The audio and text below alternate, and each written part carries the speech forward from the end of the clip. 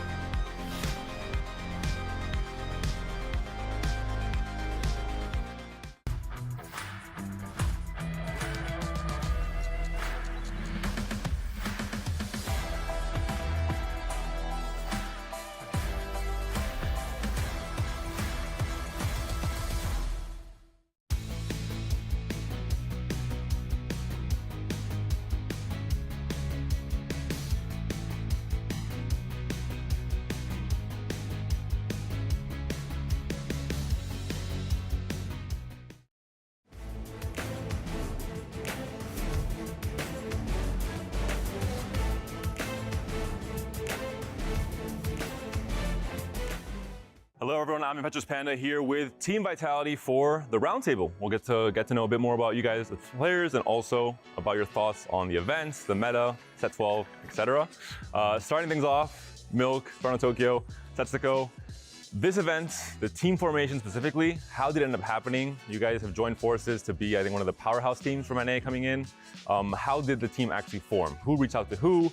What was the story behind that? Oh, you want the full story? I mean, condensed to 30 seconds if you can. Oh, well, okay, it started off. I'll let Setsuko say it. Wait, what? No, it's fine. You can do it. Okay, okay. Because we knew that the event was happening, so we're starting off. It was gonna be me, Setsuko, Dishop, and P-God. Okay. But then Soju decided he wanted to play, so then it was gonna be me, P-God, Setsuko, and Soju. And then like they announced the format and they gave like infinite points to the Latin America and Brazil regions. So we couldn't even have our own team that we wanted. And they didn't let that many NA players play in the qualifiers because they give infinite points to different regions. Okay. So we ended up picking Tokyo and having to bench P-God. Okay, Yeah, I see. that's our team. And for Team Vitality, how did you guys representing this org happen? Or you guys, do you guys follow Vitality before in other esports? Are you guys proud to be representing a big org like Vitality? I think the main reason why I joined was the player management was pretty good. Okay. And that's why I went down this line. And you guys got some nice swag I saw in the video, some nice merch. You guys happy to be repping the different jerseys you guys have as well, design? For sure, yeah. Looking at the dynamics within the team, are there any set roles you guys would say in terms of who's the captain, who has final say in terms of your general strategies in a different game, who brings mental stability to the team and make sure everything is calm and collected in a team format? I feel like in 4v4, like it's hard to have like a captain. I feel like we all like contribute equally pretty much. And I think that's like the best way to go about it. So I feel like we don't really have like a leader or a captain or anything. Right. Yeah. In a moment of more stress or more hardship within the tournament where there's a lot at stake, do you guys think there will be someone that has to step up to make sure everything's under control? Or do you guys think it's kind of a team effort? I think everybody will like mentally reset. I don't think any of us are worried that anybody's gonna like tilt, even if we started off the tournament bad. At least for me, I think me and Milk are like really, really emotionally unaffected. And then I think the other people, it's like Soju and Setsuko, like they might get angry for a minute, but then they'll just like calm down and then we'll be focused. Yeah. I wanted to direct this question to you, Tokyo, because I spoke to you when you qualified champs in the past. I know a lot about your kind of work outside of TFT, a lot of risk management, a lot of kind of mental stability. I think you can bring a lot of that to this team as well. Do you feel like you have that edge when it comes to the mental compared to other players and other teams in general in this tournament? Yeah, I think me and Milk are both like worked in like risk management stuff outside of it, and we both feel really calm. And I feel like in general, like I think we have that edge. Yeah, I don't think we're gonna be nervous. I don't think any player on our team is gonna be nervous actually. So we're all ready to dominate. talking about players and other teams, if you guys had to do a regional ranking, saying, you know, the one team you guys fear or respect the most from each major region, EMEA, NA, APAC, and CN, could you guys join forces together and decide one team from each? Oh, we probably have the same, right? Yeah. So probably CN's probably Falcons. Okay. EU's KC, and then APAC is T1. Do you guys think And you're it's like by far. NA team? Or Us? America's team? Yeah. Yeah. Okay. So confident coming into the event? Yeah, I think so. I think the best EU team is actually the Onsepa. Okay. Okay. Yeah. So a few different Oh, opinions I'm on not this gonna lie, I didn't even know they were in a team in this tourney, so yeah. Okay. Looking at the meta stuff, set 12 just launched. Charms are the new new mechanic after encounters.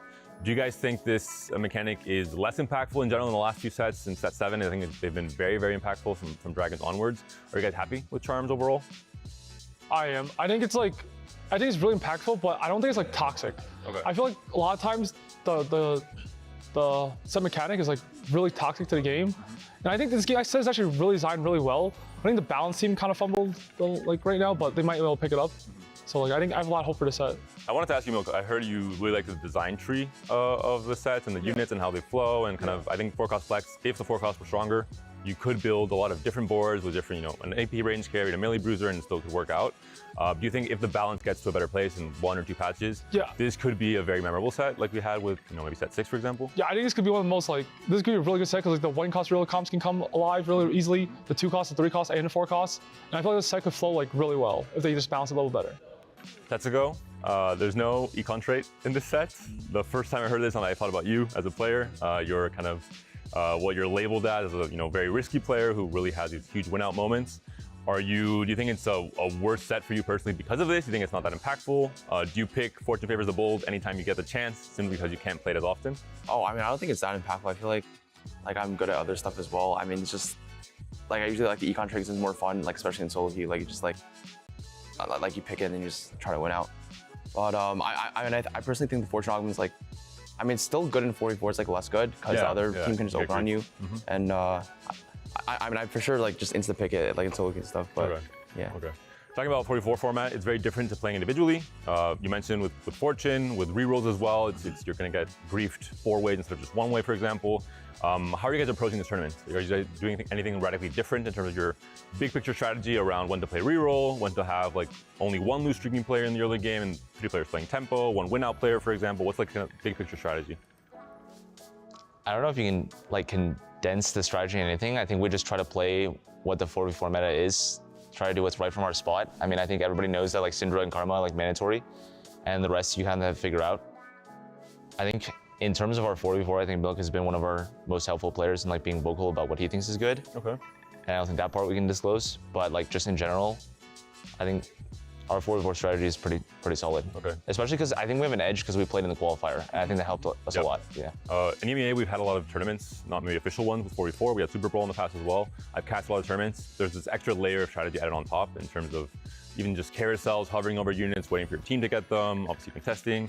Do you guys think you've already mastered the extra elements that 44 brings to TFT, or you guys are just going to get there as the tournament goes on? I don't think anyone has, and no one's gonna master it this tourney. I think there's a lot more depth, and 4v4 is a lot more fun. And I think it should be the main competitive format.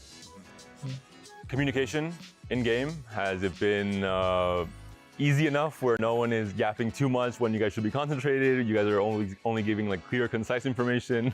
What's the case been? I feel in scrims we tend to talk more than needed because just it's good to talk about our spots more. Okay. But I feel like when the games come around, we'll be pretty focused and locked in with our comms. Yeah, should be fine. Your agency right now, it's obviously new sets. We're only a week in. You guys have played infinite games probably, but do you guys have any spots where you're kind of asking your teammates, what do you guys think about this augment? Should I pick this from this spot? Should I play this from this spot? Or is it already kind of automatic for you guys a weekend? I feel like there's a lot of hero augments and some things I don't know. Okay. This is really new, and I haven't played some hero augments once yet. So I'll probably ask some spots. Okay. I think on 2-1, it's kind of hard to, I think it's bad to have to ask your teammates because in that time you're really trying to organize your setup. Your own thoughts. Yep. So if everybody has to think about if their setup's good or not, it's not really good for our team. Yeah. But usually only 1 person at most. Yeah. And 1 in every 10 games. Have there been moments where you haven't consulted with your team, let's say, and someone comes in and sees your board on 2-3, your direction or your game plan, and you know, doubts what you're doing? Has there been kind of moments of this kind of stuff happening in scrims? No, I think in tournaments, like whatever your teammate does, you just have to trust it. Okay. Like if your teammate makes a call, even though you don't think it's good, there's no way you can have a discussion and be like, oh, don't do that, in my opinion. Okay. It's just like, you just have to just trust the call. Because the mental would kind of crumble in that state. It's just like too hard to organize like like a pivot or something like that. Okay. Any augments in 44 you guys are excited to play, or you guys think have extra depth because of team formats? I know I've heard and thought about Pilfer, for example, being the case. Obviously, hero augments are a lot harder to go into because of how you can be contested. Anything else? Not really. Not really. I like double down. I think it's like, if you look at the stats, it's just an average augment. I think it's kind of interesting in 44. Okay. Yeah. EWC, huge events. For TFT, we don't have many of these LAN events where you get to meet players in person, players from Siena obviously traveling here. As you said, the best players in the world are here. What does it mean for you guys when you guys started in esports, from Hogyo way back, in terms of how the scale of this event? You know, the importance that's being given, the investment that you're seeing here, the venue as well. Are you guys really proud to see TFT growing to this level already? I think, yeah, I mean, it's like the most professional event we've been to, and I think Vegas was actually really well ran, but this is like a different level. Yeah. I think in general, TFT is headed in a good direction. Personally, I'm really happy to see like how far esports has come in general, because I feel like this tournament is kind of like an Olympics for us in esports, and I'm just really proud to be like representing, you know, Vitality in it. Yeah. Look at the 4v4 formats. Do you guys want to see more of this in kind of even Riot sanctioned competitions and official tournaments in the future? I know some players, when Double Up was released, they wanted to see more Double Up TFT. Some players only want to play, you know, individually. Do you guys like the team format? Do you guys want to see more of it, kind of a split maybe between 4v4 and individual? I mean, I personally want to see like a lot more 44, especially for like LANs, because like the sample size is usually so low for LANs that being a team format is like so much better for sample size reasons, and it's more fun. Agreed. Yeah, it's just way more fun for me. Final question. Any interesting stories or anecdotes since the team has been formed that you guys can share in terms of your travel here, in terms of your scrims, in terms of, you know, how have you guys been doing in scrims? Maybe the player on your team you guys think is individually the best performing right now? I'm taking Setsuko. Yeah, the GOAT of NA. I'm thinking Fnatic. So you don't believe in your team milk? Oh no, it's a meme. Okay. Setsuko, do you feel any pressure? Do you think you are? Oh no. I mean, I think like we're overall in like pretty good form right now. I think like the last week, I mean like for the first few days of our boot camp, like we weren't getting much sleep, so we were like doing kind of important scrims. But I think like the last few days we started locking in, so like we're in good form again. Yeah, pretty confident. Awesome, guys. Thank you so much. That's it for the roundtable with Team Vitality, one of the powerhouse teams from NA, from the Americas region, a team I think will go very, very far, especially with the mental stability I think you guys have and you guys have showcased throughout this interview as well. Thank you so much, guys, for the answers.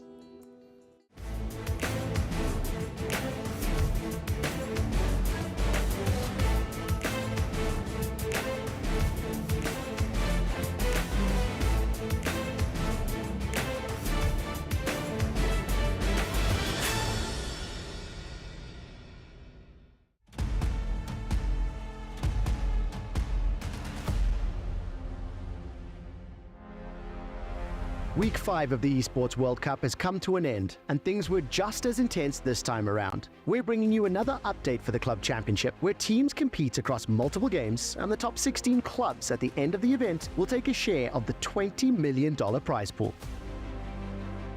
A bittersweet week for our table toppers. Falcons, who were unable to close out in Apex Legends, which is a title they were considered the favorites in. A bottom place finish in the Honor of Kings Invitational mid-season was also disappointing for the organization, but this super team still managed a second place finish in Apex Legends, netting them an additional 600 points. This takes their lead to over 2,600 points at the top of the table, with 10 more titles left to be played out. Top 3 in Rainbow Six and top 10 in Apex Legends have allowed Team Liquid to cement their second place in the rankings with 1,485 points. Gaming Gladiators make small progress by adding to their total with a decent finish in Apex Legends, moving into third place in the larger competition. Na'Vi, meanwhile, were unable to add points to their tally, with their Apex squad not qualifying for the finals. consequently moving them down to 4th place. We see a whopping 8 teams tied from 5th to 12th, and these are the squads who have won singular titles until now. We had T1 and Selangor Giants from League of Legends and MLBB in Week 1. Alpha 7 helped South America win their first title in EWC in PUBG Mobile in Week 3, while Crazy Raccoon and Omega Empress emerged victorious in Overwatch 2 and the MLBB Women's Invitational in Week 4. Joining these teams are BDS, who completed a 3-peat in Riyadh in Rainbow Six Siege, and Alliance, who won what can only be described as a record-breaking finish in Apex Legends in a finals that lasted 13 games. We have 3 more weeks of esports action, with this week bringing Fortnite, Street Fighter 6, and Teamfight Tactics. So keep watching, because the battle for the best esports club continues to heat up.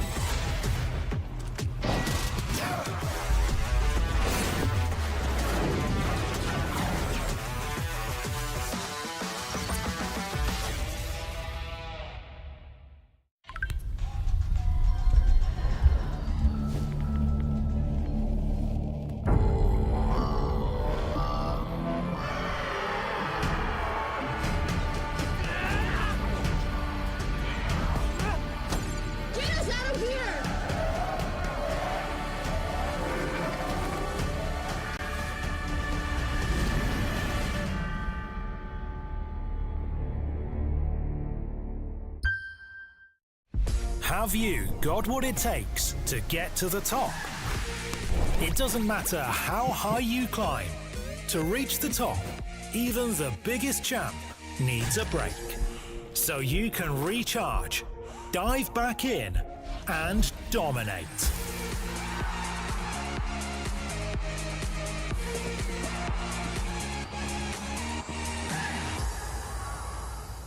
Have a break. Have a Kit Kat.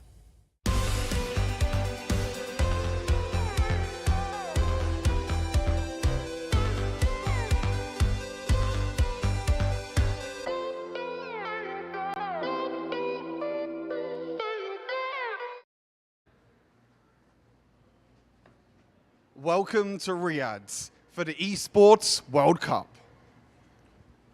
What you're about to witness has never been done before. The largest TFT tournament in the world. With 16 teams from 4 world regions battling it out.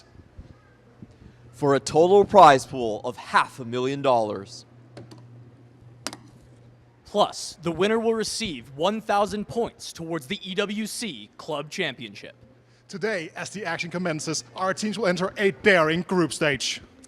As we begin our journey to find out which of our teams has what it takes to make a piece of esports history.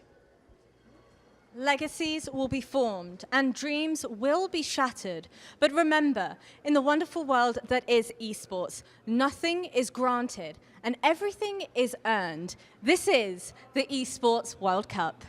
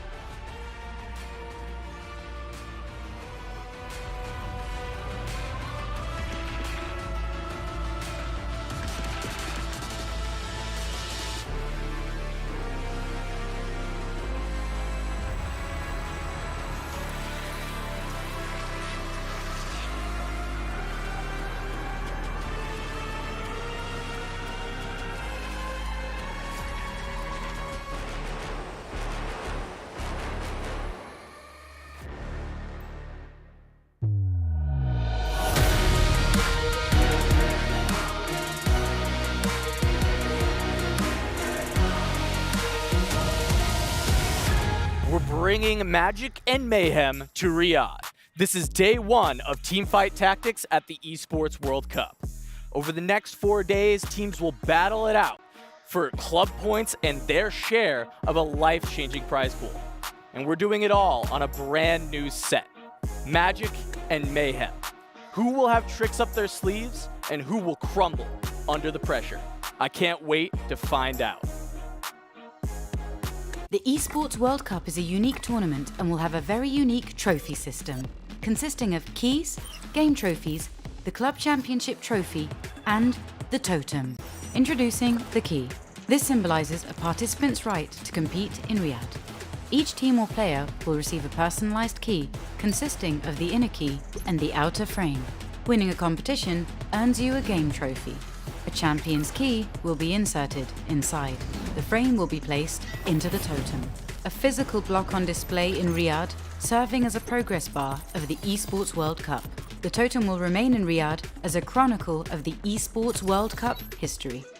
Those who get eliminated throughout the competition must give up their keys and see them crushed. Their broken keys will be tossed into the totem and encased in resin, symbolizing those that tried to win but fell short.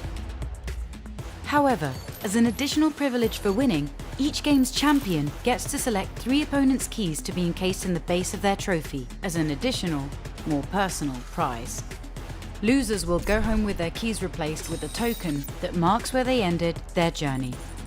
Witness history unfold at the Esports World Cup. Welcome to day one of teamfight tactics at the Esports World Cup. I'm Casanova and I'm joined by a fantastic panel of analysts as we're going to jump into all the action. I've got Hupasan, Wida, and Clement. And this is the first time that we've had a big international LAN like this since the Vegas Open. How are you guys feeling going into this? I could not be more excited. I've been saying forever, TFT needs a live audience. When everyone's in the venue, when there's no lag because of ping and everything, it's a whole new level of excitement. Yeah, I'm just excited to see the 4v4 meta kind of shape up across regions. Right? We have teams here from every of the 4 major regions. That's what I'm super excited about. Yeah, 100%. This is the largest TFT tournament in the history that we have had so far. I saw the players in the hotel, having breakfast with them, seeing the preparation. It's actually amazing. So excited to be here. So excited to see what's coming up. And what's cool is it's about a part of a larger event, right? We have the EWC Cup, or the Club Championship going on as well. So we should take a look at those standings for the clubs and see how things have been going, because we have a couple of these teams competing in TFT this weekend. We've got Falcons, Na'Vi, T1, a couple other teams fighting as well. Yeah, 100%. And also remember, the first place of teams here wins 1,000 points, and they could be in the podium if they get that first place. So very, very important in terms of club championship ranking. Massive amount of points that could be earned here. 1,000 points already puts you in 5th place. So that's a very big stack of prize pool money already. Yeah, and let's take a look at these attending teams that we have for Teamfight Tactics that will be competing for these club points. We've got our group stages here. What groups are you guys looking at right now? Yeah, I'm looking at Group B. I think it's an absolutely insane group to kind of look into. Right, yeah. You have coming up your Twisted Minds, you have Vitality, right? And then you have this Korean team in MSJ, kind of a bit of a wild card. We don't exactly know what to expect, but just a banging group all around. And it's not just the club points that they are playing for. There is also a huge prize pool. It is, in fact, the biggest prize pool that we have had in Teamfight Tactics, which is incredibly exciting for us. $500,000 that will be going to these teams. They're all fighting for a share, even though it's split 4 ways. I think they're very excited for this. Yeah, first place, $200,000. That's amazing. And the players, you were talking about this, Clement. Now is the way for the players to now feel professional, and they actually have now a way of living out of TFT. Not only the regular performance, but now with this type of events, it's amazing for them. It's life-changing amount of prize pool, and for a lot of TFT players, we've been through their journey all along. It's always been more of a hobby. We don't have a professional tourney yet in this professional circuit yet in this space. So this could be the start of many amazing tales.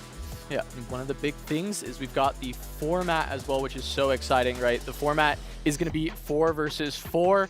It's not something we get to see in TFT all the time. How does that change things? I mean, it changed everything. We're going to talk a little more about the set later, but the important thing is what we're seeing. It will be 16 teams. They're split in 4, so we'll start with double elimination. So you can lose maybe once. If you lose twice, obviously you're totally out. And that will be the group stages. It will be amazing. We'll be seeing 6 rounds today. And then we will advance to the single elimination, the finals, with only 8 teams. Yep, the finals, 8 teams. We've got the quarterfinals, the semis, and then a best-of-5 final. I want to dig in a little more to the fact that it is 4 versus 4, though. How does this change kind of with Magic and Mayhem, with the set in general? How does that kind of affect 4v4? The most important thing is communication. Usually when you're playing TFT, you're playing alone, you're only communicating with Twitch chat. Now you have to do it with 3 different players that are on the same team. It's not about how good you are as an individual, it's about the bandwidth and the ability to share all that information and know when to roll down, know who to target grief, know what you want to lock in on those carousels. So whoever has the best comms is going to be the best team. Yeah, 100%. I think one of the other things to look at, right, is with Set 12 the changes to the bag sizes, and that has been able to affect it as well, as we see a lot of different strategies coming out for the 4v4, the communication that you're looking for. I mean, is there anything else in the 4v4 that's so different from the solo play? I mean, I think right now we are in a pretty narrow patch, right, the way that it's been solved. Maybe that changes when we don't know what these teams have been hiding, right? That's a big deal. But normally in a game, you see 3 people, 4 people even trying to play the same 2-cost reroll comp. This time around, it's going to be 1 per team. And that's going to change up a lot of dynamics. Ensure we're going to see a lot more free costs, and we do see on ladder, I think, as well. So we're going to be seeing a lot more higher caps coming through, and I think that's something that we need to keep in mind because we're going to see a lot of free stars. Yeah, I think to get a little more on that point, free costs, we are not seeing it in ladder, but now in this format is where you can actually force it, because as there are so many few units, you can be contested, you can be like fighting it out a little, but if all the team, or at least 2 of the teams, are playing 3 costs, they could easily get the units. Obviously, you need to get the spot for that. It will be like maybe something random that could happen. It could be a meta only achievable in the 4v4. Yeah, I was just going to ask as well. I mean, communication has to be key at this point. How do you think TFT players will actually adapt to that? Because they're not used to having to talk to anybody.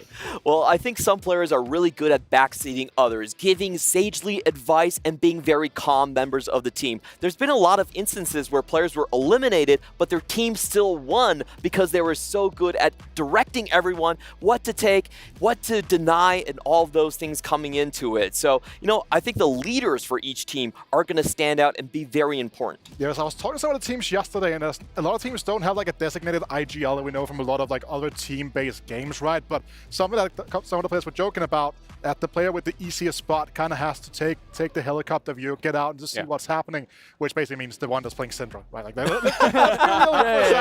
It is one of the easiest to go lights in the entire game. It's very laid out, and you can kind of help figure out some of the more complex lines that your team will kind of be going down. Yeah, 100%. And also in MVP, obviously the one who goes in first place, the showy one, but normally the one who's fighting out in the last place with the other team, the one who goes 7th, but doesn't go 8th. That's the hero. That's a real MVP for me. That's the guy that is giving away his game to punish the other team, to challenge them, and to grief them until just units. So it will be very important to see how they manage that. All right, well, we saw some of those groups earlier, but let's take a look at the bracket to see kind of who everyone is going to be playing against. We've got Zeta Division and Wolves, GK versus Branching Out kind of to start things off. And this is going to be very exciting as we jump through these, because Carmine Corp Vitality, incredibly exciting matchup. MSJ versus Twisted Minds. I mean, every single matchup is so insane because we have so many strong players at this tournament. Fnatic, Zero to Nasty, Weibo versus T1. Legendary organizations that were never in Teamfight Tactics before, but EWC has brought them here. Falcons, Na'Vi, Onsepa, and Toronto Ultra going to be kind of rounding us out here. We've got one final group of players. There's today's schedule. What are we looking at here? Who are the big matchups that we're looking at? I mean, immediately, Clement. For me, it has to be Team 1 versus Weibo Gaming, a team out of APAC, legendary in League of Legends, now finally getting their own team in TFT, helmed by Bintum, who's been to Worlds 4 different times. And of course, Weibo Gaming, you have the key star, one of the biggest streamers in that region, in Hong Lian, leading the team into this event. I think this is probably the most viewed out of today's bracket. Oh, for sure. It's got to be one of them. But I don't know. I think KC versus Vitality might be even more kind of hyped up when we talk about that, like Americas versus EMEA rivalry. Exactly. You have K3 Soju coming in versus the K. Let's say K. You want to say KC Soju, but K3 Soju. That would break the entire matrix of TFT. No, that would not work. But K3 Soju coming in, going up against the KC Cousins, now joined with Wet Jungler and Dark Hydra, two of the best players in EMEA. And then you have the entire supporting cast with Milk.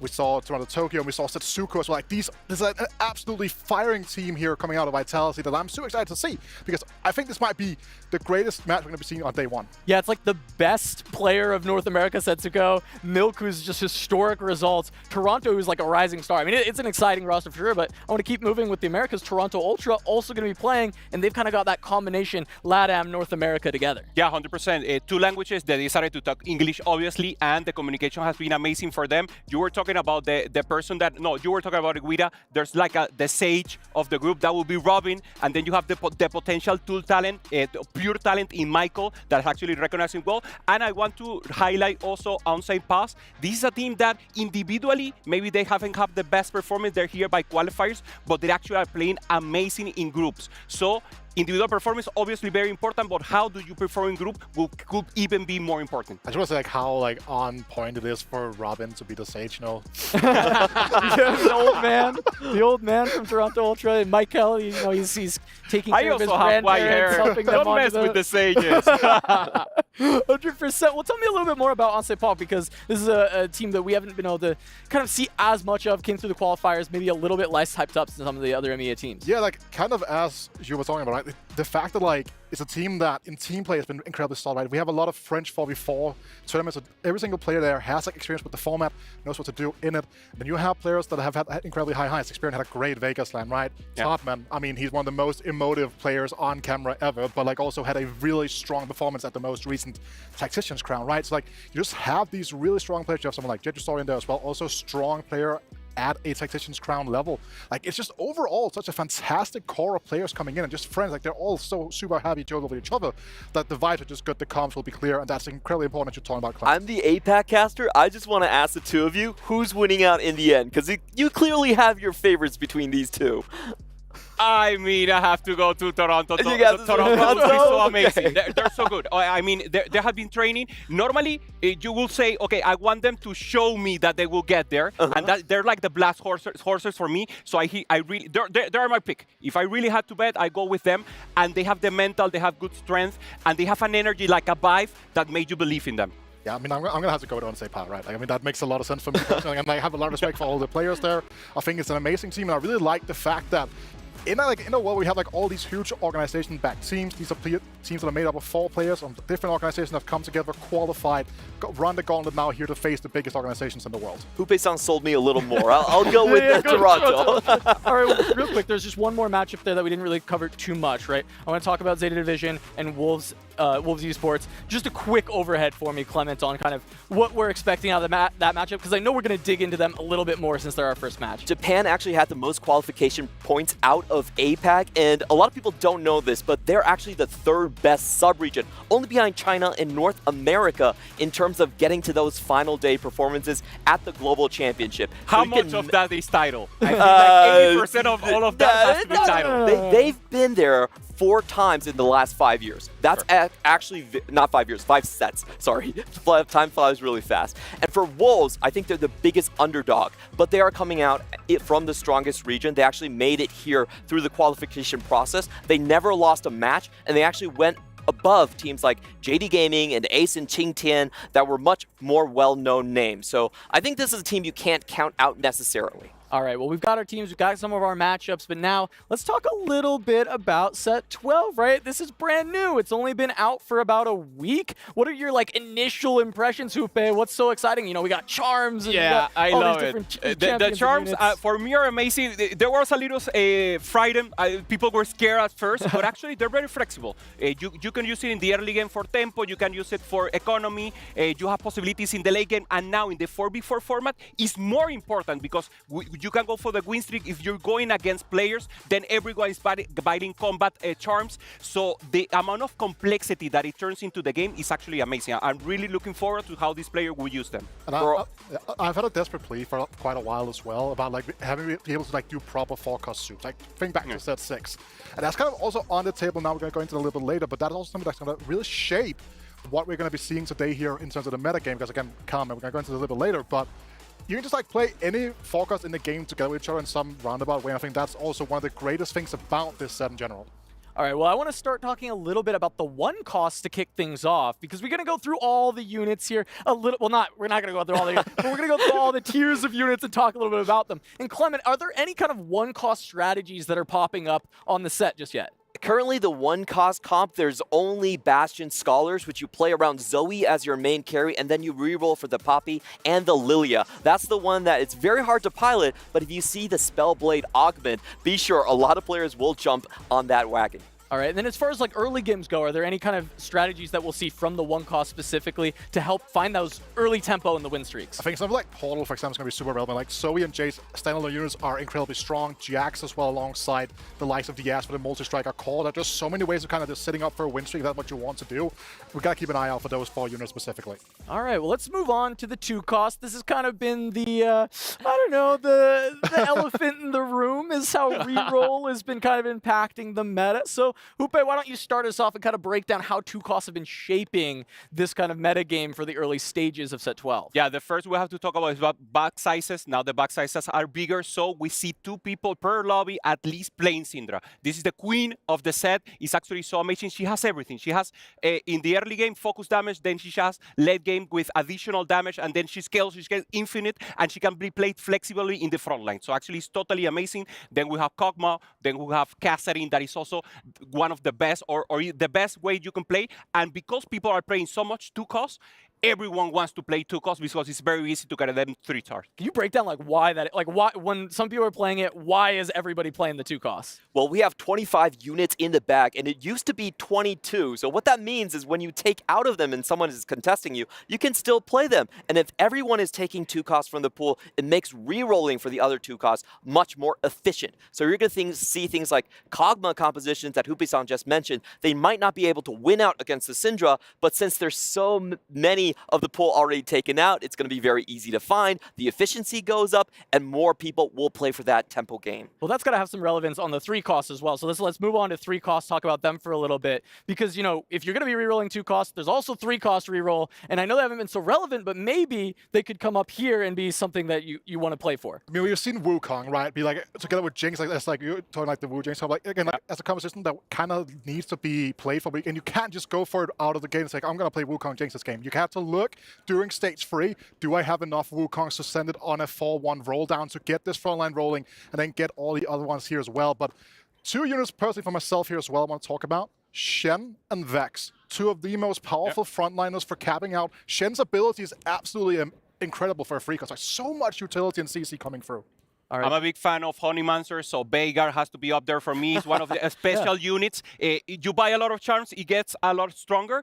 It can be played with Vex. You don't want to play it normally, but as you say, normally the game gives you potatoes, and you have to make potato salad. Well, do you think we could see any teams taking... We're going to leave that one there. We're going to see any teams kind of take a strategy where they play around 3 costs, even though usually it's not been meta. Is that something that could happen? I think it's going to be very difficult. So for the 2 costs, the bag sizes went up by 3. You know, 25 in the pool, that's a lot. But for the 3 costs, it only went up by 1. So denying is still very effective when it comes to 3 costs. And when we talked about 4v4, griefing the other team is really easy because it's not 1 player griefing you, it's 4 players griefing you. All right, so we may not see too many of the 3 costs, but moving on to the 4 costs, that's something that is kind of going to play alongside the 2 costs as another very viable strategy.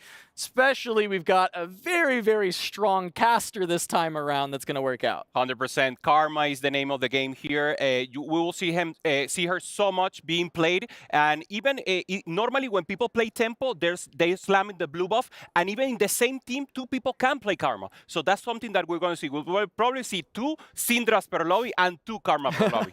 Yeah, also it's worth noting, right, that a lot of these forecasts, a lot of the reasons why Karma is so good is that you can slam any AP item in the game for tempo. Like being able to have a tempo slam of Morello in the early game and know you have a clear direction for that to go is incredibly powerful. I'm also looking forward to seeing like how Tarek gets kind of interacting with a lot of board stage, because this unit itself is such a powerful unit in the front line, especially if you get some of those mana tank items on it, like a Protector's Vow, for example. He buys so much time for the backlines to ramp up, and that's going to be something that we need to keep an eye out for. The second most contested forecast has to be Nasus. This is just a monster tank that works on his own. You don't need any of his traits actually active at all. And I think alongside with Karma, these are the two forecasts that no one is going to pass up in the shop. If they show up, you buy them, you hold them, even if you're not playing them. I want to highlight also Fiora and Wen is like a duo that should work better than it is right now, but it's an out. Normally, if you're slamming early game, these melee items, you have items, you have something like healing that gives you some round, you can do the dual carry and have also a flexibility in in the way you play it. And also it's worth noting that with the opposite occurrence of spatulas being much more common on carousels, for example, you can end up creating some absolutely incredibly flexible situations, because again, you can slam something like the Fairy or the Witchcraft Emblem, and all of a sudden you can kind of just like fit Fiora onto any board you want to fit her onto, and she's a very powerful unit to go into the backline. Kalista also, we haven't touched on her at all, but as a way to cap out the vertical multi-strikers, incredible. Can you play with free as well? Like, she's such a powerful unit and such a versatile one as well. Are there any of these forecasts that, you know, because there's a few we haven't talked about. Are there any that kind of show up in very niche compositions? Because we talked about Portal earlier, like Ryze, I know he's not very popular right now. Or are there any that you expect to just not see at all? You see everybody just skipping them early on. Olaf is being skipped. Like, I'm the biggest Ryze fan in the West. I think this unit is underrated. I think that a lot of people don't understand that, like, he is incredibly good at holding something like the Morello Nomicon, and it just gives you so much freedom in terms of, like, obviously, no, he's not the highest cap unit. Very often, you can just kind of kick him to the side for something like the Milia we'll get into a little bit later, but I think he's underrated, and I think that when you're able to play for the cap for the portal board itself, he is incredibly strong, especially when you get 1 or 2 spats in there in the mix. You know, 8 portal, 10 portal, absolutely incredible caps as well.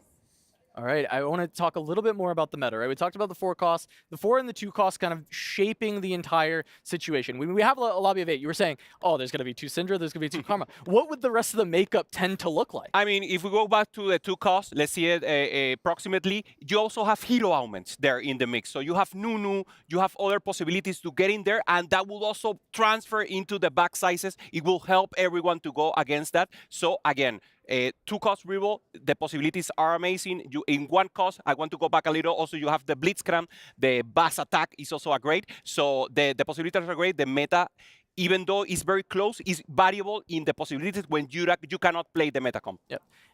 We've you know, left one for last, the legendaries. We want to go to the 5 costs and talk a little bit about them as well. They're always kind of the very exciting units, right? You get these big plays coming out of them. A lot of times they have big ultimates. Of course, if you 3-star them, you're going to win the game. What 5 costs are kind of the ones that we're looking for? What are the, like, auto put on your board? What are the, like, really just powerful ones in the set? I mean, Milio is one of the auto put one on the board here. The 2 that I kind of slept on, we talked about a little shortly, as well as like Nora and Seraph, because like Seraph getting access to those Ascended Charms, Clement, is actually one of the like more interesting dynamics about how we get to these incredibly scaled up late games, because you're going to have to be able to protect the player that can get towards those incredibly high level 8, level 9, level 10 cap boards even, right? So something like Seraph could be really strong this weekend. Yeah, for me, it's going to have to be Morgana, because both of their traits are team-wide traits. You get Preserver, that's the most common play team-wide trait, giving you HP regen and mana regen. And I love the special trait that she has, which she summons a flock of bats to carry off units from the opposing board onto your board. So if you hit her early, she also buffs your econ. She's my darling of the 5 costs. I want to highlight also Camille, because she's like the win out in the Karma comp. We talk about a lot of Karma. Karma normally gives you a top 4, a top 3, but now in this format, if you manage to get a top 1, it's very important, because that is the tiebreaker. So to win with the Karma comp, you need a Camille in the late game to close it out.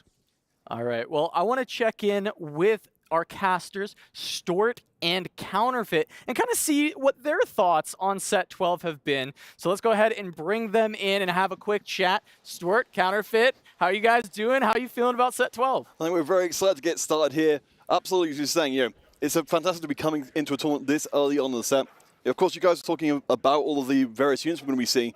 We could be seeing those units enhanced by the hero augments, which of course are going to make a massive impact. Yeah, I think that with the likes of the Nunu being mentioned already, the Blitzcrank, but also I'm really excited for maybe Deja coming back as well for Galio, making Galio a more range carry as well. But also these vertical compositions as well that can be very, very strong. Things like the, Witchcraft going into that, potential 9 Witchcraft composition. So much possibilities with such an early set.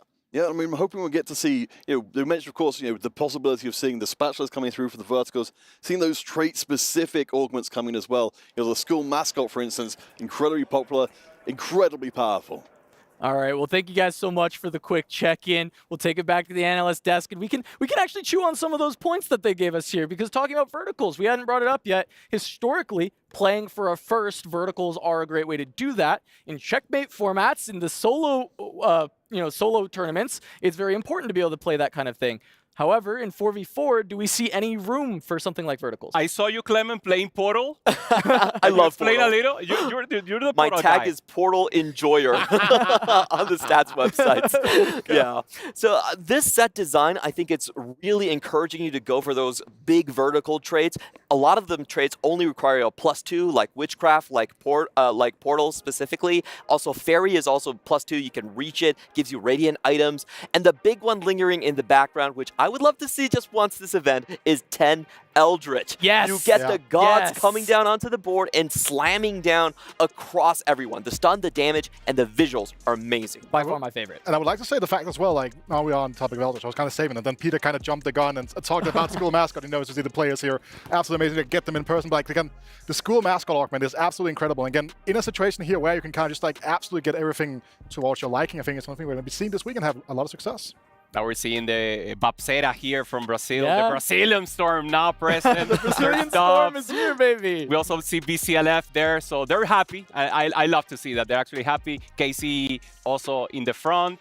There's Alan. There's Shuso from Spain also representing. And it's amazing to see this. In Europe even, you have someone from Spain, we have people from other countries. So the concentration of major regions actually are represented by country. This is so great to see. They're all happy. They're all so glad to be here. I talked to him before this morning, and that was the initial performance, and that was the sentiment that they were transferring to me. I think we're going to see a chemical reaction happen here. This is the catalyst for future TFT. All the players here, they're sharing their knowledge. They're going up against the best head-to-head, and I just can't imagine what that means. I feel like there's going to be a new level of professionalism in our game that is going to start right here today. I mean, it's the most beautiful thing about esports is you're making friends across the world. Everywhere you go now, you've got a friend, because look at all the different regions that have been represented here, even just on our analyst desk right now, 4 different regions being represented. And so it's so just incredible to see all of this. And I mean, we got to start talking a little bit about the pressure, because you look at them walking down the boulevard into a massive arena. How does that start to affect some of these players? Do you think it causes them to just lock in? Or do you think some people may struggle in an environment like this?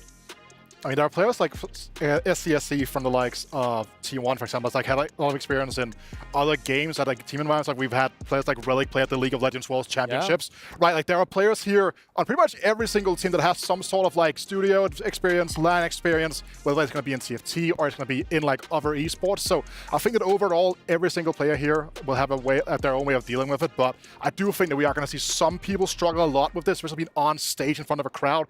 It is going to be super distracting. All right, well, it's about time that we start talking about our first matchup.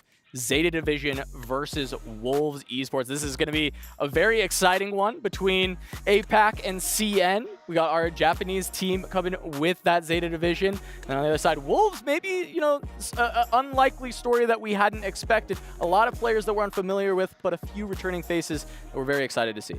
We have to start out from the team leader. It has to be Lee Sal. He was 4th place at the most recent global championship, and he is the team's ace. When I looked at their scores, this is the person that they want to break the tiebreakers in the first place. He's known for playing a lot of melee carries in previous sets, so if you like the Gwen, if you like the Fiora, this is probably the player that you want to watch and cheer for. There's one melee carry you didn't talk about there.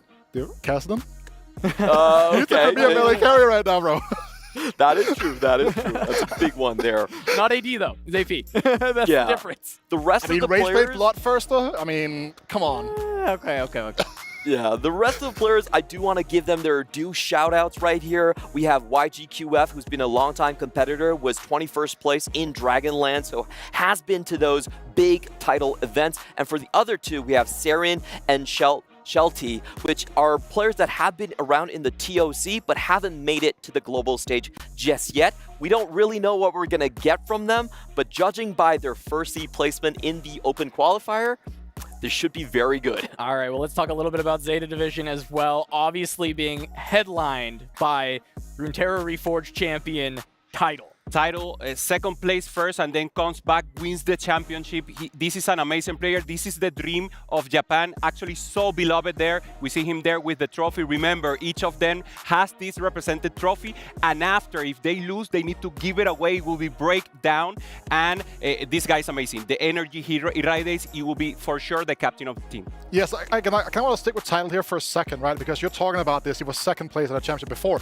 That title was all for him to win, pardon the pun. But like he absolutely like lost it in that final game. The pressure really got to him. Yes, they got a second place finish. Absolutely amazing. Came back to reclaim that throne.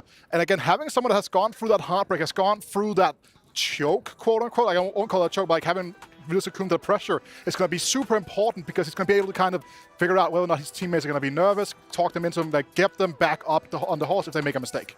All right, well, we got to talk a little bit more about the rest of his team, right? Cass, Tara, these are some other excellent players from Japan. Cass especially has had some very recent success, even in Project PvE, and just in general, he's created some tech in the past sets that even Title was using at the championship stage. A lot of people don't know this, but throughout most of the previous set, Kez was actually the best performing Japanese player that we had in the APAC region overall. He's been very consistent, been twice at Worlds, and a lot of you might remember that Title tech with the Crown Guarded Janna within the front lines and tanking the Canes. That one actually came from Kez. We saw him pull it out in one of the Tactician's Cups where he frontlined his Janna just to snipe the backline because the targeting was on the closest target. So this is someone that I think is very creative. He studies a lot of the CN bots, especially Hwanmie is his favorite. So I love Hwanmie too. Yeah. So I think Kez is going to do very well. He's going to be a strong co-captain alongside with Title. I want to talk a little about Taro. Taro, he went 9th in Las Vegas Open, so now he has experience in the front end. He has experience being in the face-to-face, and I had a chance to meet him. He was one of the few that went from the east to the west because the travel was so far, and he actually performed. He's happy, he managed, and I think he will be a good sage, if you will, with us for the team, helping them with the timeline. All right, well, we've kind of given you some insight a little bit into these two teams, and if you want to take a crack at predicting who will win, you can check out the STC Play predictions. You can vote for this next game at stcplay.gg, so go check it out. I mean, let's quickly go down to the panel. Who do you guys think is going to win the first match? Upe, start with you. I have to go with Zeta one. Zeta is so good. Yeah. They're performing. They're amazing. And Wolf needs to demonstrate to then figure it out. What about you, Zeta? Zeta 2-1. I'm actually going to go with Wolves here. I feel like they proved themselves in the open qualifier, and we've heard little birds chirping about how good all of the CN teams are in these scrim scenarios. All right, for me, I mean, I got to talk to Title and do an interview. It's very exciting, and I have to believe in Zeta Division. I have to believe in them to make it happen. But with that, we're going to send it on down to the stage with Veracity and Fancy. Take it away for game number 1 of TFT at EWC.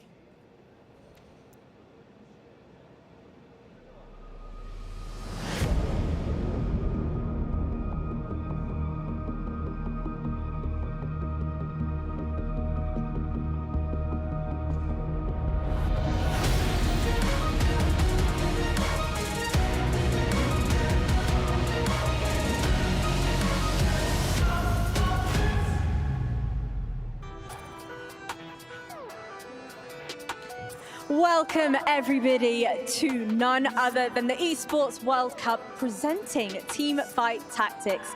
My name is Jasmine and I'm joined alongside the man, the myth, the legend himself. It is Fancy. Finally, we get to do an event together. How are you feeling? Absolutely. I am so excited to be here. It is going to be the first ever Esports World Cup presenting Team Fight Tactics, and it's the first ever Team Fight Tactics International Tournament on Saudi Arabian soil.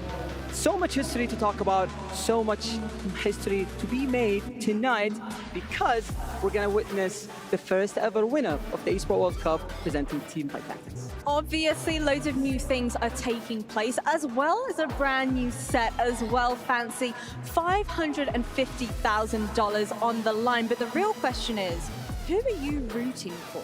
Honestly, it's a really hard question because the competition is really fierce. But if I have to choose one team, it has to be Fnatic. They did so well during the qualifiers up to this point. But at the same time, they have a couple of legends in their roster. But also, what about you? You know what? I'm rooting for Karmine Corp all the way. They got that little bit of cousin synergy going on as well. So who knows? Maybe this is the year. This is the moment for them to walk away with a victory. That's right, and we have so many teams to talk about, not just those two teams. So how about we introduce the first team on stage? And for the first team that's walking right now, it is going to be a new squad with North America's world champion. Please welcome Toronto Ultra.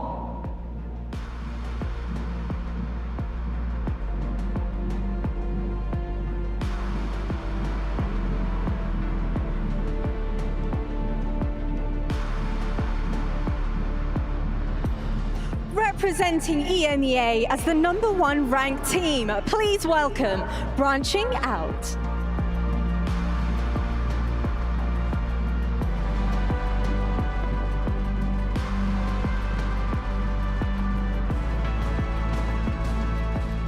Qualifying second from America and facing their biggest challenge yet, it is GK Esports.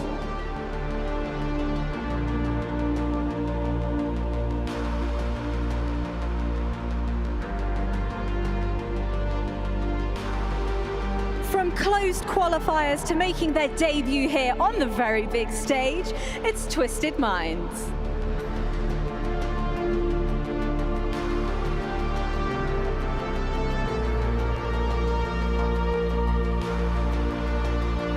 Making their way to Esports World Cup through APAC, your underdogs for this competition, it is Mirayan Sejong.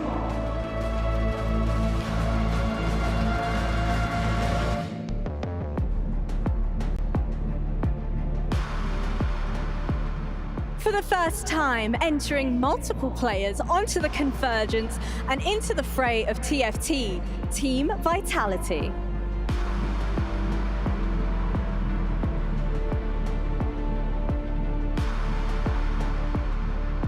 Coming up next, your Chinese representation, please welcome Weibo Gaming.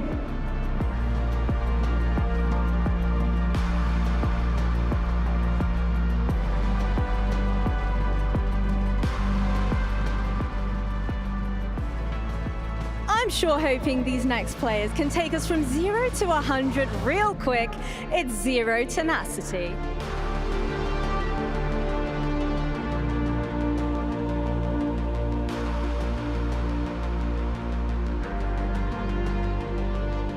Up next, this squad are no strangers to international stages, and now representing the #1 team in Esports World Cup, it is Team Falcons.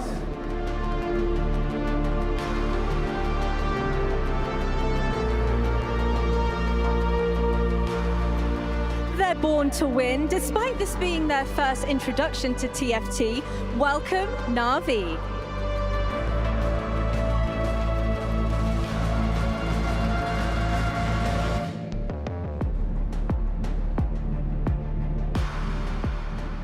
This squad might not know who they are, but we absolutely do. Please welcome On Sepa.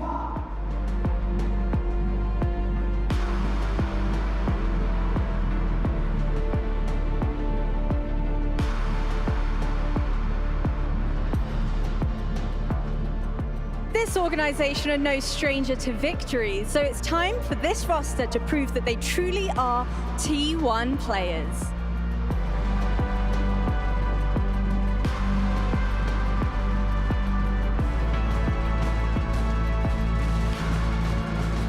Up next, they are here to prove that Japan has a place on the international stage. It is Zeta Division.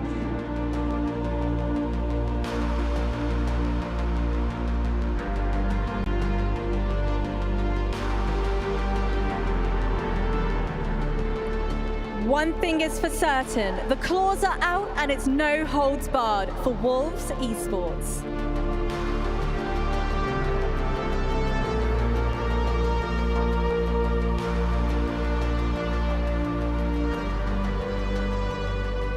Coming up next, all the way from Europe, welcome the Dream Team, Carmen Corp.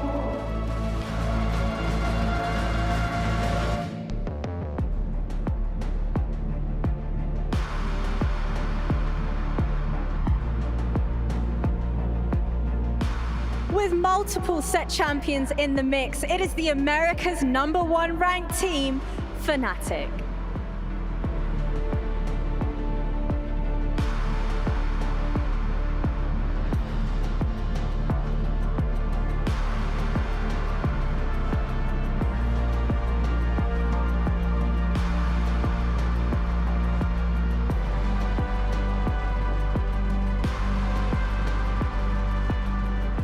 Just look at this side. 16 teams, 4 groups, best of the best in the world are right here in Riyadh, Saudi Arabia to compete to be the first ever winners of the Esports World Cup presenting TFT. Honestly, I am so excited to start this match. I cannot wait to see whether or not these teams and these players will finally be able to perform in a LAN environment at that. The stakes are certainly high, Fancy. How are you feeling? Absolutely, I am really excited to see this match. Life-changing money on the line. So how about we start the first match? It is going to be Zeta Division versus Wolves Esports. So please, casters, take it away. Thank you so much for asking, Fancy. It was a hell of a thing seeing that walkout there, Stuart. In TFT, it's something we've been waiting for such a long time, the entire lifetime pretty much of the game, to have the players here in this kind of capacity. I mean, the format is different, the stage is different, everything feels so different, but you know what doesn't change? Team fight tactics. It's still the great game that we all know and love. The strategy is going to be different, the players are going to be coming up with different things as well, a new set, so many things to be excited for in such an incredible next few days for Team Fight Tactics. I mean, with this quality of players, of course, you've got to put them into pressure cooker. A new set, as you said, a completely different strategic layer being added on top of a regular TFT game. It means we get to test the players in ways that just haven't really been tested before. And I think this is where like the creativity of the teams have to come in as well. You know, Clement was talking a little bit about as well about how Wolves Esports can be very creative in terms of what they can bring out to the table. The same with Zeta Division as well. We know how strong Title is as a player. You know, been to multiple World Championships in total. You know, Zeta Division has, I believe, about 7 World Championship appearances in this one roster. So it's going to be a close series. I mean, what do you think, kind of your predictions? I mean, the analysts gave their predictions. I think now it's our turn to get our predictions in before we get started. I mean, I'm usually as contrary as possible because, I feel like I've got less of a reputation at stake than some of our high-ranked analysts. I think Vrasi did the right thing there, coming into this one, we know that it's a double elimination tournament. Yes. We've got the opening rounds across the whole course today on our A and B streams. I think in this opening round is where we're most liable to see upsets coming through. And I think if Wolves Esports won, it absolutely would be an upset. Yeah, and I feel in general as well, this group is super interesting because we feel like in general, the teams are actually fairly close together in terms of who's going to actually get out of this group. I think that this first match, as you mentioned, it being double elimination, if you lose 2 games, you're out. If you win 2 games, you're into the quarterfinals. So I feel like in general, with this being, we obviously have Zeta Division and Wolves, but then we also have GK and branching out also in this group as well. So I feel like the team that actually comes out victorious in this very close series could also be the team that make it out as that kind of first seed from Group A as well. But so many questions I think that a lot of players have, a lot of viewers have at home as well, which I think this is something that the viewers have been waiting for such a long time, a big LAN tournament in a 4v4 format. And of course, across the entirety of the 4 days of competition we're having in here, we're kind of trying to get into and trying to get our teeth into the 4v4 style, because again, while there have been 4v4 events before this point, they have not been to this scale, having the players here, the LAN, with such high stakes as well.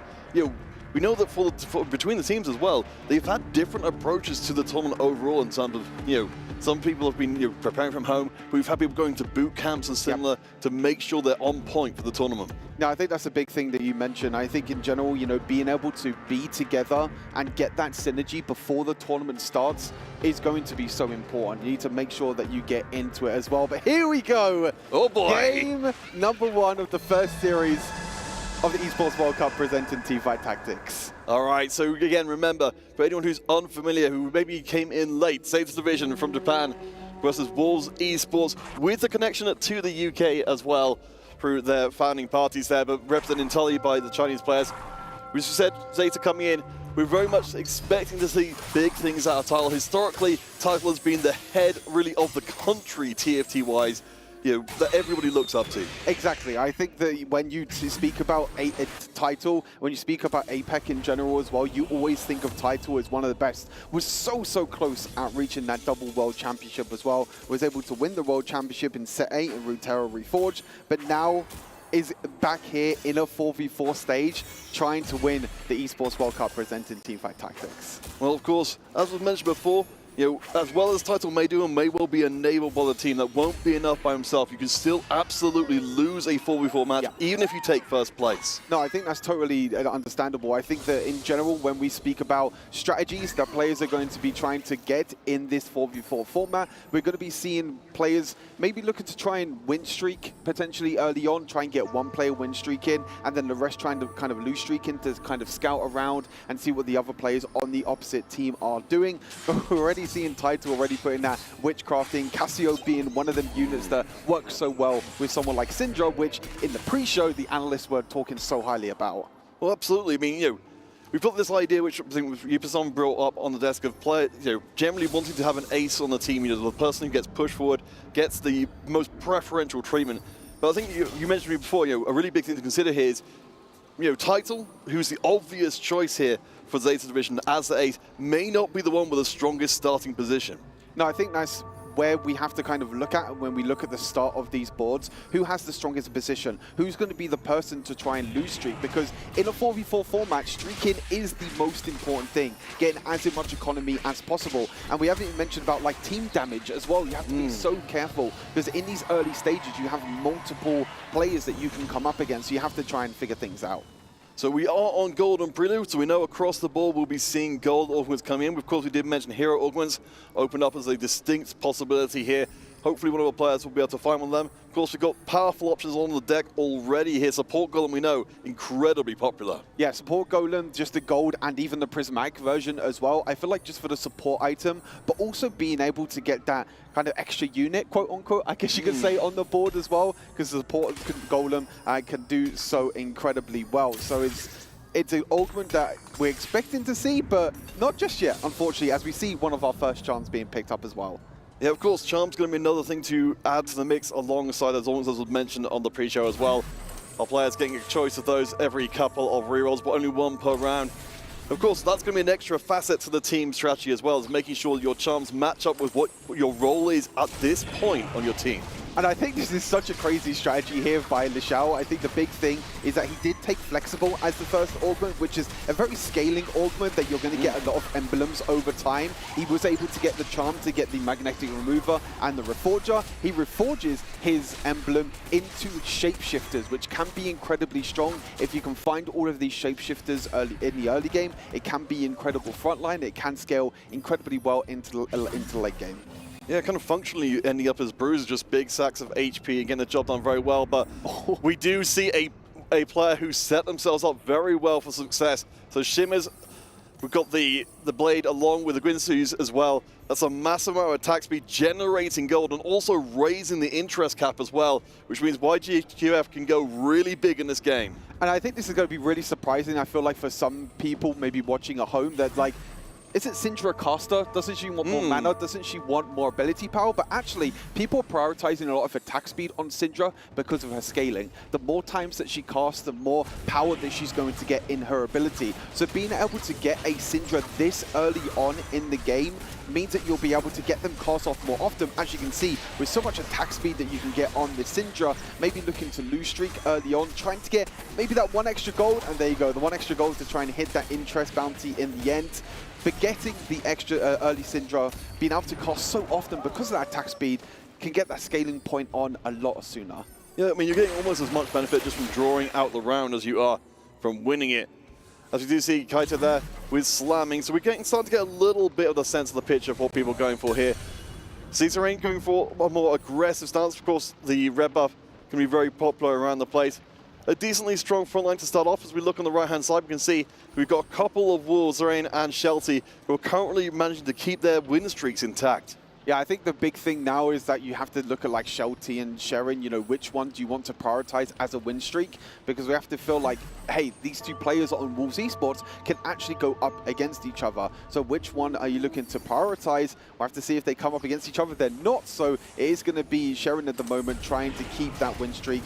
Slamming the extra items. Eldritch was something that the pre-show analyst was mentioning as this kind of vertical comp, but in the early game, again, being able to get that extra unit on the board can be so powerful. But on the other side, the other board is also looking really strong with the Edge of Night. But I think that extra unit being on the cards at the moment is just way too powerful for Sharon right now.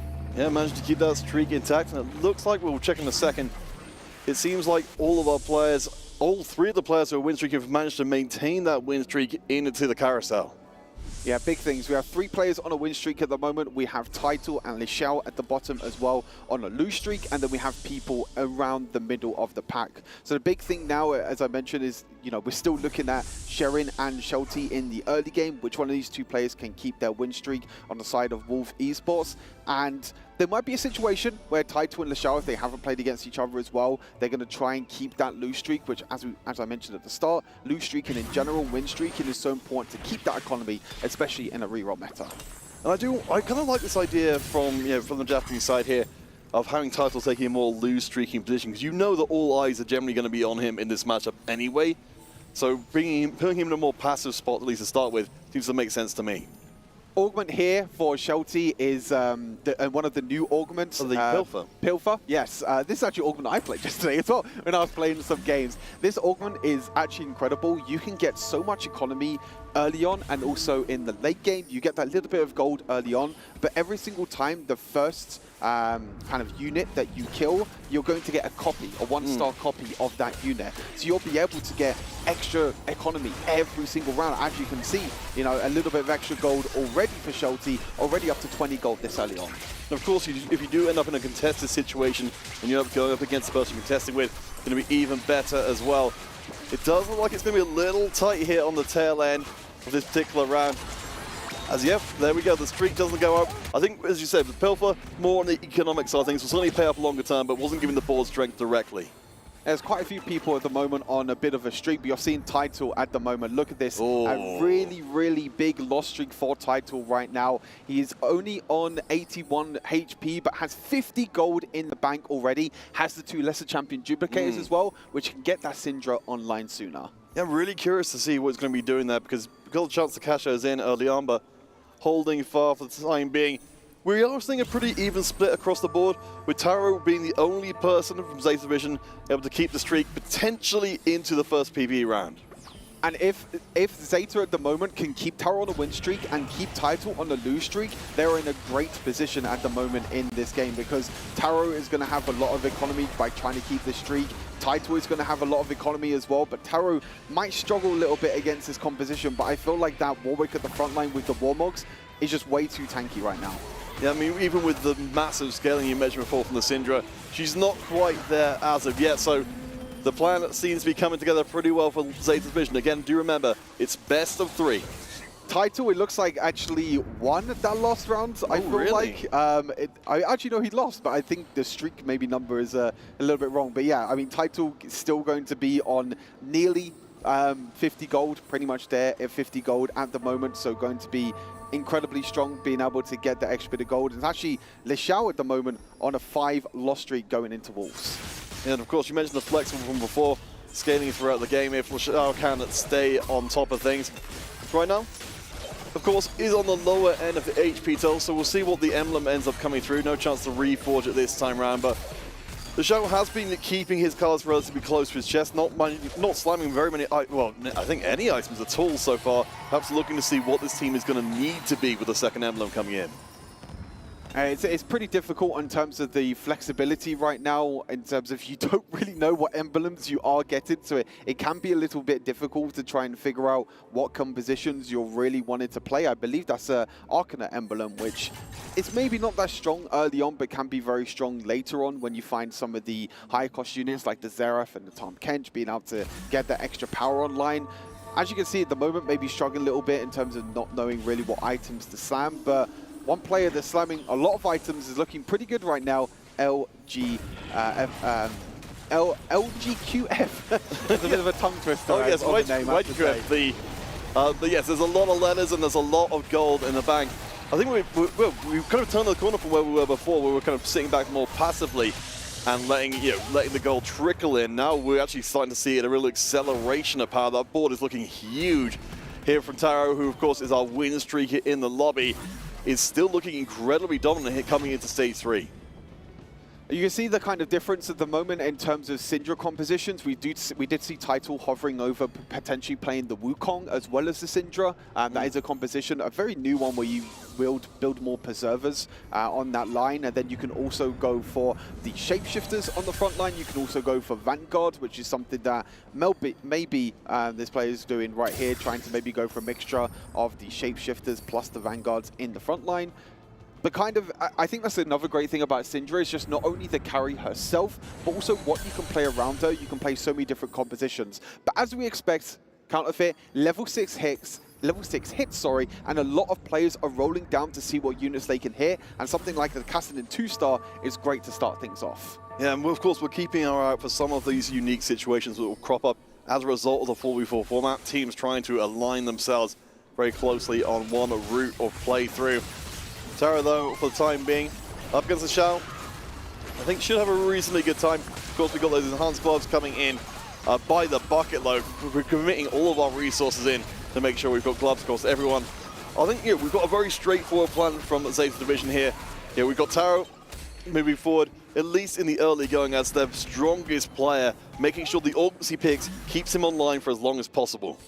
That is a big thing. The win streak is still intact as well, which is also really big. Maybe we could be seeing this sort of tempo play here really for Taro. And this is something that we don't really see a lot in terms of like ranked ladder in general. You know, the ranked ladder is the moment and the meta is very much re-rolled focus. But I feel like in this format, in this 4v4 format, if there is a player like Taro at the moment that is looking to try and win streak, trying to save as much HP as possible, you can try and play them for cost. You know, you can play the likes of Callista and other units as well.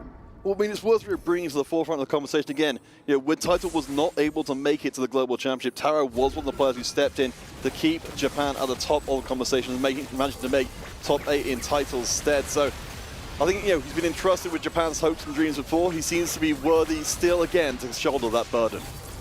Yeah, and the double Thieves Gloves augments as well, also just going to be helping out in just terms of the power that this front line can give as well. But I feel like maybe the AoE damage from the Syndra might be a little bit too strong as well. Not that much damage left, unfortunately, for Taro, but it feels like it could be enough to take down the Seraphine. It does look like it is as well. Yeah, there's just so much beef on the squad right now with all those Thieves Gloves online. I mean, it's not obviously going to be optimal eternally throughout the game unless we get a very spicy final augment come in.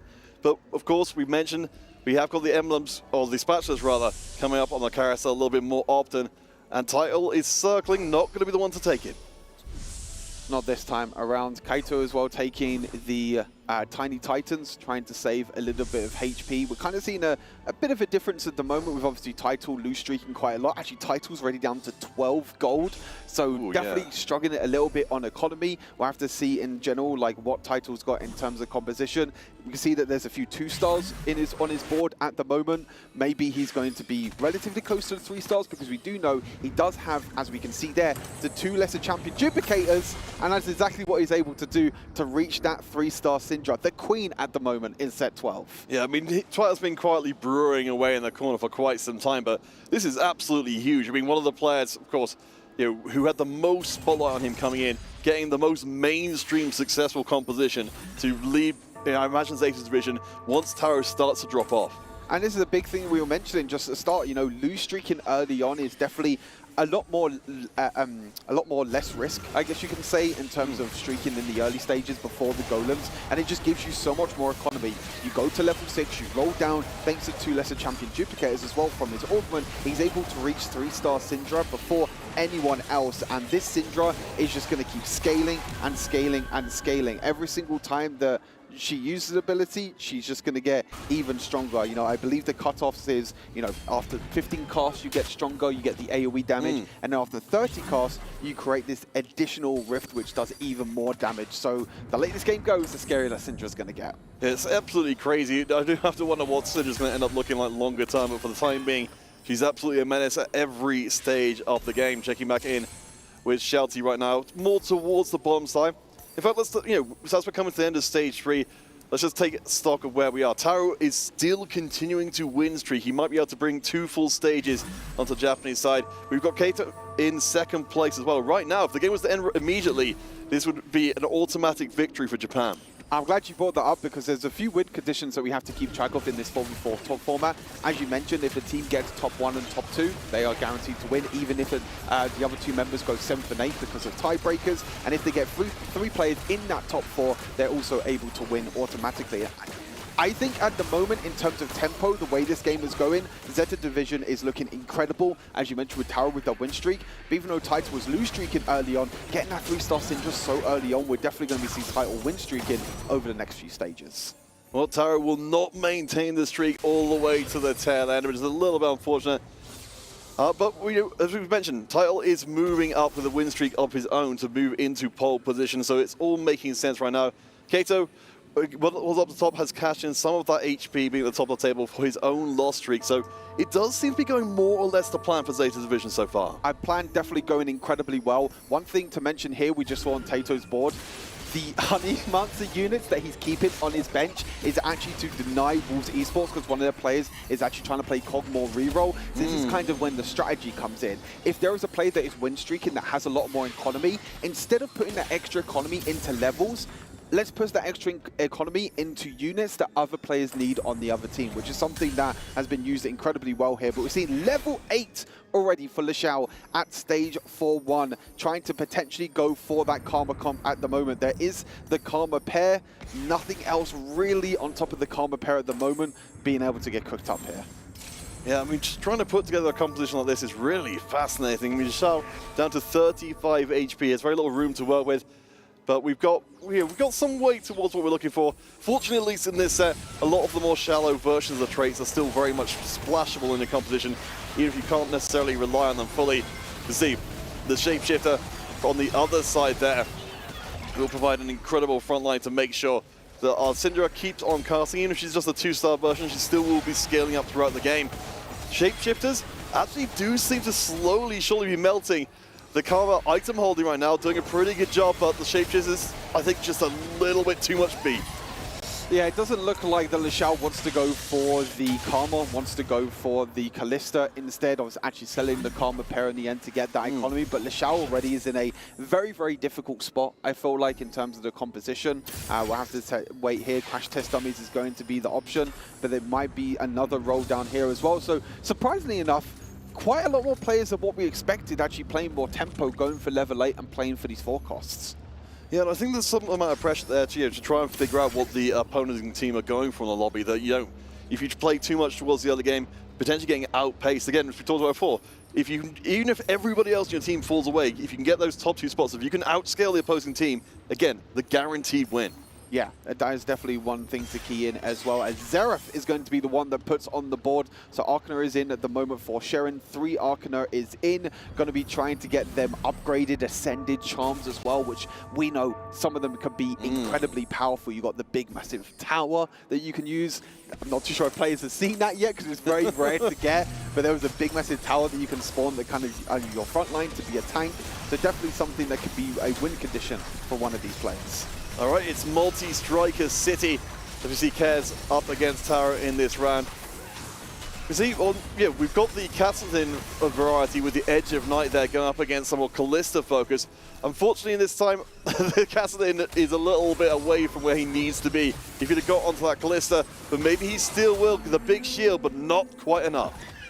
Yeah, Kez hasn't hit his 3 stars just yet, so making sure that Kez actually is trying to reach them 3 stars is definitely going to be really important. But this is a player I was talking about. Sharon here going for the Honey Monsters, trying to go for the Cogmore. Some of the players on Zelta are holding them Honey Monster units as well, trying to stop this power spike to come from coming in here. Shepard and Kato, we can see Karma, of course, was on a lot of people's minds coming to this one, mostly being spec'd here for car speed, and with the Vex frontline as well, 4 Chrono in place, means we've got a lot of power from there. Particularly once Karma starts getting those kills in, potentially get the Vex healed up as long as she stays alive on the front line. Unfortunately against the multi-strikers, this is a lot of focused damage, so the Vex may not have enough beef to deny the single target burst. Yeah, it's going to be really difficult for this Vex to kind of get into the front line. The good thing about 4 Chrono is you do have that opportunity to actually freeze time for 2.5 seconds, which means that the likes of Karma and Camille could do a lot more work in it. Honestly, it might be a big difference here as the Callista's trying to do a little bit more damage, but the Karma actually the difference maker there. And the 4 Chrono, as I mentioned in the end, the big difference, being able to get that stun off on the whole board. And it is your own units, it's just the Chrono units they're going to be casting, but the likes of Camille and Karma being able to cast and attack more often is such a huge deal for that composition. And we've got another Camille creeping out onto the carousel there as well. They're going to be scooped up by Li Xiao. We take a look again at where our teams are overall. We've got an even split now. We do no longer have Zeta Division in first place. In fact, YGQF, representing the Wolves, is now in first place with a big old win streak and the most HP in the lobby. I'm not too sure in general if YGQF is actually going for the reroll as well. We do see quite a few 2-star units on YGQF's side playing for the shapeshifter version of Syndra. Hasn't actually hit Syndra 3 just yet, unfortunately. As we can see on the other side, we've seen the roll downs and everything trying to come in. But again, quite a lot of these players trying to get that little bit of a difference. We're seeing Nasus here as a frontline unit. One of the best frontline units is a 4 cost. You can just tank so much damage, especially with that double gargoyles. You know, mentioned before as a very, very good and flexible frontline unit, the Xerath carry being deployed here by Saram. Spending aggressively, including picking up a damage charm, an enhanced Xerath damage charm, which means that this round at least, he will be hitting very, very hard with that Xerath. We'll see if the Nasus is enough by himself to deny an awful lot of enemy frontliners.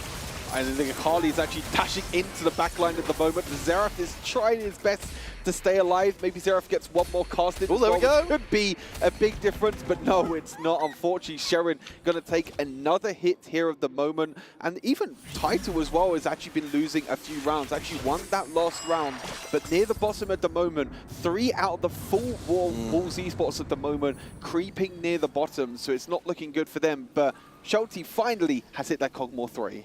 Yeah, that's been a long time coming. We know Hunters are very, very popular indeed, and very, very powerful, but we've got the 2-cost reroll in here as well from the multi-strikers. So we've got Castlin 1 away from the 3-star. We've already got the Kali up to 3-star as well. This will be a huge spike forward. Kez currently 3rd from bottom on 32 HP. We're in a very volatile part of the game. Yeah, it's so incredible the way that Zelta are playing. We've got one player, Zeta, sorry, are playing. We've got Taito going for the Syndra reroll. We've got Kess going for the Casting reroll. So really playing around the strengths of this meta right now and playing different compositions at the same time as well. But Lashao at the moment going for that flexible first augment with all these extra emblems on the board. Hasn't really maybe hit the emblems that he wanted, but it seems like this Callista is slowly starting to scale up. There seems to be a little bit more power now on Lashao's boards. Yeah, I mean, you can see on the right-hand side there, oh sorry, left-hand side, the sheer amount of different traits coming in. I think it's a really big skill test for our players to make this work overall, but again, coming into stage 5, we need to take the overall picture in. YGQF is in first place, is win streak. That, of course, is great for the Wolves side of things, but they need to get somebody else into the top 4 with them, or it's all going to be for nothing. Yeah, exactly that. I mean, if they do finish in the bottom 2 as well, they need to try and get an extra person really in the top 2 or even top 3 at this point, depending on how well Shelty and Lashao do at the bottom. But Lashao finally on a win streak, being able to get that little bit of health back. We do know that Kess is still struggling a little bit in terms of economy. Swain 3-star being hit. They were mentioning it a little bit in the pre-show, how with so many of these 2 costs being contested, they opens up the opportunity for some of these 3 costs to actually be 3-star, and not going for someone like a Syndra because it's already been played means that it opens up the opportunity for the front line to be more tanky.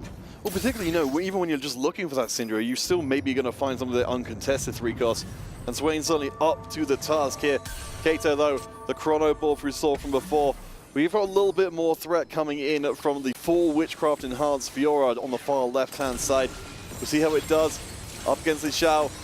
Kato, currently, in a pretty safe position in the game overall, but could really use some more wins. Oh, the Briar into the back line, actually going to dash all the way over the other side for the moment, unfortunately. But I was a little bit worried there for a second. The Briar was in the back line on the Cassiopeia, and I was like, oh, this fight could end really, really badly. And I think we haven't really mentioned it too much just yet, but positioning in general in this set, I feel like is so important, especially with so many of these melee carries. You know, Castin, for example, at the moment, there are ways in which you can try and get like the likes of Castin or Briar to try and wrap around, especially if there's only one unit on the front line.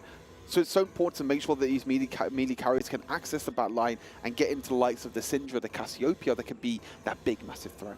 And of course, the conversation gets even more complicated when, you know, when we're concerning, you know, if you want to be trying to weaken your team against potential teammates you're playing up against as well. There's so much more to think about here as we come back into the mix. You can see for our players' faces, absolutely stoic concentration here. Full concentration. Yeah, that's the whole thing, you know, even for the players who've been able to, you know, play in tournaments against each other in the same country, they may not have had the chance to play literally alongside their teammates.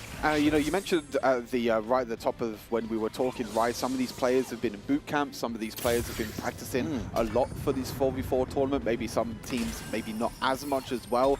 But yeah, going back to the game at the moment, Shelty right now, 5 loss streaks sitting on 7 HP, so we could see our first elimination at the moment in this game. Has finally hit all of his 3-stars, the Cogmore, the Nunu at the front line, and also the Rumble, but it might just be too little too late. Yeah, I was really hoping to see some big hits coming out of the Honey Monster here, but it's maybe not quite good enough if you can't get it online. Oh, I mean, the full Vanguard is very, very good, but yeah, YGQF is going to be an absolute monster to deal with. We don't have the items online for the Jinx quite yet. This board could get a lot stronger. Unfortunately, the main tank is not really getting a lot of the attention. You can see the Syndra is continuing to build up to be an absolute force of nature. The numbers don't lie, and it's spelling trouble here for the Wolves. It might be okay. No, it's not. It was not going to be okay. It was never going to be okay. I had hope, okay. That's the first thing they'll take from you. Unfortunately, that is our first team kill of the tournament as well, with YGQF actually knocking out his teammate in the end. And this is such an important thing going into this 4v4 tournament. There are situations in which you can try and make your board weaker. If you're in a situation like LGQF in that situation, I honestly feel like you actually take out that 3-star Swain, knowing that Shelty is in your pool and trying to make yourself weaker so that you don't get that team kill. But unfortunately, YGQF actually going to be taken out as Shelty at the moment. So that is going to be 8th place at the moment for Wolves Esports. So now it means it's catch up for the rest of these players. I mean, getting the player in 8th place is what a lot of these teams, you know, that's their first priority in the game, is trying to keep their member out of 8th place. Just limits you in the game in terms of what kind of routes you can take going forward. But we might be in line for some more shenanigans. You can see that there's a lot of power being put out here, as we will see. Okay, so with Kez going out, 1 member from each team out in the bottom 2. That does mean that we've got a little bit more flexibility because we've just about got a survivor from the Wolves. Terrain going down to literally a single hit point. Yeah, I felt like in general, Kez and Shelty just kind of just hit them 3 stars a little bit too late, unfortunately. But the interesting thing now, I was talking about Li Xiao actually not maybe creating too much with this augment, with this flexible augment, getting all these emblems. But it seems like he's been able to find this board that's now got him on a win streak, which is, in my opinion, such a strong asset to have in the team.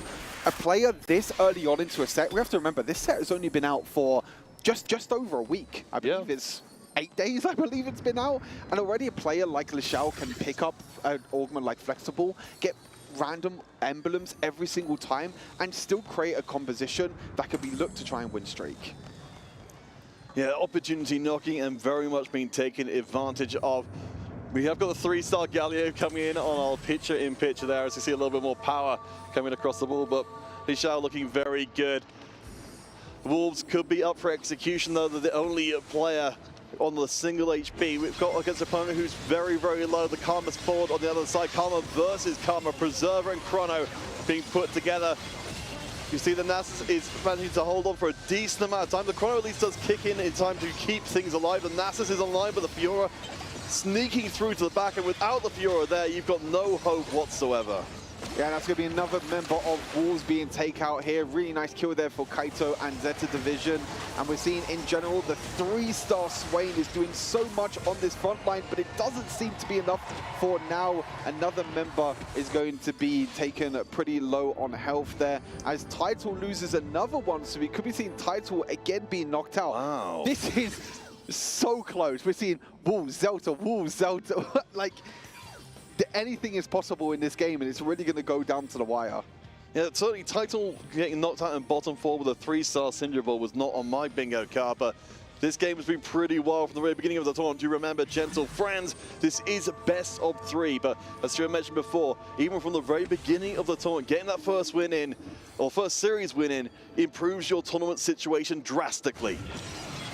And we see Title's kind of composition coming online now, that 3-star Galio. I think in general, just not having really any attack speed on this Syndra could be the downfall here for Title. It's going to try and do enough damage to take down this Swain. We do have the crowd control as well from the Nami going into the backline. But you're seeing how the attack speed Syndra on the other side, even though it is only a 2-star, is racking up so many abilities time after time. But it's the 3-star that comes in. I believe that was a ghost fight as well, but it's so close for Title there, and he nearly got knocked out. I think we're seeing a little bit of what we kind of were discussing coming into the tournament, which is that, you know, I feel like there's a lot of weight being put on Title to be the big performer, but as you said, the items aren't really what they need to be to get the most out of this competition. So I think maybe we'll see that adjust over the course of competition and saying, you know, while we've got players who can perform at the very top level, we still got to take into account of the overall circumstances of the game. Yeah, I mean, the overall format as well, we definitely have to take into account as well. I think it's very difficult in this format to just have like 1 or 2 star players. It really is a team game. You really have to come together as a team in terms of communication, in terms of making sure that you can deny some of these compositions of coming online. As we get into stage 6, we're going to be seeing a lot of these charms now become a lot more powerful. Oh yeah, I mean, we even saw the Fairy Charm creep in there to the flexible board, so more shallow traits to be picked up. We've now got the split screen to see if we can put a little bit more power in the Karma board on the right-hand side. We've now got a fully itemized Fiora. On the left-hand side, we're building towards what could eventually become a triple carry, but isn't quite there yet. Not just there, unfortunately, maybe trying to find another item in the end. Title just kind of waiting to see who his opponent is. Oh no, it looks like it might be a Zeta knockout here. Both Kaito and Title coming together. Oh boy, and of course they're both on a single life. You're intimating there. Chrono kicks in. We did get a little bit more damage. The Duel Gauntlet joining in for a 3rd item on the Karma.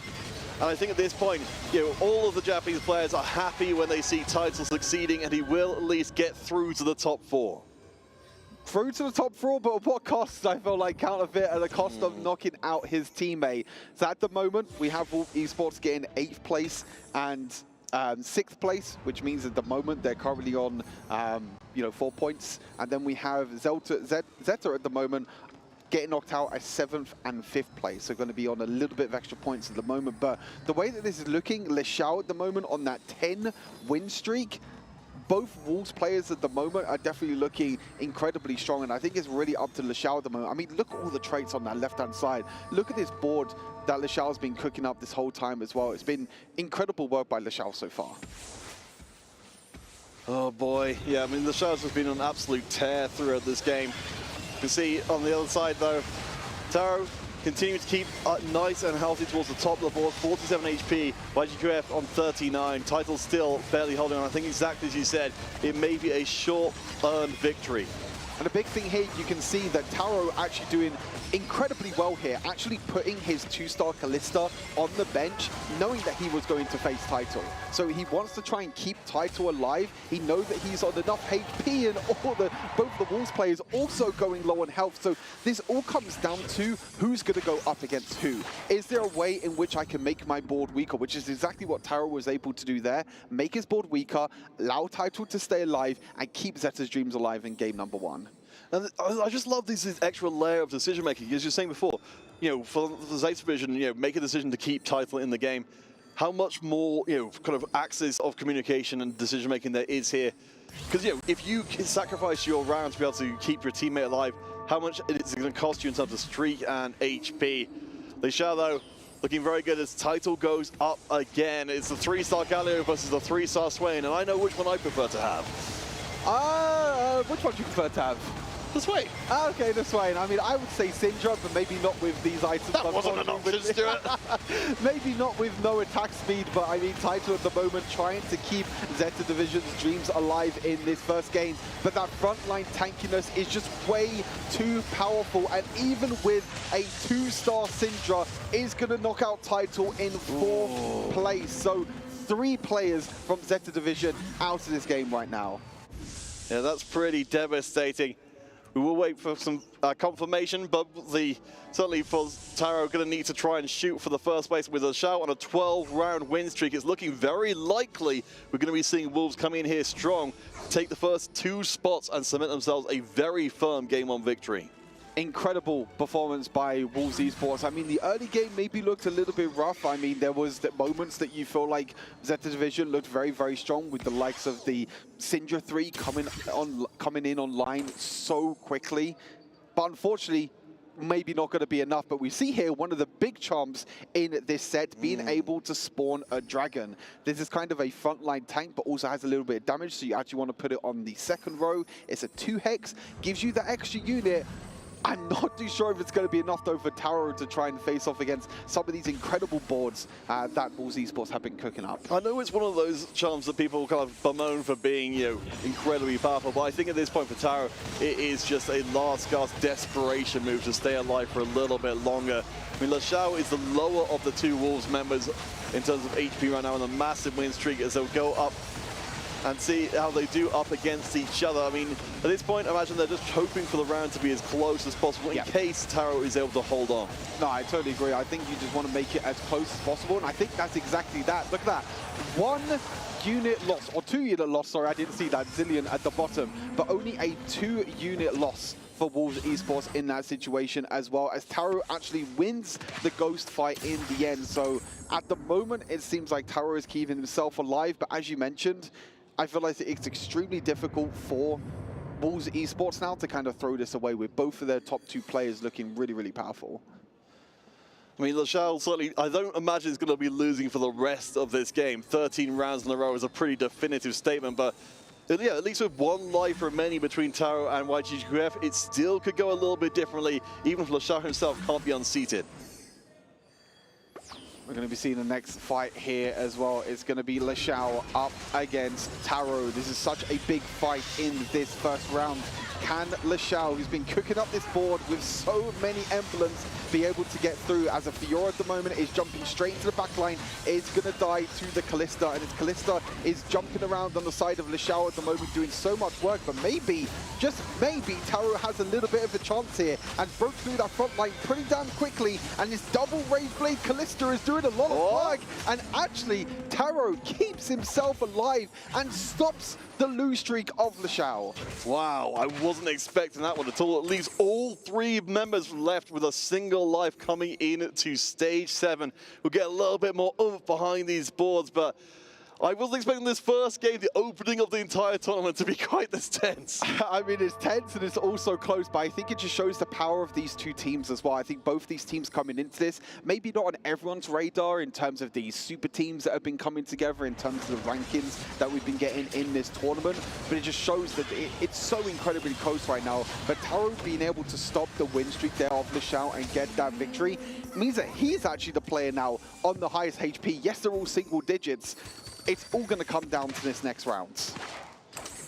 Oh boy. All right, let's see if we can see something surprising. Taro again, the player who so many hopes and dreams were pinned on in the championship before when title was not here, left alone against two wolves, a pack of wolves, you might say, baying at the door. But I was fully prepared to just see Taro bow out there, especially after he bought the dragon and said, I'm spending all my gold just to stay alive. That's not a move which tends to indicate you're in it for the long term. It's like a kind of escape mechanism in the end for Taro as well, making sure that he can keep himself alive, but he has to go one further. He has to go one more to try and give Zeta Division a chance. All right, keep our eye on Taro up against YGQF on the left-hand side of the screen. Of course, the Kalista is doing absolute work. You can see the front line is holding very well in front of her, and it looks like she's not going to take too much aggro at all. She's chewing through the units one by one. I think Taro might have it here, go up against the Swain.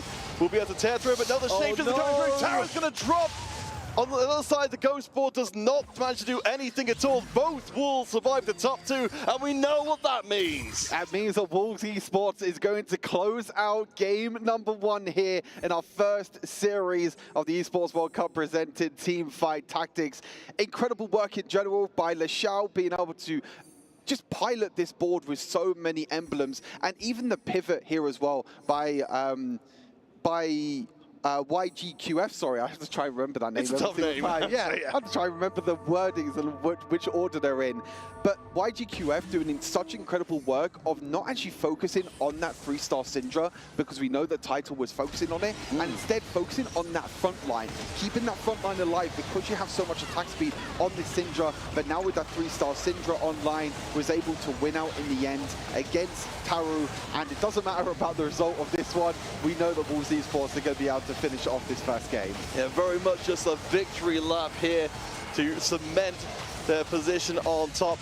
It was I think, real hold your breath moment for a while there, as YGQF will be ultimately our winner. But the important part is Wolves Esports take the top 2 spots, and I think very much get the upset here in game 1. Yeah, incredible. I think that Leshao definitely stepped up. I think YGQF also stepped up as well. We know this player's been around for quite some time, was actually competing in set 7 in Dragonlands as well, being able to get top 20 there in the end. But getting that victory and get that momentum swing this early on in the tournament is going to be huge. Like I said, I love the adaptation this game by Wolves Esports. Not maybe going towards the meta so much, and more playing around what everyone else is going and what win conditions they have as a team.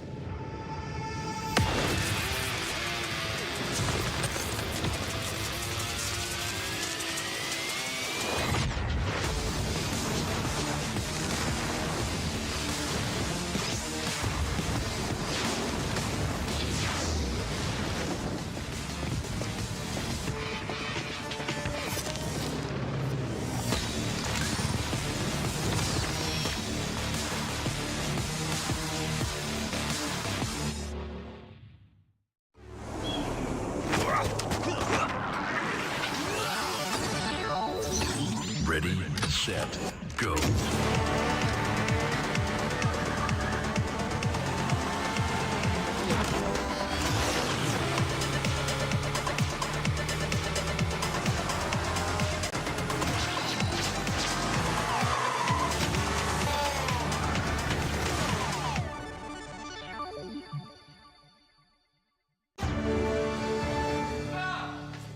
You ever wondered how a Hollywood movie is shot? On a Sony. You review it on a Sony. And how do you make that sound epic? You record it on a Sony. Lunch break on a Sony. So why wouldn't you watch it on a Bravia by Sony?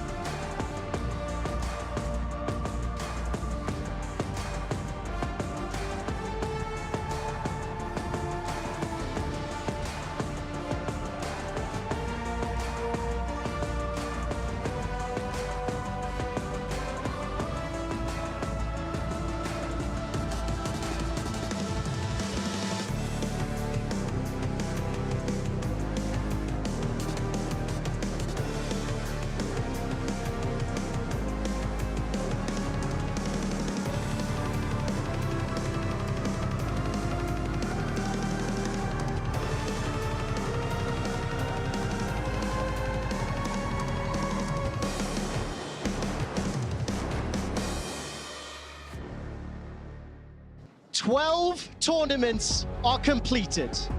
12 teams triumphed, lifted the trophy, and added their names to the totem. Week 6 is about to begin for the Esports World Cup, and that means 3 brand new titles in these beautiful arenas. And naturally, EWC Central has some friends to say hi. You aren't getting rid of me that easily. That's right, 3rd time's a charm. I'm back for 1 more week. And here in the STC Arena, from tomorrow, these seats will be filled with hundreds of screaming TFT fans in the biggest venue this game has ever known. And it's a whole new format, team versus team. I cannot wait. The stakes have never been higher, and there's a lot more to come yet. Well, I heard you're looking for a fight, and I have 32 of the best Street Fighter players in the world fighting for the lion's share of $1 million and this right here. And trust me and believe, there's more champions to come. Fortnite is back with 3 all-new game modes: Hardpoint, Capture the Flag, and Keeper. The referees behind me are playtesting right now, and they themselves are hyped. There's $1 million up for grabs. Let's kick things off.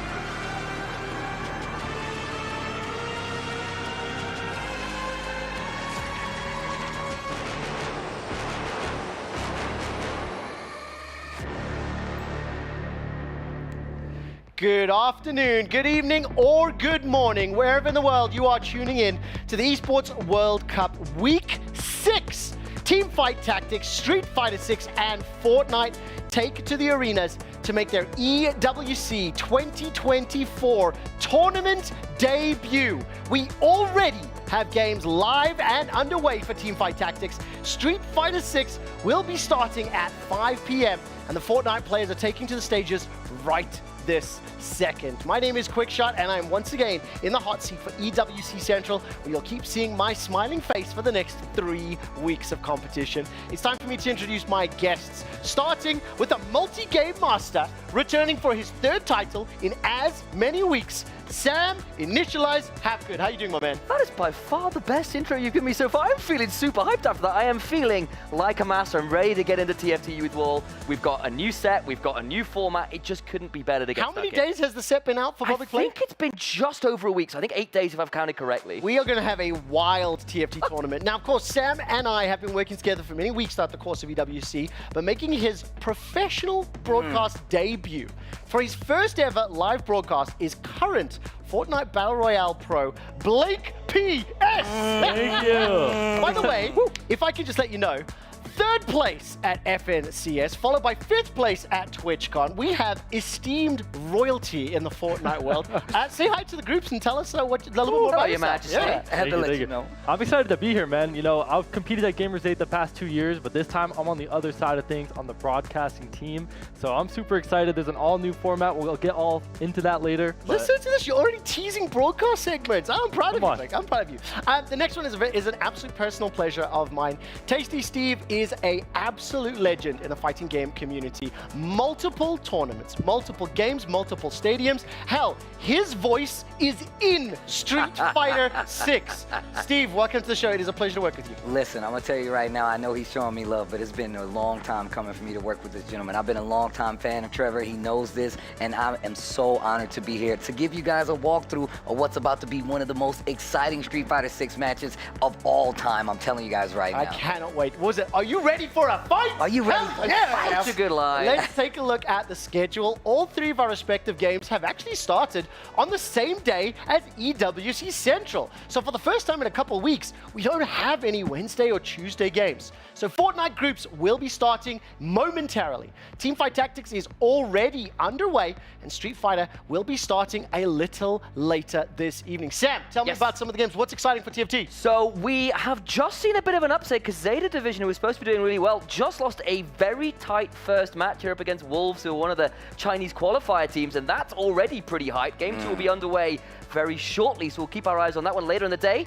T1's playing, Falcons playing, it should all be really good. And Zeta Division playing in both TFT and Fortnite. They're obviously going to get crushed by Falcons, all right? Yeah, you know, Falcons is one of the favorites to win the whole event, so it's really interesting to see them play Zeta Division. But Zeta, you know, you can't put it past them to do good. They got Zagu, one of the top Asia players in Fortnite, so we got to see what about my boy Gachikun? He's one of my favorite players to watch. Look, Gachikun, one of the firm believers in this Rashid. Still a newer character, more of a higher ceiling, but he requires a little bit more. Gachikun's a champion, though. He sticks with the character. He's going to do great this week. Oh, I love it so much. Okay, so what is happening right this second? I believe we're going to take a look into one of our gameplay arenas. I am taking a look at what is happening. It sounds like STC, where Teamfight Tactics is happening.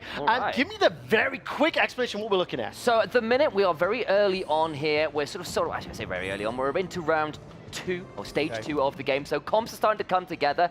Game 1 went the way of Wolves. It was very, very tight. In the end, though, it was Wolves that pulled off a 1-2 finish to win that first game. So excited to see how this one wraps up. And I want an honest answer here, Blake and Steve. Like, how much TFT have you guys experienced? Oh, I know absolutely nothing. I don't know what I'm looking at, but it looks cool. Okay. I was telling Sam that my experience with TFT is that my roommate literally plays it day in and day out. So I got a little bit experience. I mean, I know Sam's voice. Awesome. You know? Okay, well, listen, Teamfight Tactics, you can follow the live gameplay right now, twitch.tv/EWC Gold. And if you find yourself in the same shoes as Blake or Steve and you want to learn about the game, we will be explaining this to you a little bit later on our broadcast, so don't go anywhere. That's the point of EWC Central. Let's turn our attention over to Fortnite. That's going to be in the Amazon Arena. We'll jump into that one in just a little moment. And of course, for Fortnite, that live stream as the games are just about to start, twitch.tv/EWC White. Give me the tiny teaser. What are the game modes? Give me the headlines. Yeah, so we got Capture the Flag, Hardpoint, and Keeper. 3 all-new game modes in Fortnite. We're not playing that traditional Battle Royale. Not playing that traditional. You know what's funny? You said that's so cool and sly. It's almost like you're shitting on your own game. I will say this, though. What is like super exciting for Fortnite is a lot of those game modes. They'll be familiar to Call of Duty players, to Halo players, to Unreal Tournament players. The stream is currently on a break, an ad break at the moment. So when we get some gameplay, I promise we'll do a live check-in. But you know what, if you see it, twitch.tv/EWC_White. Now, because I've got 2 new gentlemen to the table, we've got Fortnite, which is a Battle Royale that's not Battle Royale this weekend, and it's our first fighting game tournament of the event. I've prepared a special video for you to explain how the trophy system works here at the Esports World Cup. The Esports World Cup is a unique tournament and will have a very unique trophy system, consisting of keys, game trophies, the Club Championship trophy, and the totem. Introducing the key. This symbolizes a participant's right to compete in Riyadh. Each team or player will receive a personalized key consisting of the inner key and the outer frame. Winning a competition earns you a game trophy. A champion's key will be inserted inside. The frame will be placed into the totem. A physical block on display in Riyadh, serving as a progress bar of the Esports World Cup. The totem will remain in Riyadh as a chronicle of the Esports World Cup history. Those who get eliminated throughout the competition must give up their keys and see them crushed. Their broken keys will be tossed into the totem and encased in resin, symbolizing those that tried to win but fell short. However, as an additional privilege for winning, Each game's champion gets to select 3 opponents' keys to be encased in the base of their trophy as an additional, more personal prize. Losers will go home with their keys replaced with a token that marks where they ended their journey. Witness history unfold at the Esports World Cup. I love the trophy system, the totem system. I'm going to come to Steve first because as the fellow old man on the sofa and the beef, the drama, the pop-offs in Street Fighter. Oh, yeah. What are you expecting from like the drama of picking players to be underneath you on the trophy? One of the things that happens in fighting games is that you very rarely get to play some of these people again unless you're ridiculously good. Having an Esports World Championship where you can hang it on your wall like a mantle, where you play some of these guys online and be like, hey, remember when I put your name on my trophy? That is something that you're going to have to live with forever, and you know we hold those. And one quick one for Blake. Now, of course, you come 3rd at FNCS, you've come 5th at TwitchCon for the Battle Royale in Fortnite. Yeah. What would it feel like if the person that won, the team that won, picked your name to live under their trophy? That would feel horrible, man. Because we were that close to winning, and then they just get my name on their trophy. It's bad. Give me the line. It is the boulevard of broken keys, everybody. Yo, that's bars. It's paved with the hopes and dreams of the people who didn't quite make it. It is indeed. It's beautiful, isn't it? It's beautiful. It's we saw it beautiful just a moment ago. All right, gentlemen, I'm going to ask you to sit tight because we need to do some recaps for what happened in week 5 of the Esports World Cup. We're going to start by taking a quick look at the Honor of Kings tournament from last week.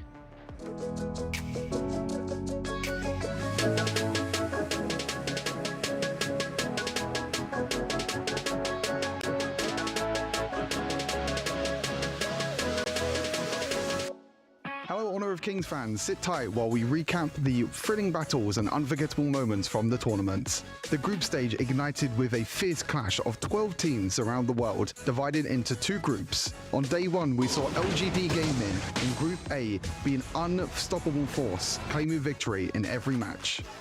The highlight of the day was the showdown between LGD Gaming and Team Secret, a gripping rematch echoing the legendary S2 Invitational Finals.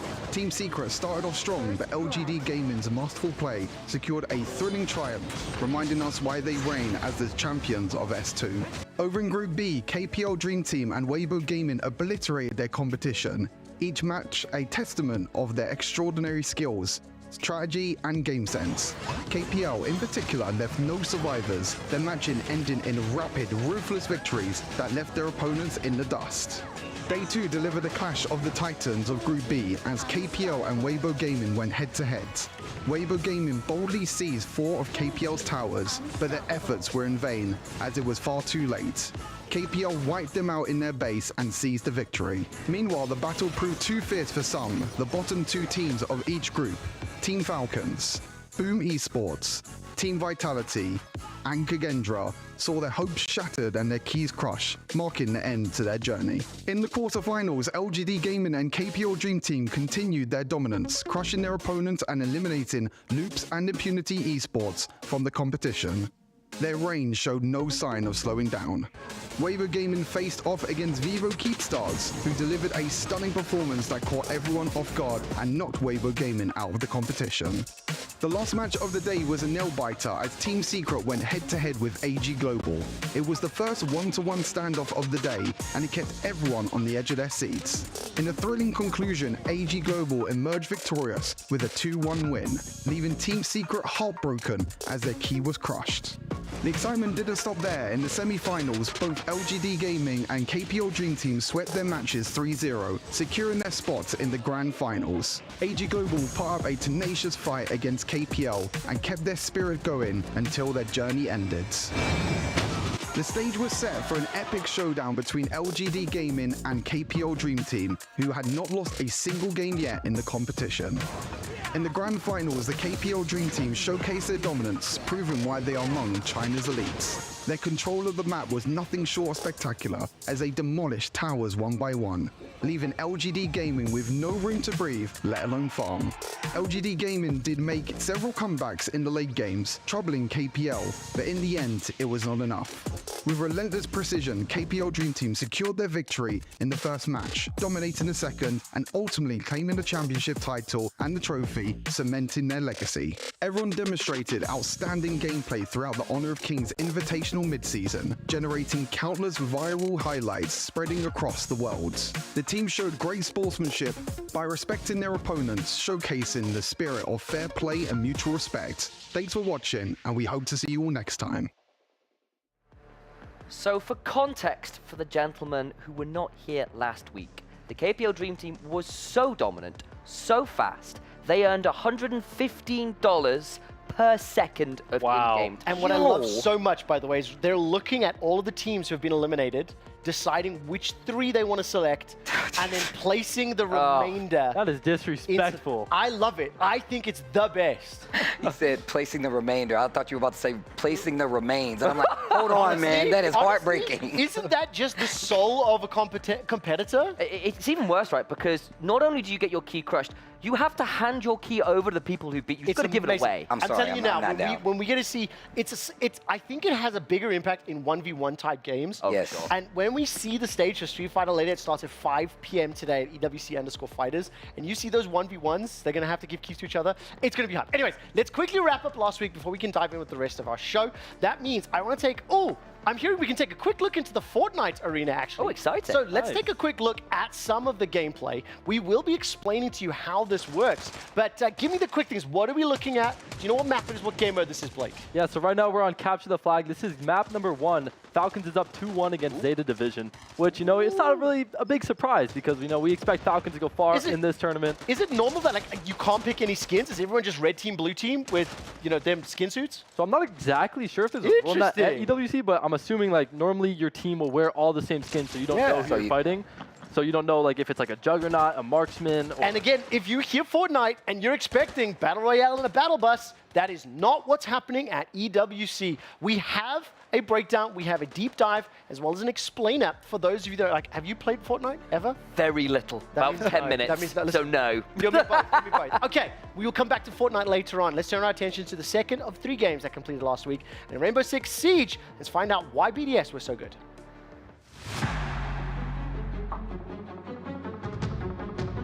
It's a wrap. For the 3rd time, Rainbow Six has landed in Saudi Arabia, this time for the Esports World Cup. Sit back, relax, and enjoy the ride as we relive the best moments of the tournament.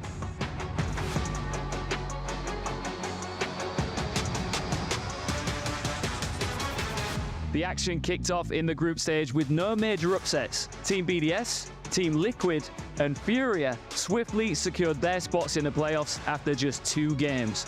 Meanwhile, the Asian contenders Bleed had to battle through overtime to edge out FaZe Clan for their playoff spot.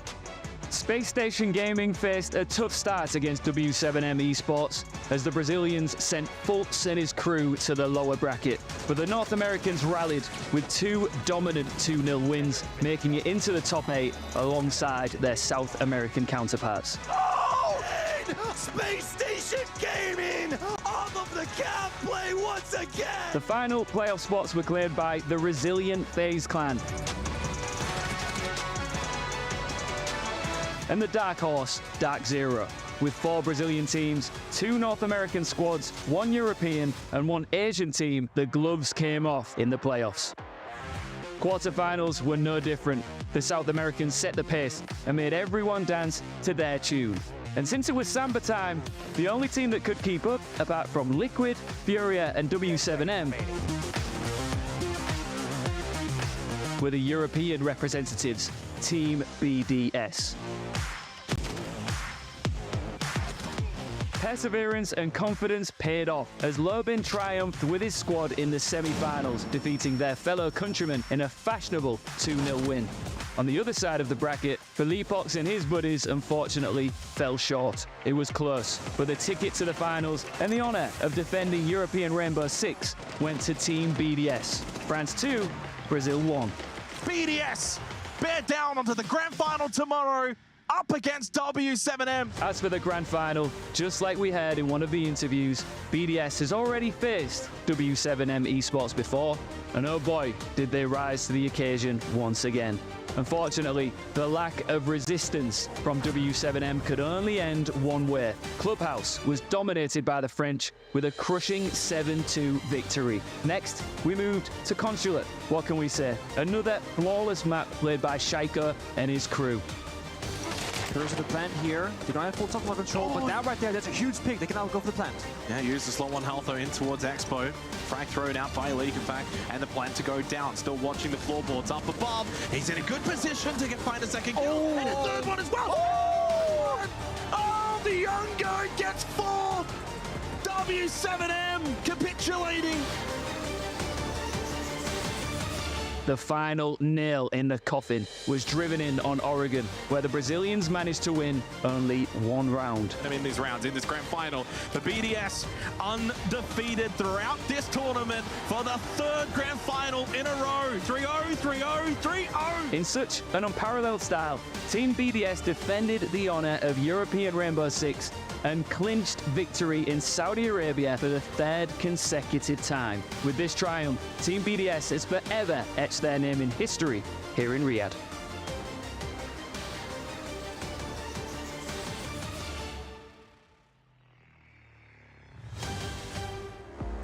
Back to back to back.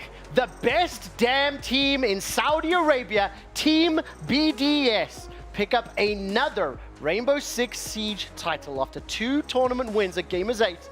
They win the Esports World Cup in a clean 3-0 sweep of the finals.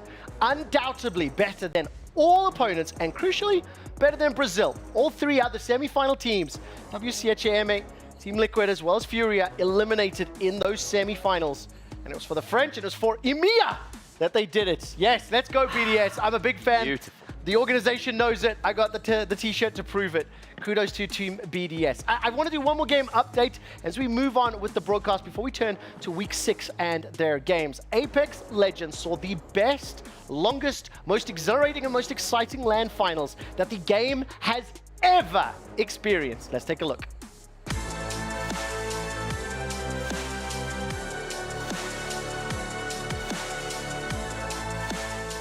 One of the biggest Apex Legends tournaments of the year is now in the books. But before the dust settles completely, let's go back and relive what went down on the Battle Royale stage here in Riyadh. Group A was the first to enter the server, and boy did it deliver. It's safe to say that the favourites lived up to the expectations as Falcons secured 3 games and finished second in 2 more, becoming the undisputed Group A champions with a hefty 140 total points. Right behind them landed Twisted Minds, which reminded us why they are the Apex South champions, with a solid performance as well as the genuine happiness after grounding their biggest threat. Too bad the same couldn't be said about Reject, champions of ALGS Split 1 playoffs, as despite their best efforts, they placed 20th and had to say goodbye to the Esports World Cup after just 1 day. Group B, on the other hand, was way more diverse, with every game being won by a different team. Everybody got their share of the cake, including Alliance, the group's overall best trio, as well as Fnatic, LGD, Mizuchi, and TSM. However, that was not enough for Reps and his colleagues to secure a direct spot in the finals, as they only managed to finish 11th, which was as surprising as ExoClan, our last-minute addition, who took the group by storm, and in the overall standings placed second. Now, our last 2 finalists would be determined in the trial by fire that was the last chance phase, a true test to all 20 teams that would play not only against themselves, but also face pressure and stress.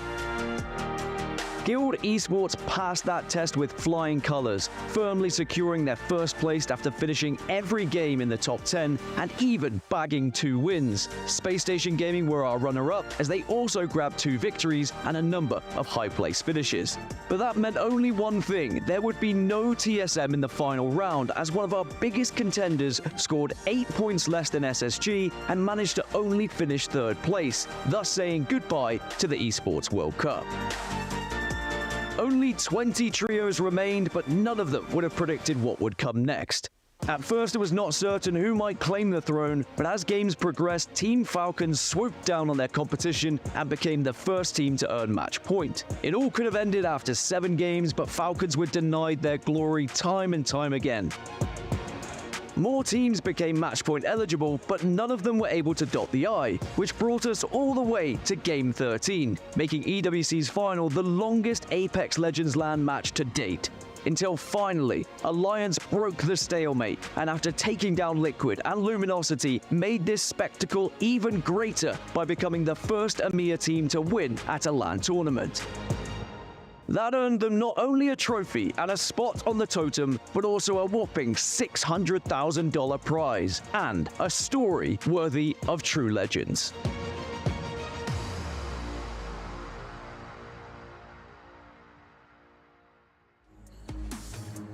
The fact that series could have ended at map 7 and we went all the way to map 13, where 13 teams, 13 out of 20 teams, could have won that game if only they get that first place. That's how insane that finals was. Just for many teams Blake as well, in Apex they do match point theory. So once a team starts a round with 60 points accrued over the previous maps and they win the lobby, that's how you become crown champions.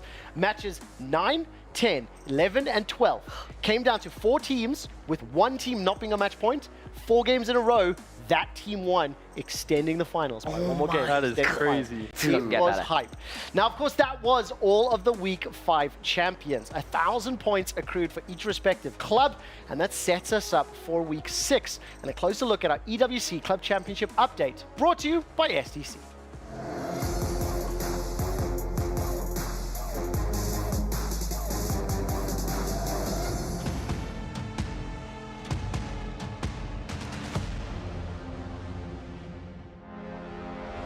Week 5 of the Esports World Cup has come to an end, and things were just as intense this time around. We're bringing you another update for the Club Championship, where teams compete across multiple games, and the top 16 clubs at the end of the event will take a share of the $20 million prize pool. A bittersweet week for our table toppers. Falcons, who were unable to close out in Apex Legends, which is a title they were considered the favorites in. A bottom place finish in the Honor of Kings Invitational mid-season was also disappointing for the organization, but this super team still managed a second place finish in Apex Legends, netting them an additional 600 points. This takes their lead to over 2,600 points at the top of the table, with 10 more titles left to be played out. Top 3 in Rainbow Six and top 10 in Apex Legends have allowed Team Liquid to cement their second place in the rankings with 1,485 points. Gaming Gladiators make small progress by adding to their total with a decent finish in Apex Legends, moving into 3rd place in the larger competition. Na'Vi, meanwhile, were unable to add points to their tally, with their Apex squad not qualifying for the finals, consequently moving them down to 4th place. We see a whopping 8 teams tied from 5th to 12th, and these are the squads who have won singular titles until now. We had T1 and Selangor Giants from League of Legends and MLBB in Week 1. Alpha 7 helped South America win their first title in EWC in PUBG Mobile in Week 3, while Crazy Raccoon and Omega Empress emerged victorious in Overwatch 2 and the MLBB Women's Invitational in Week 4. Joining these teams are BDS, who completed a 3-peat in Riyadh in Rainbow Six Siege, and Alliance, who won what can only be described as a record-breaking finish in Apex Legends in a finals that lasted 13 games. We have 3 more weeks of esports action, with this week bringing Fortnite, Street Fighter 6, and Teamfight Tactics. So keep watching, because the battle for the best esports club continues to heat up.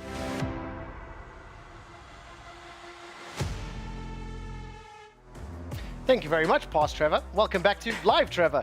The Club Championship is, of course, currently being dominated by Team Falcons. They sit atop of the entire field of clubs representing here at EWC with 4,100 points. 2 trophies to their name, and a solid 2,600 ahead of Team Liquid, Gaming Gladiators, and Na'Vi. Now, none of the teams below Na'Vi are eligible because they need multiple teams to compete. Let's turn our attentions a little further ahead, though. Week 6 projections.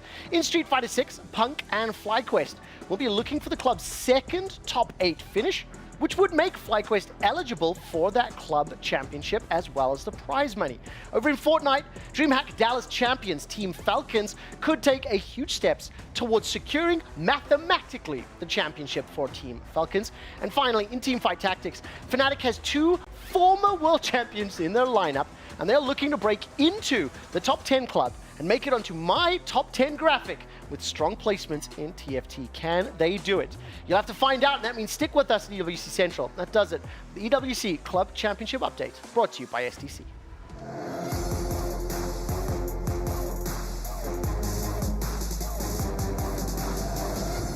I love that call out for TFT, but I'll note as well, it's not just 2 former world champions, it's the two most recent world champions from this year. Isn't that mathematically correct? It is correct, but I want to say it's even more correct. You're making it even better. It's more correct. It's the 2 most recent world champions. I know. And they're also former world champions because we're at the World Cup. Exactly. You're getting it. Genius. Retroactively. What my 2 new guests don't know is I'm very pedantic and I'm very argumentative. So true. So what I figure we'll do, because Sam is the multi-game master. He's been here for several weeks. I've spent years working with him. Steve is the grandpa of esports. He's been around such a long time. I have. So do you know what? I'm going to make the new kid on the block, the young man, give us an update. So we're going to kick things off. Just before we do, let's start with explaining the brand new format. Yeah, so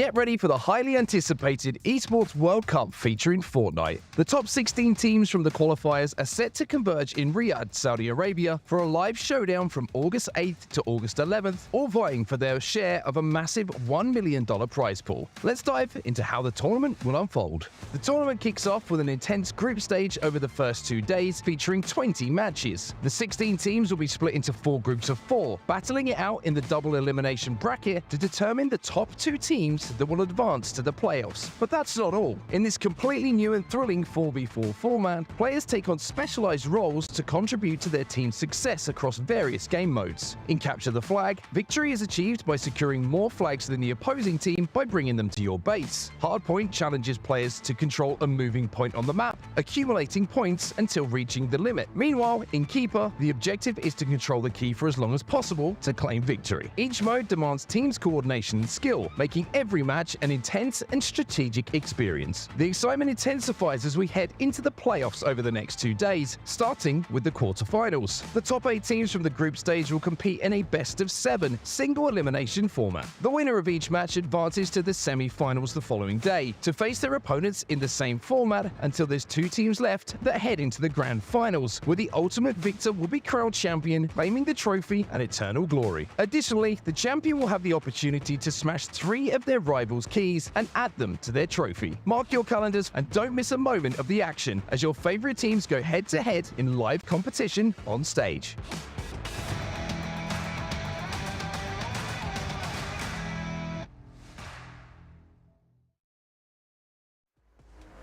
I'm going to formally apologize for what I'm about to say first. Of course, we have to explain how a single elimination bracket works. We're talking to Fortnite kids. Now, Fortnite, what's crucial is it's not Battle Royale. I apologize to you. It's a little disrespectful, but also, it's to okay. be fair, for a 15-time grand finalist in Battle Royale, Blake is here. This is your first ever broadcast, so I'm going to put you on the spot. Explain to me the new game modes. Explain to me the format. How does it work? Yeah, so like he said, you know, it's not a traditional battle royale with 100 players dropping in the map, last team standing wins. We actually have 4v4 hardpoint, capture the flag, and keeper. And on the screen right now, you can see all the maps. You can see that capture the flag and hardpoint share 2 maps, and keeper has its own map. And if you look even closer, you can see the map codes under the map. And you can actually go in and play these games yourself with your friends and see how you compete against the top players. So that's awesome. So like if the 4 of us found 4 other people, we could actually go and play these game modes together? Okay. No, we might not be as good as the ones we're about to see competing. I don't know. We got a 15-time. You got a 15-time. Come on. No, you're going to carry us, bro. All we've got to do is protect you. Okay, look, I really love that. I'm actually really happy you talked about. Let's break down the specific game modes. Let's start with Capture the Flag. What are the rules of the game mode? And I think it's crucial because for a Fortnite audience, and even for myself, this is not a rule set that I'm used to seeing. Yeah, so Capture the Flag, you guys are probably familiar with these game modes if you've watched any Halo or Call of Duty. The goal is basically to get into your opponent's spawn, get their flag, and return it to your base. But the twist is, when you have that flag, everyone on the map can see where you are at that time. So like you're being targeted. So that's why the teams have to come up with strategies to counter the other teams. Do you know what I love so much? Is like I've been saying during rehearsals, it's like you're one of Toranaga's bannermen from Shogun. Look, you can actually see character on your screen. Yeah, wow. See, what we're seeing right now is footage from a little bit earlier today where the tournament is going. Where's the stream, Blake? twitch.tv/EWC_white. Nailed it, right? Okay, and like if you're looking at this right now, this is what the pre-hype video is talking about. You've got to coordinate, you've got the scores. When we do see it come back up, I mean, what are some of the keys we're going to look for in Capture the Flag? Yeah, so Capture the Flag, it is 2 5-minute halves, and if you win by 5 caps, the game's done. Okay. But if the game is tied at the end, next cap goes wins. To overtime. Oh, next cap wins. Yes.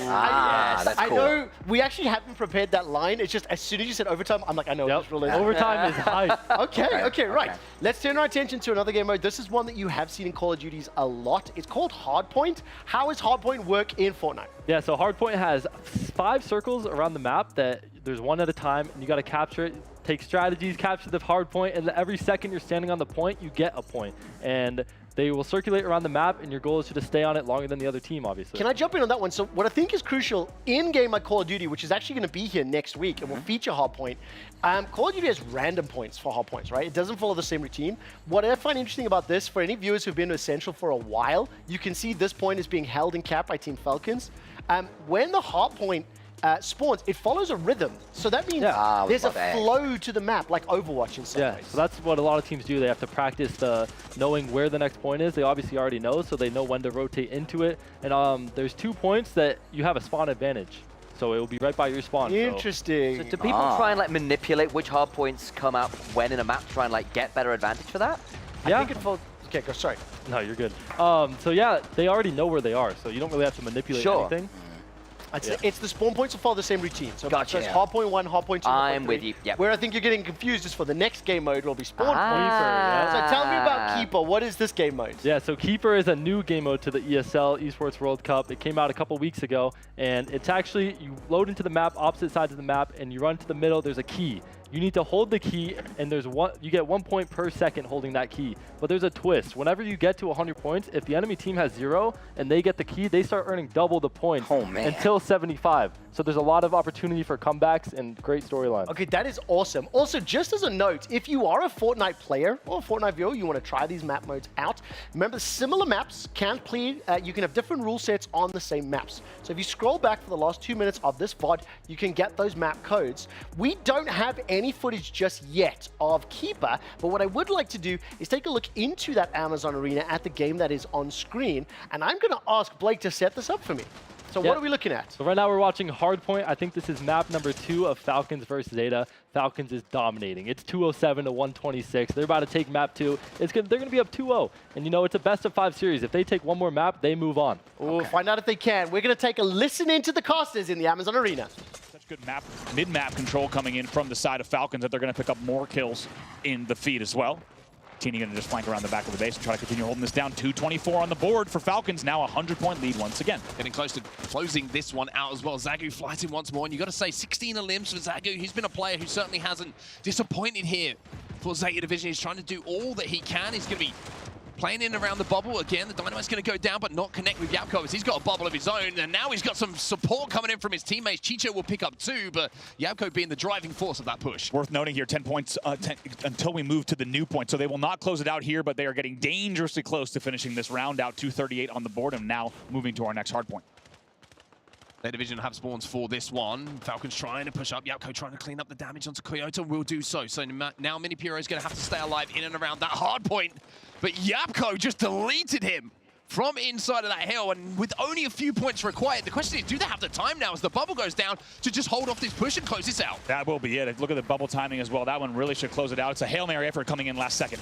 Hail Mary might not be good enough. Yapko is taken out, and oh, Hail Mary might be good enough. Tayson now is the only player they really have to deal with here, and with Yuma picking up 2 and Kyoto working with him, Chicho has to clean up some damage, but I mean, it's last-second desperation plays here as they only need 1 point, Team Falcons, but Zeta Division don't want to let this one go. They don't want to let it go, and now here comes the push. It should be Yapko jumping in. Yapko able to jump in last second, as you did see Zeta step out, and that will be game number 2 once again. Now, Blake, explain to me what just happened at the end there. Yeah, so at the end, Falcons takes home map number 2, and it's down to 1 more map. If they win, Zeta's moving down to the lower bracket. It's a 2 double elimination bracket. So. Ooh, okay, double elim to be like knocked out completely before we get to that full playoffs. So there we go. That's a bit of a taste for Fortnite. I will say this, for your first time on broadcast, first time being on this side of it, not competing in one of those grand finals, I'm very impressed. Thank you. You're not done yet because I have more homework that you need to deliver to me. Before we carry on with that though, as we mentioned, Teamfight Tactics is also happening and live, and considering Zeta Division is playing both games, I think it's important to look at some of the results. So what is happening on screen, and tell me the results. So yeah, so the first map went the way, or first round rather, went the way of Wolves, and that was a big deal because Zeta Division were favored coming into this matchup. As you can see, it's coming down to this final couple rounds here, which is a really significant deal because the way this works is it's a 4v4 game mode, which is very unusual for TFT. Normally, it's just you're playing for yourself. Yeah. So your placement as a team is what gets you through, and just about, Zeta Division got the higher rankings overall to take it to a match. And take my word for it, Steve, Blake, everyone watching at home, control room people, I understand that was very complicated, confusing. yes. we will. That's my job later, guys. Yeah, I'll explain later. I can say this just very quickly. In terms of results, Zeta has tied Wolves. In TFT, it's 1-1. It's going to Game 3. You can watch Game 3, twitch.tv, EWC_gold. I will tell you this. My producers are like, I can't wait for that to be explained. Obviously, I'm joking a little bit, right? We will come back to TFT a little bit later on in the show. We'll also be explaining Street Fighter because that only starts at 5 p.m. local. But I'm not letting Blake off the hook. As I mentioned, because you're the new guy on set, I'm hazing you a little bit. We need to make sure you're set up. So, who are the teams to watch and why?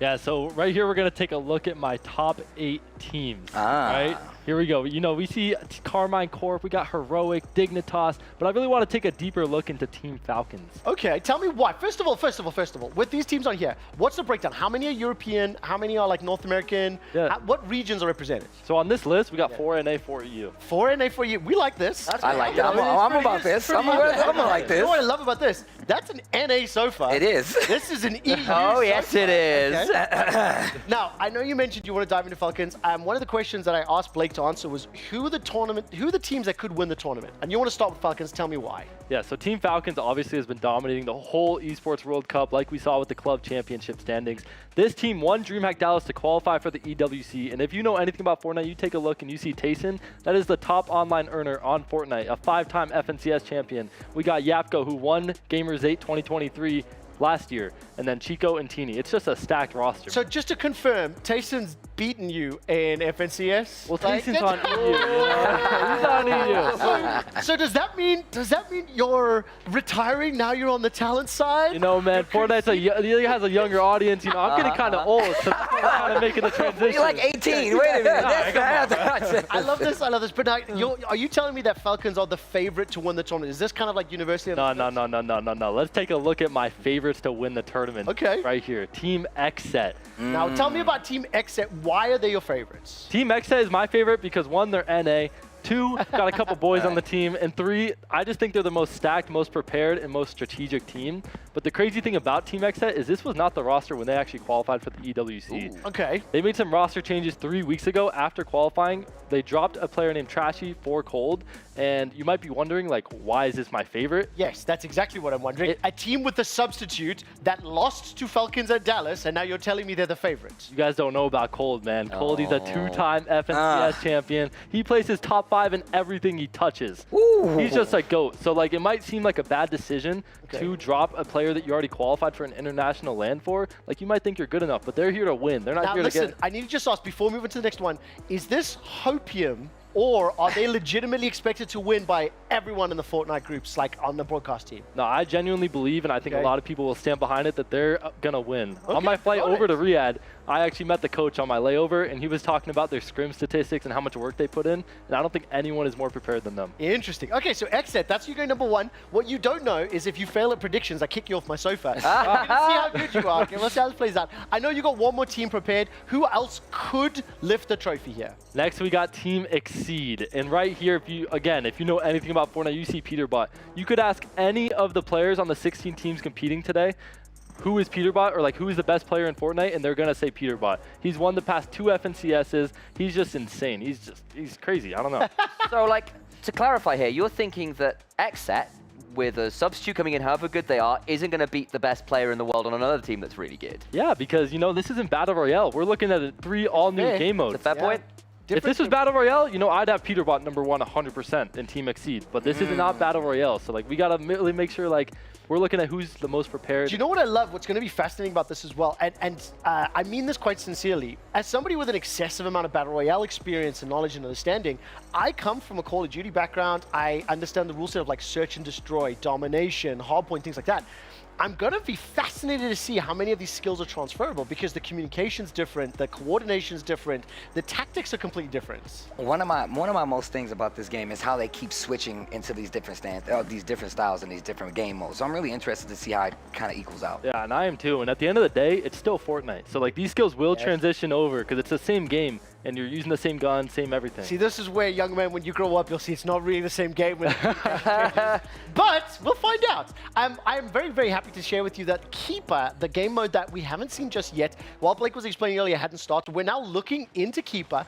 Oh, that's the key! It's the key! Oh, that's brilliant! Okay, so I haven't actually seen this. Let me calm down.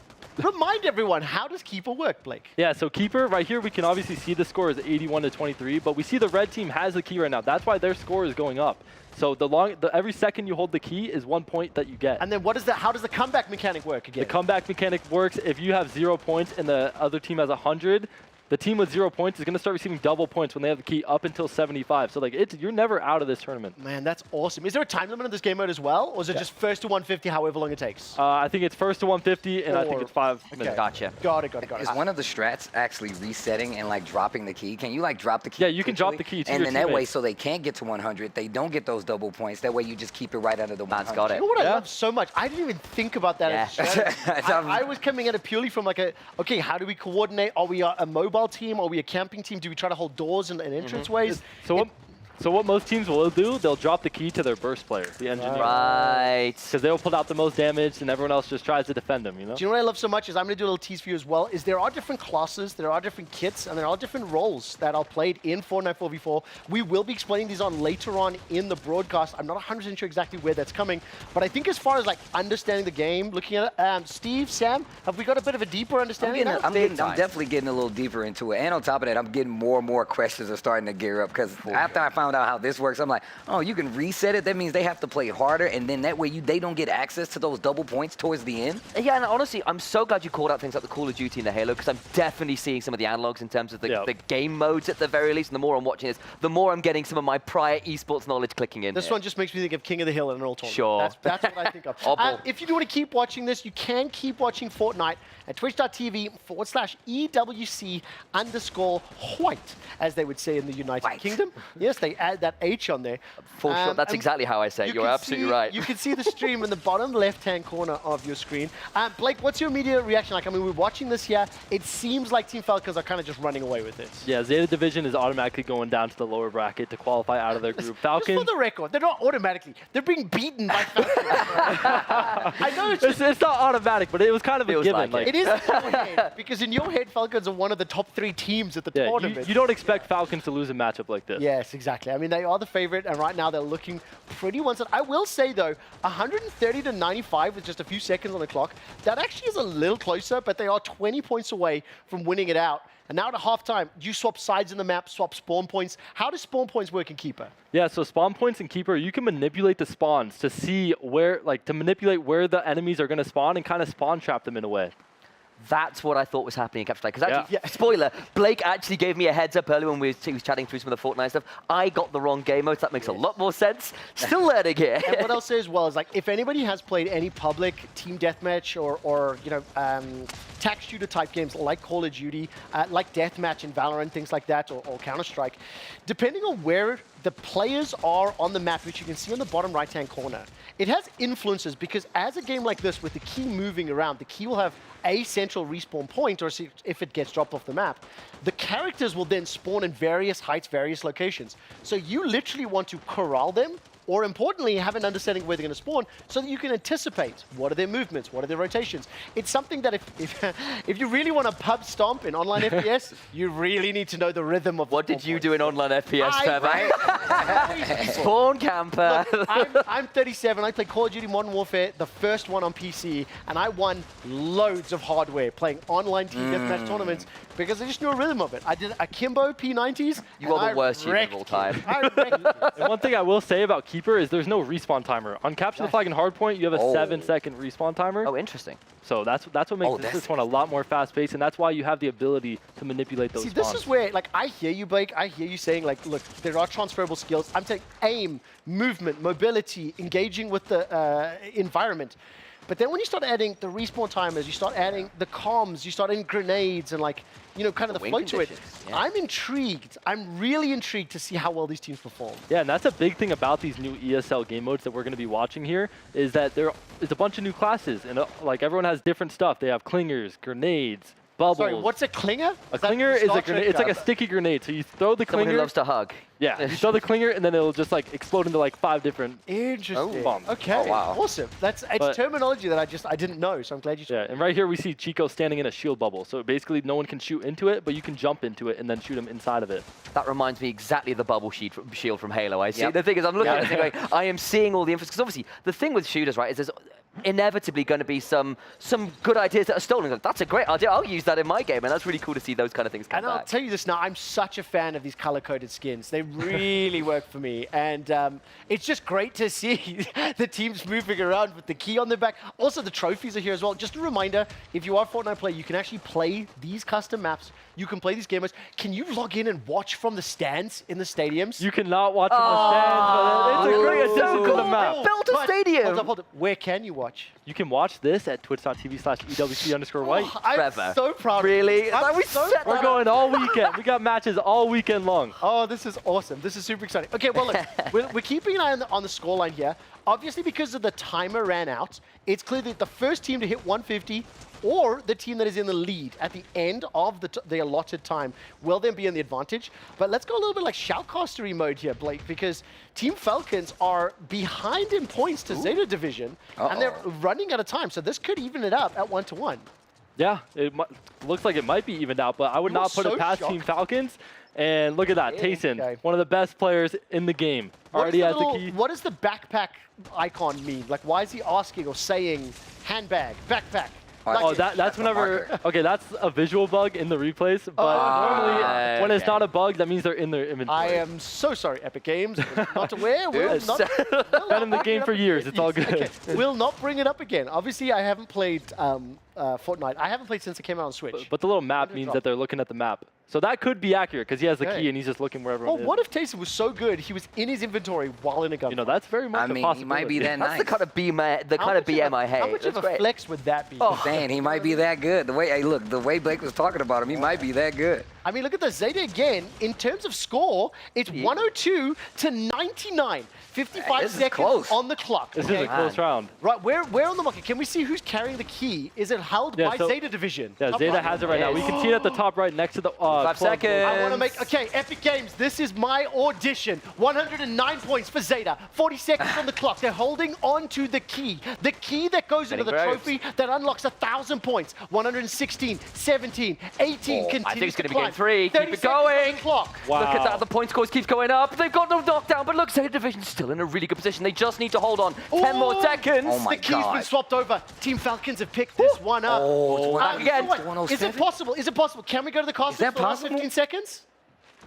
Can they win this? Things out here with this key in their hands. The rotate's going to come in, even with Tayson getting 2. It's going to be mathematically impossible for Falcons to get back into this round. We are going to be tied up going into a deciding round number 3. Wow, and finally some signs of life here coming in from Zeta in a big way, and a little bit of relief on their side, as you can tell. they will stay alive not just in this game, but in this series, and they answer back. They send Keeper to a round number 3. What a difference between those 2 rounds, Mark. Yeah, it was a fascinating start to the round, right? It was the tower hold that you were so kind of focused on, understandably so, because it felt like that was plan A coming in for Zeta Division, and Falcons... Okay, I know I said Falcons is on top. That's just one round, and maybe this isn't their best game mode. Excuses, man! Maybe this isn't their best game mode. I was hearing some rumors that Keeper is their worst game mode, and they were struggling in this map, but on the hard point and capture the flag, they're just I wouldn't say unstoppable. I get what you mean. They look really strong. But even if they lose this map, I wouldn't put it past them to move on. You know what? We're going to have to share some words with Fortnite because for the Fortnite broadcast team, I think we were more hyped than they were. We were crazy. 100%. We were going crazy. Locked in over here, guys, But I also will commend this. The broadcast, the main broadcast, and Steve both figured out that it was mathematically... Yeah, I literally said, I was like, they can't win that. They can't. Which is so great. And again, by the way, coming up. So, at the risk of you not knowing, but I'll be happy if you do, if Zeta Division pick this up, does it then go to the next map? Right, because it has to be a best of 5 in this stage, is that right? Yeah, it's best of 5, so we're going to go on to another map. It'll be 2-1 Falcons. Okay, right. So let's find out. Zeta Division off to a strong start. What we will be doing, in case you have just tuned in, we're going to watch the rest of this round. Because of how new Fortnite is to the stage, and the fact that we haven't quite explained teamfight tactics, Street Fighter hasn't started, the rest of EWC Central will kick off our breakdowns, our introductions, and our looks into those other games. But gentlemen, we're going to be watching the rest of this one before we then continue with the broadcast. So Blake, let's look at this now. Zeta Division, looking like I think Zeta's off to a good start in round number 3. Man. Now this is the point that I was trying to bring up though, is like the play style of protecting the key, I think, is very different to what you are going to be doing in Battle Royale. Yeah, because I mean, as Steve was saying as well, the ability to drop the key to try and mitigate those comeback potentials with the double points when you get a hold of it. You just play this game so differently to Battle Royale, which is normally a little bit slower. You're looking for weapons. You're looking to find good position. This is just violence all the time because you're spawning in the blink of an eye. Non-stop gunfire. I was about to say, yeah, you can definitely tell that they're hunt, kill, take out. I need to get that key back. But I really do like the fact that you pointed out that, hey man, they're not possibly not used to this mode and how it's going to play out. The fact that Zeta Division, you told us earlier, Team Falcons is not losing this, and I'm like, yo, Zeta Division is not actually backing down right now. This is looking good. We saw in Capture the Flag and Hardpoint, Falcons wiped Zeta. Yeah. So, I mean, even if they win this map, I would, without a doubt, say it goes Falcons back to the other game modes yeah. right, as well. Just as a quick update, in case you're looking at this, this is a conversation we were having on air before the game started.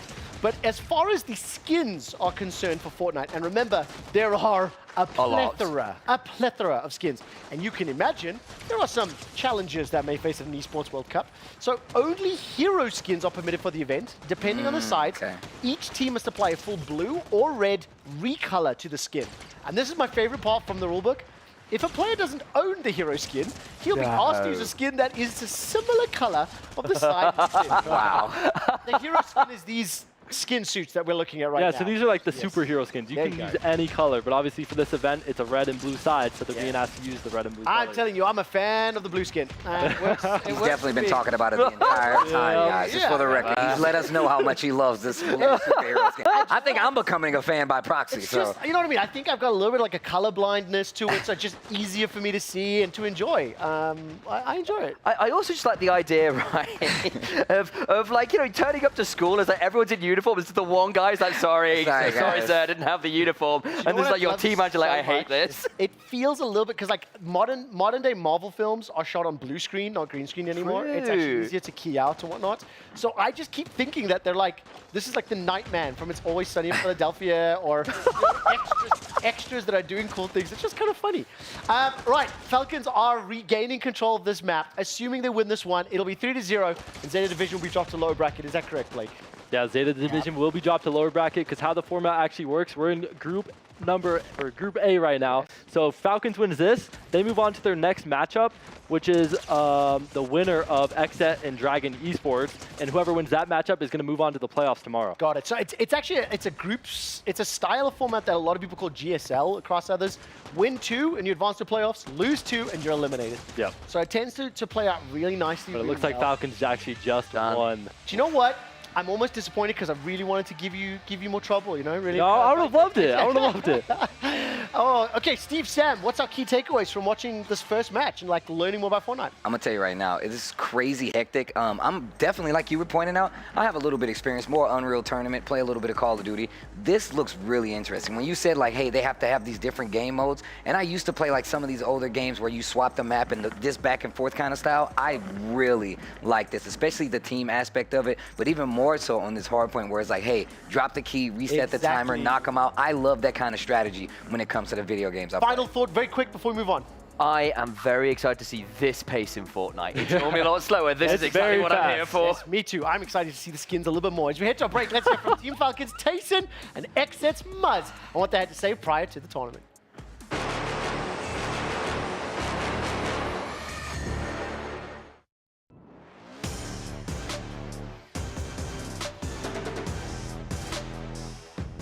Participating in Esports World Cup is amazing. It's good to have an extra tournament per year.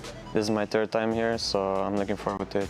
So our roles are pretty dynamic, I would say. We switch around between two players a lot, but two players have same roles. So it really depends on what players are comfortable with and just on their play style.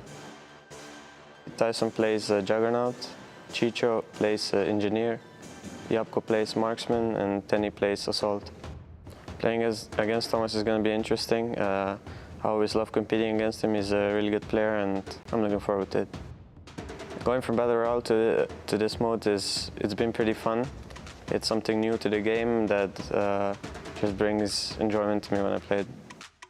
Our team hasn't practiced that much over the last few months because we're pretty much focusing on the FNCS, but since the last week, we've been playing every day. I think my predictions for the favorites are XZ. I think they've been the most prepared team over the last few months, and they showed it.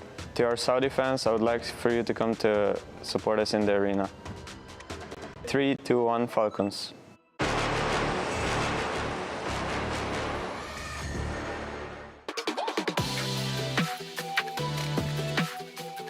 We're here at the Esports World Cup because we were one of the first teams to grind the game mode. It's something new and fresh that just came out and no one was really grinding it. So we spent the time to learn everything, learn together, grow together, and we qualified through the online qualifier, and now we're here ready to win. Our team dynamic is overall pretty good. I play the fill role, so I'll play infiltrator or assault depending on the map, and then our new recent pickup, Cold, he's probably the best player at the moment, and I gave him my old role, which was Juggernaut, and he just eliminates everyone with that. And then we've got Edgy on Engineer, which has the burst and the shield bubble, and then Ritual's our sniper. We've prepared for Esports World Cup this year by practicing scrims every day with a set out schedule, minimum at least 4 hours every day practicing, and we've just been locked in the whole time, and we're ready to win. I'm most looking forward to versing Exceed because, as people know, if you followed DreamHack Dallas, we had an interesting matchup, and we'd like to get revenge on them, so that'd be pretty good for the storyline. I think the best way to counter other teams' strengths is just to VOD review them and see what you can do as a team to counter what they do, and I think we've done plenty of that with a bunch of teams, so we're very prepared. Everyone thinks we're gonna take home the trophy. It's probably going to be us, Falcons, or Exceed. What I like to say to my fans is thank you guys so much. I wouldn't be here without any of you. It's always been a dream of mine to compete internationally in video games, so thank you all so much. Let's go, XZ.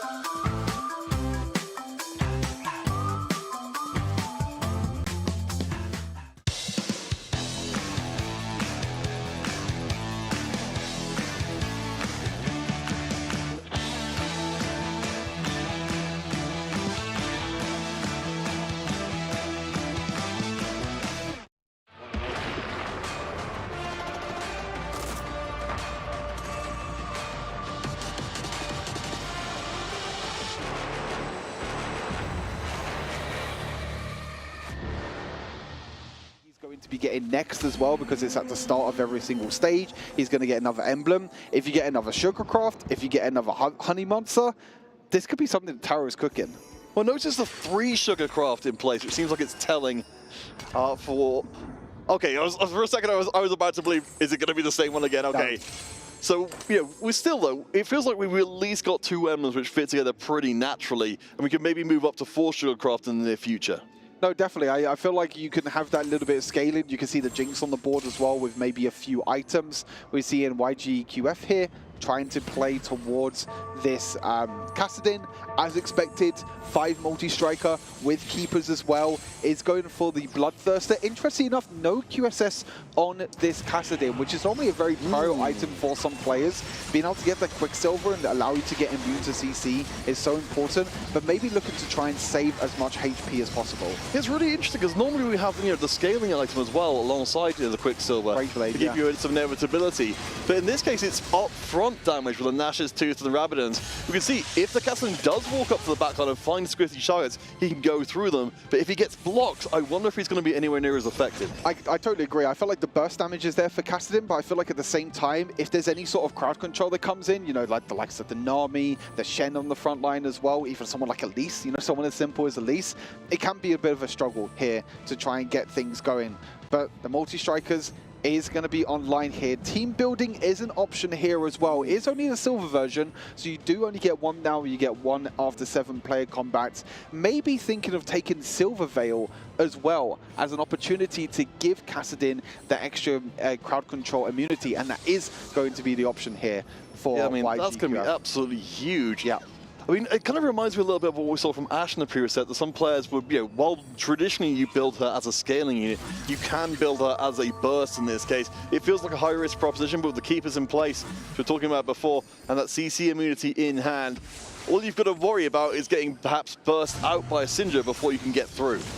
Big thing to mention as well, which we haven't actually talked about just yet, some of these charms are actually so crazy in terms of 4 versus 4.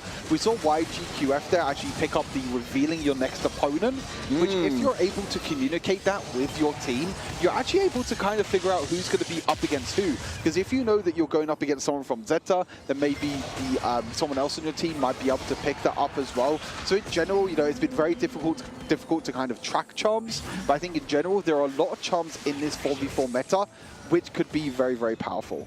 No, I'm absolutely with you. I think it's completely crucial. You're right. It's information is absolutely power in 4v4, and having that best information, it's also a testing thing of the kind of the leadership structure of a team to make use of that information. Say, okay, we've got this. The implications are this, and the follow-on from here.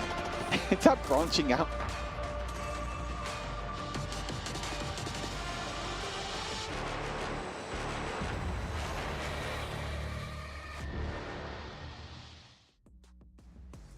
Hello everyone, I've managed to catch Malala here, legend of the NATFT scene, before the tournament fully kicks off here at EWC. I warned you I was going to ask this before we came on air, but I do need to know, incredible set 10, set a load of records, what happened in Inkborn Fables, dude? Yeah, so honestly in set 11, I had a pretty decent start. I made it to the final day in the first 2 tournaments. But honestly, the last tournament, there was I felt a lot of pressure, and it caught up to me.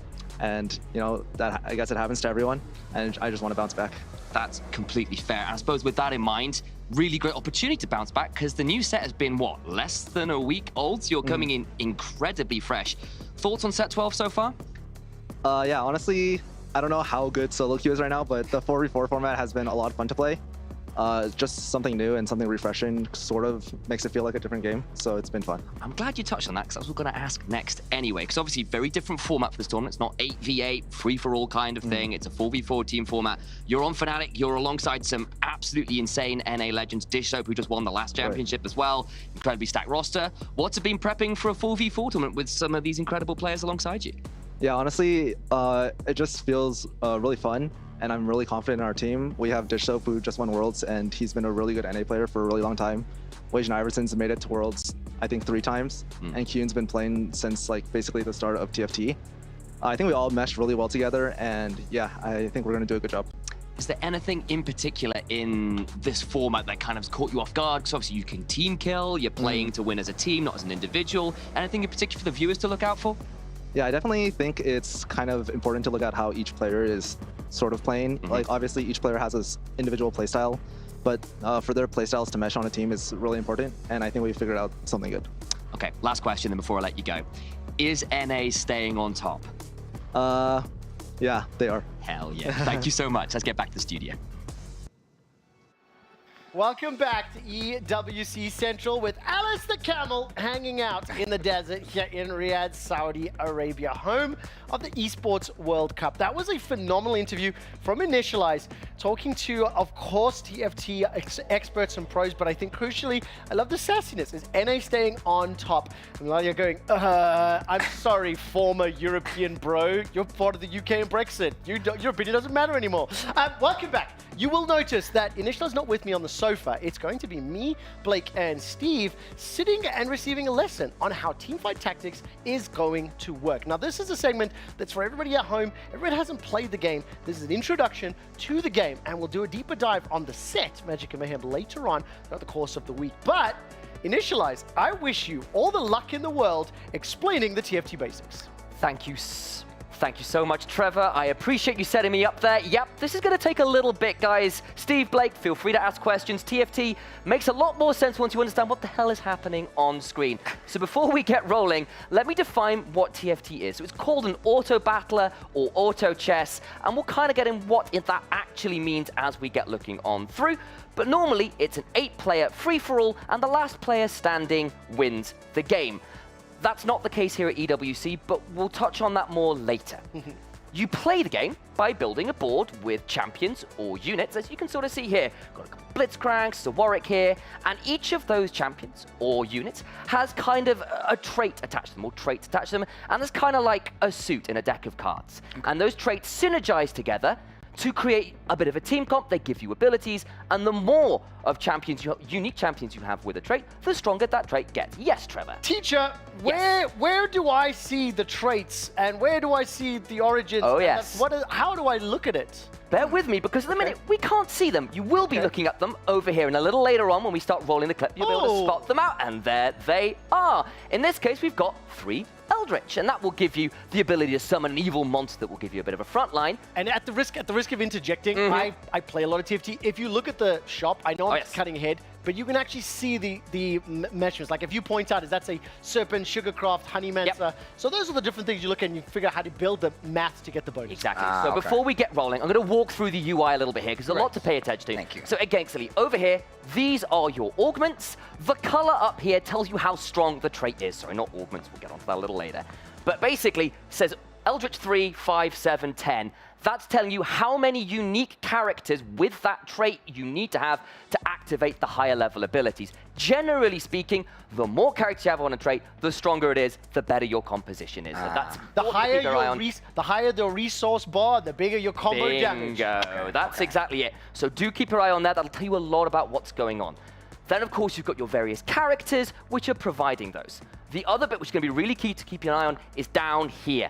This will be telling you what level people are, how much gold they have, and what they have available to buy for them. So we'll start over here. You see, at the minute, level 3, that means they can have 3 characters on the board. And obviously, the more levels you have, the more characters you have, the more traits you have, and it all builds together. Yes, Steve? I have a question, teacher. Gotcha. Does the rest, does my opponent see this as well? Does the entire team see this? Okay. So what you do is, normally what you do is you look at your own board, but you can look by clicking over here to see what everyone else is building, and that can be really key, because if someone's trying to build the same thing as you, that can make it more difficult to build your own composition. This is something, again, I'm probably cutting in and messing with his flow, but there is a set number of pieces available.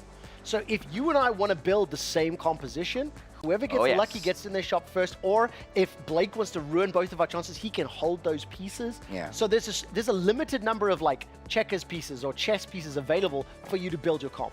So these keys, like they're on the board, are they like fighting each other, or? Ooh. So we'll get to that a little bit later on, and the answer is yes. But that's where the auto battle, auto chess title comes in. We'll touch on that once we start rolling the clip, but I do want to kind of get through here before we get to the violence, basically. But as you can see down here, level 3, 3 characters on the board. You can also then see over here, this is where your gold will be, and that's basically your resource to buy these beautiful champions down here. You can also use it to reset your shop, so you can re-roll to basically roll the dice again and try and come up with a fresh number of champions. It's all randomized, but you can kind of wait what's coming up with various things later on. Or you can buy experience, which of course will give you more levels, which gives you more characters, and you're beginning to see how it all rolls together. Down here, as we can see, these are the various characters, various units that are available to be purchased. You'd need gold for that, of course, but you can see you've got a Serac here, be a 1 cost. It means it costs 1 gold. They turn up a little bit more regularly earlier on in the game, and those are the traits that are available to that character. Yes, Blake. How do you get gold? Very good question. So there are a few ways of doing that. Normally what happens is that you will beat enemies, and that will give you some gold. When you're in sort of versus minions, you don't always fight opponents, you sometimes fight neutral creatures. You beat them and they drop gold. That's valuable. On top of that, over here, you will notice that these little pips will light up, and that will tell you how much gold you've got in the bank. And they light up for every 10 gold you have. Up to a cap of 50, and that's actually crucial. Again, I'm working with Sam on this one. When you build up an economy or a bank, you get bonus gold. 10 gold gives you bonus 1 every round. 20 gives you bonus 2. Caps at 50 unless you get special things. But for the most part, managing your resources and getting extra money to reroll and shop is a key component of the game. Okay. So what that means as well is the more you have here, the more interest you get. So you literally have an interest system. So if you've got more gold, you get more gold as long as you have those thresholds. Okay, so how much gold do you get every time you eliminate someone? It's very dependent. It's very dependent. And then, like, that'll depend a little bit, because also down here, you'll notice a little symbol. That's either a blue flame or a red flame. And that's what determines your streak. And so if you win a lot, you get bonus gold for having won a lot. If you lose a lot, you get bonus gold for having lost a lot.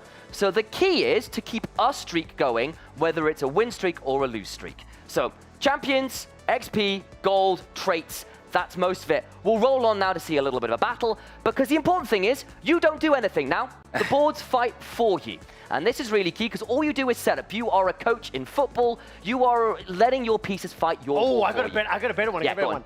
If we actually get to see the hex grid in this next episode as you keep watching it, right? What's going to be crucial is that if anybody's seen Warhammer 40k or a chessboard where you have to do puzzles, solving that's a good call. You place your units that do specific things, right? And like characters in Street Fighter, they'll have different abilities. So then the units fight themselves. I think for the augments, obviously it's like a slightly higher challenge difficulty thing, but what are the other things we want to focus on for TFT? Yeah, so you saw that pop up. We'll touch on those later, but basically at specific points in the game, you get the ability to get a bonus that gives you an edge in the game. An extra buff. Yeah, exactly that. Okay. So where does the skill gap come in? If you're just putting these pieces in, like... You have timed that so well, my friend. What we have here is the winning board from the first game of the tournament. From earlier today? From earlier today, no less. Okay. So, this board is set up with 6 shapeshifters, a Ravenous from your Briar, which is here, and you've got Eldritch, Incanter, and Witchcraft. And this is basically a very strong board.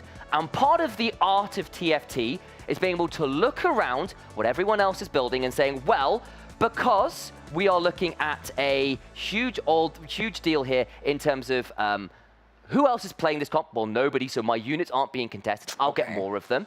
I'm also saying, well, what augments did I get? So actually, I'm buffing up the strategy I want to go for. What turned up in my shop to be able to build these units? What items have I built? This is a team game, so all of my teammates might be helping me out doing this.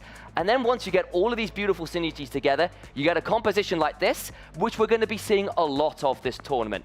This character right here is called Syndra. This is a Syndra reroll comp where you're trying to make this character as annoying to kill as possible. She's absolutely busted. She's doing a lot of work. She's got 3 items on top of her. You've got all of these beautiful people in front of her to make sure she stays alive. If we can roll the clip, we can see exactly how amazingly complicated it gets late game, because they annihilate this and win the first match. What I want to do is I want to summarize what Initialize just said, because it's a phenomenal question, Blake. Yeah. The skill in this game is you have to treat it like a game of Warhammer 40k on tabletop, like a game of Civilization, big time, 4DX, or a game like Risk, the tabletop war game, right?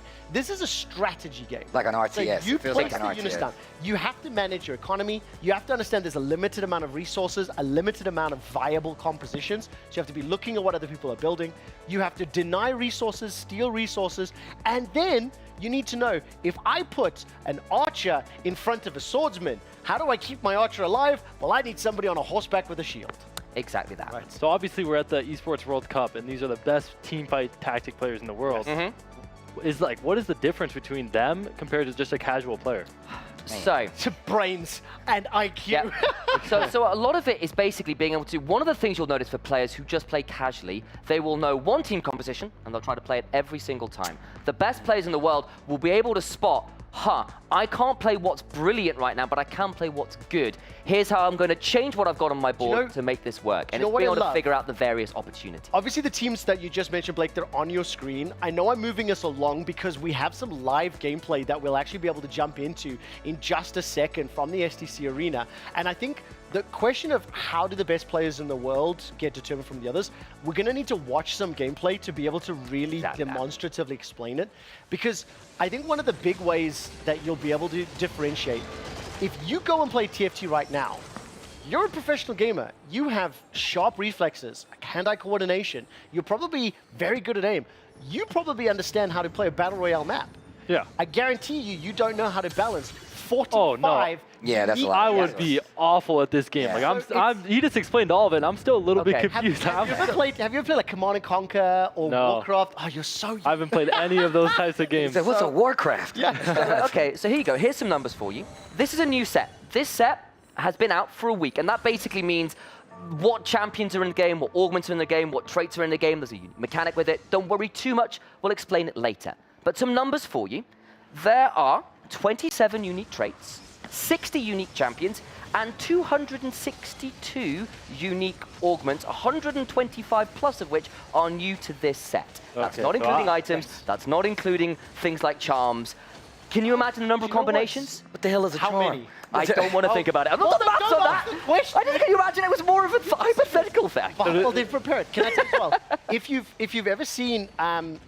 no, I won't go there. Ask your question. Okay, so if these pro players have all of those mastered, yes, is that's what separates them? Expected. Okay. Yeah, expected. What? Yeah. It's That's a knowledge game. So the thing is, we were talking about this. This set is a week old. Yeah. And this is one of the things I commend you guys on. Being able to keep track of a constantly changing set and then updating and like understanding that with all these different traits and stuff, that's crazy. My man. As a commentator and viewer of this game, we get to watch what they build and go, well, yes, of course, that's the Honeymancer build that I've seen on these websites. Yeah. I think it's more impressive from a pro player angle and side, because for the pro players, the philosophy doesn't change, right? From set to set, the exact name of those traits will vary. But there's only so many burst mage comps that you can have, multi-hitting auto-attack comps, beefy dudes with health, beefy dudes with magic. Yeah, so they do have a kind of overall archetype. There are fundamentals. And again, there are some people that absolutely kick ass at chess, but don't know how to play checkers. Yeah. And that's kind of the difference, right? Because obviously, final thoughts from me. Yeah, exactly. So to wrap it up a little bit, if you want that chess analogy, you can build your board with whatever pieces you find. So if you happen to find 5 queens, you can have a board, a chessboard with 5 queens on it. Yes. You could maybe you've got a composition where people have got a line of pawns. Well, I've got 3 knights that can get over those pawns to the people in the back. I like that analogy. I like that. Play like mahjong or something. Exactly that. That would be a great analogy. That was a great analogy you just gave. We've got an interview coming up. Before we get to that, though, we've had a brief look into teamfight tactics. We've been playing some of the basics, and trust me, I think of all 3 games, it's the most overwhelming. Just get a baseline understanding.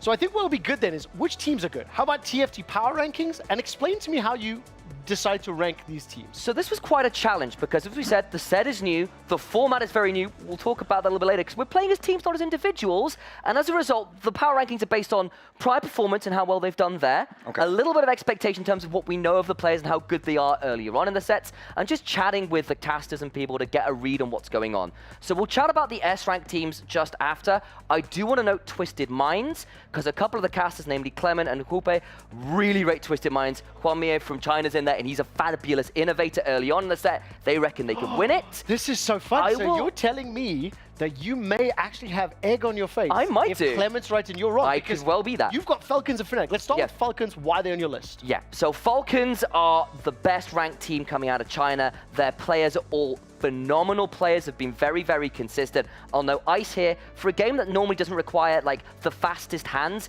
he's known for having the most APN in TFT. He just hits that D key to reroll super, super fast, and he's very, very good. The other reason that people are really rating this team, though, is a number of the other Chinese players that didn't qualify have been picked up by Falcons to come into the back room, to be part of the think tank and the coaching staff to really help get this set nailed down for their players. So their backroom staff are some of the brightest brains in the Chinese space. Also, they could be really good. I'll tell you something as well. This is traditionally a game that is an 8-player free-for-all. Okay? Yeah. But the format here at EWC is 2 teams in 4v4. So we talked about limited resources. We talked about randomization. Those things change dramatically with the format at EWC, and it's very new. Let's quickly take a look at Fnatic, because as I mentioned, we do want to move on with the show. So give me a breakdown on Fnatic. Yeah, exactly that. Fnatic are, to be honest, the absolute out-and-out favorites coming into this tournament. Wow. They have the 2 most recent world champions in Dish Soap, who won a few weeks ago in set 11, and Malala, who won set 10. Malala in particular, we saw the interview from him earlier, pulled off what Counterfeit, one of the other casts, called the miracle season in TFT. For a game that is so heavily weighted around RNG and randomness, the fact that he won nearly everything available to be won in that set is a feat that will likely never be repeated. Weijin in there as well has also just got the best average stats of any player on that team as well. So it's just full of recent champions, dominant players, and the backroom staff, including people like Froden, are also exceptionally dominant. They've taken the crown away from China as a region. This is the NA powerhouse. They are expected to win as much as you can be expected to win when it's a new set, when it's a new format, and all of that extra spice and uncertainties added. Team Falcons and Fnatic on both of your respective top tiers. That's exciting.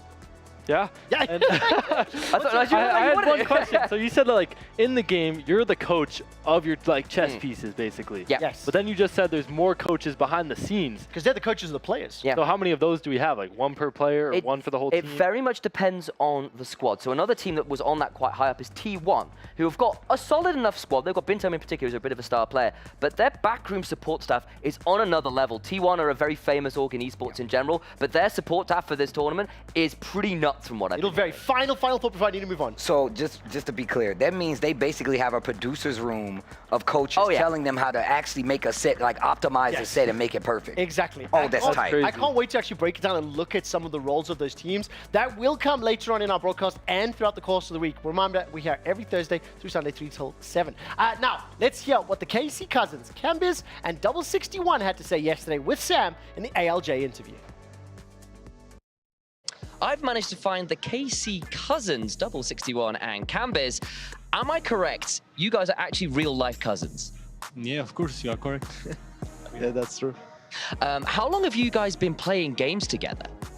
We've been playing games together maybe since 13 years. Yeah, we start at 7, 8 age, so yeah. That's absolutely incredible.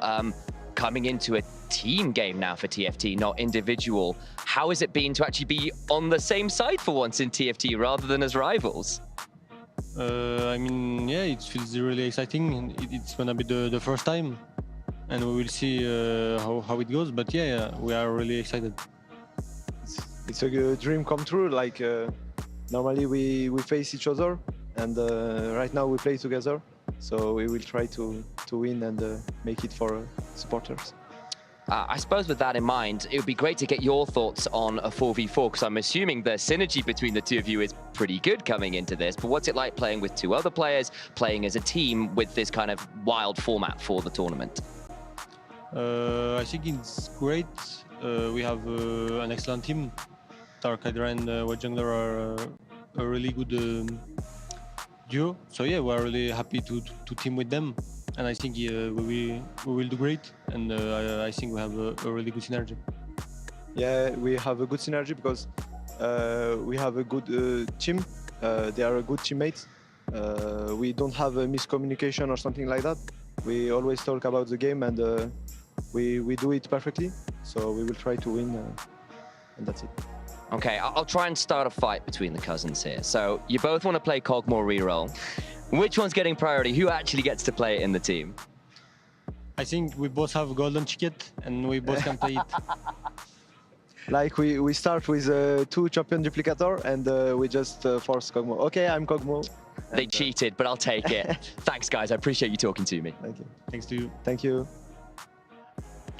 Oh, what a fantastic interview. And Sam, definitely a little bit of a cringy ending there, but we'll talk about that later. Welcome back to EWC Central. My name is Quickshot, and as we always do here throughout the course of our 4 days of coverage, we stop talking about the games to interview representatives from behind the scenes. We talk to influencers, we talk to very important people, and in this case, it is my absolute pleasure to introduce the VP of Team Operations for Toronto Ultra. This is a man named Till Veerman, who I have had the pleasure of being at least side by side, parallel, for many, many years. We used to roll in the same circles back in League of Legends days. First of all, welcome to the show.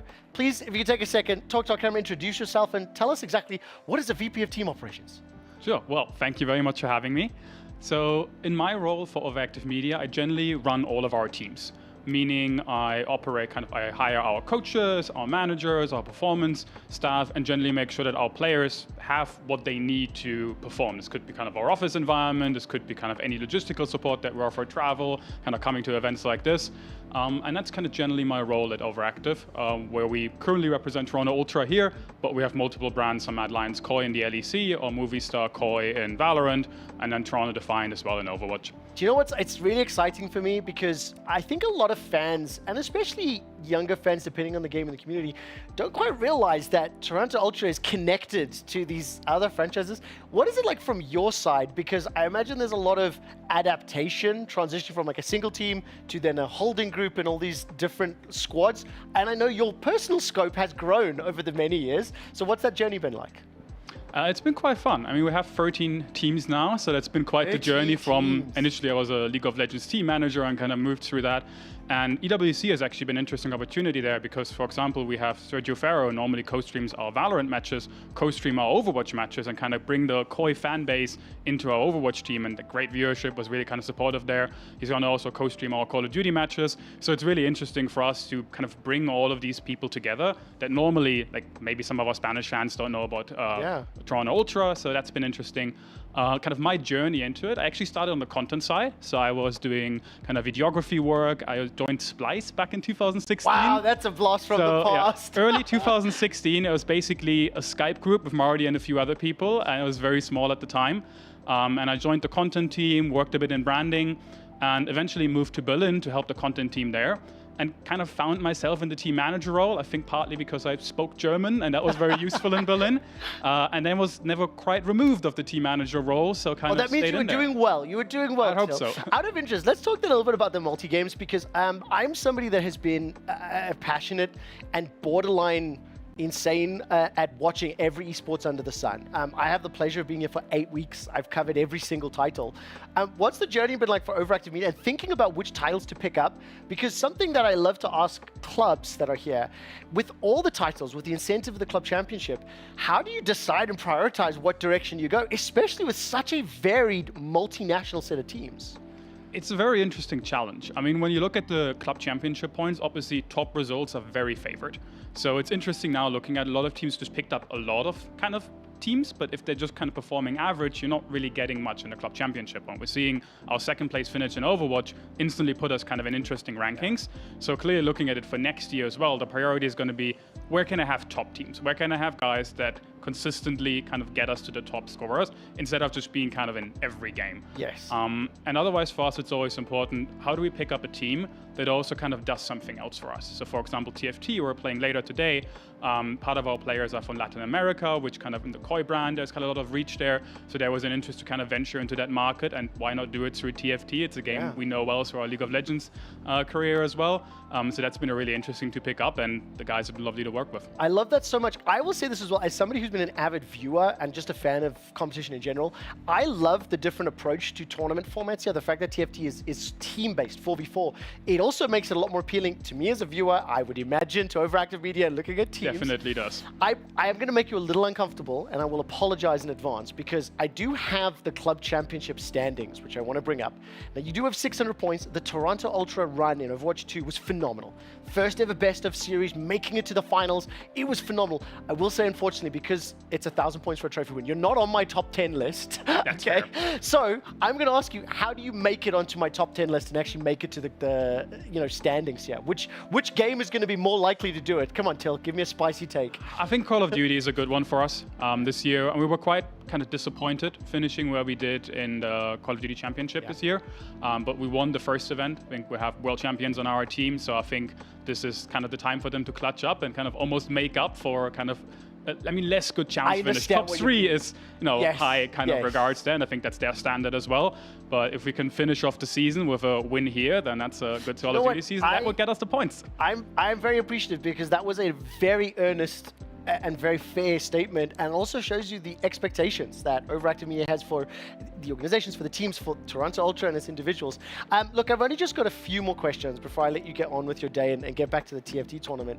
What has EWC been like? I know for a fact you've been fortunate enough to travel around, you've seen different events. So what is the entire organization, and what does it mean for Toronto Ultra and OEM? It's been a very premium experience. I mean, I've been to a lot of eSport events, but truly what kind of the players get here and servers, even the practice rooms, the player lounges that we have access to here, all of that's been very good. And it's been really fun to be here for TFT, where I think a lot of them haven't been to that many LAN events together. So it's almost like in kindergarten when people see each other for the first time and make friends and they all just know each other online. And scrim organization is just in person. So our players just walk up to people, like want to scrim, we kind of just ambush people into scrimming. Yeah. So seeing all of that for a game that, like in Counter-Strike or League, the top players see each other quite a lot. Yeah. But doing it for a game like TFT has been really interesting for us to see. And obviously competing with other organizations for the club championship across multiple games. A lot of people that do my roles, I kind of speak to about these things. And normally we compete in just one game. Now we all of a sudden compete in multiple games. So it's kind of quite interesting to the rivalries there. I will tell you this as well. This is a little unfair, but I'm sure Till will agree with me on this. Having been around the same game or the same community for prolonged periods of time, there becomes a comfort and a familiarity that you lose some of the excitedness. It's phenomenal seeing like mobile gaming esports next to giant battle royales, next to TFT and the team fights for the first time. That kindergarten analogy of having excited kids to run around and be hyped, it's really rejuvenating. It's really uplifting. Okay, well then look, I've just got 2 more things. What sort of message would you like to send to your fans, to the audience, to members of Toronto Ultra competing in TFT and Call of Duty? You can go direct to the camera, give them a shout out, and then we'll let you get on with your day.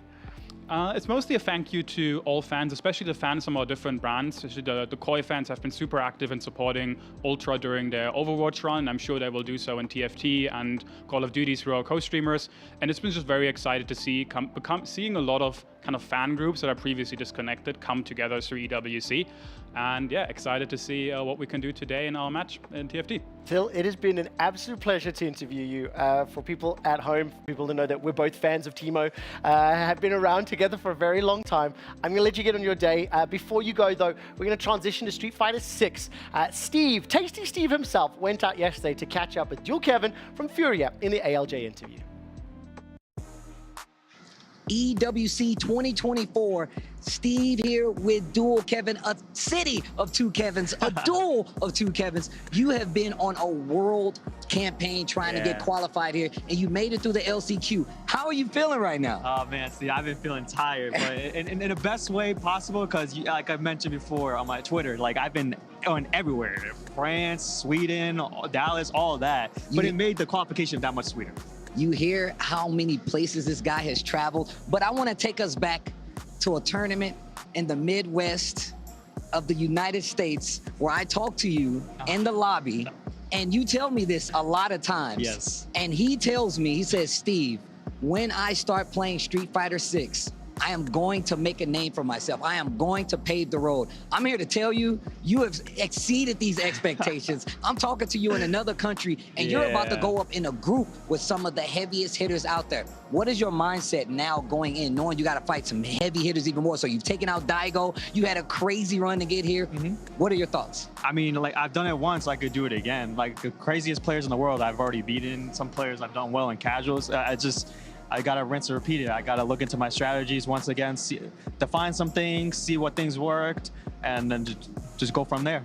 And if you had to say anything, in your training regimen, what is one of the things that stands out the most that you think puts you so well and so comfortable to play in these positions at such a high level? In terms of my training regimen, I feel like I study matches pretty well. I think, you know what actually stands out? When people ask me for advice, I feel like I give really great advice, actually. You do. Like how I put it into words. But that helps me too, like, because it seems like I'm just helping them, but it puts myself in a different perspective on like, oh, you know what? I really do this against this character, against Bison, against Cam, whatever. So let me tell that person, and you know what? Yeah, that actually is like the words I'm putting, like the way I'm thinking about it, it reminds me of my own game plan. So I like that. I like that. So obviously, like you said before, you've been traveling all around to try to get to this spot. What is your idea? What happens once you get to this top 8? Once you get to this coveted prize? Does the fight continue, or are you worried about this battle that is in front of you? Yeah, so like me, Quad from LCQ, you probably seen it on camera. I was extremely happy, right? But then next few days, I got to play here. So yes, as soon as if I were to win whatever match is in front of me, I'll be happy. But immediately, I got to think about the next step, what the next opponent, you know? So like, yes, be happy for the moment, but it's never done until the whole tournament is over. All right, and if you're looking at one opponent in your group and you're like, I gotta take that guy out because I don't wanna have to deal with him later, who would it be? Oh, it's my first round opponent for sure, which is Xiaohai. Yeah, and he's gotten me a couple of times in the past, so I'm actually glad we're playing first round. So you're happy, you're trying to run it back. Yes, for sure. At the biggest stage too, I'll feel good about this. I'll feel good about this. Well, look, Duel Kevin, I just want to tell you, man, personally, it is a pleasure to see you here and to see you do so well, especially because he told me this himself at one of the tournaments that we frequent all the time, representing the Midwest, Duel Kevin. And welcome back. Thank you so much to Till from Toronto Ultra for that interview. And thank you so much to Steve catching up with Duel Kevin. If he manages to win his game, does it become triple Kevin? And if he loses his game, does he have to become single Kevin? I think the battle was between the two Kevins. It's a single two Oh, I Kevins. see. You know, he's always fighting with the bad Kevin to be the best Kevin. So it's always there. I'll tell you two this. Kevins inside. I have a history with Kevin in broadcast being the villain of many broadcasts. But we'll find out which Kevin that is a little bit later on. Now, I believe that before we dive into our Street Fighter 6 introduction, those games will be starting at 5 o'clock. We're going to take a look at the end of the Teamfight Tactics game where Wolves and Zeta Division had a bit of a surprise. Is that right? Yeah, it looks like Wolves just about edged out the best of 3 here to knock Zeta Division down to the lower bracket. We're into the last 2 members here, and actually, as you can see, it's both Wolves. So we didn't get to touch on it too much earlier, but the format is not just a free-for-all. It is 4v4 teams, so the fact that they got 2 of their members to top 2 guaranteed a win for them. Importantly as well, what Sam has overlooked, if you look on the right-hand side of the screen, you can see 2 orange names, Leshao and Syrian, Wolves and Wolves. Then the 3rd place, Wolves, Zeta, Wolves, and 3 players eliminated. So because you're playing team versus team, there is unique strategies. I appreciate it's completely overwhelming. There's a lot to look at. Like, you've got to learn these tens of thousands of complicated either traits and combos and comps and items, and we've got to look at 4 players' boards and 4 players' setups. But crucially, Wolves with a phenomenal finish. Yeah, exactly that. And as we were kind of noting, that sort of scoreboard on the side will be tracking the various HP bars of people. When you get knocked out, you're locked into that position, which is a big deal. And obviously, because it's a team-based game rather than just a free-for-all, you've got to be really careful because you do want to get as many players as you can higher up that standings. And if you get 1 and 2 in a lobby, you're guaranteed to win that lobby. It's a big deal. Huge. And actually, I am just hearing that we can jump into that STC arena and hear from one of the members of Wolves who just won that series. Thank you so much, gentlemen. And we have YGQF after an amazing game against Zeta Division, winning 2-1. We have a few questions for the player to ask. So, first of all, this is a new format. It's a new tournament, and you guys have won the first match. So how did you guys prepare coming into this tournament? 这是这个锦标赛的第1场游戏，你们已经赢了。然后他想问你的是，有新的格式，有新的赛制，你们怎么准备的？你们准备的如何呢？我们大家都非常喜欢这个4v4的一个新的模式。然后我们知道有这个赛制之后，我们就组了一个队，然后大家一起训练。 然后约国内的就是非常厉害的战队一起训练。 Okay, after I know about this new format, we practice a lot, and we have this team in China. They help us to prepare, and we actually like this new format. It's very cool, and we, of course, we played a lot, and we practice a lot. So this is how we practice that. That's really good. I mean, it's all about communication for this format, and it seems like you guys have been able to do that, and it was really good. But we also have another question for you. You're playing on a big stage in front of a crowd. Does that pressure you in any way? 你们在这么大的舞台上面比赛，在打这个游戏，然后有没有什么压力啊？在观众在看你们，就是可能是第一次这么在打这个游戏，有什么样的压力吗？其实我们在国内也有很大的舞台上打过比赛了，所以说没有紧张。但是来到这个杀到这个世界电竞杯的这个舞台，也是非常的激动高兴的。Well, actually, we played such a big stage, and even in mainland China, we played a lot.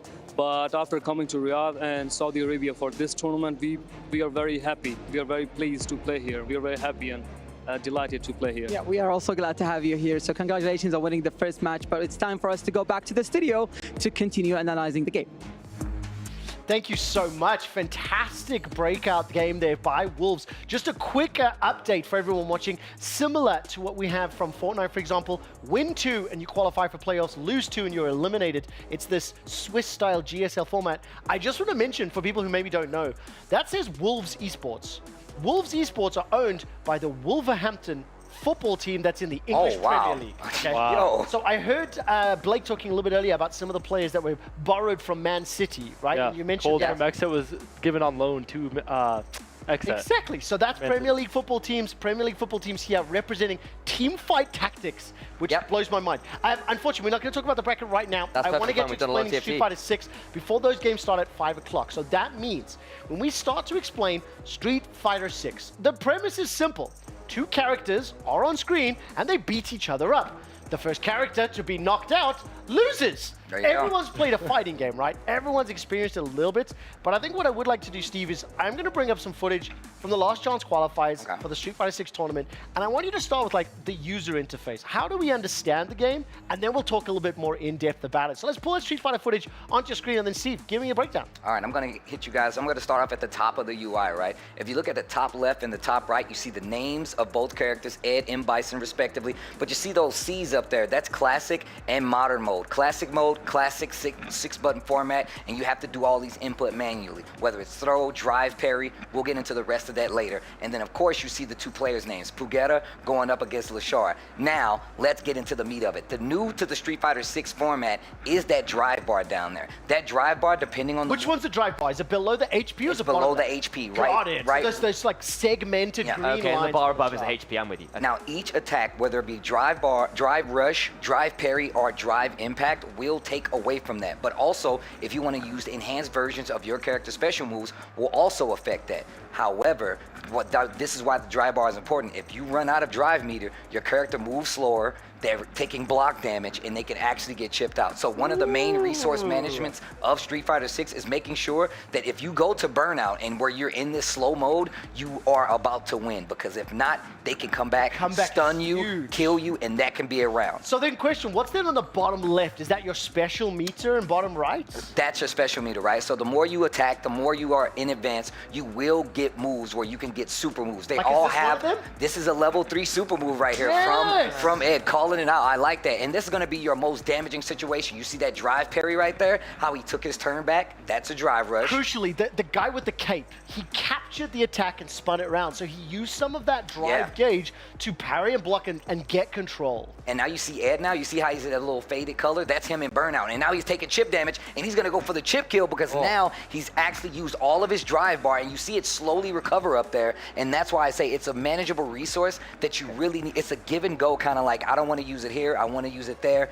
Will it get me the win? That's how I'm going to use it. So I'm assuming balancing your drive gauge and your super meter and like balancing those 2 styles of moves got to be like super key to Street Fighter. Exactly. Right? It's a resource thing, right? If you're going to use a drive bar to do a combo to cash out and use your super meter, those are the kind of combos, options you're going to use. Now, of course, I want to ask Blake, are you understanding this, keeping up? Yeah, I know you're a very young man. Have you seen a fighting game before? Yeah, I played Mortal Kombat back in the day. Okay, all right, okay. You know, I don't have a lot of experience in fighting games, but I definitely can understand what's going on here to a certain extent. Yeah, of course. And I think what's important as well is what I really love about Street Fighter 6, especially in comparison to Tekken, which will be coming next week or the week after. In Street Fighter, the fact that the characters become illuminated, they glow, it's actually a lot easier to understand when somebody is in a position of power or when they've stalled out because they can't drive anymore. Exactly. Hey, their drive gauge is empty. You see it again right here, right? Like, Lashar is actively playing in Burnout, and you can see his drive bar coming back, and he's still comfortable playing when he's in this state where you take more damage, you don't get to use as many of your moves, and you're basically on the ropes most of the time. Final thoughts before we do move on. Well, there's the last question. So can you just explain what burnout is exactly? So once you lose out a drive bar, right? Once that drive bar is empty, you'll see your character, they'll change stances, and they'll turn like gray. Gotcha. That means your character moves slower, and they actively take chip damage. You don't take chip damage when you have drive bar. So you can just block full attacks. So you can just block full attacks. But once you get to the end of that, that's when you can actually get chipped. And also, if I can just explain chip damage, in a lot of fighting games, it'll vary. Sometimes if you block, you'll prevent all damage. But when you are in Burnout, you've got no drive gauge, even if you block a hit, you'll lose a tiny bit of HP. Okay. But as long as you've got drive bar, like fuel in the tank, you don't take any damage when you block. Okay. So there's crucial things. Okay. It also means that you then have to change your style of gameplay. Now look, we could be explaining this game forever, but we're going to be doing it for the next 4 days, right? And we'll each have a chance, like we did with Fortnite earlier, to get a chance to talk to one another. We might get some pros in. We actually should be getting one a little later. Let's talk about some of the players that we need to watch, right? Because we've introduced TFT, we've introduced Fortnite Street Fighter's turn. And the way that I'm going to do this is I'm going to bring up the broadcast talent team's predictions for the Street Fighter 6 tournament here at the Esports World Cup. Now, there's a couple big things across. This is your on-air talent team. There are some big names here. I just personally want to give a shout out to Justin Wong, Ryan Hart, and Yipes. I love every one of the teams, don't get me wrong. I just love those three just a little bit more.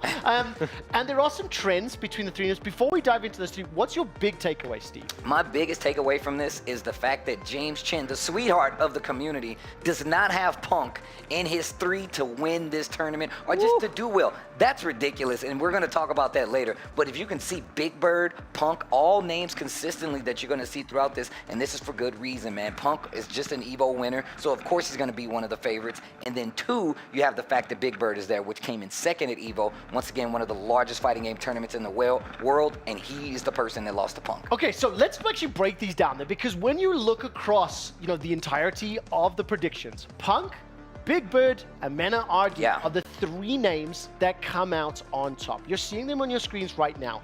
As Steve just mentioned, Punk just won EVO 2 weeks ago. He brought back a Street Fighter title for the first time in over 15 years for North America. Yep. Okay, I need that to sink in. For the first time, North America in 15 years is better than Japan or France, or South Korea sometimes.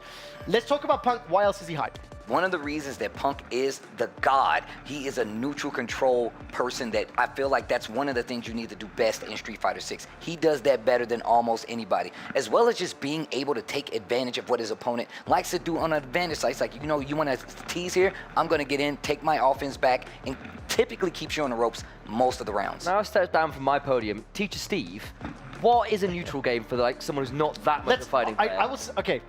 Quick, because we want to focus on the players. I'm so curious. Neutral game is like in a 1v1. When you start versus each other, this space between each other, you want to always be in control of it. Your neutral game is how well you make it so the person does not attack you by using your own attack. Appreciate it. Awesome. Now, next in line is going to be Big Bird. Big Bird took 2nd from EVO. He will be joining us later to actually watch some of Street Fighter 6 Live, which starts at 5 o'clock. Tell me why Big Bird's hyped. Big Bird, like you said, 2nd at EVO, but also if you go back to Red Bull Kumite South Africa, he was the winner. He's also one of these players that you're going to see at every event. CPT Warrior Online Middle East, he was the winner of that. Big Bird is one of the biggest names in Middle Eastern Street Fighter next to Angry Bird, but he's about due. It's about his time to get a championship, especially considering that his training partner, Angry Bird, won the inaugural Street Fighter 6 EVO. So this is a time for him to step up. This could be his time now at EWC. Do you know if these guys, did they start playing mobile games? Because we've got a Big Bird and we've got an Angry Bird. I was about to say, we got Big Bird and Angry Bird. Are they related in some sort of way? Or? The best team from this region is Falcons. It's the Falcons, right? That's kind of crazy. The bird's nest is around the corner. That's not a joke, that's the name of their office. Let's move on really quickly. The 3rd and final player on the list was Mena RD. Now, where is Mena RD from? Why do we say it that way, and why are you expecting him to? Look, I used to call him Menard, but I'm telling you, Mena RD is Mena Dominican Republic. They call him the strongest bull, and it's for a specific reason. It's because he will do whatever it takes to get the W. It takes a new character, it takes a new strategy. He will switch to that character, he will switch to that strategy, he will learn it better than you, and then he's going to use it to get the W. So I got a quick question. Do a lot of people switch up their characters, or do they primarily focus on just one? So a lot of times, Street Fighter is typically a matchup game. One character has better tools to deal with other characters, and those matchups are skewed. So if you pick a Ryu versus a Ken, the Ryu might have a 5-6 matchup, a 5-4 matchup, but if you switch that other character, it might be better for Ken. So you would typically want to play that character. Okay. However, you want to commit to a lot of characters. You want to commit to one character because that's typically going to be your strongest. You've got to learn the nuances, the answers. You need to know the entire moveset. You need to know how to counter every other potential character. So for someone to be brave enough to change characters mid-tournament, Yeah, that is crazy. It Takes a lot of practice. It's so exciting. All right, listen, we actually are going to get ourselves ready. It is less than 6 minutes to go before Street Fighter 6 makes its debut at the Esports World Cup for 2024. Before we look into those games, Steve caught up with Noah the Prodigy from Twisted Minds in the ALJ interview.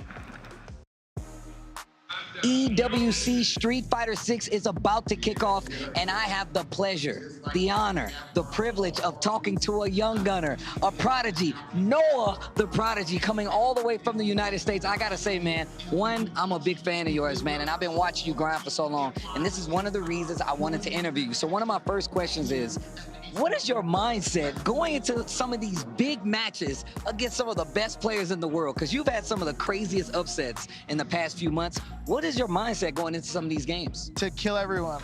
That's my mindset. You said to kill everyone? Yeah. Why is that? What's the mindset? Because there's no friends in this business. There's no friends in fighting games? Tell them there's no friends in fighting games. There's no friends in fighting games. That's what I like to hear. And also, to get on the more, technical side of things, when you play Street Fighter, you are so comfortable playing in Burnout. You're super comfortable playing in Burnout. How is that? Why is that? You gotta watch tomorrow. You'll see tomorrow. I'm gonna see tomorrow? Yeah. Oh, wow. So now I'm gonna go off the cuff. Yeah. How do you feel about your group so far going into it? Because a lot of people have you as the underdog making it out. What would you tell those people at home watching and thinks, Noah the Prodigy, the God is the underdog? If you bet your house on me, you'll win all your money. That's all. Well, with that being said, man, who in your group do you want to take out the most? I know you're a hungry competitor. I know you like to beat people up. Talk to me. Who do you want to take out?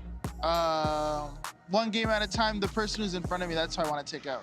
Oh, I like the focus on the goal, the task at hand. Noah the Prodigy, it's such a pleasure to finally talk to you. You know I'm a big fan. Yes, sir. Thank you guys for tuning in. More Street Fighter 6 action, EWC. Man, there are no friends in this business? No friends in Street Fighter, bro. Now, I will acknowledge when you were on the fighter's side and you are sitting on that stage staring down your opponent, I agree with you. Because look at the setup. Look at the setup. Steve, how often do you get these setups where the players are center stage? It's quiet, there's space. Yeah. You've been in that arena and you are staring down the man that you frankly have to crush. I mean, look, when we talked about the fact that, they're going to get their opponent's keys and they're literally going to have it immortalized on a potential trophy, these guys are waiting to do this, to mount it on their wall. Just look at the swag of the players. Compare that to a load of other esports where people come out, they're really polite. People come out with glasses on, they're displaying the keys. There's that kind of arrogance and ego that I really love to see. Can I tell you what, though? Depending on the game, depending on the community, also depending on the culture, the country where people come from, you get the most kawaii fighters, and you get the most badass killers on stage. There are no friends in fighting games. There are no friends in fighting games. You get look at Mena-RD. Look at Mena-RD. He's locked in. He's ready. I told that guy, they call him the strongest bull for a reason. I'm telling you now, you will get Mena-RD sitting next to other guys who are just kind of it wouldn't surprise me if one day Justin Wong and Mena-RD stood side by side and they could not have more different auras. Yeah. One of them is just huggable and nice and friendly, and the other's like, you're going down, man. Mena-RD, one Red Bull Kumite New York, gets up, does the next slice. Oh, Every one of those guys. Now, I have to explain specifically for Steve. We know about the keys. We've been talking about it for the past 2 hours. You see the players walking on there with their little triangle key and a little key frame. Each one of them is emblazoned. It will say their org, like Cloud9, like NASA. So good. And beneath it'll say their name, right? Because this is an individual, tournament. You are going to get to crush individuals next to you. Punk to God, if he wants to hold on to that title for North America, needs to take down the rest of this field. Yeah, and look, it's not going to be easy. The thing There's our is, boy! Yeah. There's our Punk the boy! God, NL right behind him. You know what NL stands Tell for? me. Never lose. I love Those are the that. kind of players that you're seeing here. And once again, Punk is one of those forerunners when it comes to the attitude that you can't stop me, I'm the best in the world. I feel like crushing the key in a 1v1 game just hits so much different because there's so much, there's so much rivalry going on, and we just, I don't know, man. It's been amazing because I think it was the Dota 2 champions Gaming Gladiators. They picked 2 opponents that they respected, and the third team, they were just like, you know what, that team, they disrespected us too many times. That team had been smashed earlier. Look, that's what it looks like when the keys get Nah, wow. nah, I can't live with that, man. Oh, man. And then that's on your trophy. Production. that was awesome. Well done, producers. But specifically the players, they sat there in the interview and they were like, yo, that team, they disrespected us. They'd been eliminated like 4 series earlier. They weren't even in like the top 3. They're just like, ha, screw those guys. They're on the trophy. I love it. I love it. You better be careful when you're talking crazy on people. Well, listen, Steve, I'm going to put you on the spot here. I asked you to think about this. What are some of the big games that are happening tonight that we should be aware of and looking forward to? So Noah the Prodigy going up against Itabashi Zangief is going to be a big one. Itabashi Zangief is a big name in Japanese Street Fighter, typically plays the grapplers. Grapplers don't get a lot of love when it comes to fighting. By the way, is his name Itabashi Zangief? Yes. And he better be playing Zangief. So he switched. At first he was playing Marisa, which is a new character, but Zangief Did he just go got back? a lot better in the season update, Also, and now he's back in. If I can explain, Zangief is a classic Street Fighter. Okay? This is a guy that's been in the game for 20 plus years. I know him, yeah. Wow. He basically wears like a red leotard, giant muscles, and just wrestles you. So like, if you think of WWE, the biggest guy you can think of, that's what this guy does. And Itabashi Zangief has been known. He's clutched it out in some of the craziest tournaments. An LCQ for Capcom Cup, he literally made it through the trenches of every fighter out there with Zangief and had everybody shaking at the end because you can only build up steam when you're playing a Now, grappler Steve, like that. I'm about to get you hyped, but I'm going to get you hyped and put you on pause. Okay. Because we are waiting for the Big Bird to join us in studio. Hey, now. Once he does, we will then do a live look-in, myself, Steve, and the Birdman himself, and watch Street Fighter 6. But while we wait for him to physically get off the stage and come and join us, we are going to take a quick look into the TFT games that are going on live right now. As a reminder, here at EWC Central, we cover all of the games. We keep you updated. So tell me what's happening in the game. So we're on to our second series. This is T1 versus Weibo Gaming. For my money, I think this should be the closest series of the day, though I said that, and we saw Zeta Division and Wolves kind of go against my expectations. This is a really relatively big one, especially for T1, because at the minute, they've got a great number of points in the club championships thanks to the League of Legends. If they do well here as well, they'd be getting some very important points for that club And championship. if I can just give some advice to non-TFT spectators, if you look at the top of the screen, you can see that each level has multiple rounds. So we're level 2, round 2. It says 2-2. And you can track those little rounds. At the end of each round, there's a different icon. So there's special rounds, special things that happen during the course of a level. But that's a good way to track how late the game goes. Traditionally, they could end 5, 6, 7-ish. Yeah. So around, level 5, level 6, level 7, that's normally around it. And you can see T1 have got 1st, 2nd, 4th, and 5th. And Weibo is then, 3rd and much. How many rounds are in a level? So that's, you'll see it along the top. So in this one, it's 1, 2, 3, 4, 5, 7 6, normally. 7. So Okay. 7 on average. You can actually count the individual icons at the top. Like there you go, see a little, 2 swords side by side means you play another player. Yeah, and that little one in the middle there means it's something called a carousel. We'll touch on that later, but it's kind of like a pause round where you get to, depending on how well you're doing, you get a little extra bonus, you get first choice. It's actually, it's a little bit wild to me to actually have to explain this game out loud, because I've been fortunate enough to play this game, but in versions of this game that have come out from different places for a while. Okay. By the way, hold on. I've breaking news here.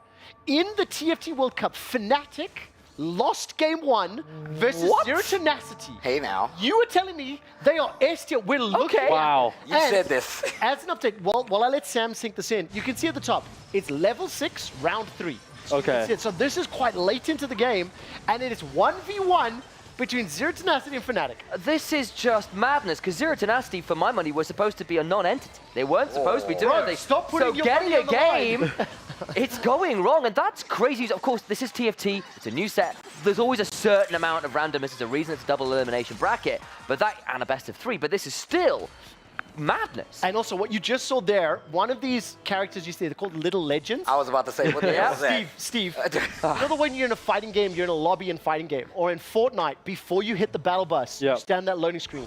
The characters that you pick for that represent you are called little legends. Yep. Ah, got it. They're Okay. characters from the game. That's a lot your of them, avatar. a lot of them are very chibi, are very kawaii, are very otaku-centric. Yep, would be the got way it, I'd say got it. it. And what we just saw was because one of the players won, that was like a finishing move. Oh, okay. Ah, So, okay. I will say this to Captain Anime in the corner there. Bro, you will love those finishes. I literally, you see, I was like, what? He was upside down shooting? That was cool. That particular little legend is called, it's an Animus squad, no less. They've just released another game mode, League of Legends, which is where TFT kind of originates from. And it's all about basically running around with your anime squad, beating up evil monsters from outer space. I It's think wild. you work for them because you're selling this game right now. I just want you to know that. That's all I really want to do. I want to play this game now. great I already fun. do they have Zed in TFT yet? Yes, they do. Get out of here. Not in we're this done. set Hold on, currently, hold on. sadly. But you can pick Zed as your little legend. Oh, we're done. And when you eliminate another player, your chibi Zed will do something badass like that. And then in previous kits, sets. There you go. Thank you. Kits. In previous sets, he was one of the playable characters. So, you know, they come in and out, they mix them up. It's really, really cool. Okay, okay. Okay, I will say, like, give us a little bit more hype for this one and tell us where we can watch the rest of the series. So you can watch this series over at EWC_gold. We're still very early on into this matchup, so comps are still kind of being decided upon. We're going to be getting to more of that later, though, so do go watch that. It's still very early doors. Where do we watch it? I said already. Apologies. It's time for us to go to a break. We will be right back at the other end of this with Street Fighter 6, Big Bird, myself, and Tasty Steve. We'll be right back.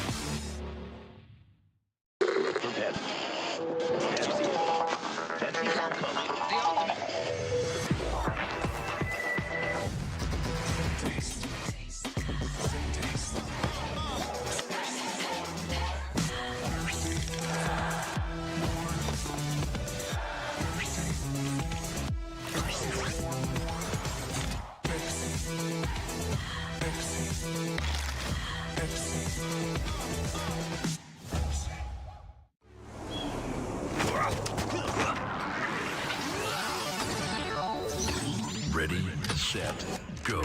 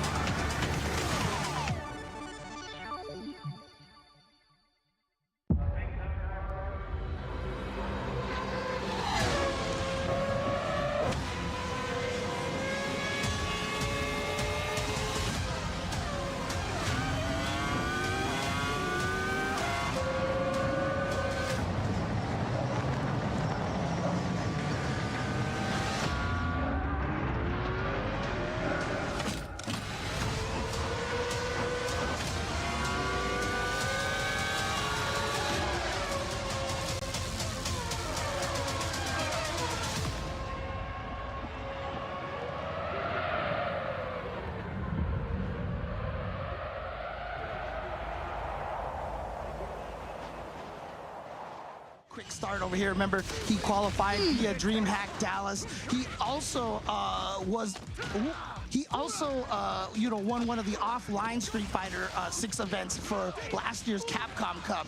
So again, Gotcha-kun, such a strong player here. Former Capcom Cup champion, actually, in Street Fighter 5. What a call on the backdash right there. Good punish. Gotcha-kun. Love that. Take your turns. It's the game of rock, paper, scissors, guys. Get familiar. We're going to teach y'all. We're going to guide y'all. Wow. Throw. Lock in with that crouching light kick right there. Sharp frame kills right here from Gotcha-kun, making everything meaty. Yeah, and also got the burn. Oh, the entire air didn't work. Is this gonna kill? 100%. Is this gonna kill? We wouldn't lie to you, James. I know you wouldn't lie to us neither. Man, okay, Ryuki, let me see some. I like that. Gachikun acknowledges. That was good stuff. What a jumping punish. Let's go, ceiling fan. Yes. Never saw a ceiling fan with fire before. That's Ken Masters.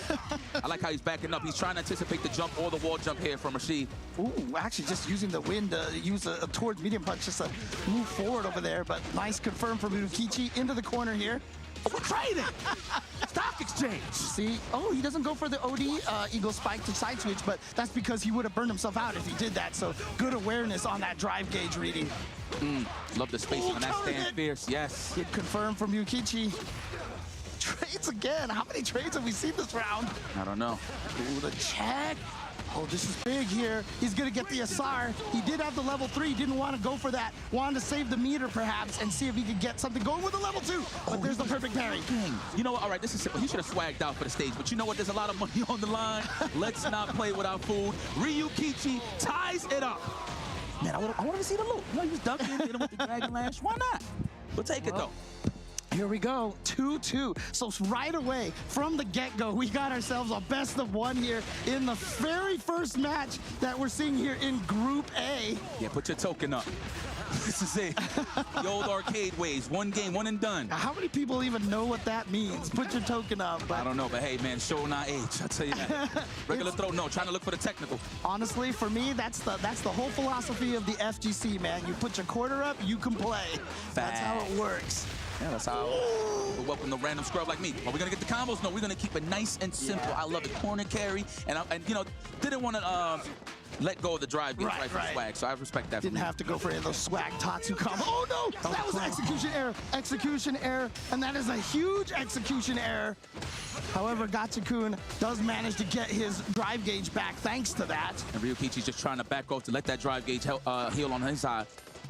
Oh my goodness. No check. Oh, try to go for the parry. And here we go, just a tiny pixel left. See, I was thinking the exact same thing. I was like, gotta watch out for the overhead or the low. So we went.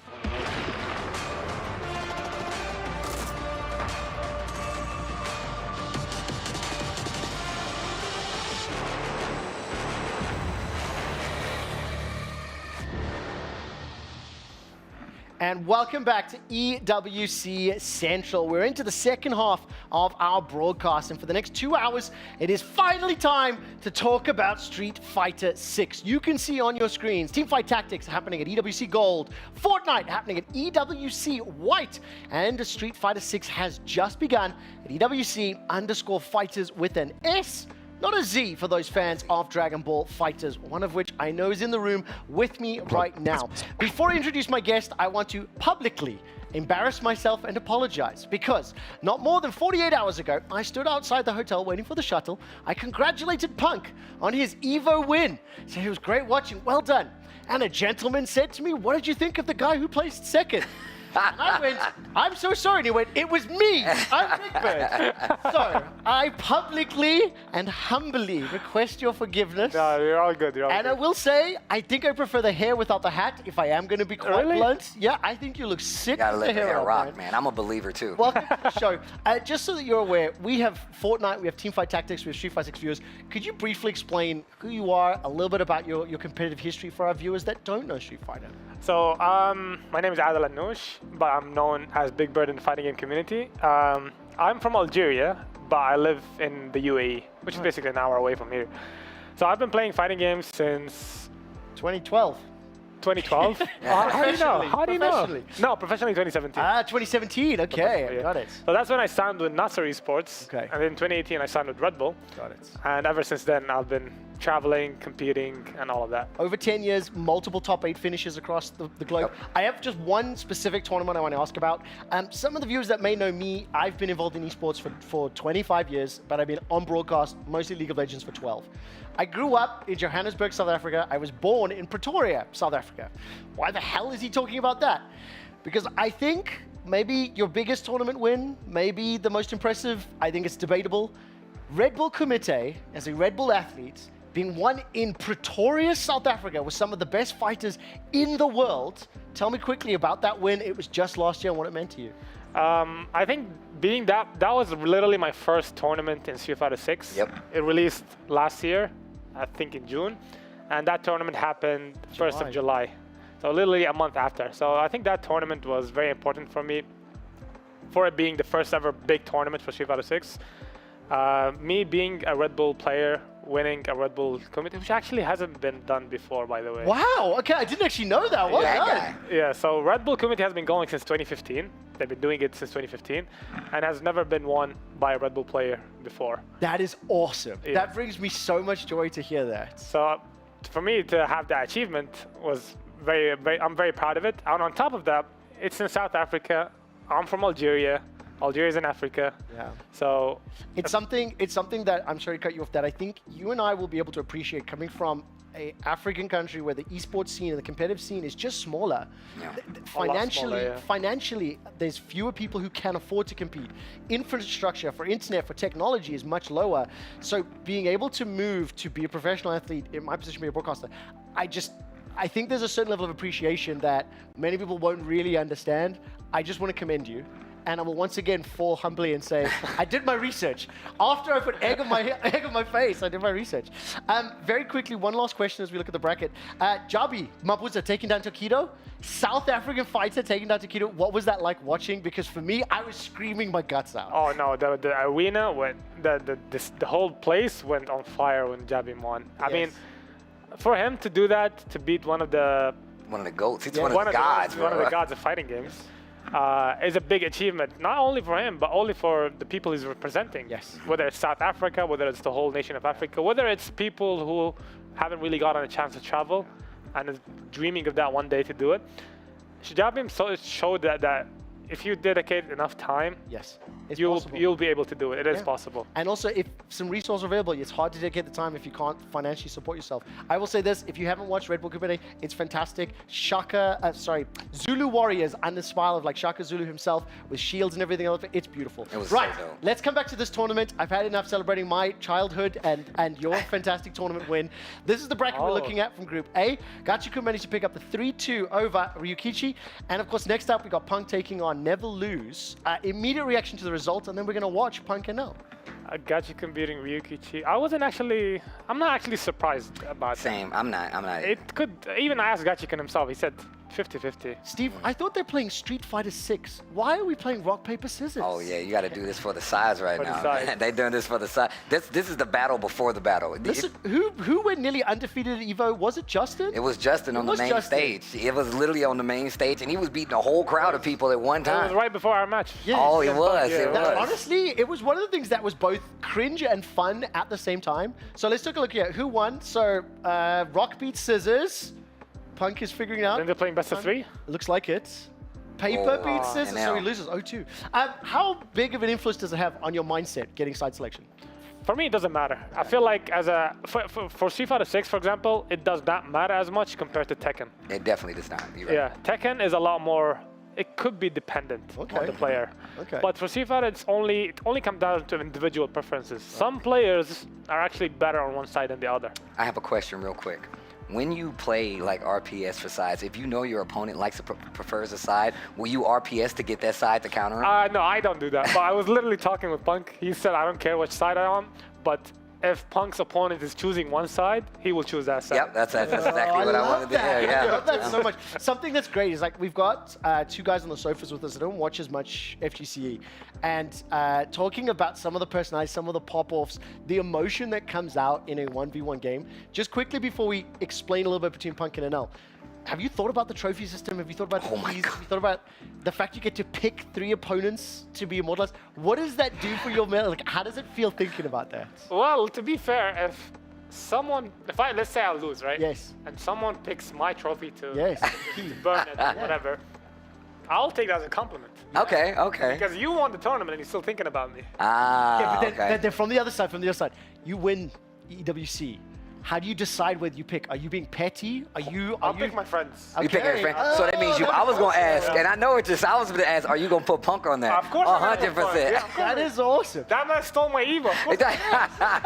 See, that's not. I knew it. I knew it was coming. I knew it was coming. One last thing, just before I ask you guys to explain to me this match, and then we'll keep an eye on the best of. Just so you know, Steve, what they wanted to do with the keys is they actually wanted to smelt them down instead of using a hydraulic press. Oh, nah, But bro. the amount of temperature required, and then also like when you do like an Apex Legends and 30 teams are eliminated at once, just not efficient. So they're going to press. Okay, we're seeing now Punk and NL. Steve, give me a pre-match. What do viewers need to know about these two players? And is Punk the undisputed favorite in this best of? I wouldn't say that. I'm gonna tell you right now, we were talking about some of the, I was talking with like Ryan Hart and some of the other players, and they was like, yo, Steve, like, who's your sleeper? And I was like, I think NL could be considered a sleeper. NL, for me, NL will always, no one ever talks about him to ever, he's actually the definition of a dark horse. Yes, see, and I said this, I think he's so strong, and I think he's even stronger when everybody else is looking at the field. No one talks about him. It has been happening since Street Fighter 5, since the previous game. No one talks about him. They will all favor a certain amount of players, but then he will come in and just ruin the whole bracket. Is this because he's just got consistency? Does he have inconsistency in like his best performances versus his average? Yes, ones? his consistency is a bit questionable, I will say that, as a player who's been watching him for a while. Yeah. But the thing about NL is he plays with no fear. Yeah. Right. And he plays in a way that's, you could say, a bit unstable, right? Yeah, yeah. So you he could say that. will sometimes kill himself. Oh, I love He will, but also the thing is that NL, I think he plays like that more times than not, but when he goes into his, like he goes into machine mode where he will not even look up from the screen. He's just literally in evil NL mode. And I don't know times where he is lost in that mode. I get it, but he needs to unlock that mode really to be a real threat. Yeah, this guy, he's, what, 38? 38, 38, and he has some of the best reactions to moves I've ever seen. On top of that, in my opinion, he has one of the best offense. Free. And like his offense is so good. But his defense is a bit questionable, but because of his offense is being so good, it covers for his defense. It does, and I will say this specifically about NL. I feel like sometimes he does get tilted because he knows his defense is a little rocky. So if you put him on the ropes and he's at this point, he's like, you can see sometimes they're like, oh, he's really shaking. And obviously that happens in fighting games, but I feel like sometimes it affects NL a little more. Got it. Can I commend you, by the way, Big Bird, like the language you're using for our broadcast, simplifying it down. I want to say thank you very much. It's his job. He's expected to do that, but I really appreciate that you do that really naturally. Let's talk very briefly. We saw NL, I think they're messing around with his controller or his stick. What do you think could have been happening? The reason I mention it, especially for a lot of the guys like in our control room, a lot of the people that are used to Fortnite, TFT, that are predominantly PC games, the controller and the stick and the pad space is something that's so foreign to so many games here. So what was he tweaking, Steve? So he was I think he was probably just taking out his wire possibly because I think he had his ball top off too. So you just keep it inside the stick. But also, yeah, like that's one of the reasons I rock with you. Like he plays like stick. Like I'm like a fan of that. But you got hitbox, which gives you like the leverless control. A lot of players are kind of like shift into that. And then you see Punk, Min, RD, they still use pad. But obviously when you come out, sometimes you got to take the stick out. And sometimes some players just have like screws where they're like, let me tighten this up before I play. So how much of an impact does it have for your like comfort, right? Because like just to briefly explain, if you use like a joystick, you have your typical like arcade joystick, right? I'm using the right things. If you use a controller or gamepad, like normal things like that, and then the one that now has the new just buttons. It's like a leverless. Leverless, right? Leverless. Wow, that's a word. Yeah, because arcade stick is a lever controller. Yes. What do you think of it? Because I remember when leverless was starting to get introduced, even like a year or two ago, there was a lot of spicy conversation if it was fair, not fair. What's your take? I think in this game it doesn't have that much advantage compared to SF5. And SF5, the previous game, because the movement, the way you move was so important. So let's say, for example, the amount of time it takes to move from back to forward on stick, you just by feeling it, it's a lot slower than doing with fingers. Think about it. You're literally just doing boom, boom, and then your entire wrist is used. Efficiency is more the goal when you use a leverless controller. If we're talking numbers, it takes 3 frames faster to move from left to right. So what I love about this, by the way, our production team has just popped off. So this is a joystick, right? Your traditional arcade stick. Now, this is a horrible rendition, but imagine you replace that joystick. If you can look at my single cam here. Oh, do we have a... Oh, we're going in. We're going in. All right, we're going in. Okay, awesome. We'll explain this later. Steve, I'm going to let you lead on this one. Cammy versus Akuma. What do we make of this? And I guess what are the chances of NL actually picking up this set? I'm gonna tell you right now, Akuma is a 18-wheeler of pain, bro. If he hits you, you're gonna explode. However, if he gets hit, he explodes. Look. Oh no! Oh, you're dead. You're dead. Bro. Gets the knockdown. Oh, okay. So, and of course, if I can attempt to explain this, Punk getting caught in the corner, cannot get out of the combo, and then just literally beaten down because of the kit and the damage Akuma can put out? I mean, the thing is that Akuma is known as like the damage dealer, and on top of that, his walk speed is really good. Same thing could be said about Cammy, right? She has a good walk speed, great buttons to kind of control that range with a whip punish for Punk. Example of great buttons. Yeah, the exact right as soon as I said it, great buttons. As soon as you said great damage, I know you got damage.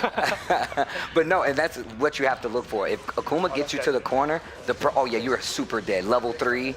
Look how he steps on it. So let me talk about this match. Punk is how you describe Punk is basically he's a robot. Yep. If he understands you, you're done. You're done. You're smoked. He downloads your playstyle. Yes. Yeah. If you play logically, it's hard to beat Punk logically. Okay. Now let's talk about NL. NL is the exact opposite. He does not play logically. He don't. Right. He's so a hard theoretically, NL could actually pick this up. Now, just to briefly explain, if you look at the top of the scoreboard, you can see the Team Falcons and the FlyQuest logo. It is NL that picked up the first set, first game, thank you, of the set, right? So you have to win 2 rounds in a game to get the one, and then it's first to 3? First to 3. Fantastic. Thank you very much for confirming that one. But no, you can see right here, Punk's starting to slow down. Now, this is when I'm afraid of Punk. Like you said, logical Punk, he's like, oh, I got to wait for this right here. And this is when you see optimized Punk. Wow. This is when you see optimized Punk. So the thing about NL is if you want to beat him, you got to slow him down. Yep. You got to take him out of his game. Yes, if you let him play his game, it's very hard to stop him. He's very mechanical. That's why I say he's a machine. He's so mechanical. He's like, oh, you just let me get my offense started. There's like, turn on every light in the house. This guy's done. You know? I'll tell you this now. Just looking at their faces whenever we get the full screens, there is anger in NL's eyes. Like he's going to machine mode. He's going to machine mode. You can feel the passion. And you would think that he's actually fighting somebody the way that he looks most times. And the thing about NL is he had a rough start to EWC season. He literally qualified at the last. Yeah. Oh my God, the whip punish was crazy. Level 3 him, lock on. But the thing about Akuma is, as good as his offense is and the damage he dishes out, he also cannot take damage at all. Yeah. For reference, glass cannon type of character. Yes, for reference, he has the lowest health in the cast. Yeah, it's intentional. So he's literally has the lowest, but he has some of the highest damage output. That's actually really good because, like, I don't play the games. I literally just watch Evos, and when you look at Akuma and you look at Cammy, him having lower base health than Cammy is like wild, just on visual alone. You know what I mean? The thing is, he has the lowest health, but he also makes everyone else feel like they have low health. Okay, yeah. Yeah, seriously. He has some of the highest damage output in the game. Watch this. Look at the damage he's about to put out. It's a Punk. Oh my word. Is that kill? Yeah, that's level 1. There you go. Look, that was half your life bar. You made a mistake and lost half your life bar? Now, let's look at Punk's facial reactions. And obviously, as somebody who stole your Evo, Mr. Big Bird. I like that you made a direct quote. Can you like give us an insight? Like, I think Punk's the kind of player who doesn't show a lot of emotion when he's playing. He looks a little robotic. Is that fair to say? What do you reckon? He doesn't show emotion, but if you're a player or if you watch the game, you can understand when Punk is getting a bit out of comfort zone. Okay. Do you think he's flustered yet? Or is this just I don't think so. Okay, got it. That's dead? Level 2, bro. I mean, look, this is what I'm saying. He's the machine. I told you, this is what happens. Literally, like, NL locks in, and it becomes significantly harder to stop him. If anything, that looked like a little bit of a smirk out of Punk's face there. The thing I don't like about Punk, and I even told him that, when he's losing, if he plays against someone like NL, Angry Bird, Mana, me, we are players heavily reliant on momentum. Yep. If we have the momentum, it's very hard to stop us. But Punk never actually... Oh, man. Oh, this might be it. Okay. Dive kick, no. Side switch, and he put a button. See, I told you. NL does not follow logic all the time. So listen, is Punk about to fall to the lower bracket in the group stage here? Or like the lower... It might be. Uh-oh, wait. Explain to me the format. What do you think of the format here at EWC and how it differs from other tournaments? I would say it's very different because I don't think we ever used that format. We never used that format. I mean, it's kind of Red Bull Kumite-ish, right? But for me, I don't mind not having round robin because I've had bad experience with round robin. You've had some terrible experiences. The thing I don't like about round robin is that if you play your matches and you finish, you gotta rely on the other.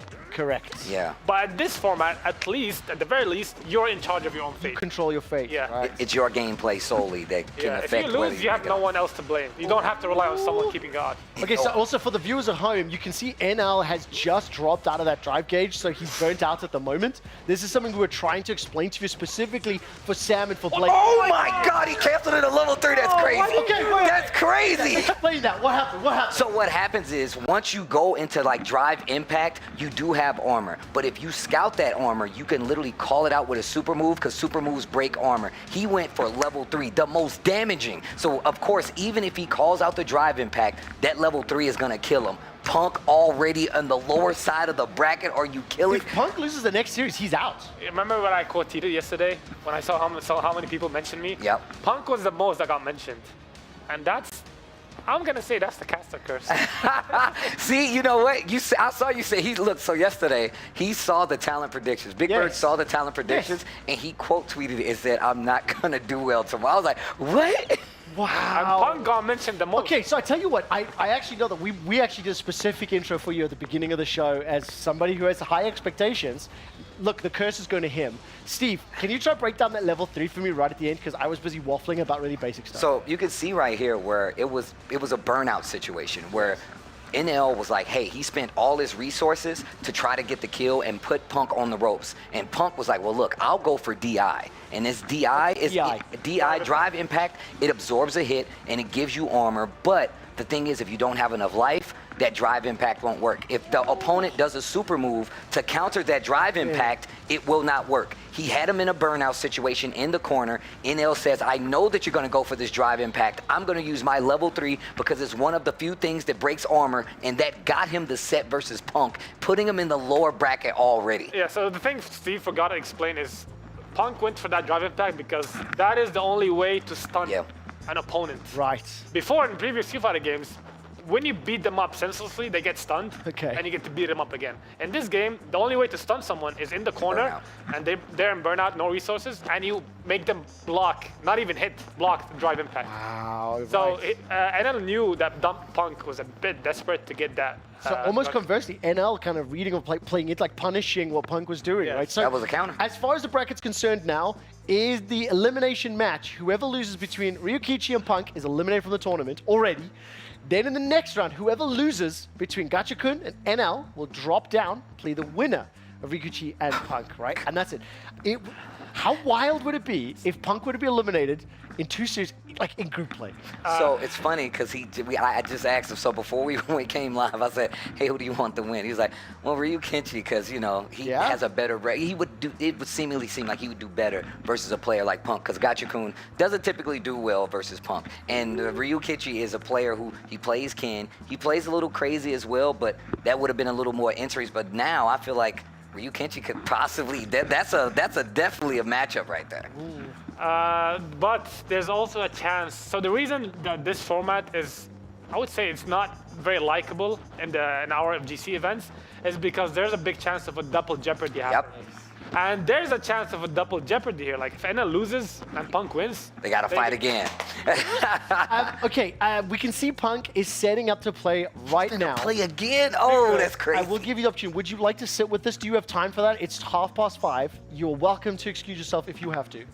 Yeah, I'll You're gonna dip out? Yeah, okay, perfect. Angry Bird's about to play soon. That's absolutely fine. Absolutely fine. So we're gonna say goodbye to Big Bird. Just before you go, please, please, please just give a quick shout out to the fans, to the viewers. Once again, I humbly apologize. No but worries, please let the fans know exactly you're playing tomorrow. Say goodbye to our viewers and we'll give you excuse. Thank you guys for having me here. I hope you guys are all enjoying the show. This tournament is definitely going to be one of the best events to watch. And if you're in Riyadh, make your way down here. You don't want to miss this live. And I'll be playing tomorrow, but for those Arabic, Middle Eastern viewers, please support me and Angry Bird. We're here carrying the whole region on our back. And I hope we get to do well. And as somebody who represents Africa as well, South Africa, I'm counting that too. Right, we're going to quickly check in with the casters while we say goodbye to Big Bird. We'll be right back. Let's check in on the arena. Oh, there we go. The micro little walk back from Punk to get into that whip throw range, but the backdash from Ryukichi. What an input error. That actually might bite me. Oh, that was reactions. Oh my God. Get this man tested. Yeah. That was ridiculous. I feel like he was doing the thing where you're kind of wiggling the joystick in that down, down, forward. And as soon as he saw something, he was just like, press the button. There we go. Yo, everybody came prepared for this guy, huh? Yeah. It's like I said, when you're the Evo champ, you've got the target on your back. And you know what the group stage was for quite some time. So you have a while to... Oh, boy, yeah. This is going to be damage. But you have a long time to study your opponents. Oh, the tumble drive. Let's go. Now we in this corner, and Ryukichi's going to keep this position as much as possible. The delays, wow, the trade, we'll take it. I like those sneakers. Can I have those? You can have this. Oh! All right, how much meter does Punk choose to spend here? Is it just going to be the level 1? It's not going to kill, so he still needs to do 1 bit of damage here. So still dangerous because Ryukichi's still sitting on a level 2. Any combo from him can actually kill at this point, and Punk is still burned out. I love the respect here from Ryukichi's like, yo, you know what? I respect your reactions. Go ahead, man. Let's play neutral. Oh, what a check. Oh, man, the nerves right there. Oh, nerves of steel from Punk.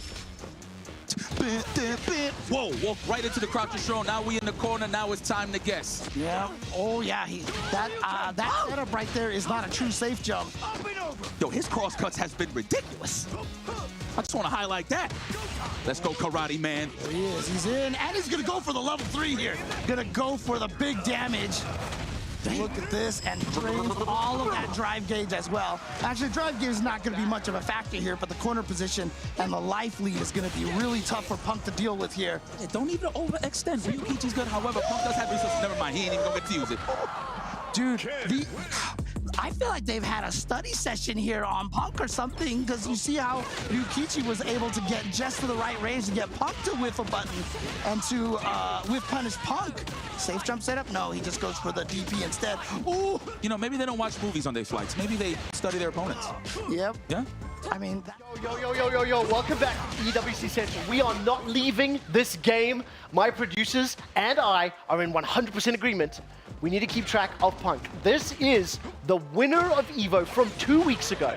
The man who took the title from Big Bird, his words, not mine, and now is on the verge of being eliminated after 2 series and 10 freaking minutes. I mean, from what I've already heard about this game, I don't know much about it, but I've heard Punk is crazy. And the fact that he's even in this position in the loser's bracket, if he loses, he's done. Oh, he dropped the combo. Oh, messed it up. Oh my God. Okay, this is wicked. Now, we're going to get very excited. Steve, when you drop the gameplay terminology, it's my responsibility to ask you to explain it, okay? Please, every time. But what I think is great is obviously everyone's played a fighting game, right? I mean, Blake, you said you played Mortal Kombat. What's your experience? Mortal Kombat. You're Mortal Kombat as well. I tried to play Dragon Ball FighterZ, Tekken, Dead or Alive, Soul Calibur, Street Fighter. I got a long history, so I can appreciate it. But it's great. One question I will ask you, how long do champions stay champions in a title like Street Fighter? The thing is that's why the fighting game community is so unique. There are so many different events throughout the year. You can run into first place at this tournament at the next tournament next month. And even though they're the champion of this tournament, doesn't mean they're going to win the next tournament. Yes. So you get your run back the next time you see them at a tournament. And fighting game players don't shy away from going. They go to every event. So that's why they run into each other so much. That's why they have so much history. And I'll just have one more thing. There are very few players that can win consecutive titles in the same game. We will have one of them on our broadcast when Tekken takes to the stage. Yep. Players like Arslan Ash will be playing in Tekken, has won multiple EVOs in Tekken, and it's a rarity.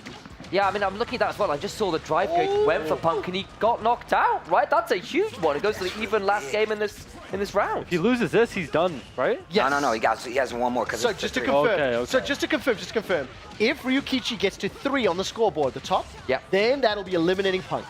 If Punk is able to bring it to 3 himself, he eliminates Ryuki. Was that knockout not a point? It's a round. So you can see, if you're looking at the top of the screen, it says Group Stage Phase 1. And then you can see it says OD, I'm assuming Overdrive, and then V, what does V mean? So what happens is those are your win notches, right? So they tell you how your win condition and how you got it done. So OD means you used an OD move that uses your drive bar. V means you use a variable move, which could be any kind of normal attack. Right now, Ryukichi has Punk in burnout, just used a level 3. If he uses a DI, then this could be 2-0 in favor of Ryukichi, and that's why they're slowing down. And what you can see is because of the pace of the game, Each point, oh my god, 2-0. No. Each point secured is a best of 3. So you have to win 3 best of 3s in your best of 5. Okay, this is potentially Punk's final games of EWC. And I came in this week thinking he might be doing a deep run. That's sick though. Side switch, makes him whiff the throw. There we go. That uses his footsie, stays out of that Look range. at the drive gauge, look at the drive gauge. Back throw. He's going to be a little bit careful. Not got a lot of drive gauge. It feels like he's been going down into burnout quite a lot. The thing is that this character, Cammy, she uses a lot of her drive bar to get in to make her combos count. What an interrupt. Goes for a reset, it didn't work. The whip punished by Punk. Oh my god. Okay. Yo. By the way, Punk's, now, in comparison to the first series we saw against NL, Punk didn't move a lot, a little smirk. His eyes are in it, his mouth. This is a player that is quite a robotic face, and he doesn't show emotion while they're playing, and he's in trouble now. Although got a lot of drive pressure. No, you definitely, and that's the thing, you start feeling the pressure when you lose a round, because obviously if you go down 3 games, eats the DI, that means you're out of the game. If you go down 2-0, you're already on the ropes. You go down 1-0, you're on the ropes. How good is Punk in lowers? He's on the verge of losing. How good is Punk in lowers in elims? I'm gonna tell you right now, he's actually, I think this is the true Punk. When you put Punk in the loser side, he starts to play crazy. And I wanna see how much bar Ryukichi has. He has 3, so he has to be really careful. Punk can lose this game if he does the wrong thing. Chose goes for the dive kick, low enough. What a check, could've got a level 3, the DI. He hits the wall, there's the stun, level 3. He lives. This is gonna be a game on the board for Punk. This is huge. So 2-1, right? Punk still, if he loses a single best of 3, if he loses 2 rounds, back to back, he's gone. Yes, right? if he loses 2 more rounds, no matter what happens, that's the end of his tournament run. To stay in, he's got to reverse sweep, basically. He literally has to reverse sweep. This is how it starts. Like I said before, when I talk about Punk, I think losers bracket Punk is the strongest Punk. Now explain to me, okay, now we've just gone between rounds, right? So it's 2-1. The players are taking a breath. Do you have to confirm your character and dive straight in? Are you allowed to take a few minutes to catch your breath? So what happens typically is, if let's just say I'm playing Blake, right, and you win, you can't switch characters. But if I lose, I can switch characters. Okay, try to find like a counter. You basically have to, you stick with your winner. You can't be like, oh, I beat you with this character. I know you're gonna switch, I'm gonna switch. You have to stick to that character until the set is done if you win. So your initial choice is in, right, I see, okay. But Punk is loosening up now. You can see he's starting to get the hang of the neutral. He's playing a lot more offense. But wait a minute, he finds the low. Right, let's talk about Ken's damage as well. In comparison to what we're learning about Akuma, sick grapple. And was that a drive rush? Yeah, drive rush, and you do that because a lot of time drive rush actually gives you advantage and it makes it harder for you to kind of answer back. So just to determine, so obviously I'm seeing the drive moves are kind of the big colored splashes, but like that, but what's the difference between a drive rush and a drive impact again? So drive impact is an attack, and you'll see the big colors come out and they'll strike. The thing is, it has armor. Now drive rush is when you see them run across the screen, just like that, but you see Punk is in burnout now, so he can't do any of those things, and he reacted and it whipped. Oh my god. Okay, so now, question. Did Punk miss, or did Ryu dodge? I think what happened there is that he missed, because he did sweep. He wasn't expecting that, right? Look, he could come in here and tell me that I'm wrong, but there's no way he was like, that level 1's gonna whiff. There's no way. If Ryu picks up 1 more win, that's game, that's eliminate set. Punk. That's on home. Punk's tournament life. The guy that I have been hyping up for my production team for 4 weeks. 9 out of 10. Oh my god, he goes for throw level 1. He tries to go for a DI. He knows okay, but Ryu's in burnout right now. Look at the gauge. He's taking over. Punk has got a lot to work with, and he's got a special meter as well. But he needs to find an opening. He needs to find an opening. Oh my god, he's checking everything. He knows that he's going to try to start his offense. And now he's just got his drive bar back. Punk needs to close out, calls out. The OD uppercut. Punk is bringing it back. 1 more round. Again, Punk loses this, he's eliminated from the tournament. I'm just looking at Ryukichi's super gauge, Mars. He's nearly at 3 as well. That can prove really scary here. Level 3s are your strongest attacks across the board. The grapple whiff. Oh my god. So you saw Cammy reach out with her right hand, didn't land the grapple, and that's what allowed Ryu's Ken to jump. By the way, Ryu's Ken is hilarious. Oh, this is dangerous. Is this bad? This is super very bad. Oh, but this is good for Punk.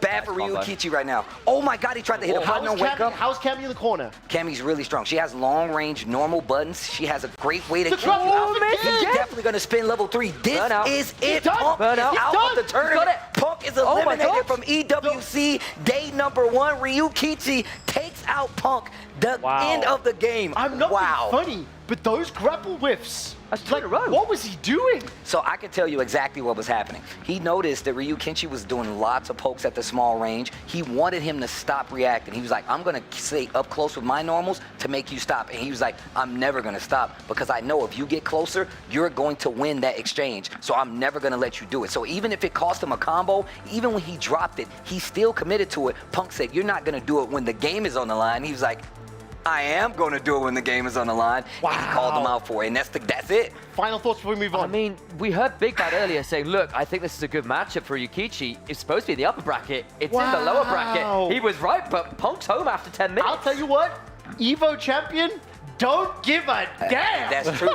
And this is what I mean. This is why I say, like, just because you're champion of Evo, you're the champion of this big event where it was the most players, does not mean that translates to the next. One final thought before we move on. Are these upsets common in Street Fighter 6? Hell yes. They are. Okay. They this are, isn't a surprise, but it is a surprise? It's a surprise because he's the champion. Yeah. Think about that. Like, honestly, I think the way that Punk went out, like, he got punked. I mean, I'm not being funny, but he's a better player than what we saw for the last 20 minutes. That's heartbreaking, but it gives us a lot to talk about and makes the rest of the tournament exciting. Now, we will come back to Street Fighter. While they're setting up the next match, what I would like to do is take a look at the second stream for Teamfight Tactics. Just before we did our Street Fighter deep dive, we found out that Zero Tenacity had picked up their first win against Fnatic. It has been bounced back, and Fnatic are now 1-1. We've just begun this game. You can see up in the thing. Level 1, round 4, or stage 1, round 4 is probably what it is. What's the setup here, Sam? So we're still very, very early on in the game. We haven't fought anybody else yet. So HP bars shouldn't have changed. Okay. Compositions are incredibly fresh to the point they've not really been solidified at all. So anything can still happen here. The big deal is obviously Fnatic managing to get that game back brings us to this deciding game here in this series, and first augment's now being decided. So the big thing with these is you get a random selection of 3 the moment you hit stage 2. So you see it says 2-1 at the top of your screen. That's the big moment where you get your first augment. And it's often a big moment because it helps you decide what kind of composition you're going to get, because what buffs you get often characterize and put you in a direction. And of course, if anybody knows, like, let's say a Steam game like Balatro, or, you know, the card games that you count to 21 that we won't say the name of for obvious reasons, okay? Those types of buffs, but also more importantly, those types of gambles that you'll take in terms of composition. Yeah. That was very scary, and I'll move on. I get what you mean, though. Big part of the game. And you mentioned the HP bars. I don't even think we've said it. No, we've When not. you see the players on the right-hand side, you can see their tags. Fnatic are in orange, Z10, Zero Tenacity, or ZTO are in the red. But you can see the little hearts and the hit points that your little legend has. So that's so you can see how alive, what the life points are, individual players are. So basically what happens is if you lose a round, you'll lose an amount of HP depending on how many champions the other player has. So the later you go into the game, the more damage you take. So often you'll find people early on will still be happy to lose a bit because they're not going to lose that much HP. And then you get those streaks we were talking about earlier, which can be a big deal in terms of getting that economy up. Yep, getting the gold up. So losing later rounds, you lose more HP. Oh, gentlemen, Steve, my days. Make sure you're seated and buckled in. We will be stepping away from this game. Where can we watch it, Sam? We can watch it, EWC_gold. And now, Steve, please be paying close attention to the cameras and the broadcast, because we're going to move away and take a look at your Evo champion, the first North American He's big Punk. This is live. Steve, this is live, happening right now. Wow. What is Punk doing when he's watching this? I'm gonna tell you what I'm gonna do. I'm crying, bro. I'm booking my flight. I'm leaving tonight. You will not see me tomorrow. You will not see me tomorrow. Papa Smithy, I don't know if you're watching, but if you are, I'm sending you my regards. FlyQuest CEO Papa Smithy and I were chatting about Punk. We actually said we were going to get him on the show later on the weekend. Oh, I can't even look at that. I don't even know Punk, but this is sad. Oh, no, bro. I'm the going. Green Day, baby. That's broken dreams. I am going to the airport right now. Because we have had several keys that have snapped under pressure. I think when somebody's soul is crushed that badly, that key doesn't even survive holistically. Wow. That's brutal. Do you know what? Production team, producers, you guys are on fire today. That was exceptional. I can't believe. I can't handle that. I could not handle that. And of course, let's be honest, Punk had higher expectations for himself. He's going to be incredibly disappointed with those series. Losing to NL, losing to Ryuki. Do you know what I mean? Wow.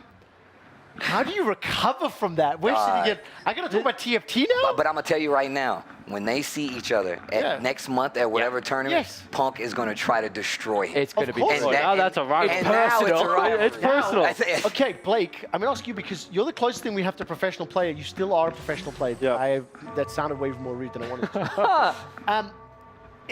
Is the caster curse, the fact that Big Bird sat here, Big Bird tweeted the caster curse, we showed it on air, and he's like, I've been cursed now. Punk's already down. Big Bird goes next. Do you believe in curses like that? I do believe in the caster curses because we have a streamer here at EWC, Aussie Antics, co-streaming the Esports World Cup. And every time he's doing viewing parties at Fortnite tournaments, he clicks on a stream or talks about a player, something bad goes wrong. Wow. So caster curse is real, and we just saw living proof of it. Yes, unbelievable. Okay, so obviously Punk is gone. We will come back to Group A as well as the qualifiers, how that plays out a little later on. We are looking at Fnatic again leading this lobby. You can see 1, 2, 3 members in the top 4. And for the moment, for the time being, Zero Tenacity dropping down. Let's briefly talk about some of the team dynamics. Yeah. It's 2 teams of 4. How do they play together? So that's a really good thing to call out. So as we've kind of mentioned a couple times, standard team fight tactics, both in when you're playing by yourself and competitively, it's just you against the lobby. You're not playing with teammates. This time around for EWC, they brought in a new format, which is 4v4, where 4 of the players in the lobby are from one team, 4 from the other.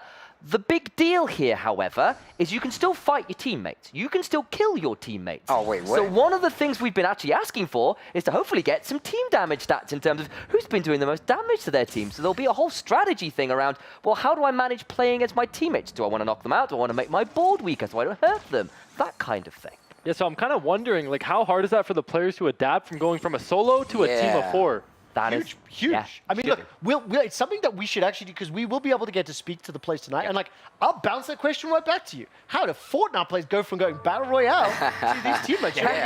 Well, in Battle Royale, Fortnite's always shuffling the game modes. You're playing duos, trios, solos. What I'll say is, I think in this, it's actually probably a bigger jump for TFT individuals to come play this format because 100%. To my knowledge, this format's never existed. Okay, so it has, but very, very occasionally in kind of for fun tournaments and not always run that successfully. So this is the first major tournament, certainly in a couple of years. Put it this way, how many tournaments have featured Fnatic, T1, Falcons? Exactly. Has that tournament existed? No, God, no. So that means a for fun streamer event is not going to give you the experience. And the big thing is, from the limited information we have, people haven't been very good at changing their play styles. And so this time around, with a little bit more lead up, teams have been a lot more careful to put practice into that from what we've been hearing. And Malala was saying it earlier, like, look, we put a lot of effort into working as a team and trying to function as a team. We talked to the Casey Cousins. They were like, yo, we put a lot of effort into this. And the fact that they're playing on a week-old set, so they're literally learning these new adjustments,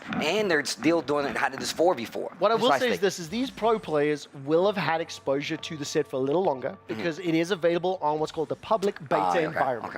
However, it is not field tested by the tens of millions of players. You know what it's like when a new character is dropped in SF, right?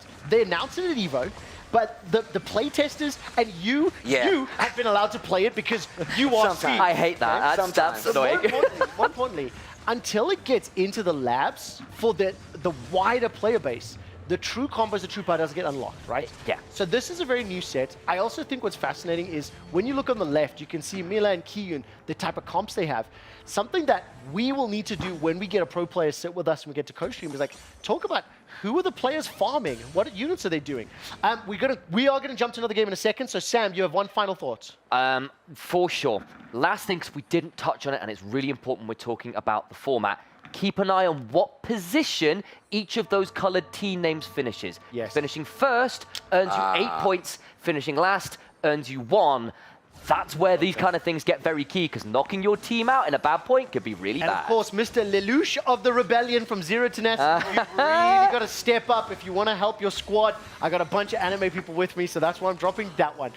Let's move on very quickly, because I want to take a look into Fortnite. This Here we is go. live. Very smooth. XF versus Falcons. This is a huge matchup. Let's go.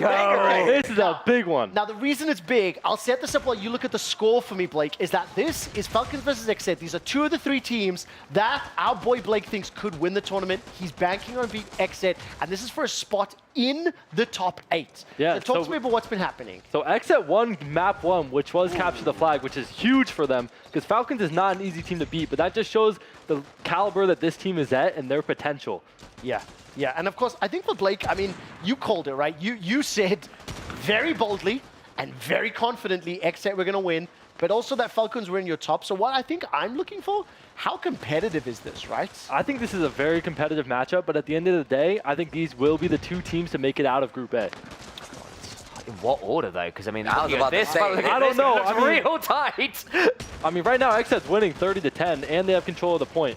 Oh, yeah. I tell you something, boys. We've been very fortunate. In past weeks, we haven't been able to watch this much live gameplay together.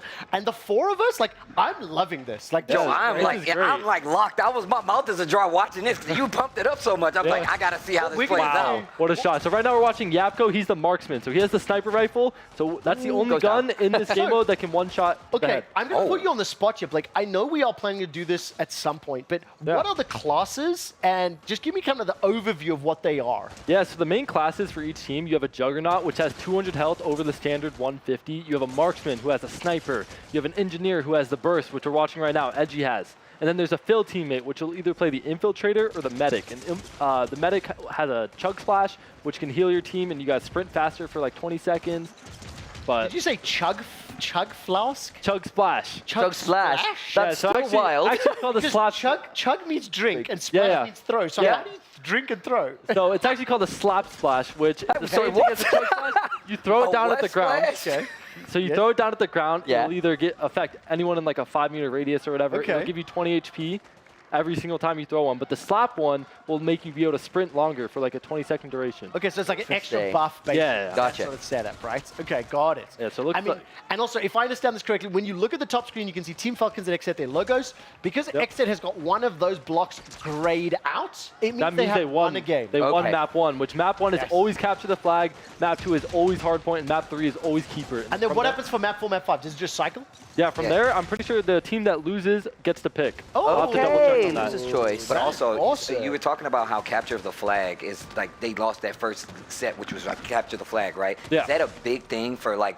Winning map 1 is huge for the potential, and then if you go in to win map 2, like the series should have been a lock at that point. Okay, here we go. Man, they really do play like this lame game when it comes to like just protecting each other and like maintaining. I mean, have you had much time on these maps, Blake? I mean, because obviously saying they're relatively new, community funded, made. Have you had much time on them? Have you got any kind of like maps you think, yo, this one's really good, I struggle more with this one? Yeah, so I've had a lot of time on capture the flag and hardpoint. I haven't really had much experience on keeper because it's sort of new, and I didn't really play the qualifiers for this, obviously. Yeah. I'm on this side of it. Not Look, just give all the excuses you need to, mate. It's fine. Well, that's the way of me saying that I'm just really washed and like. Listen, former pro, 15-time finalist, and now he's here on the sofa with me. I would say that's pretty. Look who he's going to be with. But yeah, no, I've had a lot of time on capture the flag and hardpoint, and they're both two very strategic game modes. And like you're watching it right now, and you don't really see what goes into this and how good these players actually are. I sincerely mean this because once we finish our show, we only run until 7. I actually want you guys to ask the players that we find if we're able to, and also ask the broadcasters who've got relations topic, how different the game modes are, especially if we can get some of these like, you know, Battle Royale legends to talk about. I was actually gonna say, man, looking at some of like, one of my main concerns is like how these, you know, solo players that do this really good at like deathmatch, do this really good at capture the flag, how do they cycle through team-wise when they're dealing with another person who might be better at capture the flag? What's the mindset going into a set where you're like, well, look, we're probably gonna lose capture the flag, so that means we gotta catch up on hardpoint. That means we gotta catch up on the other end. Well, every team always has their dominant game mode, And then obviously, like, you have your weakest game mode too. That's just how it is. But in my opinion, XSET, they don't have a weak point. Oh, one thing I love so much, by the way, if anybody follows EWC_EN on Instagram, they actually interviewed a lot of the Fortnite players. The question wasn't what's the best, the question was what's your favorite? Yeah. And pretty much universally, everyone's like, hardpoint's the best. It was like an insta-lock answer. Yeah. So it is one, but then what I expect to see then is close games. I mean, 122 to 104. XSET are on the verge of picking up like a 2-0, right? If they get a 2-0, I don't see them falling down any short in keeper because what I heard from the coach, their keeper might be their best game mode because they figured it out faster than anybody else. And I actually just found out map 4 is either capture the flag or hardpoint. I'm not really sure who chooses that. And then map 5 is the opposite of whatever that was. So keeper's only played once in the series, but going into the playoffs, best of 7, we'll probably see keeper more than once. Oh, unbelievable stuff. Just a quick update, by the way. Street Fighter upper bracket between Gachikun and NL is in the 5th and final of that series. You can find that EWC_fighters. Don't reveal the result, Steve. I'm saying this now. We will talk about it. His face is very evocative. Hey, Steve. Don't do it. Fortnite. Go back to Fortnite. No, don't do it. Obviously, it's very exciting here. But listen, 150 This points. is a really close matchup right now. Right. 150 to 135, and Falcon has the point. So they're about to catch up. It's about to be a tie game. Reminder, in this game mode, it's the first to 250. Yes, right? first to Hard point. 250. Okay, first to 100 250. 100 points in it. And there's a timer, like there's a 5-minute timer, but that will never really run out. The only time that the time is ticking is whenever no one's on the point. Interesting. So, and normally there's always someone on the That'll point. actually be fascinating to see because I can imagine there'll be some examples, very rarely, where the time will run down, but good teams should always be. Yeah, good teams, like a matchup like this, the timer will never run out. Right. So obviously with TFT, we've been talking about like, yo, the set's incredibly new, the format's very new for most of these players, so there's been a very hard learning curve in terms of the time frame to get up to date with the format and stuff. How long has Keeper been out and kind of part of this kind of format for these teams to get ready for this? Yeah, so Keeper's only been out for like a good month and a half. Okay, so really not a long time. But Hardpoint and Capture the Flag have been out for way longer. They've had months and months and months. The thing is, right? Correct me if I'm wrong, but these 3 specific maps are made for this tournament. Yes. They're custom. You can see the map codes in the top right-hand corner plus the game modes. So philosophically and fundamentally, these game modes have existed for decades. True. The question is whether or not these players have been accustomed to playing them in other games. Because yes, Keeper in Fortnite is brand new, but the concept of it, King of the Hill or whatever Oddball in Halo, it is a mode that maybe some people have more experience with, right? Yeah, and I know it's super unique. There's some players on like Team Exceed. We have Okus, who comes from a COD background, so he definitely has that experience. Yes. Which is why everyone's like, I like Hardpoint, because I play Call of Duty and I understand. Hardpoint's just a classic. I mean, whenever I used to play COD, I was not the biggest fan of Capture the Flag, but in my opinion, in Fortnite, it's really fun. The thing that I love about this version of Hardpoint, in comparison to at least older versions of Call of Duty, I don't know what it is on Modern Warfare 3, but in older versions it was randomized. Also, the maps were much bigger. This map looks a lot smaller to me than what I would expect. Yeah, it's not too big. And the fact that there's a rhythm to it, like, you know, they've got to defend this car right now. And then you've got the fact that there's a specific flow to each point. It's going to have impact on your strategy, on your rotations, your movements. So, go on, I think that we should take a look at how close this match actually is. It is 210 to 195. Like, any team can win this. And XZ is holding this point down right now. There's 14 seconds left. Falcons need to get a 60-point cap on the next point, or else this might be bad. 60, is that possible? Yeah, holding it for all 60 seconds, especially on this next one. Okay, super quick. Just as an update, Gachikun has taken out NL 3-2. Wow. In that upper bracket. So if I understand correctly, Gachikun is now through into the top 8, right? And into He's the looking in good. top 16. Top right 16, thank you very much. Top 16 is the one I was looking for. And now we come back to Fortnite. Yeah, so Falcons has control of this point. And they're looking good. They're established on this point. XZ's trying to group up together to get a push going. Because you got to really work as a team to push onto these points, because they got so many like crossfires and all of that. But you were saying they need it for the entire duration. They can't give a point up here. It's getting really difficult. I mean, right now we're down to the point where it's 228 to 222. Oh my days. So realistically, there's only 1 point left. And this point's got 23 seconds on it. Either of these teams on clock. Either of these teams could win off of this point. Oh my word. That's huge. All right, so there's 18 seconds left. Falcon is at 230, taking out Edgy. Keep in mind, the red skin is Team Falcons. You can see it underneath. There's that red bar. Exit is blue. 237, 12 points to go. 11, 10 points. 10 points to go. There's 4 seconds left. We're moving on to the next point. Exit's going to have it at the start. This is going to be a really close matchup. They misplayed this. Falcons have to cap it. Falcons have to get on this point, or Exit's going to win the map, and it's going to be 2-0. Can they get you quick enough? Can you make I don't know. But like, they Visual with a huge headshot snipe. Oh my God. Visual versus Teeny. Visual wins the one. Visual takes out Jason. Exit takes the map. Wow. Honestly, hold on. Exit did not win that map. They were gifted it because of spawn point. Well, that's how it is. Like, you have the spawn advantages, and Exit had that point because Falcons was holding the other point. Like, not even joking, because we kind of saw it happening because Falcons were on that old set point. They didn't want to leave it, but then the problem is it gave Exit a chance to set up. Gentlemen, let's take a breath, because I think we're going to have 4 days of intense screaming for Street Fighter 4. That was hype. That was hype. Chill out for TFT. We're going to have chill for TFT. So as a note to anyone watching, when you need a breath, tune into the TNT. Okay, we do need to move on with the broadcast. Obviously, that is a 2-0. You can continue watching Fortnite at EWC_white. Yes, I'm going to keep doing this throughout the weekend, boys, don't forget. We are now going to quickly rewatch the final moments of Punk being eliminated from EWC, and then we'll hear from him in the ALJ interview. Dude, I mean, look, remember when Punk, he ended up beating Big Bird off of a Roger? No, that should do it right there. Ryuki, if he just lands this level 3, that's gonna do it. Punk, the God, is gonna go out of this tournament here 3-1, losing to Gachikun. I'm not sorry, not Gachikun, NL, and now losing to Ryukichi. Punk the God is out of EWC. Commiserations there, tough matches. Both of them looked really, really difficult. NL with the Akuma and then Ryukichi. Obviously, you know, it's never an easy discussion, but how are you feeling right now? I'm okay. Yeah, it was fun. I don't really care about losing as long as I feel like everything is fine with setups and nothing happened wrong. It's just up to me to play better. So it's just my fault. In the NL match, you know, obviously it's been a few minutes, but do you feel there's something you could have done different in terms of your approach?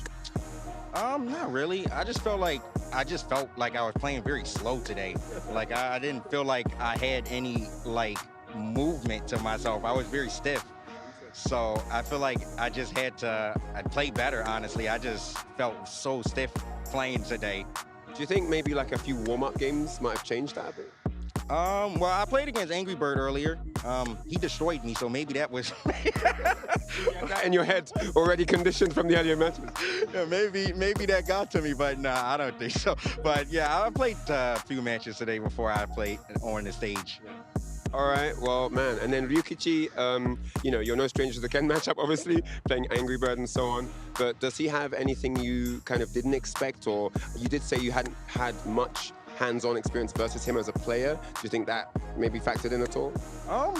Not really. I feel like, I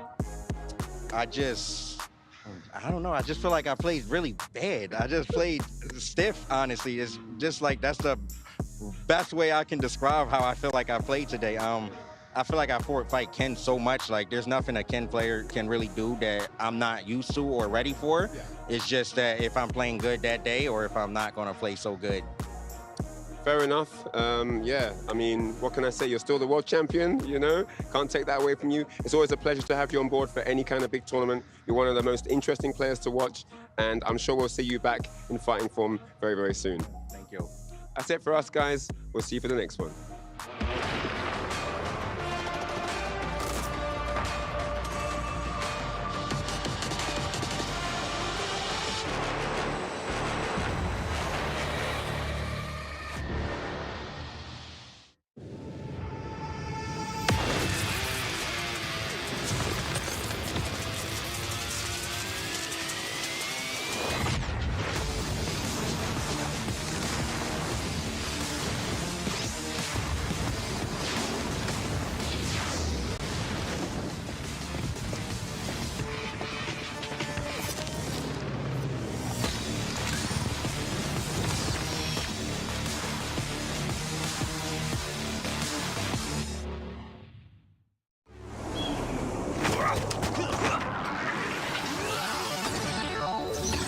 Ready, set, go.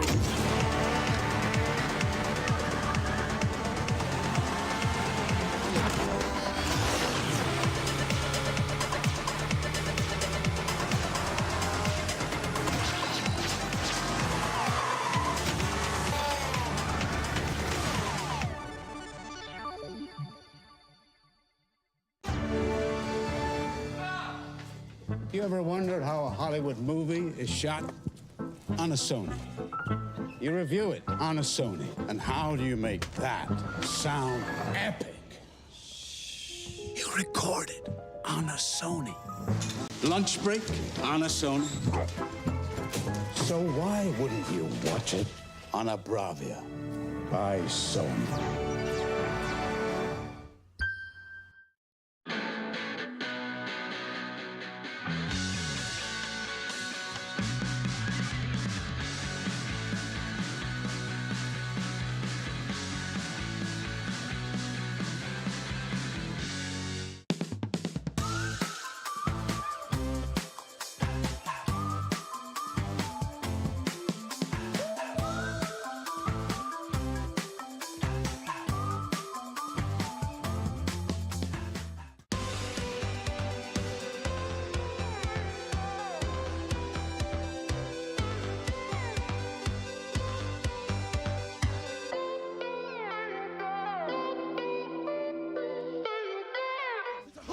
nice little backdash there to avoid. Of course, throws and backdash about the same length. So if you do them at the same time, no one gets any sort of punishes. Ooh, what a check on that raw drive rush. Oh, damn. Force fed up the punch. To the chop with the standing heavy punch. Where you going? Oh my God, spend it. Yes. Oh, Skynell, I'm becoming a fan as I'm watching. I mean, I was already impressed with his gameplay, but man. Can he build up to a level 1? Oh, okay, he just was shy, so he wasn't able to, but that throw is gonna do it anyway. NL going up 2-1. You know what? It makes sense that these guys are trying hard, right? They just took out the Evo champion. It's like, yo, I have to make this count. Because you don't want to leave the tournament like, all right, yeah, I lost, but at least I beat Punk. No, you got to finish the job. All right. Let's go. Ooh, punish. Ooh, nice, proper nice. punish. There we go. Fierce starter on top of that, James. Delayed. There you go. Let me get that. No shimmies. I love that. The DP, of course, as usual. You're not throwing me. It ain't going to be for free. Yep. Oh, yeah, perfect parry on that fireball. A little too far away to actually get the punish. You can see NL trying to find a way out of this corner right now. Ryukichi, though, burns himself out with that OD fireball. But he's got such a lead. Oh, boy. Yeah. Here it starts to happen, but they're both burned out right now. This is a ST mode. Mind games. James, they don't know. They don't know. They both dehydrated. Who's going to touch grass first is the question. Oh, but he didn't have the meter for the drive rush, so he couldn't get another juggle after that. At least he got some space, though, so it's pretty good. Yeah. Yep. And now he's... Oh, he just got sniped. He just got sniped in the legs. Ryukichi catching him. Try to jump. Watch those toes, man. Watch those toes. Open toe sandals. You know what? It's sand. I get it. Trying to jump, young man. Sweep. Oh, actually, he didn't even try to touch it, but it wasn't even counter hit. Wow, okay. V reversal. Sorry, drive reversal. One game too late there. Works for me. Let's go. Oh, the space out game. Yup. Don't cross the line on the sand, literally. Throw. And it burnt him out, too. This is huge for... And oh, what a jump from Ryukichi. I like that. Keeping the pressure. Wow. No, didn't expect that one. That's how you know he was already committed to the crouch and roundhouse. That's over with. Ouch. And here we go. NL, match point, can qualify right here. Come on, Ryukichi. Your theme song's playing. Almost could have got a punish there, but it was a jab fireball for far, so he recovered in time. Man, Akuma, throw. Wise choice there from Ryukichi to take it. Oh, what a DP again. Hitting Akuma. Air fireball dissipates instantly in that situation. Nice. Oh, yeah, that time was close enough. The better option was he went for jab instead of the crouch and fierce. So he got there a little faster to get the combo very...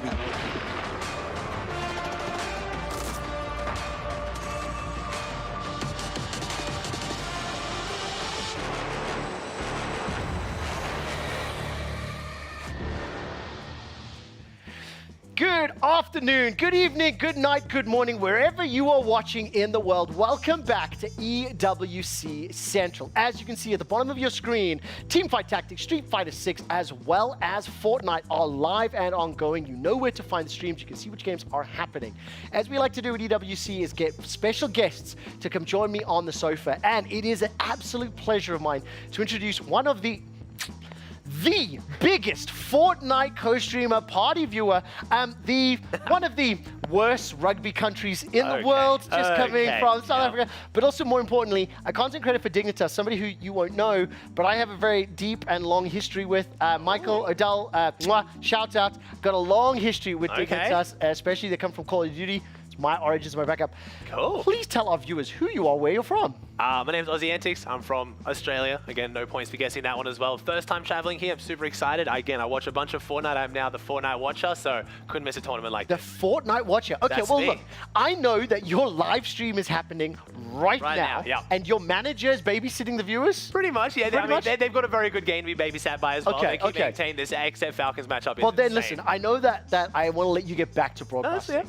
You have a lot of passion, a lot of energy. Oh, yeah. Let's talk about the tournament. It's not Battle Royale. Not Battle Royale, This is a format that I've been discussing with Blake and with my other guests. Like, the game modes are familiar. These are things we've seen in Halo, Call of Duty, Unreal Fortnite. tournaments, right? but not Fortnite. Not Fortnite. So how hard is it for the teams to adapt, and who do you think are the tournament favorites? Ooh, it's a tough question. So coming from Battle Royale, obviously super different, like could not be more different from small team game modes. But again, the gun skills, the mechanics, they are similar. And you're seeing teams and players like Falcons right now. Falcons is probably the favorites. They have one of, if not the greatest players of all time, Tayson on their team. And he has adapted so well to this. He won five-time FNCS champion, but he is so good at this game mode as well. Just struggled in the Battle Royale game mode, but is still dominating. Now listen, what we can actually see on your broadcast is this is the live footage here we go. from Falcons and Xset. Now I'm going to be challenging you, Mr. Antics, because I know you have broadcast experience. I know you're a streamer and entertainer. You're welcome to keep watching it, but you need to answer my questions. Okay, yes.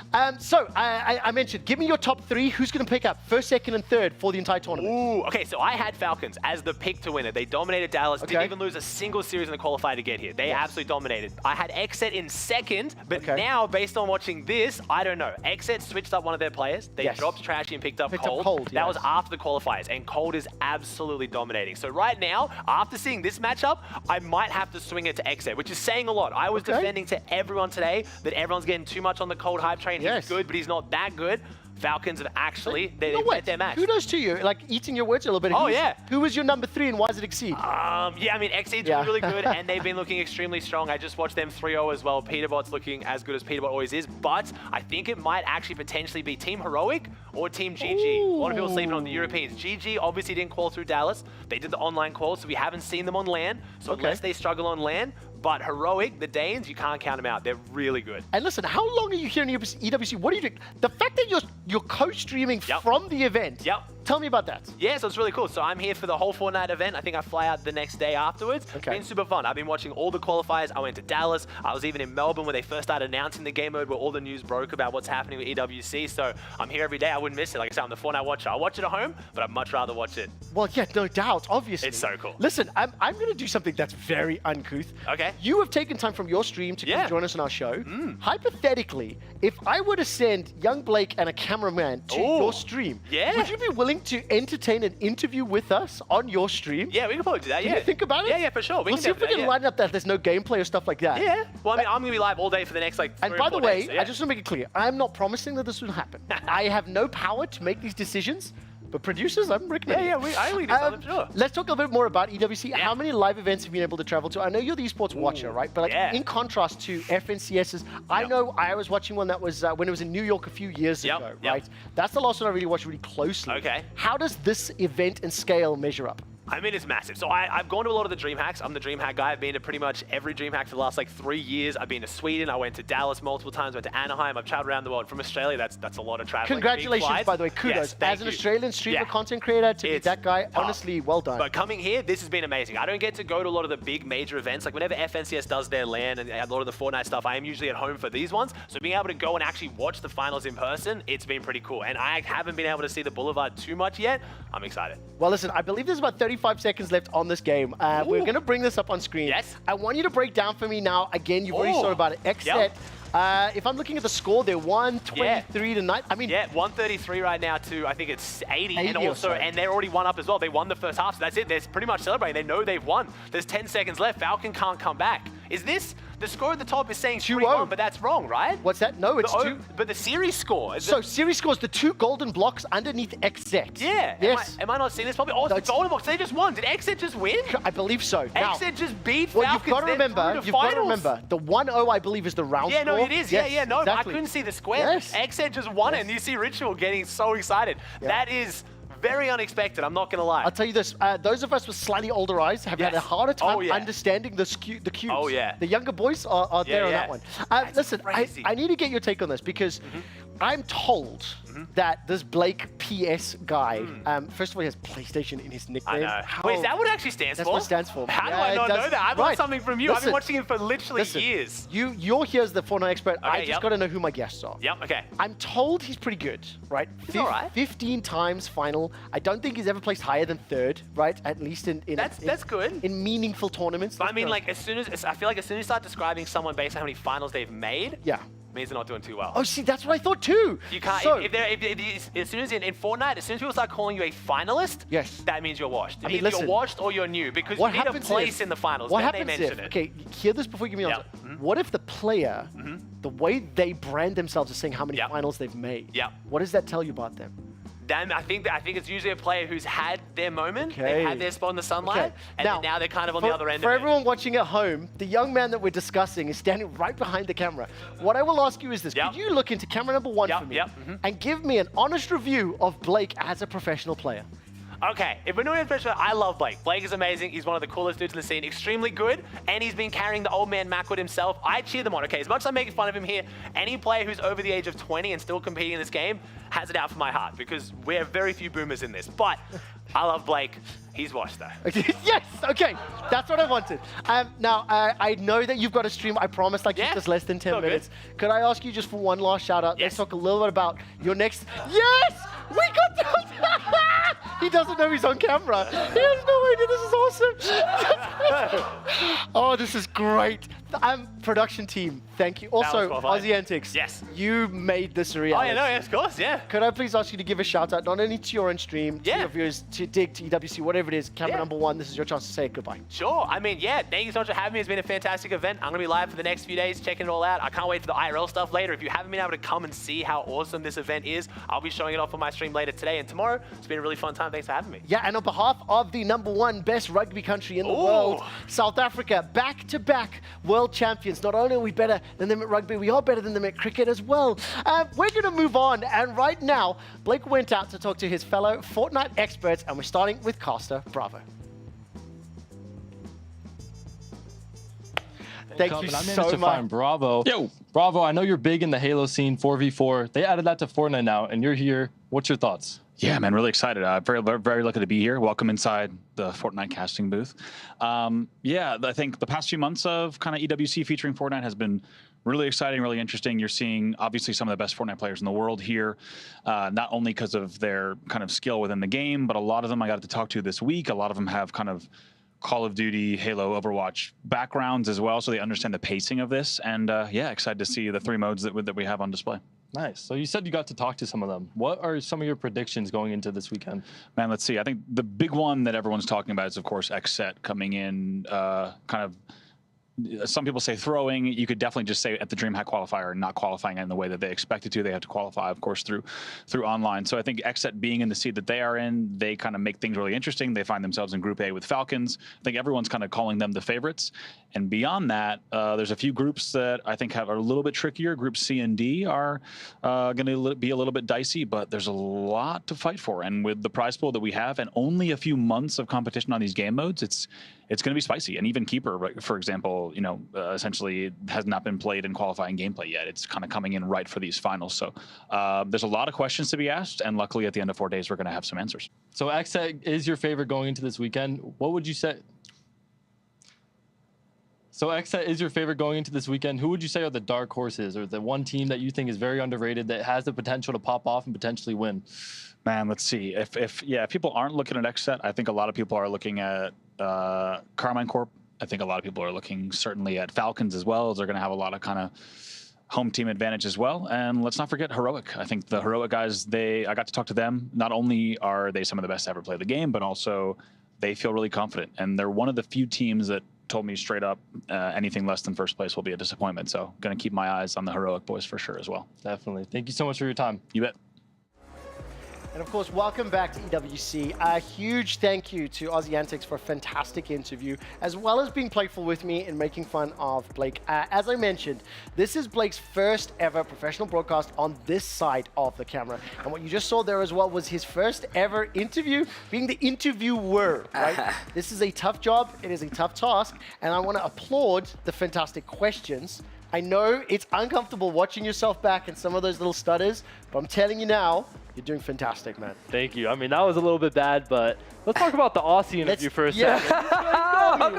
Come on, man. Hey, listen, his words, not mine. I really asked it. He spoke the truth. I'm not gonna lie. I'm not gonna act like I'm the best player in the world, but I mean, you know, there's still the potential. Next time. This as well. He was giving you the big props that you deserve for not only like you're still a child, like you're older than 20 playing Fortnite. More importantly, I think it was great to hear that his review of the games was actually adjusted. You came in here with the most confident Xset are the best.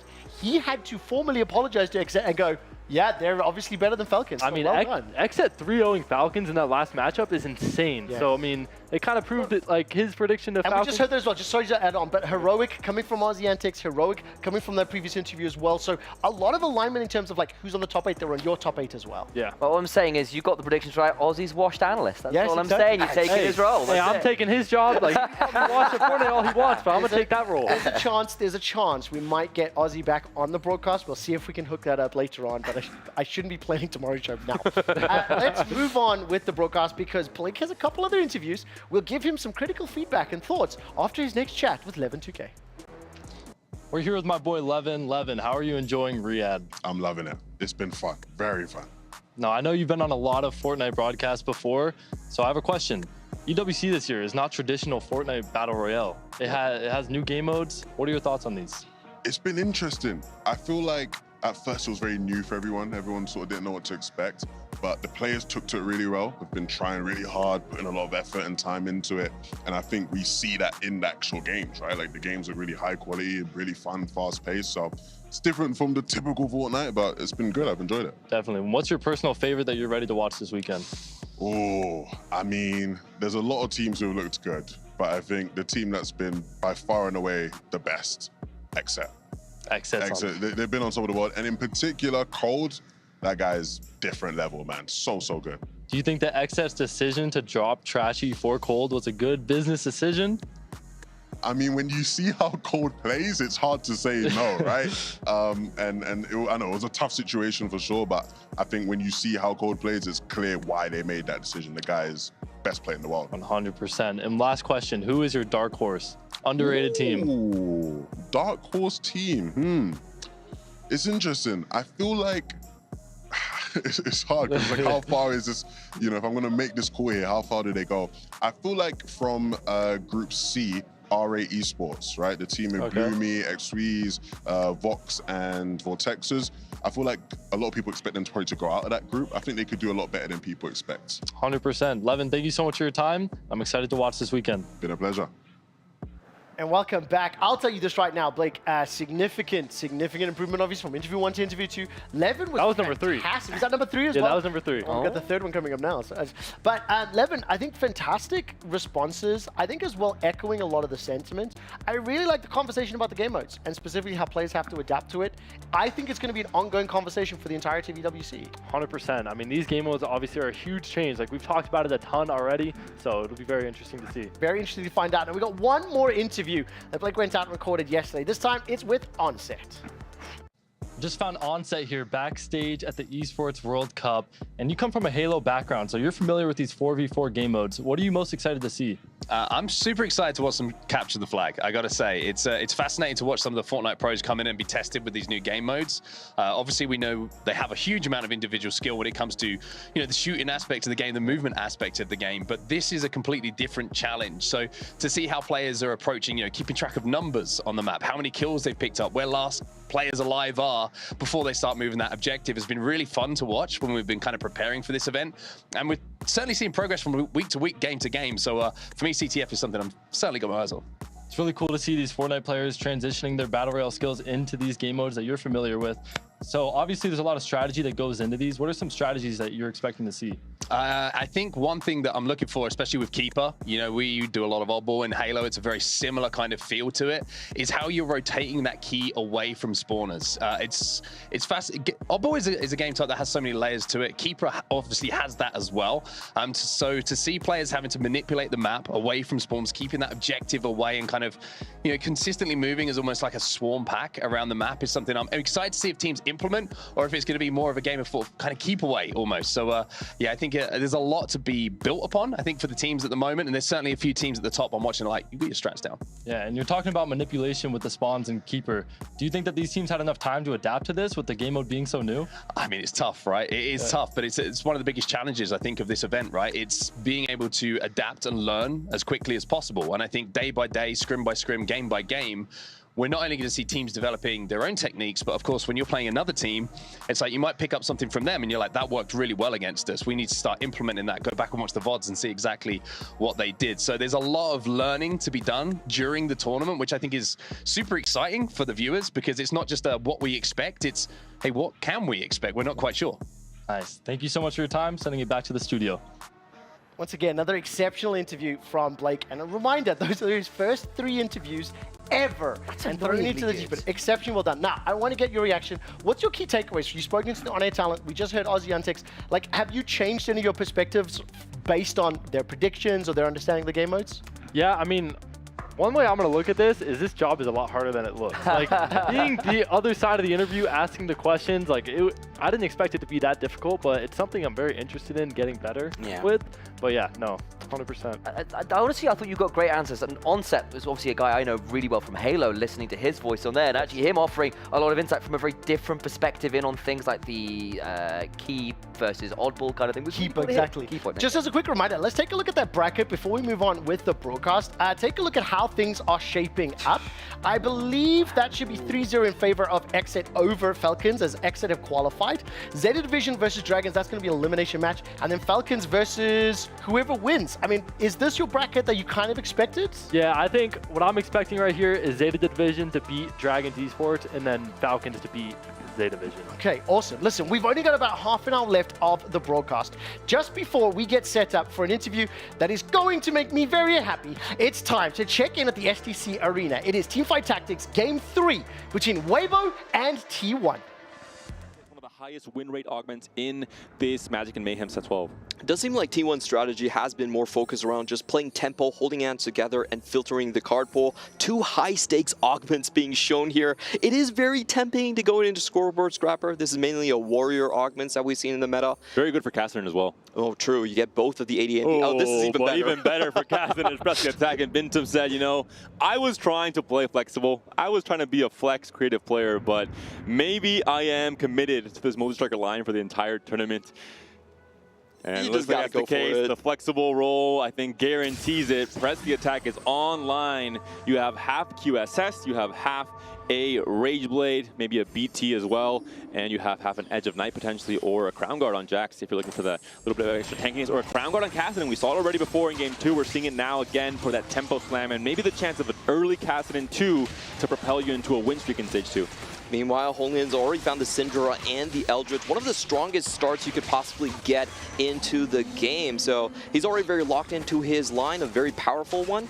There was 4 Syndra early game players last game. We'll see how many of them there are this time around. And just barely not able to kill a Shyvana there. Takes 2 extra damage off of that unit surviving. We're seeing a unified resistance from Kazil, which is not the strongest augment in Stage 2 because it is so, you have so few units making, getting benefit from it. You ideally want to pick it as a 4-2 augment, so the options maybe were not ideal. I think it's one of the problems currently with the augment balance in this set is that there are some augments that are not unpickable, but definitely not optimal in terms of finding a lot of advantages in Stage 2 especially. And looking at Easy here, I would say this is another one of those traits that might be, slightly underpowered. Warriors, no one ever plays 6 Warriors, so getting the extra emblem, not a huge boon to this composition. He's really going to have to look towards the other ones in Stage 3 and Stage 4 to potentially give him a win-out situation. But when you start with portals, there's always a very good chance that you can win streak here. He's going to do so against Kudzu, a teammate that's already got the Winsu's Rage Blade. Kudzu looks like gonna probably go into something like a Syndra if you can find one early on. The importance of obviously finding maybe the right components on the Stage 2 carousel, it really tells you, hey, you can go for Syndra or you can't if you don't have the unit already, especially. Because it's just going to be going for that what? Big win, unified, coming in clutch. Quinsu Rageblade stacking up into the end, going to find that win in the... In the meantime, we still have Dooney Judy and SCSE on 100 HP. And Boba is saying, you know, Bintam, are you sure you're playing Kassadin? Are you sure I can't really play it alongside you? Because he has a Kassadin pair. He has 30 gold to really help him roll down on 3-2. I think it will.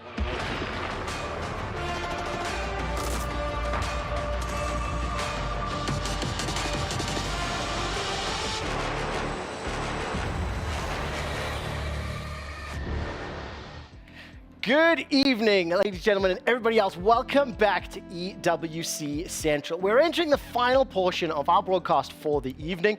But before we do begin to wrap things up for day one of week 6 at EWC, it is my great pleasure to introduce a musical artist, a DJ, a performer, a dancer, a artist, and frankly, somebody who has the weirdest and most wonderful and most visually engaging music videos you will ever see anywhere. Salvatore Ganacci, thank you so much for sitting down. I was mentioning this to you just a moment ago, but I legitimately show Horse, Step Grammar, and Fight Dirty as 3 music videos and songs that we used to get hyped on the show. I'm so happy to hear that. Thank you for taking time. What are you doing here at EWC? Well, I'm playing tonight, so that's the main reason. And also, I'm a gamer too. Oh, amazing. Yeah. Okay, let's quickly talk about Middle Beast. Was that last week? Middle Beast is in December. In December, Yeah. got it. Okay, right. But there is a bunch of other stuff happening There's all so around. many other events. I mean, it's crazy. I obviously see there's a lot of events, a lot of musical artists that come out here. You're going to be playing EWC. You told me you played Teamfight Tactics. Yeah, TFT, I play League of Legends, yeah. I love it. Are you ranked in either of them? Are you comfortable to tell My me? best rank was, I think, last set was like Diamond 1 in TFT. Okay. That was, and then in I never did ranked in League of Legends. I'm with you on that. I don't want to do it. I feel I'm like the same. stressed. I'm the same. My nickname is Quickshot. I play Call of Duty and Valorant ranked, but I never played League of Legends ranked. I can't. It stresses me out. I was like, too bad at it. So, as a gamer, you're seeing the esports side. You're performing. What do you make of EWC? I mean, this is crazy. Like, it's the most amazing event. Like, we're gonna do the big tour like after the interview. So I'm really excited, and it's the right time because once the sun sets and all the LEDs get turned on, the rest of the venue, like when you go out towards the water fountains and stuff, it's fantastic. Can't wait. Yeah. I've got a slightly strange question for you that maybe you may not have heard, but Salvatore Ganacci as a nickname, it probably has an origin and a reason similar to that. I click quickly and I move my mouse fast, so that's why I'm Quickshot. Where does the nickname and the origin come from, and is there a different gamer name that you go by as well? Yeah, my gamer name, I don't know. I have like different. Okay, right. But Salvatore Ganacci comes from when I was young. We all looked like Italy was. They had the fashion, they had the food, they had everything, you know. And I'm from Bosnia originally, so it was like me and my friend when I played football in like 4th grade or something like that. We gave each other Italian names, and then when I started DJing, producing and stuff, I'm like, maybe I should grab that name that I had there. Yeah. I mean, that brings a lot of joy. I think when you see gaming growing up and seeing this like whole thing develop, is it something that makes you excited? The fact that you can bring your music to an event like this as well? For sure, I'm so happy. Like, and that you said that you play some of my songs here. I'm very proud. Like, that's like more for me, means more, because I've always been in this community in one way or another. So yeah, that's amazing. It's something that obviously I think video games and electronic music, big room house, EDM, whatever it is, there's always a crossover. Sure. But your music videos are some of the most unique. Where do the ideas come from? Well, I have a good team. Everything is like the team is the people around me and also maybe a little bit me, because but everything is about teamwork, and yeah, making the ideas go through that's. I'll tell you this, it's greatly appreciated. I sincerely mean this. I have played your music videos, specifically the videos, to so many of my friends, and it always gets a reaction. In particular, Horse is probably one of the most. If you had to pick your favorite music video, what would it be? Oh, it's a boring answer, but it's the one that I never made. Ah, I get it. That means there's always more to look forward to. Yeah. Salvatore Ganacci, I don't want to keep you longer than we need to. I'll ask, is there any message you'd love to send to fans, to viewers, to EWC before I let you get on with your tour this evening? I just want to say hi to the whole community, and like, I'm happy to be here, and yeah, I hope to continue to be a part of this amazing community. It means so much. Out of interest, do you watch any esports? Could you give me any predictions? Team Falcons will win. Yeah, Falcons is my favorite. That's what it is. Okay, we'll try again. Yeah. So who's going to end up winning here at EWC? Falcon. That's what I wanted. That's what I wanted. Yeah, Rocket League. Salvatore, I don't want to keep you longer. Is there any message that you'd love to share just on behalf of yourself, your team, your brand? And if not, then we'll say goodbye. I just want to say we need more love in the world today, and the gaming community maybe has a small part of that we can bring with our love, because we are a good community, I think. Yeah, I agree. Share your love of the video game, share your love of sports, share your love of music. Sincerely, go watch his YouTube channel. I cannot recommend it any higher from you. Thank you so much, Salvatore. We're going to move on and bring the boys on to close out the night. Let's hear from the Fortnite guys from Big blind ranking some of their most popular Fortnite skins.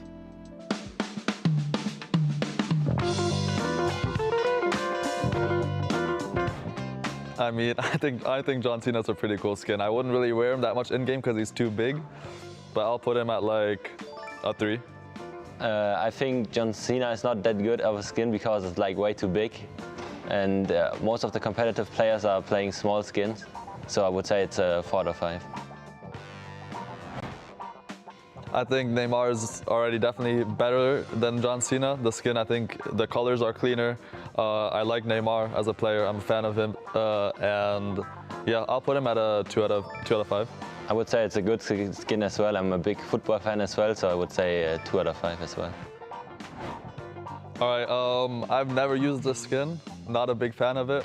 And I already used 2 out of 5 and 3 out of 5, so I'll just put it at 5 out of 5 to make sure I have room for the rest. I can't lie, I never saw the skin, so I think it's 5 out of 5 as well. LeBron James, he's the GOAT. He's one of my idols of like working hard and trying to achieve really big things, so I'll put him at 1 out of 5. 1 out of 5. I would put him on 1 out of 5 as well, because like he's probably like top 3 of all basketballers all time, and yeah, he's like a big idol for most of the people. I mean, Ariana Grande is a good skin as well. I usually like playing female skins more than male skins just because they're usually a bit smaller. She makes good music, but yeah, my last slot, I only have 4 out of 5, so I gotta give her 4 out of 5. I would put in 3 out of 5 because like a decent skin. She's small, but like it's way too much. It's like colors.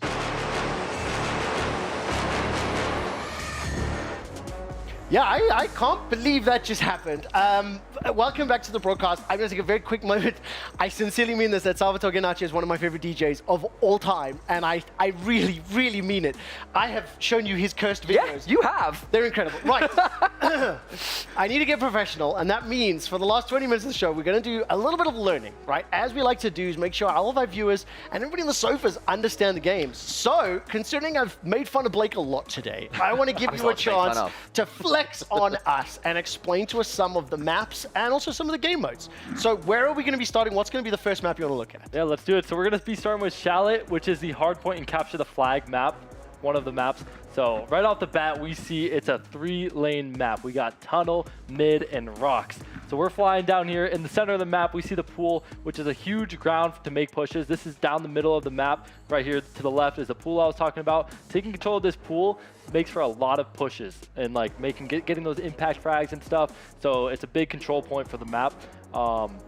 What about some of the other areas on this map? Obviously, and I mean, I know you mentioned the different game modes. Do you have to approach different areas of the map, like this tunnel, differently based on the game modes? Yeah, so we just flew through Umbrella, which is another big map. Part of the map. But yeah, you got to approach all these very differently, and this is the tunnel, which creates a lot of lurks, especially in Capture the Flag. You'll have someone lurking down the tunnels. This is another side of the map, the rocks. A lot of fighting goes down here. You normally take the flags down part of these maps depending on who you have eliminated, where the opponents are, but Yeah. So I'm assuming, obviously, you're seeing lurks down there, especially if this is a capture the flag map. Trying to get the flag when you were saying earlier on, everyone knows where the flag is. Going down that tunnel with the flag, I'm assuming is a bad idea. It's very situational, like who you have eliminated, where the other people that are still alive are, because obviously there is that respawn timer of like 7 seconds. So one of the things I really love about this is obviously we've actually seen some gameplay, but now we get to have a better understanding, like the overview of the map, which you don't get to do in the live game.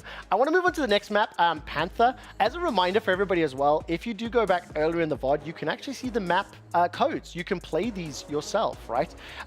So let's talk a little bit more about this next map, and in terms of what's going to be unique. Is there a Panther on Panther? Oh, there is a Panther. Yes, I wonder why it was called Panther. This map was originally designed for specifically like hardpoint, not capture the flag, but they converted hardpoint and capture the flag on the map. But yeah, there is a Panther in the middle of the map, and that's a big point to hold for hardpoint. Is the Panther a live Panther? Does it attack you? Is it like, it's not like an environmental hazard? I'm sure I want environmental hazards, man. But yeah, this is one of the spawn points, so not a lot of fighting goes down here, but obviously one of the flags will be here. One of the other trends that I have noticed, the spawn points actually have colored tiles depending on whether there's blue team or red team. Yeah, there's a red team and a blue team. So obviously each half you'll switch sides. And did you say that there was one of those hard points on the Panther itself? It's right next behind it. So like, we don't see it, but this is like whenever the hard point is behind us right here, like you need to have control over that Panther. Wow, is the actual trophy in the game? Yeah, it is. That's cool. In one of the spawns. So what's also super important, by the way, this trophy that you're looking at, that's the club championship trophy. So the club that ends up having the highest amount of points. Team Falcons. The team trophies are those round ones, you know what I mean? So that's, yes, Team Falcons. Team Falcons. Well done, Salvatore Gennacci. Okay, so one last fly through. What were some of the other important notes that maybe a viewer should keep out for, like, or areas that players want to keep in control? Yeah, so right here is another one of the hard points. This, in my opinion, is the hardest one to hold down just because of how open it is. Like, there's not much room for cover, so holding this takes a lot of strategy and communication with the team, but it's very one-sided because that's one of the spawn advantage hard points. Same with this one right here under those pink flags that we see on the left. That's another spawn advantage hard point. Okay, got it. All right, let's move on to the third map that we do have, Tavernazzoni. Steve, give it a shot. How do you say it? Tavernazzoni. Tavernazzoni? What do you reckon? I'd say Tavernazzoni. I think it's Tavernazzoni. I think it's Zoni as well. I think it's Zoni. If I know my Greek, I think it's Zoni. Okay, let's just go keeper. Okay. So this is the keeper map. So okay. We've obviously already seen it being played with the XSET, Falcons, all these teams, but this is the map that's fast-paced. You got to manipulate these spawns.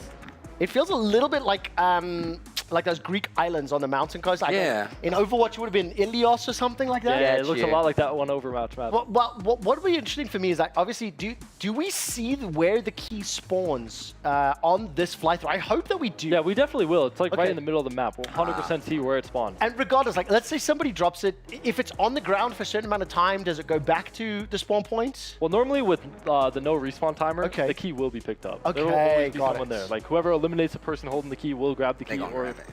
I mean, don't get me wrong, it's definitely a lot easier to get a read for the map now that we're not watching the absolute madness that was occurring, but it was really interesting. We saw Falcons and XSET earlier having a very tight match on this one. Well, I say that, and XSET won, but the fact we saw them all hiding in the buildings to try and get close to the walls to stop getting hit was really interesting. You see we're flying in here with this cliff zone. Yeah. Actually, I saw some place earlier in the day, I can't remember who was playing, but where they were almost running along the cliff, and I was like, I wonder if they want to jump into the water and get the key to reset or something. If you jump in the water, is it just instant I think there's a barrier. You can't. Ah, damn. So close. Okay. Well, the strategy would have been cool if you could have. in the water. Okay. The thing that I would love to do when we do watch more of Fortnite over the next 3 days is try to talk about some of those spawn points. Yeah. It's weird because when you put the words together, manipulate spawn points, it sounds shady. It does, but it's actually not. It's just strategy at the end of the day. Like you're just trying to. There are certain points around it. It's kind of like one of those sand artist things, you know, where you got to draw. Oh yeah, Etch-a-Sketch. Etch-a-Sketch, and you got to move the Etch-a-Sketch around. Right, let's move on. That was fantastic. Thank you for the fly-throughs. We will be seeing more of those maps throughout the course of Fortnite here at the Esports World Cup. But of course, one of the other ways that we have to enjoy, or one of the ways that we want to teach our viewers, help them understand and enjoy the game, is by teaching them slang, teaching them buzzwords, teaching them nuances, okay? So we're going to say a word, and the people who don't know that game have to try and guess. The reason I'm grinning like a 6-year-old is I'm going to ask Steve and Blake to explain to me what the word streaking means. Ooh. I know what Sorry, that means. in teamfight tactics. Yeah, exactly. This is a gaming term, not that. Hold on. I know things get wild in Vegas at EVO, but we are talking about streaking in teamfight tactics. We were in strip last week for Rainbow Six, right? Can you calm down? Blake, what do you think it means? Take your wild guess. Streaking and teamfight tactics. I did say it earlier. I don't have saying. You did say it earlier, and I don't remember you saying it no! What's your guess? What's your guess? You know, I don't have much experience with the game, but I'd have to say maybe, I don't even know. Okay, so Steve? Okay, if I'm not mistaken, it's a series of wins. Or is it deaths or deaths and deaths? I don't know what the other word. Trust your gut. First word. It was like deaths and winning, like keeping the lead, and then how many deaths you have. Because so close. Yes. What it is basically what it is. It's a win streak or a lose streak. Yes. Either one.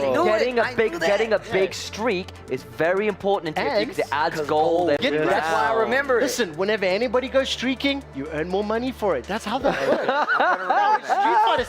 Street Fighter 6. I'm going to come to Sam first. What do you think whiff punishing means? It's Punk earlier because he whiffed a couple grabs and got punished, didn't he? And he lost himself and got knocked out.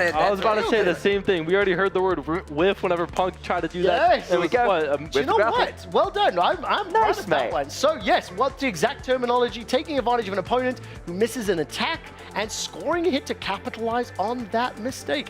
Now, I'm going to test your boys' memories because Blake gave the best explanation. We specifically talked about this one. You guys got to know this one. Wait, I want to come to Steve first because I think his memory's going to be the worst. Cluster Klinger, what is it? It is a bomb that sticks and then explodes into other bombs. There you go. Nailed it. There you go. Well done, team. I told you I'm learning here. Okay, nice. Impressive. There we go. Let's get the exact terminology.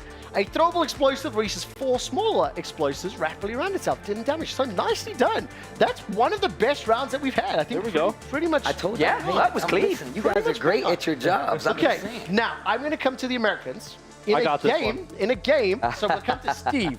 Can you tell me, in EAFC, that's football club, soccer for us, soccer for you Americans. What is a bicycle kick? Wait, what is a what? A bicycle kick.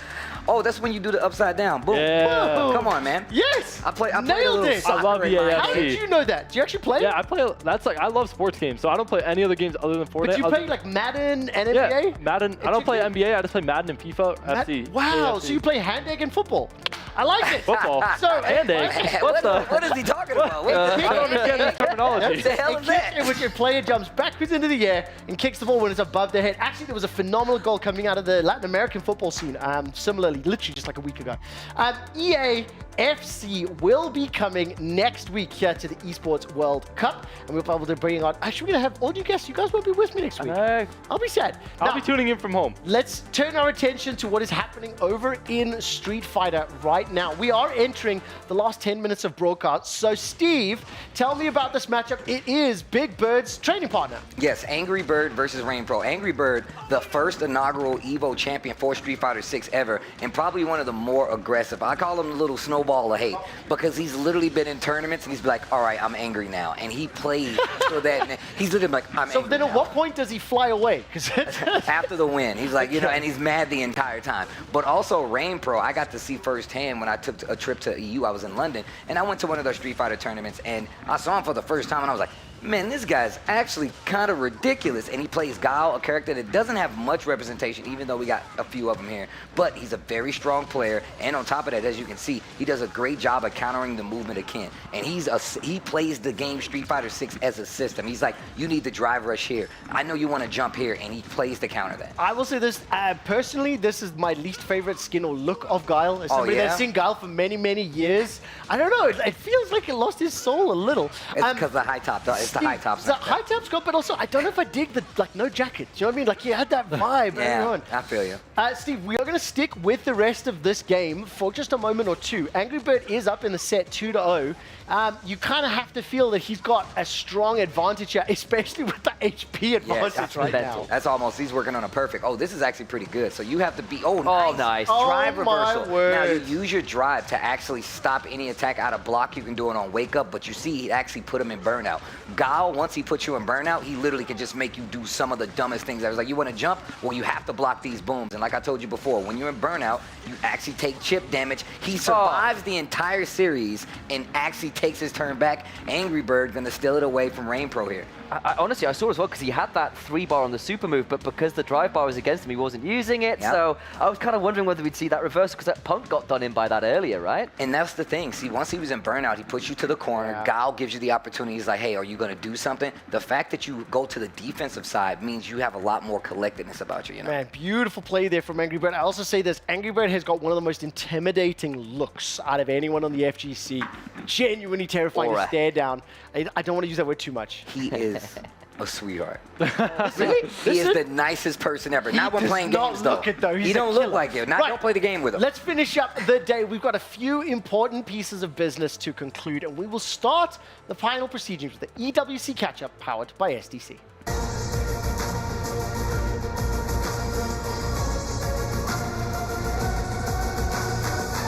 And of course, before we dive into the brackets and the gameplay results, we will be checking in on Fortnite and heading on stage to get our first Fortnite update of the week.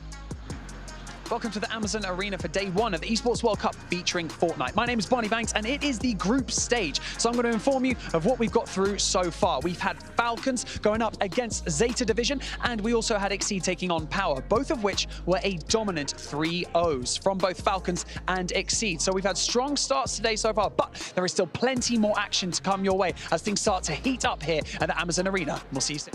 Oh, Mr. Banks, I have missed you. It's so good to have you back here in the EWC.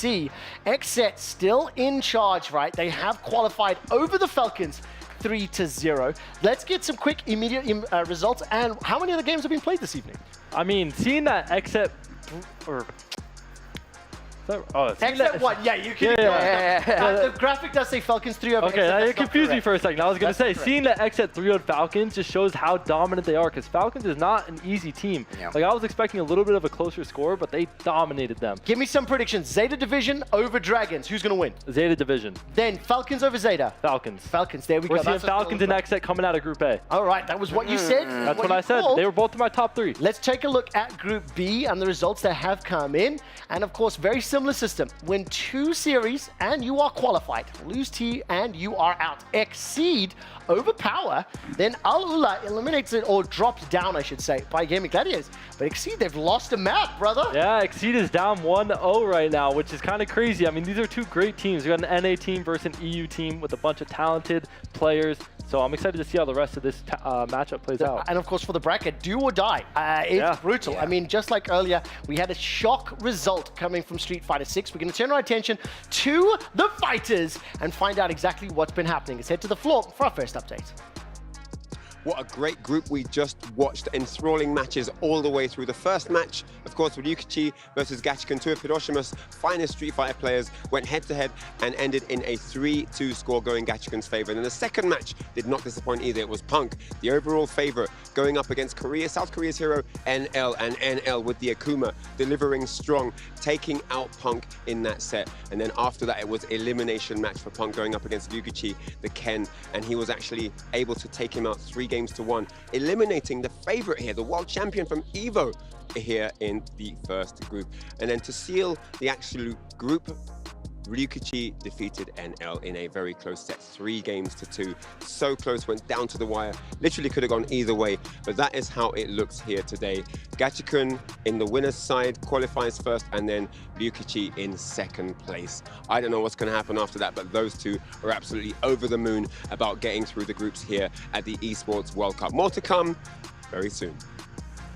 Thank you so much for that update, Ryan. Big fan here, as always. And also, this is the first time that you've scared a cameraman into walking backstage, trying to give us a glimpse of the fighters while they're standing there. Okay, Steve, you've got the bracket on screen. NL is out after he knocked Punk down. I mean, what do you make of these? It seems like a shock to me. I'm going to tell you right now, Ryuki is probably one of the players that a lot of people kind of like left off. I'm going to tell you right now, my dark horse was NL. I figured if anybody was going to upset the bracket, it was going to be NL. Ryuki, a player that a lot of players know, but he's a lot more sound, plays a Ken, the character's been there from the beginning. We got some DLC in there, so it's not, you know, a surprise, but he's just playing really solid. Big results there. We'll unpack more of these results tomorrow and what they mean. Let's look at Group B, get another quick reaction, I should say, in terms of who has played through and who hasn't. Wow. We were just watching Angry Pro, who's taken out Angry Bird, who's taken out Rain Pro, and they will be facing off against Lex in a second. So I'm gonna tell you right now, Lex versus Problem X going the way of Lex,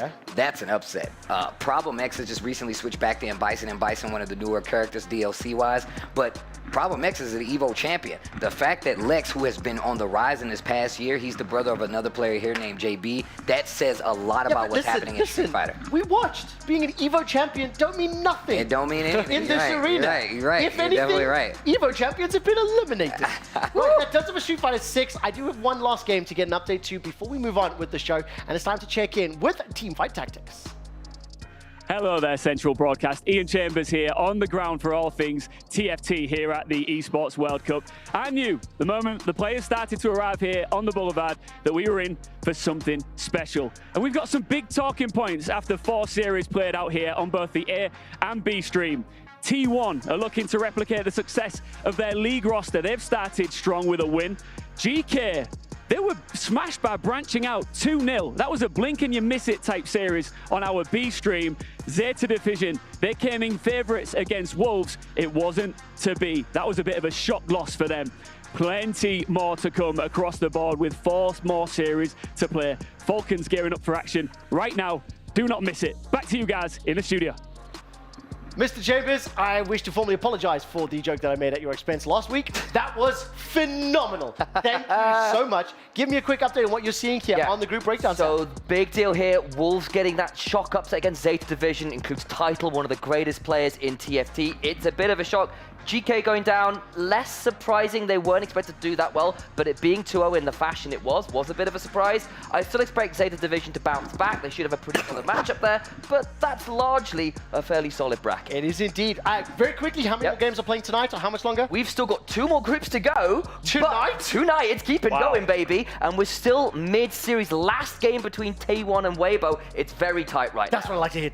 We'll direct you to the streams when we wrap up the shop. That does it for our EWC catch-up. That's powered by STC.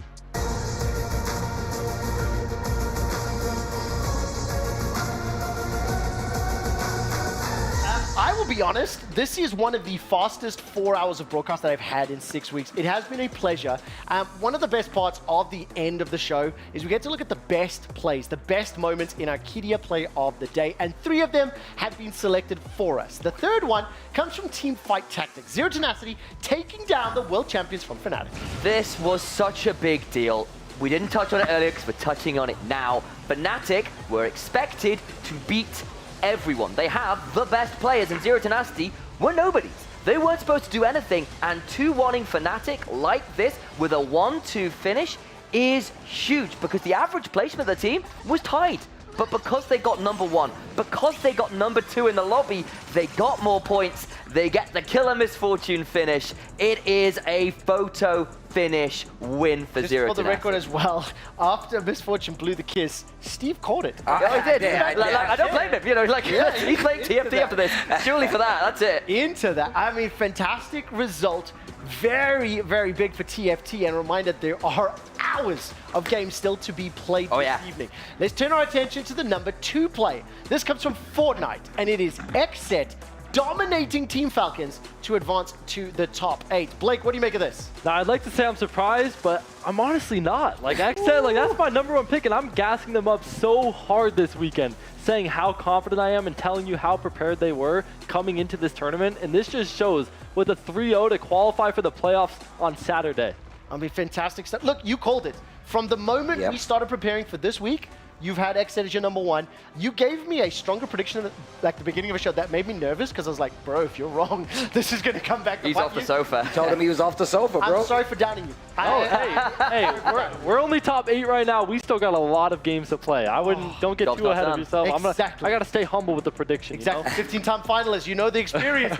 Let's turn our attention to Street Fighter 6 and your final Kidia play of the day. It is NL They never lose, eliminating EVO 2024 champion Punk from Street Fighter 6 in the second series. I mean, this was the opening series, actually. So what do you make of this? I mean, I'm going to tell you right now, NL was my dark horse to get, go far. But the fact to take out Punk, the EVO champion, who I felt like has been playing amazing just even after EVO and just all the way up through it to this point, and then to go down to Ryukichi to knock him out of the tournament this early, that lets you know that we're in for an amazing tournament. This holds true. And it's so good. I'm so glad you called that. Obviously, Punk lost to both NL and Ryukichi. The highlight there that we were watching was the loss to Ryukichi.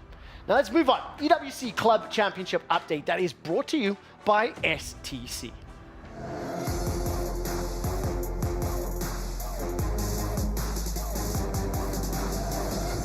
And of course, with Punk being eliminated from Street Fighter 6, which I think is a fair shock, FlyQuest will no longer be eligible for the club championship as of right now. In order to be eligible for an official final standings, as well as a piece of that prize money, you do need 2 teams to place in the top 8 across the rest of the bracket. We can see the key being crushed. That hurts me. Come on, man. And I think he's so happy. You see Rob TV, he was like, too much power for one man. That is fantastic. And of course, as a reminder, when we looked at those top 10 standings, Team Falcons sitting at 4,100 points, 2 trophies to their names. We'll find out throughout the course of the next 3 days who gets eliminated, who advances, and who secures at least the top 8, and then for a minimum amount of points for their club. That does it for the EWC Club Championship update, brought to you by STC.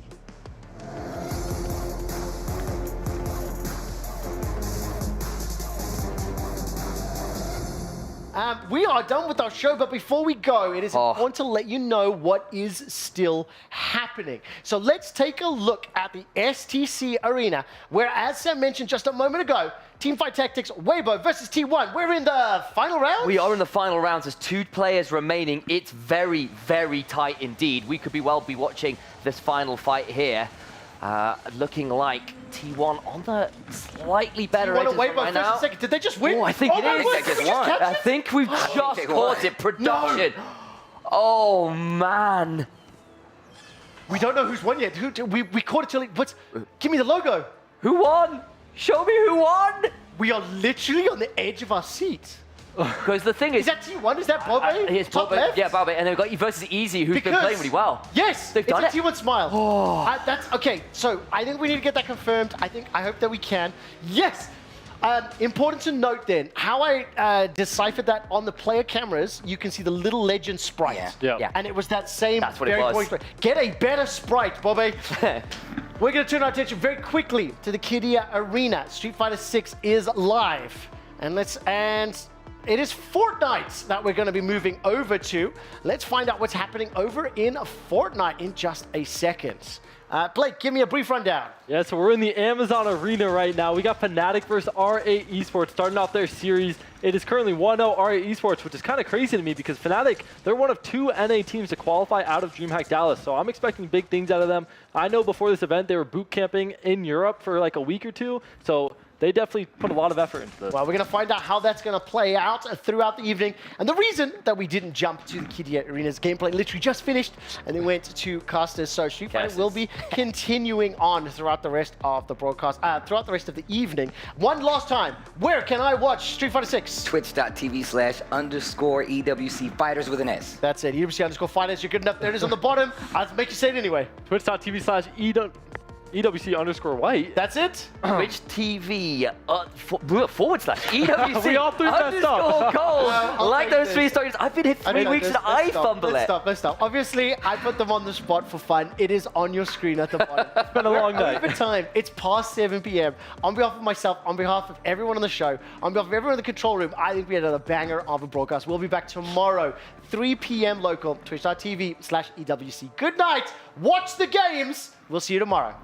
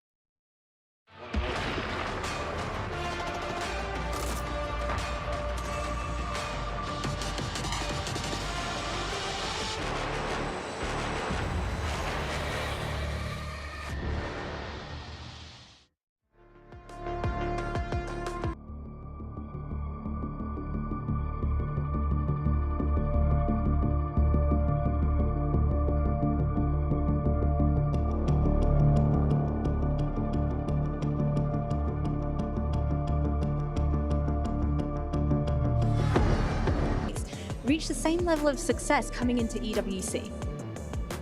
물론 그럼에도 불구하고 이제 빈틈 선수가 이제 팀에서 가장 또 이제 경력도 가장 많으시고 또 화려한 이제 이력을 또 가지고 계시잖아요.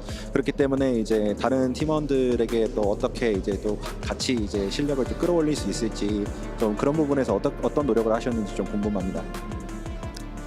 사실 뭐 제가 경력적으로는 다른 선수들보다 앞서 있다고 할 수는 있지만 그렇다고 제가 무조건 저희 팀보다 잘한다고 생각하는 건 아니고 저희 팀들이랑 이제 저희 생각을 이제 공유하면서 4명이 다 같은 생각을 할 수 있는 거를 조금 중점적으로 게임을 좀 연습했던 것 같고요. 그러다 보니까 이제 메타 파악 같은 거에 있어서 좀 저희가 강점을 가지고 있는 것 같고 다른 팀보다 또한 팀합 역시도 좋다고 생각을 해서 그쪽으로 좀 승부를 보려고 하고 있습니다. Well, even though I have a good records, but that doesn't necessarily mean I am the better player than them. So what I try to do was actually to share the thoughts between me and my teammates and trying to like analyze the meta and how the game works. So I think in that sense our teamwork kind of improved and that we try to play as a team as a whole. Humble as always, amazing result. Congratulations again. I'm going to throw it over to my fantastic talents over at the desk and they can give me their thoughts on that. Thank you, Jasmine. We've got a couple of highlights on the screen as we get to talk a little bit about that match. I'm Casanova here with Stort and Wida. And I kind of want to talk a little bit immediately about Bintum first, the guy we just got that interview from. Yes, his game 1 and 3 a little bit rough, but game 2 he kept everyone in the game. And Wida, I wanted you to kind of break down that beautiful comeback from Bintum to get that second place and actually keep T1 alive. I mean, considering how much I spoke about Bintum going into the game, I mean, obviously, right? You kind of expect that. But again, like, it's just creative play all around, just like really understanding the ins and outs. And again, like positioning was a really big deal. Just the way that like he wins like what he needs to win. Just by sheer out positioning, right? Just again, just understanding the ins and outs of the Kassadin competition when it comes to positioning. And as we saw as well, like he has had a very clear play pattern so far this tournament around the Kassadin.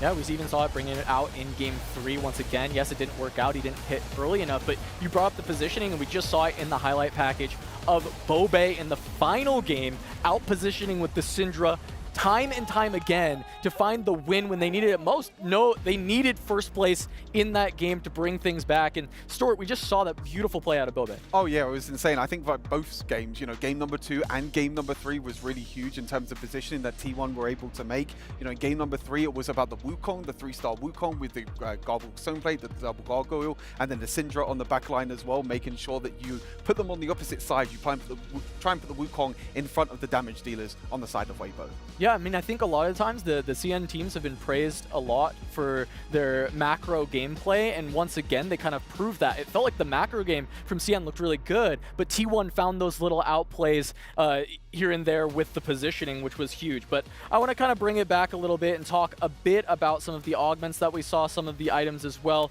We saw Radiant Refractor show up a lot, and I want to talk about Radiant items. And Wida, what are some of the best Radiant items right now? I mean, Spear of Hirana finally getting its shine in the light, right? With the way that we bank mana now, so like mana going into the Ever after it's kind of wasted.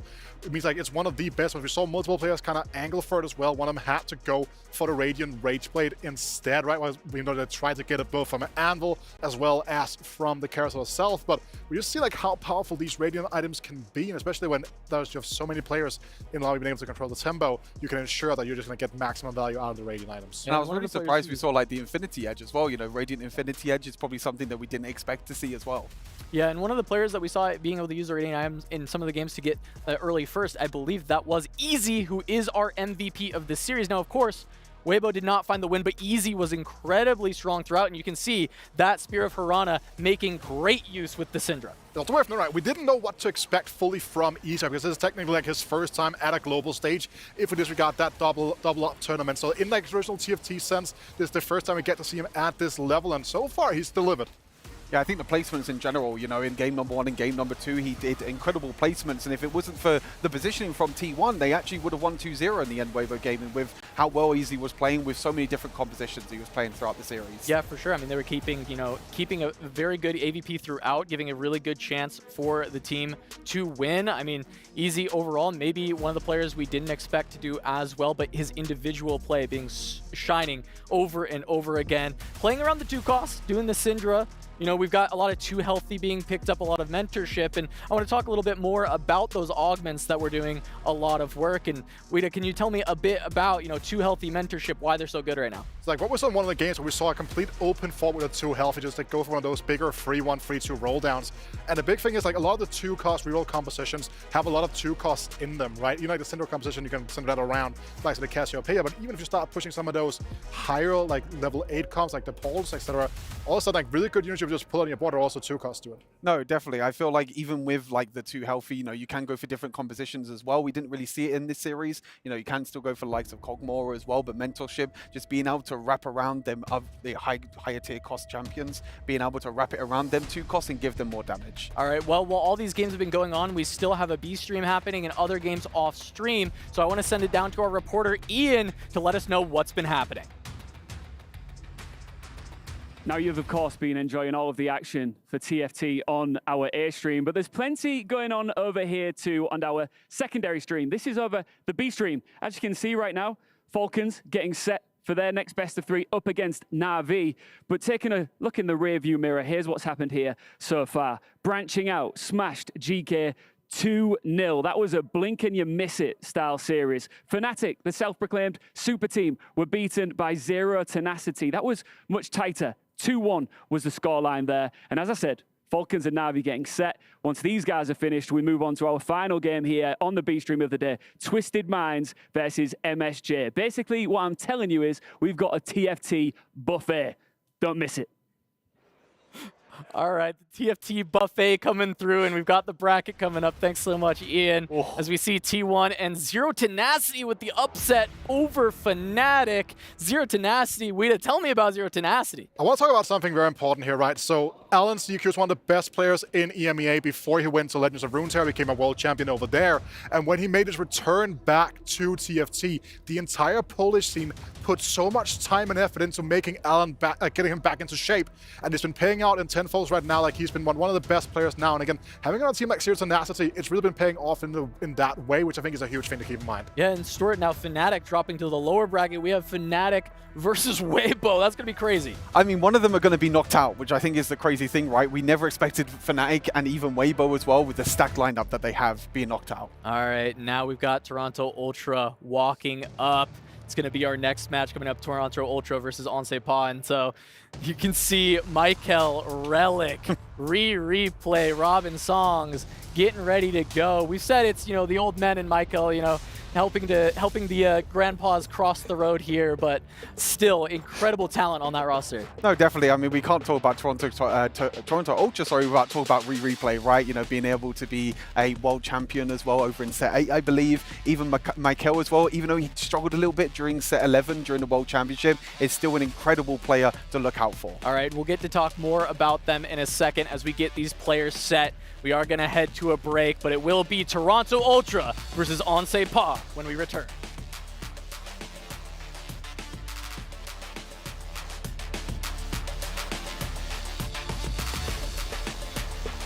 나이스. 나이스. 좋아요. 컬트 갔다. 나이스. 이제 아니 1, 2만 좀 1, 2 막아야 돼. 1, 2 안 좀 돼. 빡세긴 해. 근데 빡세긴 해. 지금 1, 2각이야 상대. 얘는 좀 세.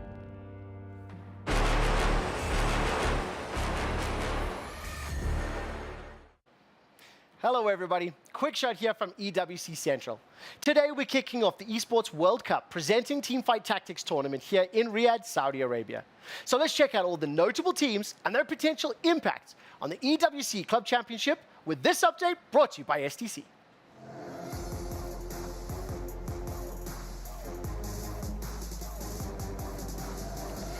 Well, it is a big week for the French Blue Wall from Carmancourt. They have only 2 teams competing here in Riyadh, and both of them are in this week in TFT and in Fortnite.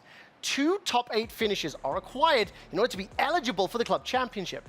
Meanwhile, the League of Legends champions T1 have their first of 3 chances to make a second top 8 finish and to make good use of that 1,000 points that they secured from earlier on at EWC, as well as to be eligible for the prize money and to be on the standings for the club championship. Now, on the top of the overall standings, it is still Team Falcons at 4,100 points. And they could take another huge steps towards securing that title with a win here in Teamfight Tactics. Well, Na'Vi has to catch up on points with Team Liquid and the Gaming Gladiators in that fight for second place. Finally, Fnatic is sitting just outside of my top 10 list with 660 points. But with teams competing in all 3 games this week, they are expected to climb that ladder. For more updates on the EWC Club Championship, as well as every other game happening at the Esports World Cup, as well as mini games, conversations, interviews, why don't you join us here at EWC Central every Thursday through Sunday, 3 p.m. till 7 p.m. this week at twitch.tv/EWC and youtube.com/EWC. That does it from me, Quickshot, and this episode of the EWC Club Championship Update brought to you by STC.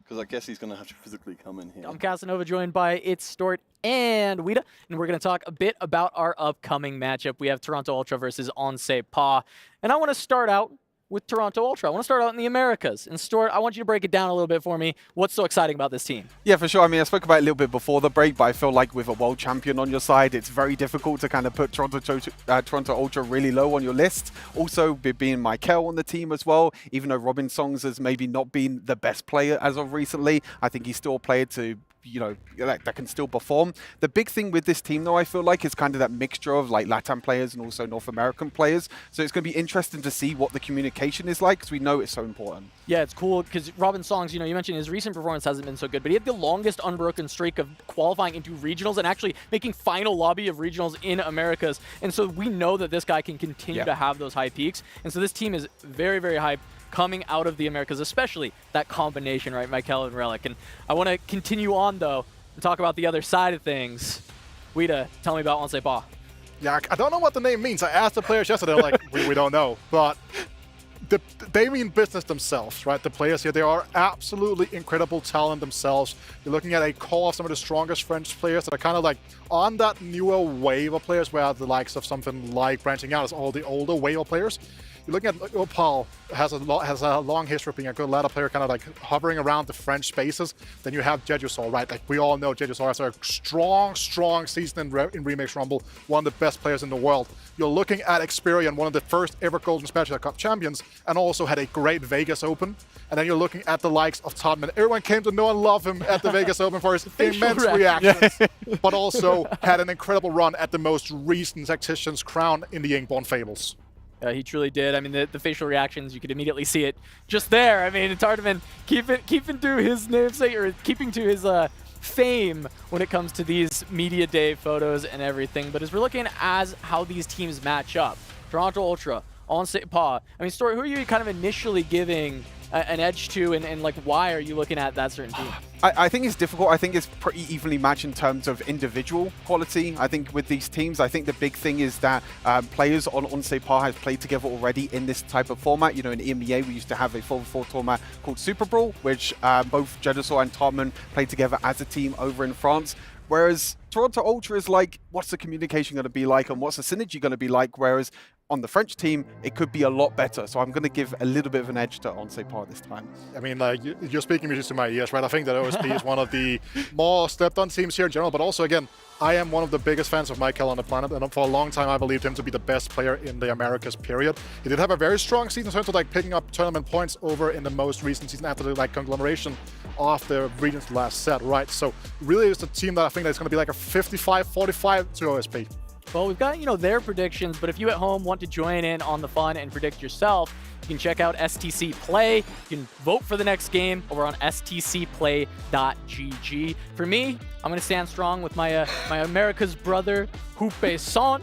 I got to go with the oldies, the goldies. I got to stick with Relic. I got to stick with my Kel, my boys from LATAM. Replay, a champion. I'm going to be looking at Toronto Ultra, and we're going to see them getting into game in just a moment here. Got to send it over to Veracity and Fancy to get us into the game. Welcome back to the stage once more after an intense match between T1 and Weibo. We almost thought that Weibo Gaming would win, but T1 had it in them. But then, now, we have such an important match to watch. We absolutely do. For Toronto Ultra Fancy, I'm super excited for this one because Michael in particular, 29th in the Tactician's Crown, hoping to do the LATAM region proud. You know what? Enough chit-chatting from us. Let's go ahead and introduce none other than Toronto Ultra, an organization that has had many major appearances in esports, but new to the realms of TFT. Let's see how this squad handles the pressure for Toronto Ultra. And their opponents, they may have done insanely well during the close qualifiers, only dropping one game out of all the matches that they played, but they might be missing some international experience, but also they have Tartman and Jedesor for that. Please welcome Onsepa.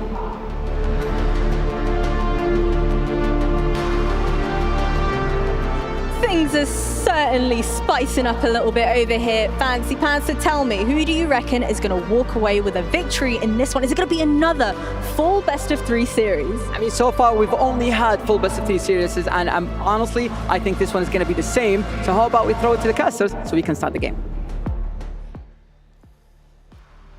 All right, well, we've had it all laid out before us. We were laughing at how much Toronto Ultra are feeling themselves coming into this series, but to take things a little bit more seriously for a second, Hoope-san, it really feels like for both of these teams coming in, they very much see themselves as, as underrated, or are underrated by a lot of people. What's your stance? I mean, for sure, individually, they have mixed results. In case of Toronto Ultra, very good results in the midterm for Replay champion of the world. Amazing for him. Relic and Michael both going to work recently. And of course, Robinson more like a content creator, but as a sage figure for this team. In terms of Onsepa, Guira was saying, they are very good in teams. They have already have a lot of experience in the 4v4 format. So Counter, I really expect that the change in style will be very interesting. We see Onsepa laughing, but in a very calm pace. Wow. We see Replay laughing. We see Robin doing a very interesting ritual also in the same moment. And it feels amazing because you see the friendship in there. You see the change of energy. And I think that will affect possibly in both of them. So very good teams in the 4v4 for sure. Because it's really interesting seeing how relaxed Toronto Ultra are here, particularly because did get a chance to talk to Robinson a little bit before this all started. Got a little intro with him.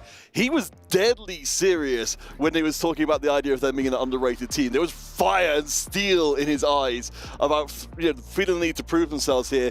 But it seems like they may have passed through that moment of feeling like they need to prove themselves into just being happy to be here, to be with their friends, or competing on a stage in a tournament like this. Yeah, I totally agree. In case of Toronto Ultra, they are happy that they can demonstrate to themselves that they can really compete. They've been in a boot camp in Madrid for 2 weeks, so they actually been tryharding a lot, doing a lot of bot review, playing a lot of screens with the players. So actually the experience, the best practices of the 4v4, I think both teams have a lot of this. So this will be a learning experience for everyone. No one knows exactly how the 4v4 should be formulated in a specific ideal way, and these two challenges, these two teams will for sure give us a great scenario. So I really want to learn with them those optimal ways to do, when to roll down, do something crazy that you will not normally do in another game or even in a tournament or 1v1. Of course, we've seen from our previous series across the day how important it is, especially to get to those end-game scenarios, to get the results your team needs.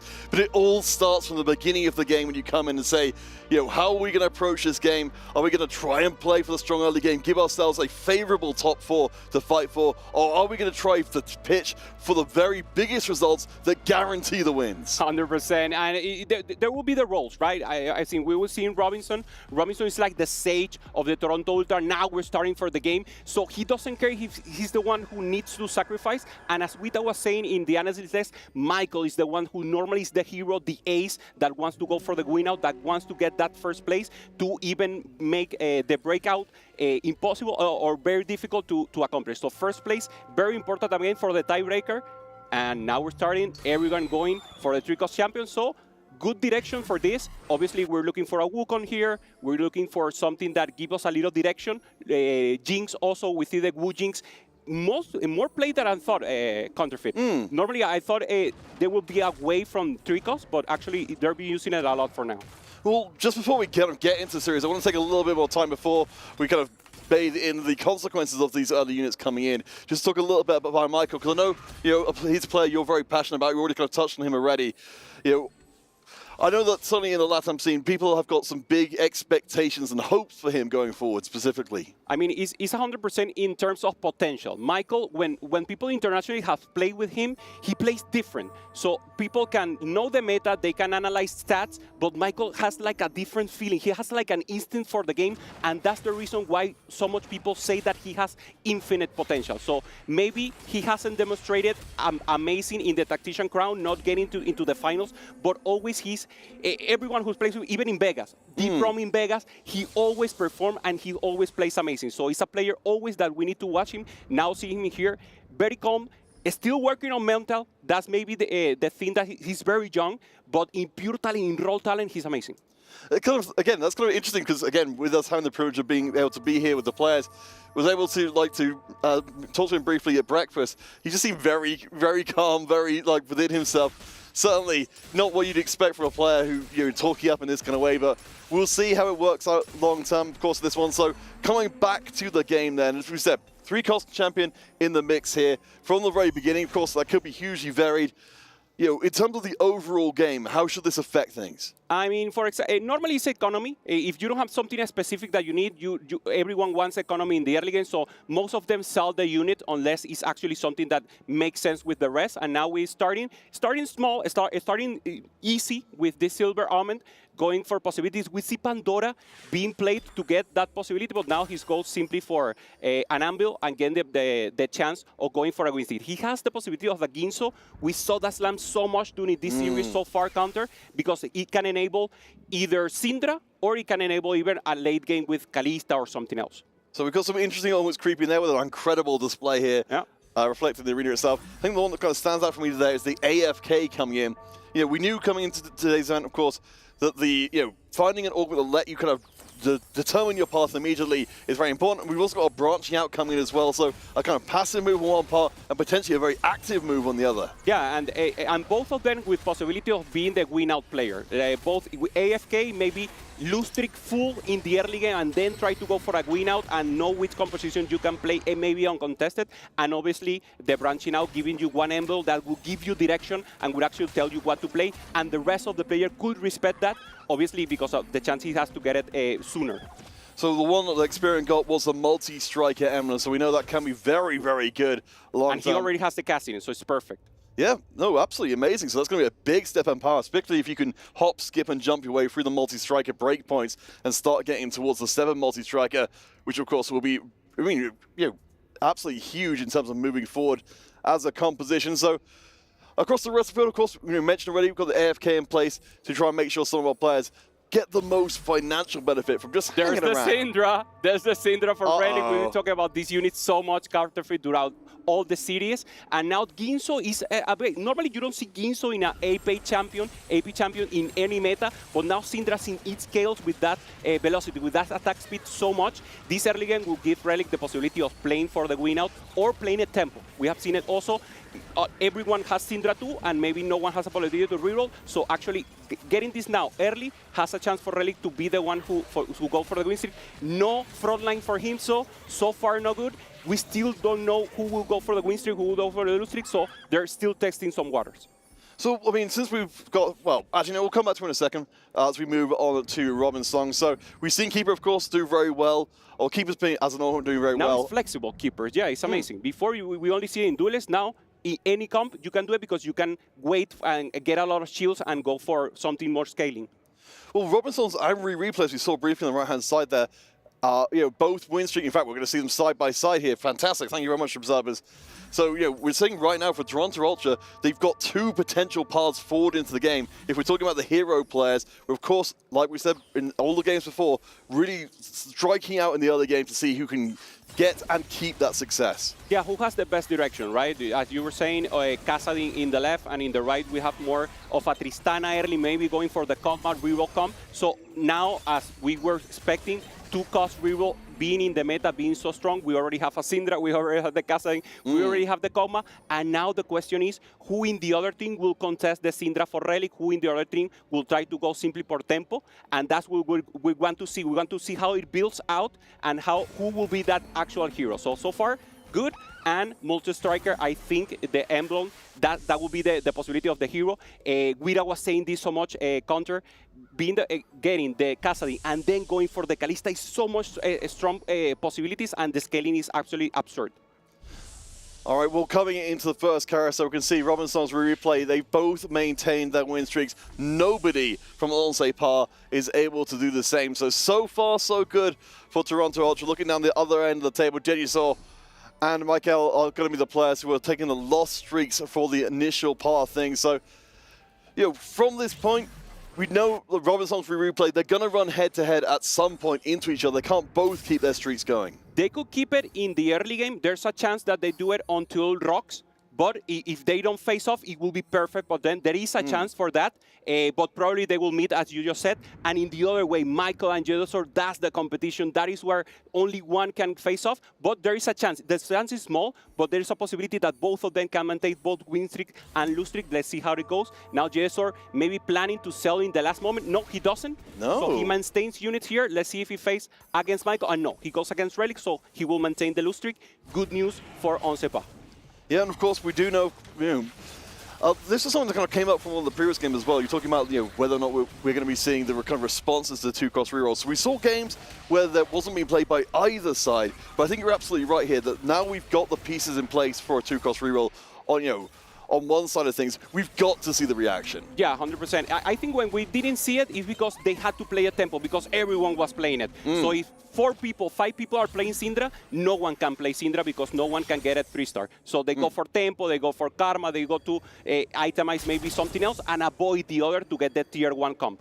So coming into the last round of stage 2, Robinson's replay, they've kept their win streak so far. On the other end, we've got 2 loss streaks facing up against each other. We're going to see a big change as of this round.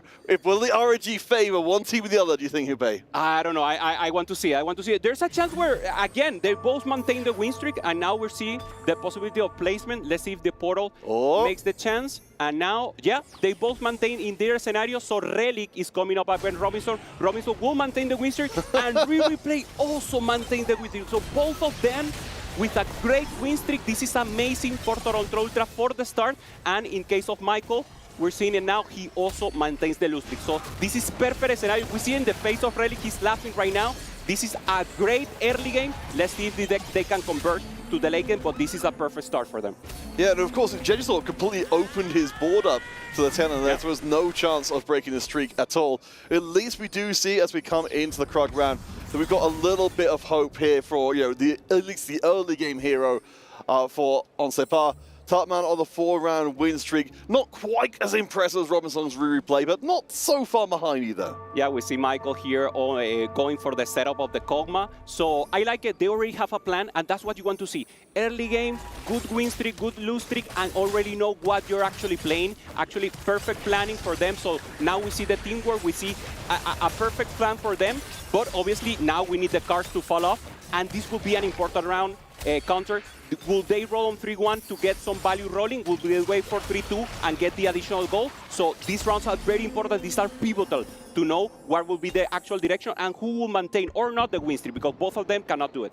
Well, I mean, there's a reason we're talking about the early game hero there as well, because we've had this kind of situation for teams before in a previous series. You have one player do well early, then they kind of pass the baton to another player late. Sure. While Robinson's and Replay both keep doing well in this other game, while they avoid each other, we do put off that discussion for later. And I wonder if that might interfere with the kind of general strategy teams will be doing if they try and start keeping this initial streak going. I mean, normally, if they do that, it's a snowball. It will be a total snowball if they can maintain it at least onto Carousel. Now we're seeing Robinson. He's actually strong. He hasn't slammed some items here. They've dodged each other again. Yeah, they dodge again. He's very powerful. He's slamming now. He sees that Tartman is very strong, so he needs to try to maintain the win streak. Maybe it's not possible here. Big Nunu in the front line, receiving a lot of damage and tanking so much. Looks like it's enough, but the Tristana 2, this is too much power. I don't think Robin can maintain it, but it looks like he can. Okay. Wow. So this means that Toronto Ultra keep both of their streaks while taking, both their win streaks, while taking away Tartman, the only win streak for Onsei Par. You were talking about these kind of snowballing, getting out of control situations. Now at 3-2, they've avoided each other for this long. And now the multi-striker for Robinson. This is perfect. He gave him the Kassadin 2-star. And now he has the perfect spot to contest the other player that's playing the Kassadin. This is perfect scenario for Thor. If they lose this game, they're actually throwing. Actually, very well played, and the luck has been in their luck so far. Yeah, the stars certainly seem to be aligning here. As for Onsei Par, I guess the big question is, with all of this in mind, for a French squad here, they're under pressure. Pretty much they've been as unlucky as they could be. What's the path for them back into this game? I mean, it's difficult because normally, as we were saying, obviously, you want someone who has a good lose streak, and they have it in Jedesor, so they're fine. But they need a win-out player because it will be very difficult to win any tiebreaker possibility. So they will need luck, avoiding the other players to get at least the 3-star in any moment. But they will play tempo in that moment. So actually, this is a very tough spot. They will need a little luck on their side, but they will also need some luck in a win-out scenario. So how that would happen, it will depend on each stage. For now, I'm not seeing a counter. Yeah, I mean, especially, we mentioned the lost streak as Robinson's replay again. No, they didn't. They did duck each other, but replay finally drops the win streak, which is, fortunately, we can see replay with 50 gold in the bank. If it was going to be one of those two players, then it's at least the one with our best potential to start moving towards the late game scenario. Yeah, and the thing is that Michael with a 7 lose streak, he's very low in HP, but he only needs to avoid the 8th. If Michael avoids the 8th, and he's very capable of doing because he's playing Kog'Maw, he can stabilize right now, it will be an amazing spot for him. Jedesor, good starting for him. He already has the Karma. He has the blue buff in the Syndra, so this will be a holder Syndra. We don't want to maintain it until the end, but now we're seeing that he's holding. Look at the almonds. He has 2 duplicator almonds. Oh boy, yeah. So this would be very, very, he's laughing about it. So if he wants, he can get the 3-star right now, rolling just a bit. He actually rolled a lot, only 9 gold for him. So this is interesting. What would be the chance for him? He's not holding for other players, he's not holding other units. So actually, I don't know if it's the best spot. He's now like calming his hair a little, calming down, and at least he's still winning. Michael maintaining lose streak. Let's see if it's enough. Oh, the Karma in the end. Okay. And he maintains. It's the perfect loss for Michael again. So only good news for Toronto Ultra. Okay, yeah, well, we've got Relic, Robinson's on the top. Replay, of course, has started to dip a little bit, but that's 3 members in the top 3 right now. Onsei Par really in a lot of trouble here. You can see the 3 members in the middle, Tartman, Experian, and Jedusor, with only Tartman from those three with really any serious amount of money in the bank. Yeah, we see also the comps in the back, Relic with perfect itemization on the Syndra. We see Tarman going for the Kog'Maw also, so he will be contesting Michael. There we see a little of the Syndra Jidestor with the Syndra with the bull buff, and we replay playing mix for now with a good front line of Shapeshifter, only maintaining HP. So the plan for the rest of them has to be maintained. Opal now getting this Karma, going for the bench, trying to get good units. He's going for 4 costs. So actually trying to go for that cap out, try to go for the early Karma. All right, well, we're checking back in with the Experian, of course. Picked up the multi-strike from the branching out. As you mentioned, Robin Song's moving into that space and making sure that he can't really find his feet in this game. All 4 of the Onsei Par players in it currently towards the bottom end of the scoreboard. Only Michael, of course, with the big loss streak for Toronto Ultras. I'm still not seeing too many signs, honestly, for Onsei Par of salvaging this one, but yeah, maybe he comes to stage 4. Yeah, for sure. Experian now, he uses all his resources and now has this Casa in 3. He could be the win-out player. Items are good. Normally the Nashor is not ideal, but it gives you good strength in this moment, so he could now maintain his win streak.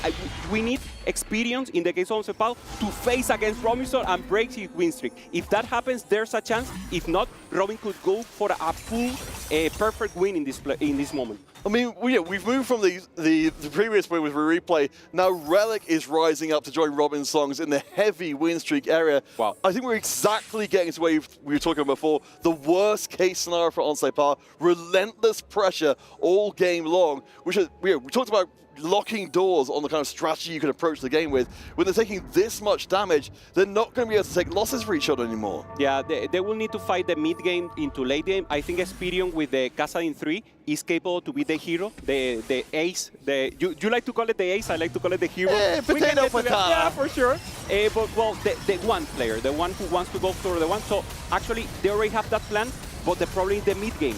Everyone in Toronto has a good placement, and the rest of the team of Onsei Par are not in a good position, Counter. All right, we'll see. Experian, I mean, to be fair, it's going to be trying his darndest and does exactly what you asked of him. Steps up to the most dominant player of this game so far, hands him his loss, and maybe the smallest mote of flame that sparks up there. We will see if Experian could take that torch and run with it. Yeah, 100%. This will enable them to breathe, to actually stop, say, okay, now we have a game. Now Robinson will not generate so much direction and economy and resources. So Robin now has a really difficult place in mind because so many Casadins out of the pool, maybe he has to play tempo. So he will not get Casadin 3 very easily, so maybe he won't go for it. Maybe he will play tempo and try to go for the Kalista 2 and trying to go for something more tempo-ish and even level 9, level 10. Well, it does certainly make sense if we're looking forward, if Experian is going to be any kind of long-term hope, if you can get in front of him in the queue and take all the units he's looking for before he gets there, that's even better. Yeah, this is an important reroll for him. Relic's trying to look for the most amount of Syndra as possible. Not getting so much for him. And now in the other place within Michael, going for the Kog'Maw, still far from it. Close to the Rumble, that would be a good front line, normally the off-tank of the comp.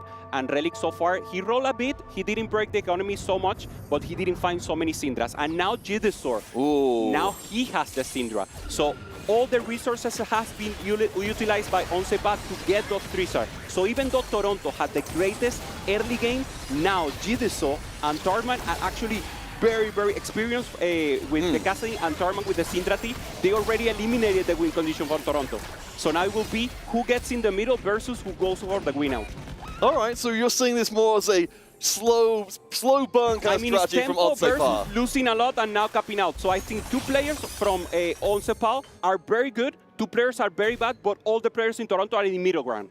Well, with the prismatic Orban coming in, if we're in a market for a turning point for Onsei Par, maybe a call to chaos is exactly the ticket to get everything started here. Again, streaks have been in short supply. We can see on the right-hand side, Experian with the 4-round streak. So, maybe I was a little too early in writing off my friends here. Certainly Toronto came into this one confident. Everything seems to happen right, but you're right. There feels like there is something starting here.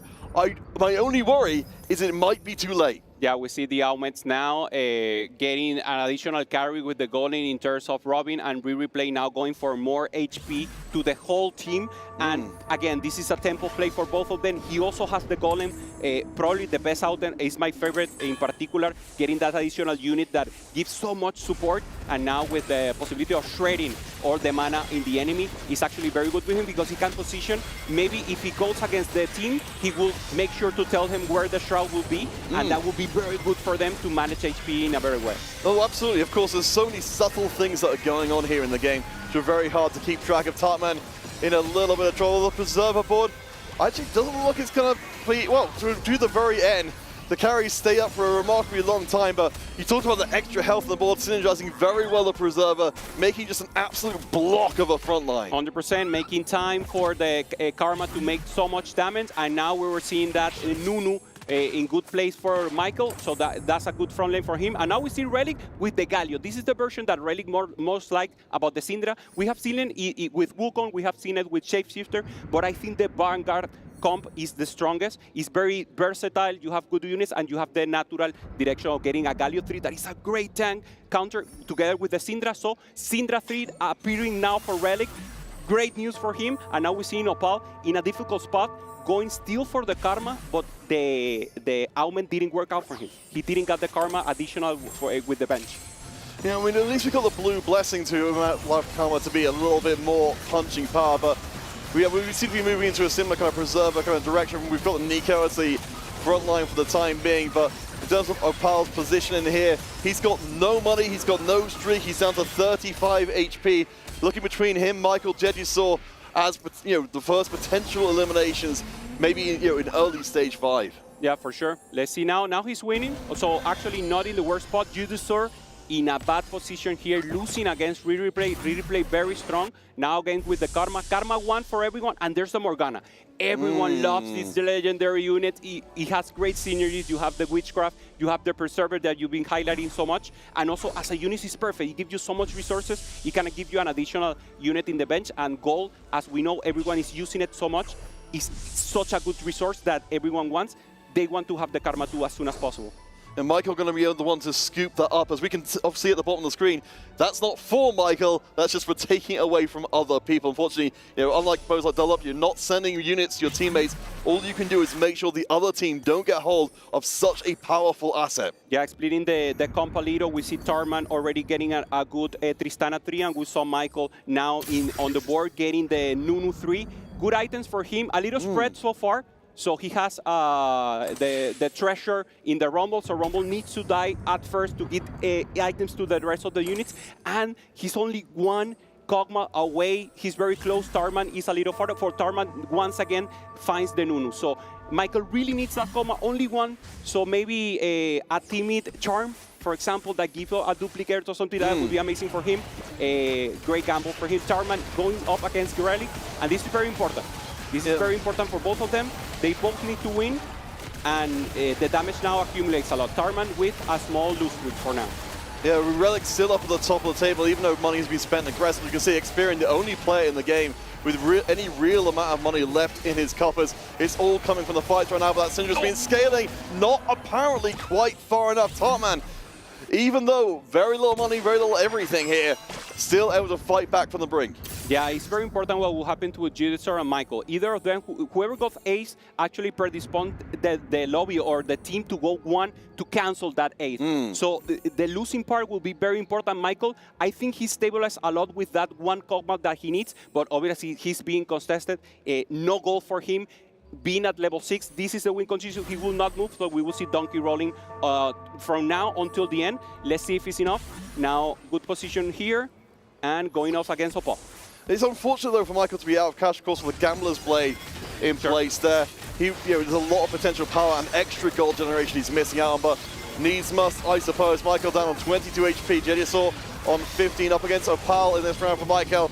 We'll see. It looks like the Karma is slowly starting to pick up some pace on the backside of this one. Of course, she's going to have to spread her damage onto the backline, but the frontliners are just too beefy. That spread damage can't take down the big single targets. And we saw the side there, breathing Michael. He knows it's so important to win here. Relic also looking like he's going to win. So a great win for Toronto now in the placement. Jidusor 15 HP. We saw Michael also in the front, but he's winning replay with a small lose streak. Experience also losing, even though he has the Casa in 3, and Relic and Robinson. That's what you want to see to Toronto to go 1-2 holding hands. Well, I mean, as we look at the scoreboard on the right-hand side, we can see this has been a brutal game so far. The first one of the series, everybody coming into the PvP round without the streaks they're looking for. With nearly all goals, but Experian, again, has managed to keep holding the gold. We're talking about him as potentially being the hope for the team. It feels like they're saving and investing in that possibility of Experian going first. For sure. Yeah, that's the plan. That's the win-out player. And in case of Jidusor, he sacrificed. He has 2 augments that enable him the Syndra, but now he doesn't have combat augment. So even though he has the Syndra 3, no combat additional for him. We see Michael rolling in the side window, trying to get the combat. So far, doesn't get it. Maybe he will sell the rest of the board, trying to get that. But, well, luck is not on his side. He's winning. So it's not the end of the world, but he needs that win out to be sure he doesn't go 8 and maybe even cap to the middle ground counter. All right, well, replay.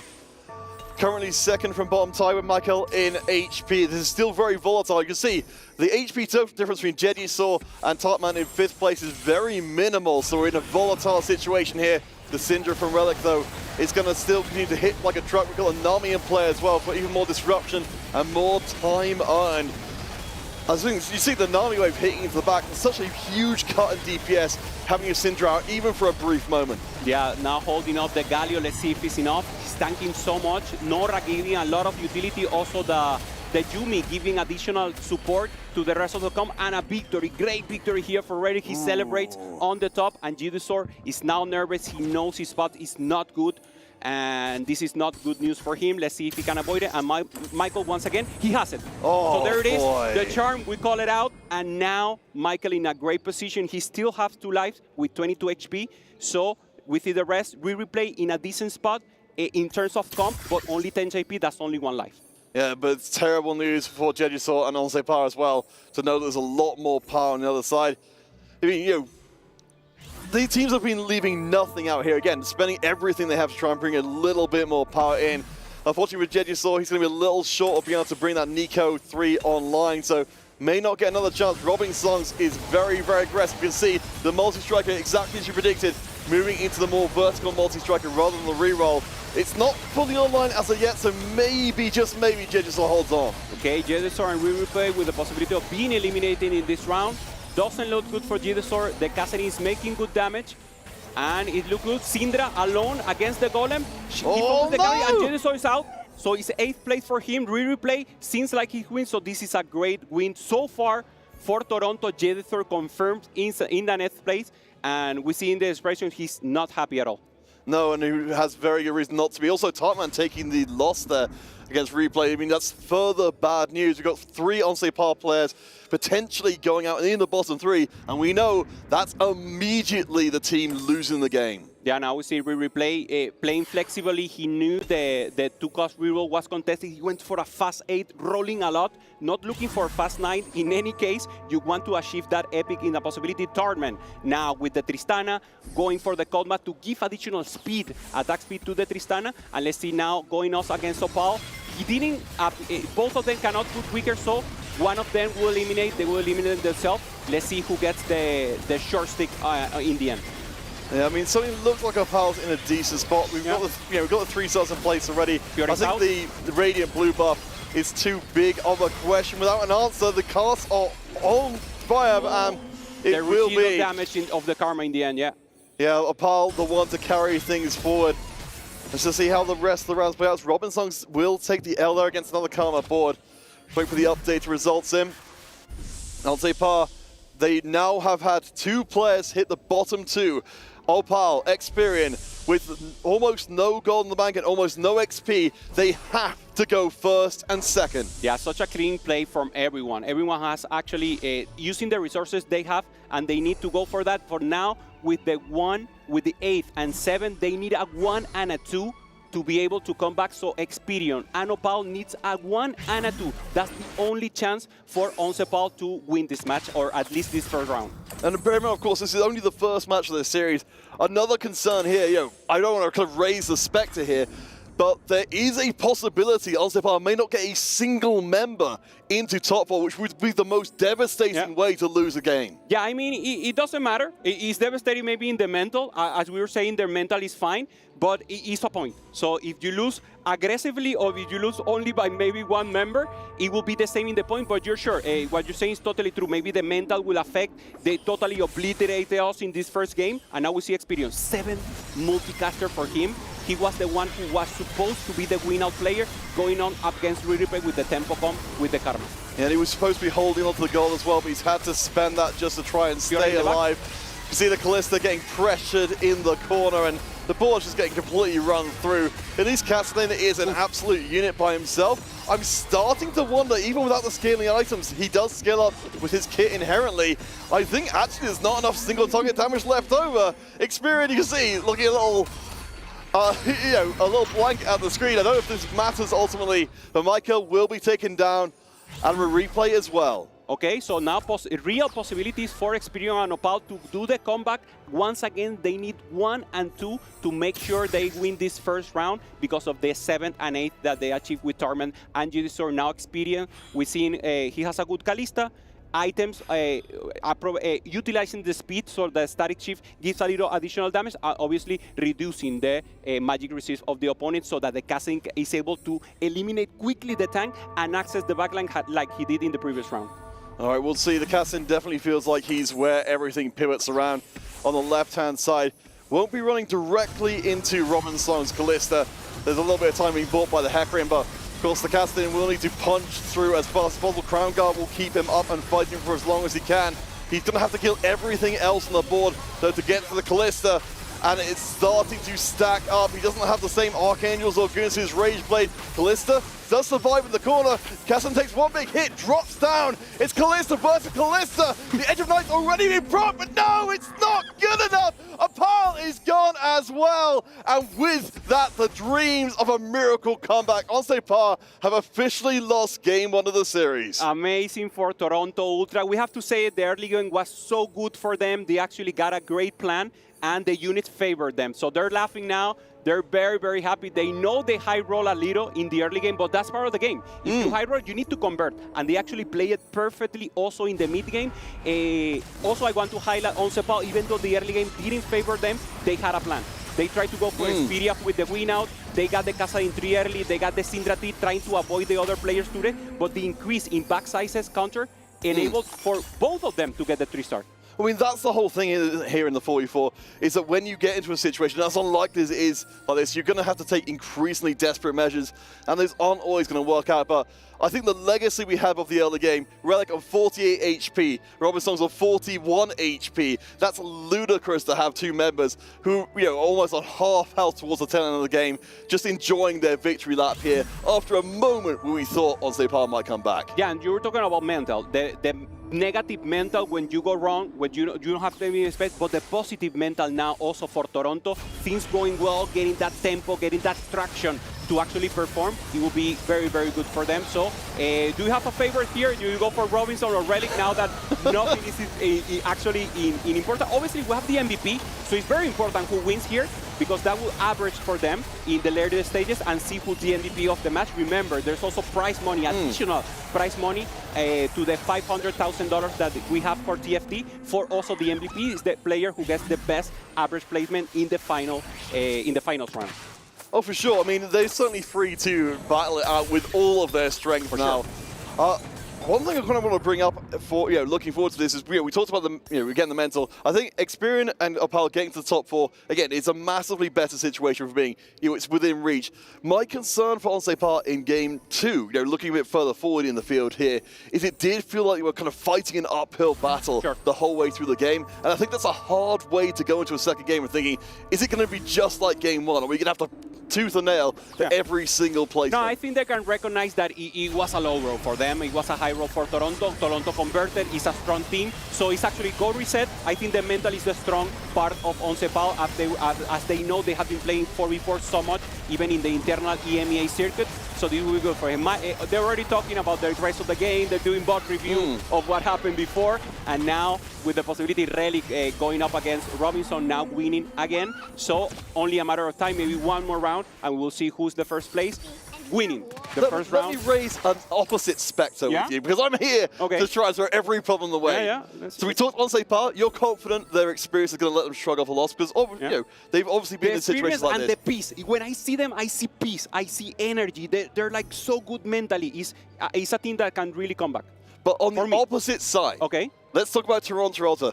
It went really well in game one. They came into this one arguably a little cocky. Is there a world in which game one going so well when you come in so pumped maybe pushes the team to lose focus? I think it will. Normally TFT has been a game that you need cold mind. So actually being cold-minded, being tranquil, being calm is more important than being hyped. The hype can maybe last you for a while, but then you have the crush. So what you're saying is actually very factible. They need to maintain the energy in the flow. Obviously, it's a best of 3, so maybe it's not like a big, like a best of 5 that we will have in the final. So I think they can maintain it. They're a competitive player, very professional. But as you were saying, they're laughing now, they're enjoying. Yeah, I suppose you know, the whole kind of part of that is the heightened emotion part. You know, if they're very happy, they're really free with their emotions right now, and I think that's where you have that little bit of vulnerability. I'm kind of coping a little bit for Par here to try and find a way back into it, but that's for me, that's a small potential advantage that could lie in getting to game 3 at all. Yeah, it should be. It should be. Let's see how they can be able to reaccommodate for the next round. Now, Relic still laughing, enjoying the first victory. He has the Nora now. And now what we can see here now is optimization of the board. He's simply looking for the Nora, Nora 2, and trying to go for something else, talking about the next game, talking about possibilities, what went wrong. Michael, it wasn't a good game for him. He went for the lose streak, so that's something they need to work on, but he was contested, so it's fine. So the hero player that's supposed to be Michael, actually taking the loss, but the team winning is good news for me. I want to take a moment just, you know, because it looks like Relic is going to be the one who's going to take the lobby overall. You know, let's talk a little bit about Relic. Of course, he's got the interesting history in the League of Legends, scene, as well as coming into the TFT here. We'll just see if he can finish off this game, but it's, can you give us a little primer on who Relic is and why it's so significant he took that win so conclusively? Yeah, Relic has a meme that is called Mano Tengo Fe. Relic has been competing since very young in League of Legends. He went to World in League of Legends, and now only last set he went to Worlds also in TFT. So an amazing player with so much experience. He's named the captain by all the other players. Maybe the Sage will be Robinson, giving additional advice, but the one who's leading the game, who's leading the call-outs, for example, is actually Relic. So we have the youngster in Michael, we have the flexible player in Replay, we have the Sage in Robin, and obviously the big experience and the captain that is Relic. All right, well, that was, again, only the first game of the series, our third series of the day, but it's already been really exciting way to see things so far. I mean, as we come and look a little bit over the rest of how things played out here, we were definitely looking for the moments where it felt like Par could get their head above water. I'm still a little haunted by even the possibility of them being taken out entirely in the bottom 4. It's something the emphasis is on them to try and change things up for game 2 much more than it would be for Toronto Ultra. Yeah, for sure. I mean, looking at the early game, it could be even worse, as you were saying. So they actually were able to transform, making at least a third and a fourth. So they actually made the best out of a bad possibilities. I think it was a good performance for Par, but the game didn't help them this time. They need to reset. They need to start again for the next part, and now we see Robin against Relic as the final possibility. So the most important thing that we have to recognize here, Relic with a great beginning, also Robin going with the amazing showdown. So truly amazing and great comp. First game finished. All right, well, we're going to game number 2 in a second. Dr. Suleiman Al Habib Showdown will continue after the break, so stay tuned. We will see Toronto Ultra and Par at least one more time.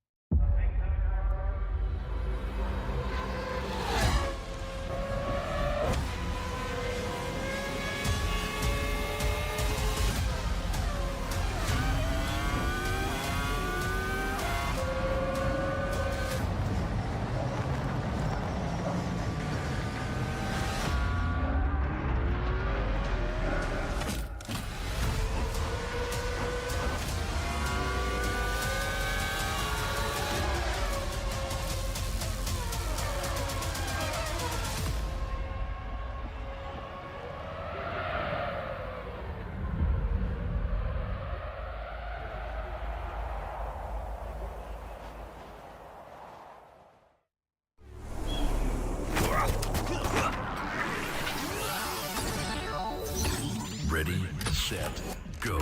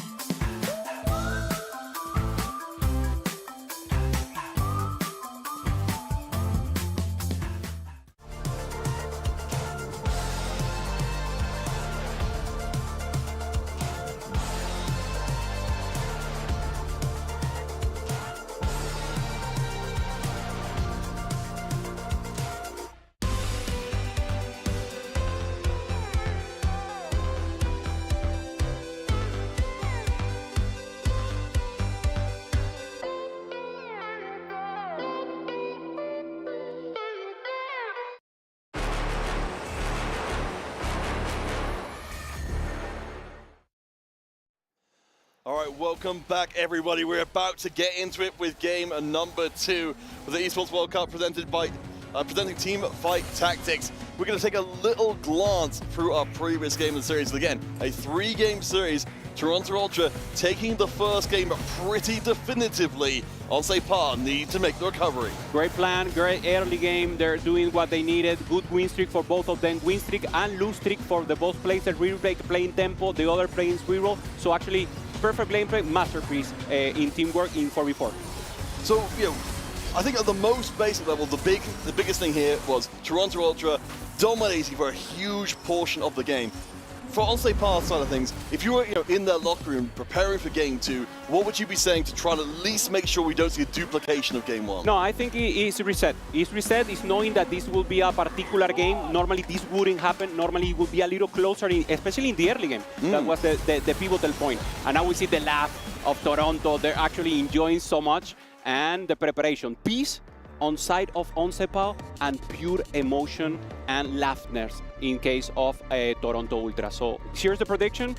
Yeah, our STC Play audience predictions. We're seeing things are maybe a little bit one-sided in terms of faith levels in the various teams. On Sepa, of course, they are operating with perhaps a little bit less audience confidence.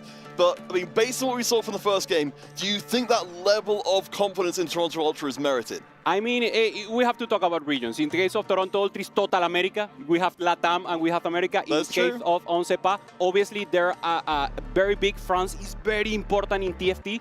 And they're also representing EMEA, so maybe that's playing up a little. We're playing maybe one country against a total continent in perspective. But I think it's not that separated. Even though Toronto, in my case, is a better team and can perform well, I think it's actually much closer than the predictions are saying. All right, well, of course, we can definitely see the Toronto Ultra, they kept their good spirits from the before game 1, through game 1, and now into game 2 as well, so they're not even a little bit flustered. I do think you're right here. I think this is really interesting because, again, it's a unique experience to be able to kind of see the teams be here on the stage. On Sepa have a very distinct kind of calm amongst them. There's a little bit of smiles, but I really feel like there's some conversation. You can see, like, even the meditative aspect there. It feels like they've come into this game with a very distinct attitude. Yeah, it's like a meditation attitude also. It's like they're very calm. They're trying to reset mental again, and that shows experience. That shows actually very good confidence in the team. They're not talking about, hey, you did this wrong. Or no, they're talking about as a whole, and you see them as a whole group. And now starting into game 2, so very important. If Toronto takes this game 2, it will be end of the series and the win for Toronto. So very important for Onsepa to get the win and get this to game 3. All right, well, we'll see. We can see there's a little bit of a brawl over the portal we got going here. It's looking like Prismatic Prelude is very likely unless we see, yes. At least we did have a full agreement from both teams. Yeah. They want to come in hot on this game 2. Okay, so Prismatic will be the beginning, and now the possibilities for all of them. Let's talk a little more about the teams. We saw Relic now with the first place, so he will be contesting for the MVP in this series. Also in second place, Robinson. So for now, only Toronto going for that possibilities, and now only early game. Early game, let's see what they get. Well, it's worth also updating, in the, for anyone who wasn't here before when we had our previous reports, just kind of what's at stake for these teams here, because of course the winner goes on to the Group D winners match. We know already they will be playing against Team Falcons, who managed to get the 2-0 victory over Na'Vi, so that's also going to be playing on their minds a bit, knowing that this is only the beginning of the competition for them, and it's already this tough. Yeah, if we see it in simple terms, if you win twice, you're already in the next group stage. If you lose twice, you're already eliminated. So actually the pressure of losing in this first stage is actually very strong, because then you will need to face again and go through that double elimination. So now Relic from Toronto holding as additional units as he can. And the importance of the early game. Wira was saying later or before this Jace, the importance of having this Jace in the early game. Jace saw it. This is the most preferred early game as a possibility, and now we see why. You have 3 portals, and you have a good front line, good damage. So perfect early game. If you want to play TFT now, go for this early game. It's very flexible and actually very good. And for me, I think the most important thing for Jefferson and Romsey Park is it's opening up the possibility that they can come out of the gate swinging and have a strong early game. That's, for me, feels like the best way to wipe away the taste of the first game and say, this will, however it goes, it will be a distinctly different game. We know at least it will be in part because of the prismatic augments from the beginning as well. Okay, Tiniest Titan as a possibility. We saw the lose streak that is so important. Billabot is not the worst, but obviously it's very random. There are some 1-cost 3-star that are good in this meta, but there are some that are terrible. So we don't want to go for that if we have more options. Bang and Crown as a Prismatic Tick is great, and he can commit to any reroll counter. Yeah, I was wondering if we might see Worth the Wait, but got rerolled in the end. So we've got some pretty distinctly different options here. Yeah. We'll see. Of course, this is going to be another aspect of the 4v4. You've got to be communicating all of your augments to your teammates, and also communicating any augments chosen by the opposing team, making a huge matrix of decisions in a very short amount of time. And there's a Syndra once again. So going for Vanguard, Syndra selling the rest of the units. So he knows now that he wants direction. He wants to know exactly what reroll he will play. So he holds the Syndra. Also getting the Blitzcrank, there's a chance, depending on items, he has flexible items, that he also goes Coldma, for example. But it's for sure a reroll, so either Syndra or Coldma for him. We got a little glimpse there of what Onsi Part are bringing out. We did see some pretty solid options there. The Pyro Emblem coming out as well, the Support Golem, the Prismatic Support Golem, even more powerful than the regular version from before. I think we've got a decent start here, even if Apal doesn't take that first round. Yeah, so again, Robin with great tempo in the early game, probably the best Prismatic he could get. Both Prismatic or Gold is so good, you get so many resources, and having that Golem in the early game is so much flesh and blood to fight it out for you. All right, well, Relic decided to take a more risky approach in this game. We talked about in the previous series as well. When you're ahead in the series, you can take riskier moves here. So we'll not be able to choose his augments for the rest of the game, but he's immediately at level 6. This feels like an extremely 4v4 kind of augment. Yeah, let's see what we does with it. We've seen it in a variety of ways. He can play reroll, that is normally the possibility because of the meta, but that's not the only way. He can even go tempo, he can do whatever he wants. This is free economy for him, and with the downside that you just mentioned. Pyro. This is the first time we see in this series the Pyro emblem now going for Tartman. Very huge if we get to the Smolder in the late game. So in the early game, we can give it to Kalista, we can give it obviously to the Jace, but and we can ramp up the Pyro so that gets a lot of speed for the late game. Unfortunately, it doesn't look like it's going to be getting in at those. Well, we're getting a little bit of early damage, but Tartman will be taking the L there. So we take the very early temperature of how things are going as Tartman takes the L there. I'm noticing, this is very early to be kind of picking out this kind of thing, but I am noticing, and we'll wait till the end of the round comes in. Again, we're looking for Onsei Part to not repeat game 1 as far as possible. But coming out of these early couple of rounds, look at the top of the table. We've got 2 players from Toronto Ultra who have both started win streaking. I'm starting to get a little bit worried already. and 2 players that didn't win streak in the previous line is Relic and Michael. So now the papers are turned upside down. We see Michael with the Syndra. So maybe Relic will leave the Syndra for him. Maybe both of them will play the Syndra. One will play a tempo and one will maintain it to the late game. All right, well, we know Relic, of course, with that boost up to level 6 will be a massive force to reckon with. Very hard for any board to be able to deal with just the raw power on display. On the other side, we just see a little bit of B friends coming through. Michael on the left-hand side, of course, looking to keep his win streak going. A lot less of a sure thing, though, because we do see Replay actually has a pretty decent-looking board. Yeah, he does, and on the right we saw also Jedesor with the possibility of re-rolling, but the thing is they're going to re-roll, but they don't have the units yet, so they will want to go for a lose streak, but they're winning. So it's very weird what will happen here, Cass, because they will want to look for direction in the 3. Let's see if it's enough for Michael, and no, he loses, so Replay will be the one winning here. This is huge, because actually Michael was the one who wanted to maintain the win streak, and Replay didn't have a win streak. No, to have your teammate be the one who knocks you out of the win streak as well, that's going to be...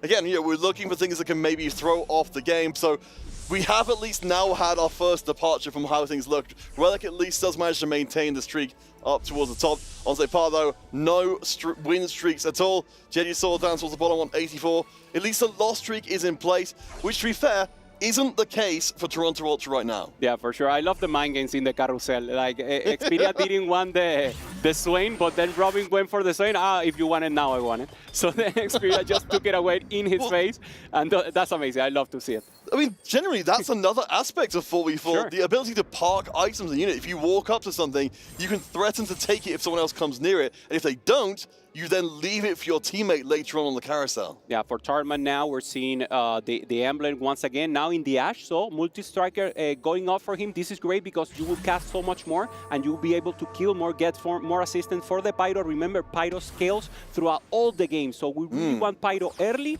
start utilizing, and then in the late game, there you will see the power, both in the battles and in the small battle. But we can see directly before us, Robin Songs is also in this line of play as well, with the Prismatic Golem. It has got enough of a board online for the time being to kind of smash through, so Batumman not going to be able to pick up any kind of pace at all. And Relic maintains the win streak, huge for him, so we should stay with him or with Jedesor. Jedesor has a lose streak for now. Let's see if it's enough for him. Experience now going up against. Also a Golem in the other side, so Experience loses. Opala now going with the win, so important to see if Relic is able to maintain this win streak. He sees like he's going, Jedesor going for this lose streak. He's going for Kog'Maw, so we see the last Whisper slam for him. Maybe trying to, or thinking about holding the Nunu as a possibility, but he doesn't want to lose the threshold of economy, so let's see what he does.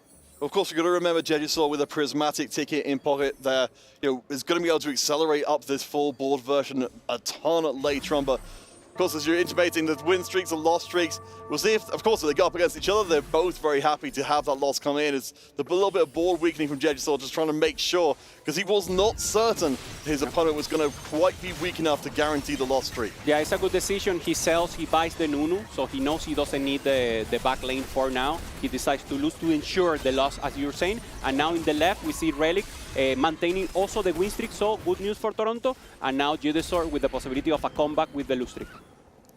So let's start drawing, again, let's start drawing the points of comparison with game number 1. So game number 1, we had the 2 players from Toronto Ultra, both win streaking, both putting down a lot of pressure. In this case, a very different situation, where in fact, on Zeta, they're controlling 2 loss streaks right now. So, while they're not keeping the HP, they're actually getting more gold in than Toronto are. Yeah, but the thing is that even though they're good in lose streak and in economy, they have an augment that already is telling the rest of the lobby what they want to play. They want to reroll, but they already they don't have units. So it will be very difficult, very easy for Toronto to decide what to hold. So now it will be the mind games. What do I hold? What reroll is he going to play? Is he really going to reroll? Is he going for tempo? So that's the amazing mind game we will start to see now in stage 3. Yeah, we're keeping a close eye on those benches to see, particularly players who've got money to spare. Relic could be one of those.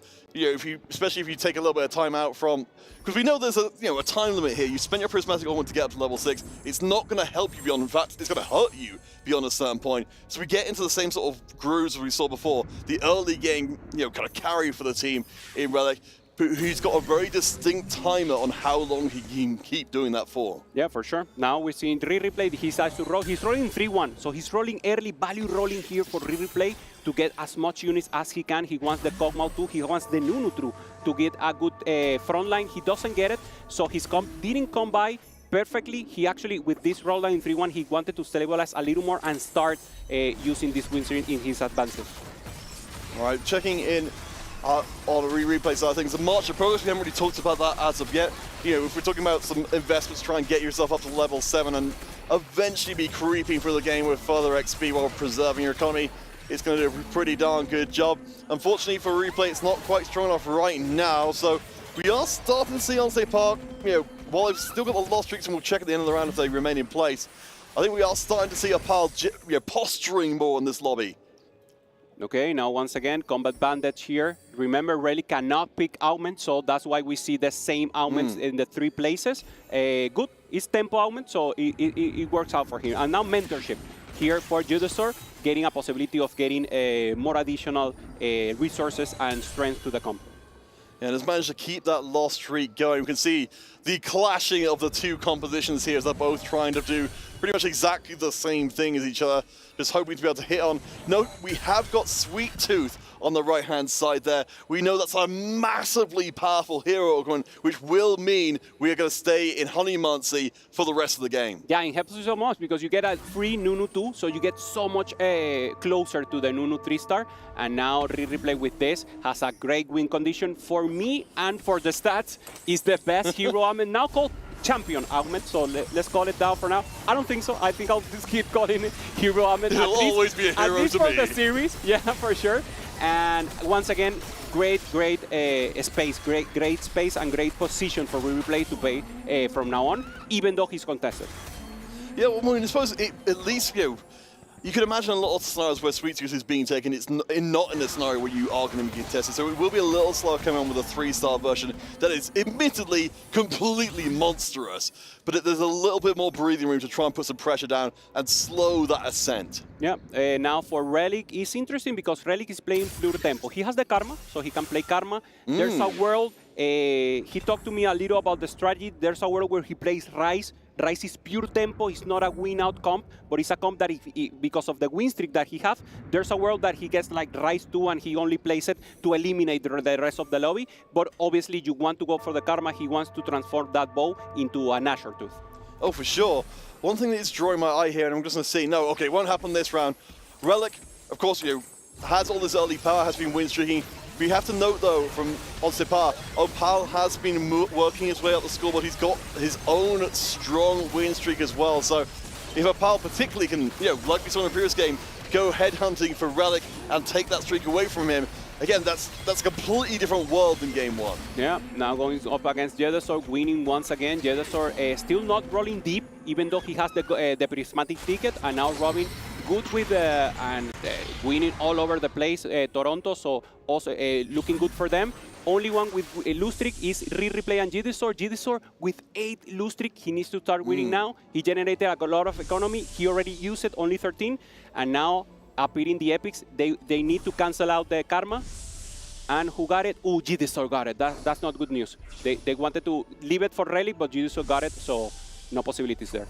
Yeah, well, we saw it in our previous game as well.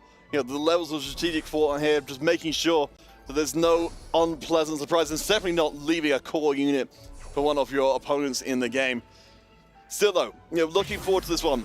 Jedasor, you noted the massive loss streak in place, but having spent down to 13 gold, hopefully we're going to see a little bit more progress happening from down there. Opal, we haven't seen for a little while, has picked up Epoch, so we're seeing some of our players starting to get those real solid directions going forward.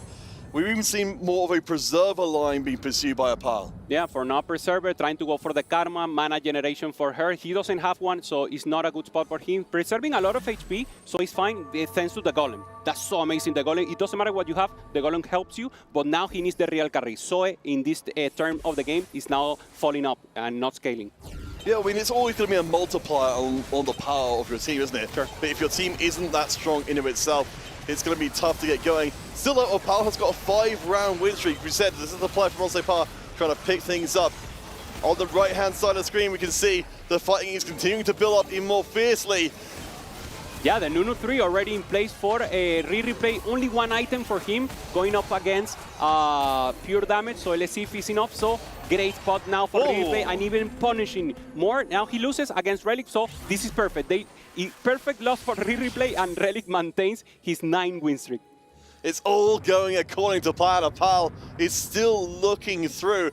But it does make me wonder, as you said, Apal has been doing really well. I mean, this win streak is very, very good indeed. But what's just further you're saying, the board isn't what it will be in the future. I wonder if actually, if Apal runs into Relic, that he'll be the one to end up losing his win streak. Yeah, let's see what would happen. I think the soy won't be enough to eliminate the win streak, but obviously it could happen. Relic now not in his big strengths, but obviously strong. He wants to roll down and reset a little more. There it is. Okay. Right. 1v1. So we do know, of course, Relic effectively doesn't have a prismatic augment at this point. So in theory, Apal should have the tools he needs to bust through here. But the unit quality's not quite there. The golem didn't go to the back. That's good. The front line's going to be held down pretty well by a friend Jace there. The golem is very, very slowly trying to work over the karma, but you see, it does break through. This is huge for Onsepar. They finally managed to get through. And also, just before we go to Wolves, that's a lot of money out of Toronto's pocket.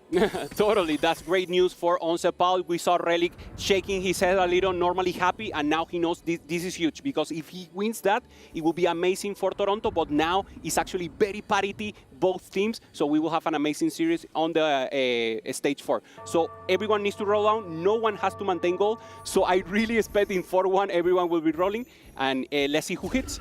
Both of them with Nunu 3 now. Yeah, that's kind of wild, isn't it, that we live in a world where that's even possible. Yeah, you saw, I think you're right here. It feels like we're primed for this stage 4 to be this kind of the deciding stage of this game. Do remember, of course, if you come in late, that Toronto Ultra won the first game definitively. This second game seeming vastly more competitive. And Onsepar, they seem to have done enough of a reset. We'll see if it's enough to get the win and keep the series going to game 3. There's the Kog'Maw, but still missing 3 Kog'Maws there for Jidosaur. He gets the Tristana, but no items in the Tristana. That's not what you want to see. You want to funnel all the resources into the unit that's 3-star. So this is good. He's better, but you actually need the Kog'Maw to perform. Maybe thinking about the Hurricane for tempo, but I think he's still greeting and going for a more ideal item for the Kog'Maw. Yeah, certainly Jeju saw a little stalled out with lack of access to money up against Robin Songs, who's in a similar position but a little bit further up. I think still the 3-stars might get it done. We've got a little bit of a chance of managing to keep it going, but no. Just a little bit too much fight in there as Apal on the other side continues his streak up the table. We have at least got now Onsepar close to moving up into first place. Now we've got only Michael actually we're sort of seeing the leapfrogging effect of the win streaks here as players find their spikes and surge forward in the game. Yeah, the good news is that Onsepar has a clear hero, a clear ace player that will be Opal. So now the mid game, who doesn't go 8th is very, very important. So now final augment. Let's see possibilities here. So Shapeshifter Emblem, very interesting. This is pure tempo because Shapeshifter falls down in the late game. It's not good in the late game. So Relic is only thinking about maintaining as much as HP as possible, preserving HP and ensuring a good place. But now maybe not a win-out position for him. Well, I mean, it makes sense. You know, we really are seeing the sort of the shape of before developing here. That you've got your time in the sun as a member of the team, and then you're going to have to pass the baton across. One thing that's troubling me from Onsepar's side of things, as well as it's going for Apal, I can't draw my eyes away from the bottom of the score table. Having Tartman and Jejusaur both in a perilous position means we're still up at a possibility of having to go first and second. And now we see the Syndra 3 coming for Michael. Great itemization. Normally you get 2 generation of mana or speed and something for SP, but actually in the data, after realizing and optimizing the comp, it's better to go for 3 mana generation or speed. So actually this itemization for Michael is perfect. All right, Michael in a pretty solid position right now, though. Again, we can see on the right-hand side, the goals being spent pretty much across the board as our players are doing exactly what you said. They're spending their money, getting their boards online, but this board is looking good, and Opal takes the L. I did not realize that was him on the other side of the equation. It will not keep his streak up long enough to overtake Relic. Yeah, he knew he had in the rotation maybe Opal, maybe that's why he rolled so deep. So good news there for Toronto. Michael getting the win, and Spirion also losing now on hands of Jidosaur. They're actually thinking about it. So very important now is deciding factor. The damage in stage 4 is so high now counter that will be the difference. And now Experience know that he doesn't have a win condition in place. This is very bad news. And Robin already with the Kassadin 3. Again, good news for him. Getting the multi-striker emblem already once again with 7 multi-striker. I think he really loves the Kassadin. Yeah, and having the Blossoming Lotus in place there as well. You talk about your late round. We don't have the scaling item necessarily on the casting, but we've got the scaling found by another direction. Yeah, totally. Remember now, Lotus is not critical, it's critical in time. So the longer the round lasts, the bigger the crit for him. And because you want this unit, the casting, to scale into the game because of his nature ability that he normally gives more damage, the more he casts and gives damage, is perfect for him. So great for Ron. So, as we're coming here roughly to the later part of the game, I want to start opening up the conversation about what roles our players are moving into now that we've kind of got the initial brawling out of the way.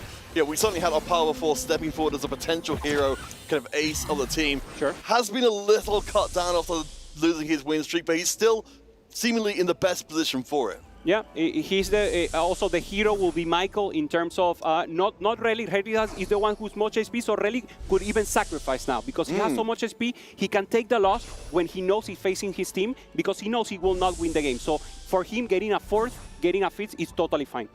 All right, we get a little glimpse of our stage, and of course our players focusing intently on the carousel as it goes around. One thing I wanted to add to the conversation as well, if we're looking for the players, we've got the two potential aces there. Of course, we need the secondary player to back up the ace to actually win the game. And trying to figure out who that's going to be. Experian jumps out to me from the score by having the long loss streak in place and potentially a way to get more money into this late game. Yeah, sure. And we need the hero, we need the mid lane, but we also need someone to avoid the eighth. And that's the most important because if someone doesn't have direction, for example, don't have a real carry, the Pyro, for example, is using Kalista for now, but that's not the late game comp you want. And now, without goal, it's very difficult to be or to transfer to another one. So now, very important round. Going up against mid-stage of round 4. All right, suddenly also part in a volatile position. You can see Jedisor, Experian, they're both in potential elimination zone. If both of them go out, it's disaster territory. Keep your eye on replay as well, because it's going to make, as you said, a massive difference who takes the 8 as to how the game goes forward. You can see the board is starting to fall apart a little bit. The Nasus is so good at buying a huge amount of time. The Pyros, they're just absolutely on fire, and it rips through. Experian barely survives, but Jedisor does not. Honestly, that could have been worse. Replay takes a hit, but also doesn't fall. We saw the celebration there of Michael getting 1 life there, so Jedisor A plays. This is so rough for Oncepa, so let's see if it's enough. Replay 1 life, Experian 1 life, so now it's more important. If you know you're going to face one of those and you're in the same team, you need to cap out. You need to stop avoiding the bleeding, and now we will probably see someone weaken out to avoid that and be able to scrap and getting a better position here. Oh boy. It feels like it's so close to real disaster territory. Replay, if you're Once Part, needs to go out in this round. Fortunately, he's got a very tough opponent, Relic, actually going up against his teammate there. We've got a pretty decent looking karma board on the other side from Relic. It might be strong enough to send Replay out. Yeah, let's see if it's enough. Replay was just holding his head, thinking about it. And in the right, we also have the possibility of elimination here for Experian going up against Michael. Michael is very strong, still with the Deja on front, the Galio getting a lot of damage. So eliminated, so double elimination. Relic eliminates his teammates, Replay, but Michael also eliminating Experian. There's a slight celebration for Toronto Ultra here.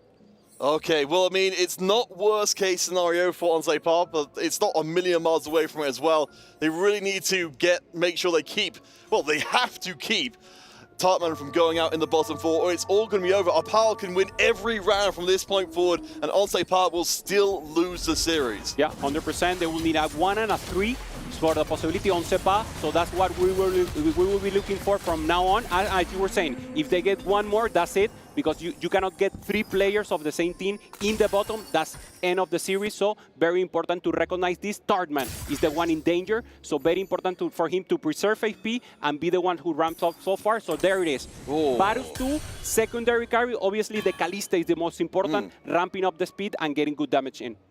All right, well, you've drawn your lines here. We've got everything we're going to get in this one. We have to put on the guard breaker as well, I presume, to put a little bit more punch, but Tartman's got a huge weight on his shoulders in this round. We'll see if his board is good enough. Okay, now once against Relic. Relic very strong with the beefy front line there with the Nasus and with the back lane of the Karma. No Morello, but Red Buff doing almost the same, giving even more speed. So actually great for him. Let's see the Kalista. All eyes on Kalista focusing. Then Nasus falls. No, not again. No, Nasus is very strong. And there it is. The Lances with the recall. And now let's see if Rakan is still the only tank. Kalista goes to the back. Great news here for Torment, but now going up against the Rakan, is it enough? No. Oh my gosh.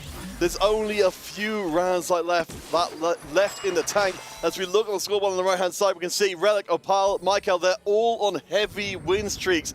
For Tartman, this couldn't be a worse scenario to try and get into the top 4 from. Yeah, 100%. Remember, he needs to avoid that top 4. Actually, they need a first and a third to ensure that they advance. And we have a prolong of this round. Remember, Toronto won the first game, so if they win this round, they will win the series. So it's very important, obviously, to avoid, as you were saying, mentally, the loser bracket. So now, let's see if it's enough. Tarman, maybe one life, 9 HP going up against Robinson. Robinson only with Kalista, 1, but with the amazing Kazanin 3. Yeah, I mean, we just don't know. We need to see that Kalista get onto the Kazanin pretty early. We're seeing a lot of the ball getting cleared in. Kazanin, he can dish it out, but he could not take it in this instance. Tarman gets to survive another round. That's absolutely huge. Yeah, now Opal winning again against Michael, so good news now for Once Paul. Let's see if it's enough. Rakan 2 here for Relic, getting a more beefy line, changing a little the rest of the itemization he had. And now with some difference here, Tarman, let's see if he's... The thing about Tarman is he cannot improve his board in the early. So this is its final board probably until the end of the game. So he's crapping spots, so he needs at least a third. Very difficult for him to get the first place board. That will be the chance for Opale. He's the one who has to go for the first. I mean, the thing is, though, you look at those HP totals on the right-hand side. Robinson's the only one who's vulnerable to being taken out. Opal, Mike, well, of course, you don't take out Opal, but Michael and Relic, they're on 70+ HP. You're going to need to beat them repeatedly to even put them close to elimination. So very important. Michael will be on the other side. He's on a massive win streak. This could be the death knell for Tarman. It will be the death knell for Once Par in this particular part of the tournament. If they will go down to the lower bracket, you said before, Kalista, holds on by a thread, ending the streak. Yeah, this is danger for Tarma because even though he wins against the Ghost of Michael. So the Ghost normally is a little weaker, doesn't have some augments, doesn't have some strength. So actually when he faces up against the real Michael, if he was this close, it will be not very good news for him. So he needs to avoid Michael. Michael is the strongest one right now in the game. Yes, my apologies. I got a little overexcited there with calling the end of the win streak. Michael remains intact at the top of the table on 73 HP. Opal has been nestled up there comfortably for a while. Under other circumstances, this would all be good, but all eyes on Tarman right now. Every round, we're holding our breath to see if the game ends immediately. You can see with Tarman's expression, completely placid. Yeah.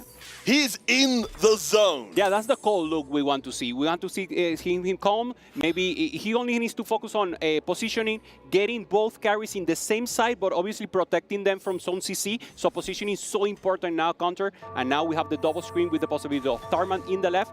And we see if he can hold on and prolong this series. All right, we'll see if it all ends here. As you exactly said, focusing the damage on the right-hand side. It is against a teammate, so Opal will have fixed his position. He's got the HP to allow for an easy matchup, setting up his board to make sure the Pyros get through. As you mentioned, we do have that little bit of extra scaling from the Pyros as well. So Tartman, he's got the 3-round streak. Robinson's down to 16. This isn't over yet. Yeah, 100%. Robin is not in the great spot. Tarman is winning. Maybe Opal helping there. Maybe reducing his Pyro, making sure that Tarman doesn't go 5th because the series will be over. And now Opal, they're talking. They're seeing the strategy, looking at the face-off, rolling here in the end. A couple of Dianas here. It could be a great power spike also to ensure getting a better front line for the rest. So again, Opal going for the final position, and Tarman once again holding up and trying to go for the win. One round away from the safety of making it to PvE up against Relic here. Relic is on a loss streak right now, so isn't necessarily going to be the strongest. It does look like we're starting with a 3rd item, the Shojin coming in, and the Infinity Edge. We've got a lot of punch behind that Paris. Relic's got the strong front line, but it's not, I think, quite good enough. NASA's still staying alive on the tail end. Means that Tartman, he's not made it to top 4. but Robin Songs drops below him on the standings. He does, and Michael is still maintaining, so I think we could say it. Tarman is very strong. He's not losing against Robin or against Relic, but he could lose against Michael, so matchmaking now more important than ever. Oh boy. Well, we get the Dragon here a little bit more punch behind it. So for Robin Songs and Topman, they are our focal players. Now, honestly, at this point, I can wipe away the rest of them and say it's almost a 1v1 between the two of them to get into the top 4. Looking at Robin Songs' board, 7 multi-striker. Yeah. What's your diagnosis? Is Robin Songs going to keep hold long enough to stop Topman? Yeah, he's looking for that Kalista 2 secondary carry, so important. He already has 3 items on his secondary carry, so it's very, very important for him to get it. Maybe, okay, more... He's got the gold. Yeah, good defense there. And he goes to level 8, so he has a possibility to get that additional time. Maybe the Tam Kench will be there it is. And now he can strengthen even more. He has the Arcana on the Hecarim, so this is additional physical damage for all the team. All right, well, we'll see. Tarman has managed to get the Tam Kench 2, into place there as well. The 4-round streak will be going. Let's see. So Robin Songs will be the next one up. We'll actually see the two of them against each other, face to face. Topman taking a swig. He knows his part is done in this battle. It's down to his team on the board to get it done. He's ripping through Robin's board. He's getting into a top 4. He survives this far. OSP, they stay alive for now. They just need a little bit more. 100%. Let's see now Michael facing off, winning against Relic. And remember, because of the Gidesaur going 8th, now they need a 1 and a 3 for Onsepa. And now Tarman looking good. He's been avoiding Michael for like 10 rounds. So great news for them. And now we see the split screen. So Michael trying to roll, looking for a combat helmet, something that helps him and actually improve in case they get the total face-off. Talk to me this matchup then, specifically between the two of them. Based on what you're seeing right now, who's going to win? I mean, I have to leave maybe Michael, but Holy Michael moly! has Kaden, and this is very good. And there it is, the Mordekaiser 3, no items, but additional time to win to avoid the burst damage. And there it is. There is the face-off, Michael against Tarman. The Mordekaiser 3 has entered the battlefield, the biggest challenge of Topman. You got into the top 4, you outpaced Robin Songs, but there's so much beef on the board. I'll say down by 1 in this series. The backlines being annihilated. Topman did everything, and you just see it. For Toronto Ultra, underrated.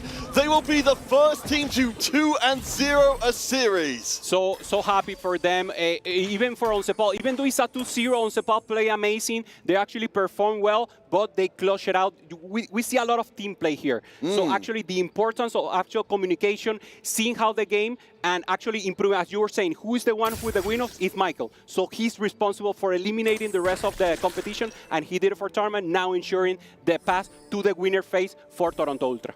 And just for the victory lap for Michael here. Again, remember, Team Falcons going to be now confirmed as facing off against Toronto Ultra in the winner's bracket for a chance to go straight through to the playoffs in the shortest route possible. Yeah, 100%. Now let's see who takes the win. Remember, it's very important, the average place also for the MVP of the match, and now the face-off. Opal versus Michael, Latam or Americas versus EMEA. And now with the possibility, Michael very strong, obliterating now Opal. Opal trying to do the win, but we see the expression already mentalizing for the next. And now, final carousel. And anything you like here, Counterfeit. You can pick, man. Oh, I don't know. I think I thought Michael was going to go immediately to take the cake there, just to send a message to the rest of the lobby. But you're right, again, we are only in our first day of competition. Sure. But on Sepa, while they'll go down to the lower bracket, and they will, of course, have to fight for their life in every single game from here on out. I think you were absolutely right earlier on. We're seeing from on Sepa, while they didn't get the win here, they did reset very well between games 1 and 2, and that is going to serve them well in the lower bracket as well. Yeah, we have heard it for the team. Teams respect a lot on Sepal. Even Toronto Tokyo, I talked to them in the morning, and they said they're very strong. We have so much respect for on Sepal. They didn't perform as they would like to, and Toronto played amazing. They recognized the spot, and they played it perfectly. So it does mean on Sepal will be playing against Navi as their lower bracket opponent, and it's kind of crazy to think that we'll be saying goodbye to one of them with just one more match in the future. Michael, the 12-round win streak, a very definitive stamp to put onto the end of the series. Though we do actually see Opal fighting pretty hard out of the corner It just doesn't matter though at this point. I think, Opal will be satisfied with even taking a single win and breaking that streak. Yeah, 100%. Now Michael still laughing and still enjoying the victory, and it's so huge for them. They trained so much for this, and both teams deserve it. Now the big sticks go for Toronto Ultra. Michael, 13 win streak, and showing off because in the first game he didn't perform. He didn't get the coma, we remember again, and now he that should be the hero player, the one who gets the funnel of all the resources, actually making the play and getting a great comp here with the Syndra with the best possibility of Shapeshifter and Eldritch. We were talking about potential before, we were talking about being underrated.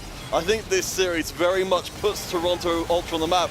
We said, the fire in the eyes of Toronto Ultra, they came into this one the most focused I think you could be, looking to try and prove themselves on such a ginormous stage. Michael, as part of Toronto Ultra, getting the chance to show that potential face to face. We'll see if the streak stays intact. It will not. Opal gets a little grim satisfaction. Okay, that's good. He's maintaining it. He wants to get it a little longer. So this is great to see because you always have to play to win, even though the series is already completed and is defined. They need to play to win. So now let's go up again and try to go for the possibilities. So now strategizing, talking about the game, what we're good, what we're bad, and we're seeing laughs here. So this is the type of energy I like to see counter. They're actually mentalized. They're okay. They're not excessively excited. They were in the moment, but now they're again tranquil and obviously thinking about the next game. And of course, we'll be thinking about the next series as well. Common Corp versus Team Vitality will end out the day, which is a series a lot of people have been looking forward to. Of course, we give our thanks to Toronto Ultra for accelerating us towards that happy series, which is going to be absolutely wild. Of course, Michael, as we end out this game here, either however it goes, coming first or second, his impact on the game is absolutely undeniable. Even without the first place, he doesn't need it anymore. He's done what he came to do.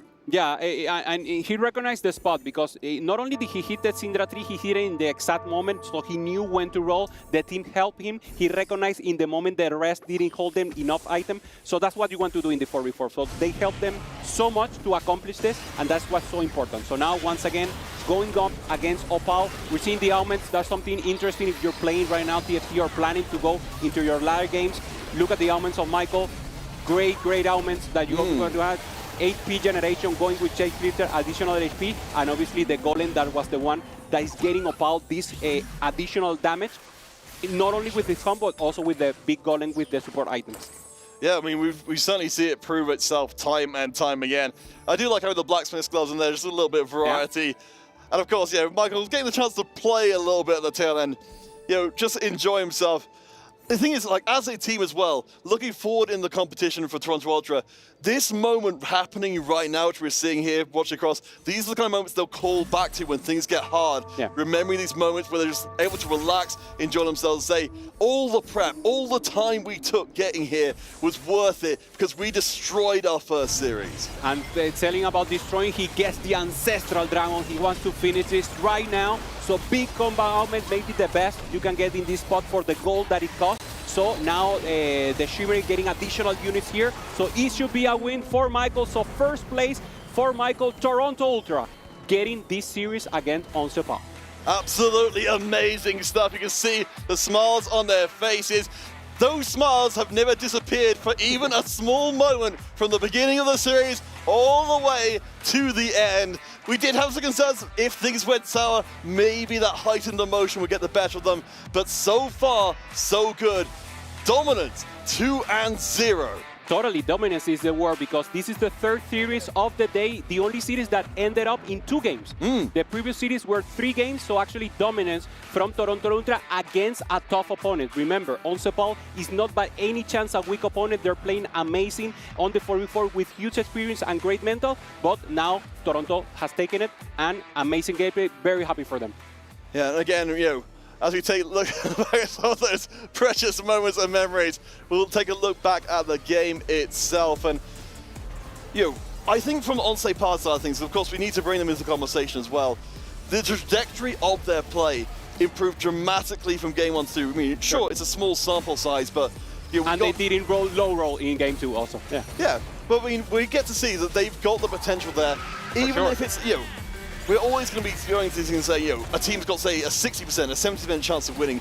but as long as you keep your mental strong, you keep the possibility alive of beating our team, even a team that's potentially as dominant as this one. Yeah, they had the possibility in mind. Michael just got in too strong. As we know, Syndra is the best unit now in the game. Normally, you don't get a 3-star because most of people are playing against it, but it was perfect gameplay for him, getting the Syndra. And again, very happy for Toronto Ultra getting the win. Dominance, as you say. So now performing as maybe the favorites of the group. Yeah, oh, yeah, absolutely. I mean, you couldn't really ask for more than that. Oh, boy. I mean, towards the tail end there, in particular. Again, I hope we get to see Onsepa coming back. We know their opponent's going to be Na'Vi down in the lower bracket. It's certainly going to be a test of the mental, as much as it was in that game. You have the little taste of that when you had that first loss coming in. Now being on the precipice of being knocked out 0-2 in the competition, that's of course what everybody is trying to avoid with everything they have. And it's very important because normally Onsepa is used to not losing. They didn't lose in qualifier rounds. Now they lost. So how will they come back? That will be very important to recognize. All right, well, gentle friends, that brings our third of our 4 series to an end. But we have got an interview for you, so let's head over to the stage. Thank you so much, gentlemen. That was such a fun match to watch. Toronto Ultra going 2-0 against Onsepa. I have Robin here with me for a quick interview. First of all, congratulations on the win. But I do want to ask you, during the first game, you guys have won already, and you went for a desperate plea, holding everyone hostages. Why would you do that? I asked my teammates if I should take it, and they're like, yeah, take it, take it. We wanted to have a little bit of fun. We already knew we won. Maybe like break our opponent's mental a little bit, and the casters' mentals. But also we get a little bit more extra time to think about like what we did wrong and what we can do better next game. So yeah, all in good fun.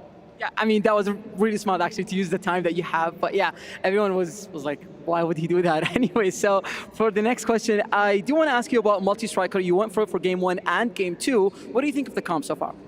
Yeah, the comp is just one of the meta comps. It's no surprise. Everyone's probably going to play it. Yeah, I'm glad, like, both games, I didn't have, like, healing on Kassadin, and I'm glad I got, like, a 2nd and 5th, which was, like, kind of a miracle, but I just, like, tempoed my way into a good placement, so, yeah. I mean, you definitely played it right for the second match as well, but so for your next match, you're playing against Team Falcons. Not sure if you know about that, but what do you think of the match? Yeah, so I don't know if you guys know, but every team is saying Team Falcons is the best team in EWC, but I think it's going to be a quick 2-0 from us. Okay, a quick 2-0 from Toronto Ultra against Falcons for the next match. Who knows if that's going to happen? But again, thank you so much for the interview. Let's go back to the studio to talk about this. All right, we're back on the analyst desk. It's Casanova, Stuart, and Clement. Going to be talking a little bit about this last set. Toronto Ultra absolutely running through Onsepa, and off of a strategy that we haven't seen fully employed by any other team just yet. Clement, why don't you break down how Toronto Ultra was so dominant in this matchup? Well, Toronto Ultra, they played for full tempo. They weren't thinking about the win-out player or the tiebreakers. They were just making sure to apply maximum pressure at every stage of the game, going for the best combat augments early on and making sure they just keep on taking away HP from the opposing team and taking away those chances for comebacks. And speaking of augments as well, I think taking an augment like at what cost as well by Relic in this last game really showed the kind of strategy that Toronto Ultra had, right? They want to play for levels, they want to try and push them, they want to try and take as much HP away from Onsepa as possible, which Relic in this game got a 3rd place from that one. And a lot of those augments do point in that direction as well. We saw the Giant and Mighty. Yep. Flat HP early game, you get those shapeshifters in. It's just indomitable. We saw in the game 1, they had 4 players from 1 to 4 on stage 5. There was nothing Onsepa could do to claw back and get those win-out plays. Yeah, it's actually really cool because you think hitting people hard is good, but you don't want to hit your teammates hard. Well, if all your teammates are hitting people hard, then you're not going to hurt each other that much, and the other team is just going to be taking an absolute beating. Hupe-sang did mention this. The one problem with this sort of full tempo strategy is running into your teammates and breaking their win streaks.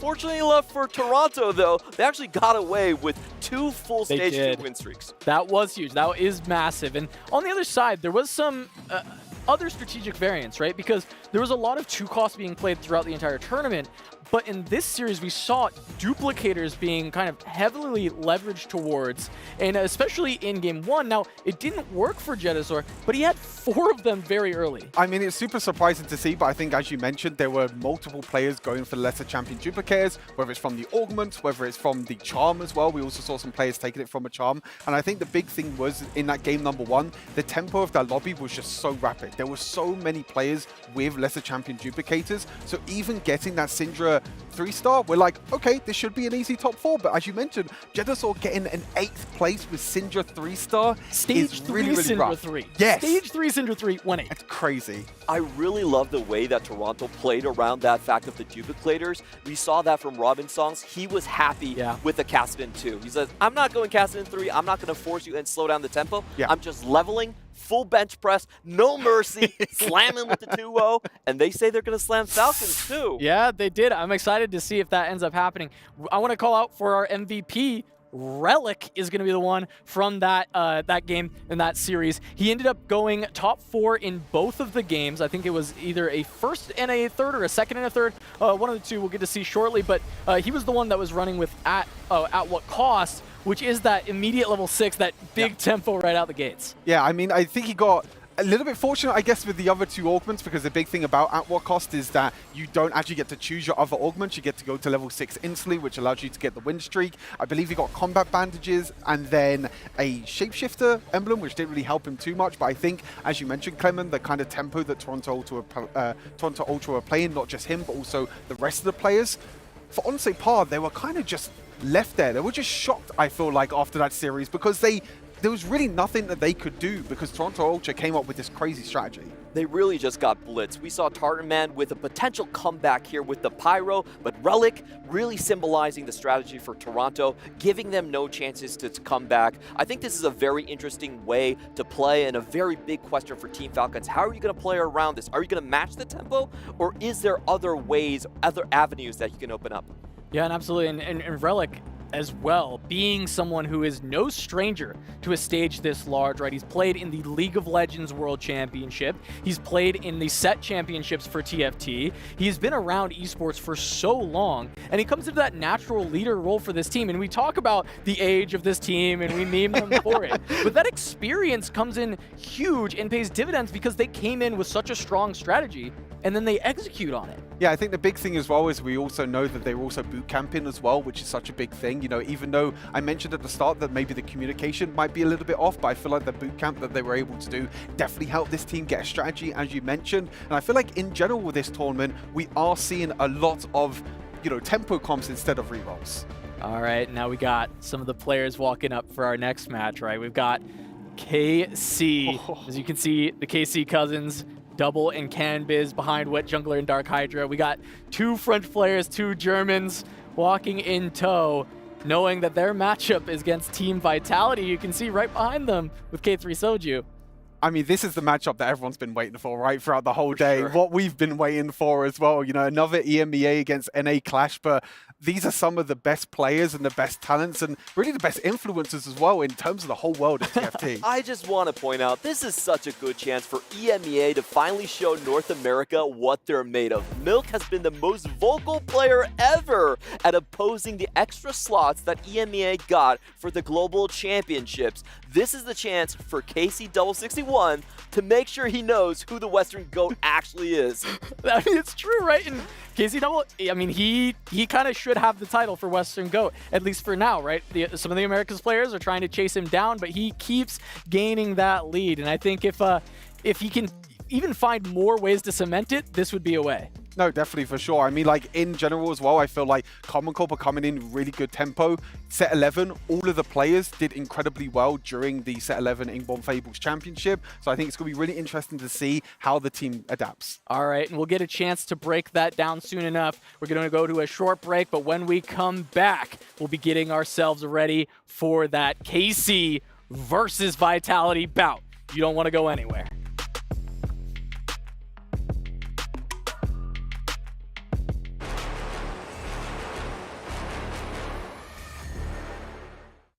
The Esports World Cup takes place on the Boulevard here in Riyadh. It is beautiful and magnificent. There's so much to do, but it does get hot. From morning to night, it is absolutely cooking out here, so I'm desperately trying to find ways to stay cool. Thank you. So far, I'm struggling. I need some suggestions. Oh, that's good. But yeah, I'm really hot, I'm really sweaty, so I'm gonna go on a mission to stay cool.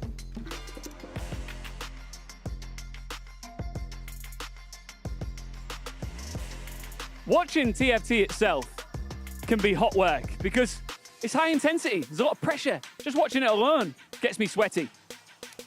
But here at the Esports World Cup, it can be, thank you very much, up to like 40 odd degrees. So finding ways to stay cool is important. But still, like I said, I don't really have any ideas.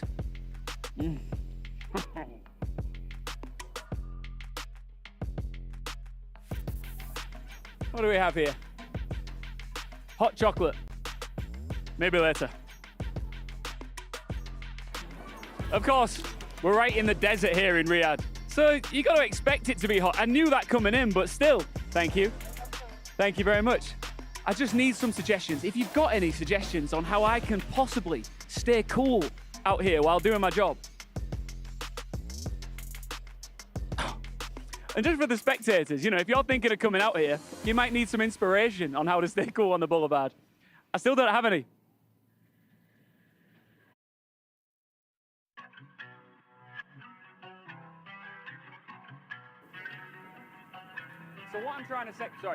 So what I'm trying to say is, I don't really have any ideas on how you can stay cool. Thank you very much. Here on the boulevard in Riyadh, Saudi Arabia. But what I do know is, the Esports World Cup is a one-of-a-kind experience, and I have never been anywhere quite like this. There is just so much to do. I just wish I knew how to stay cool.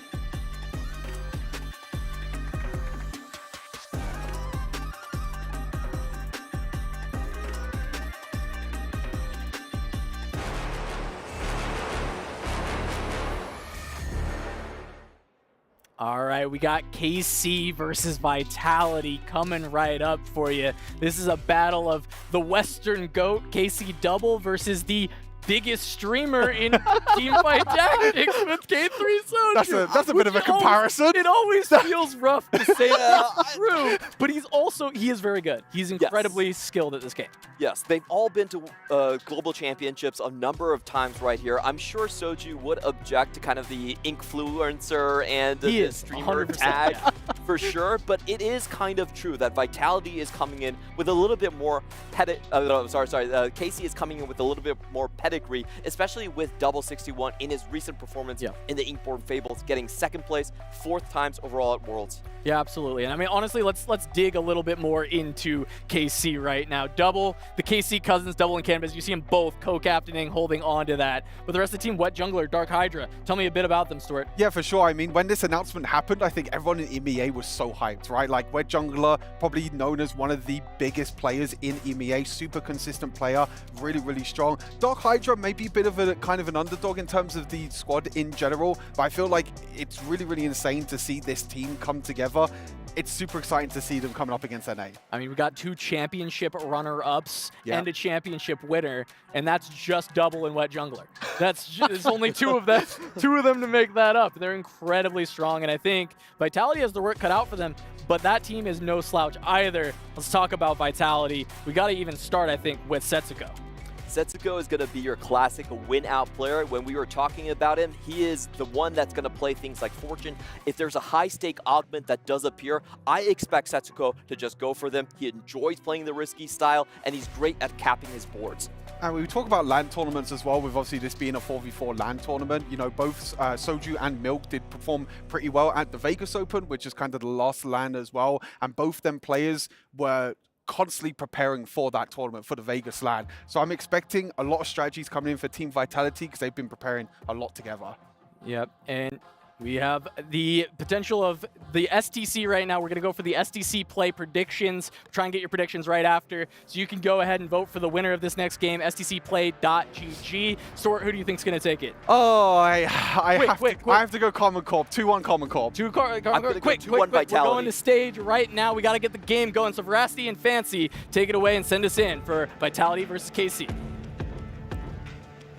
Well, there we have it. We've just had our first series being closed out in a 2-0 fashion. And let me tell you right now, Fancy, I think we're about to have another one. That's absolutely right. I mean, Toronto Ultra being able to 2-0 for the first time during the tournament. They just went right into the winner's bracket, and then now they have the shortest possible way to get to the playoffs. But our next match is a very exciting one. It certainly is. It's going to be Carmine Corp taking on the likes of Team Vitality.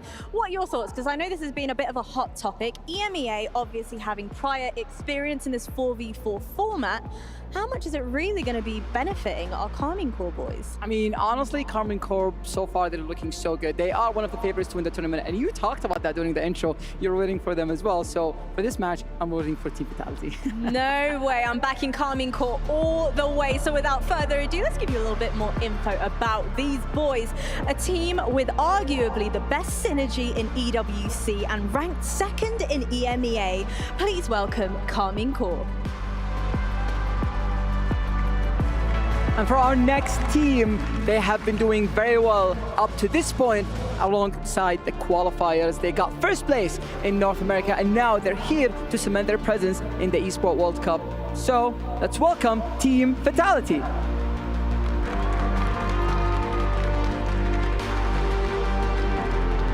don't know about you, Fancy, but I'm pretty confident in my prediction of Carmine Corp. Still backing your Vitality, boys? I mean, absolutely, that's what I'm doing, but could be a 2-1, could be a 2-0. Who knows what's gonna happen, but we're ready to send it back to the casters for our next match.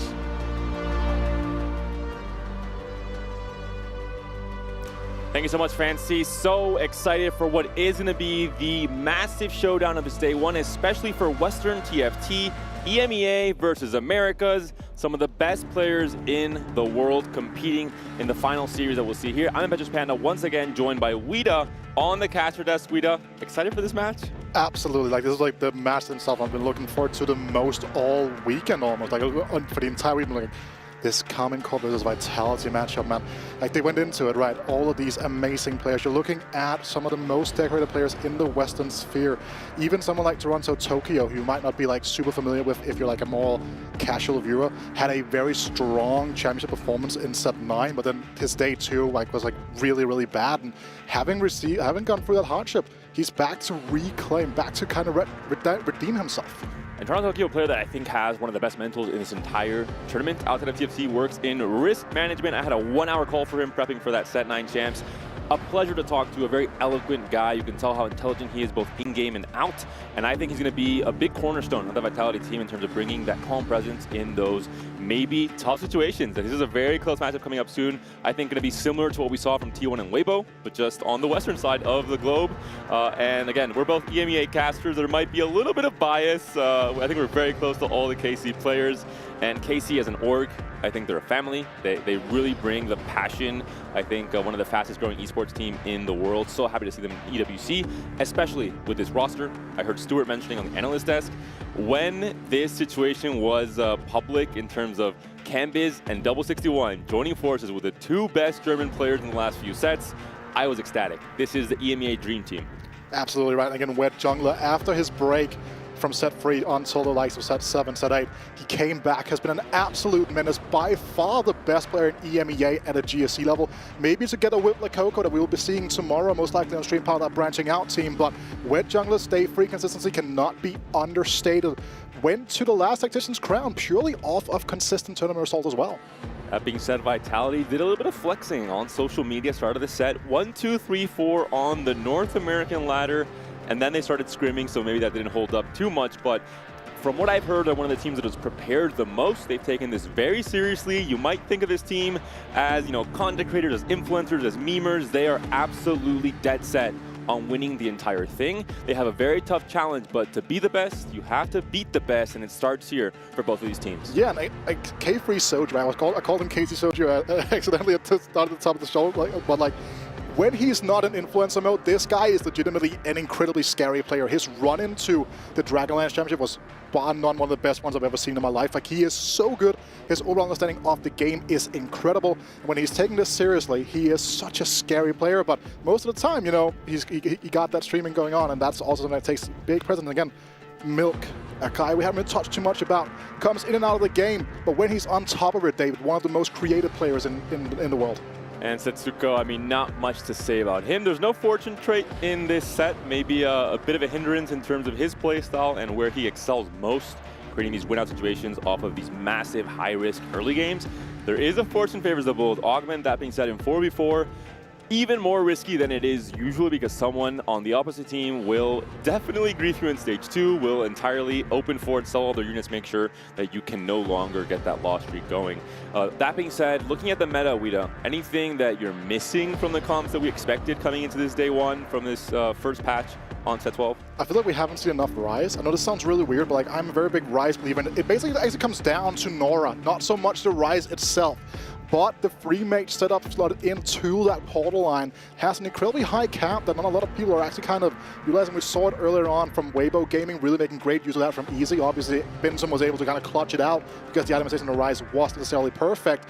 But I feel like it's something that we need to see kind of come into the mix here. We also haven't seen the Fiora Gwen stuff really have success because it's so dependent on that also scary 4-2 roll down. We are finally loading in EMEA, Carmine Core, 3 different EMEA champions on this roster alongside Wet Jungler, which is, it seems like I'm excluding him from greatness. Not the case at all. Believe me, Wet Jungler is an absolute demon on the conversions. Portals are here. Trainer Golems is an option. Artifact Anvil, 3 champions. Clearly, our players are excited to be here, excited to be playing each other, excited to be, you know, just in the presence of a tournament like this, the opportunity to play some of the best players in the world, players I'm sure they all respect each other very, very much. It will be 3 champions in the end.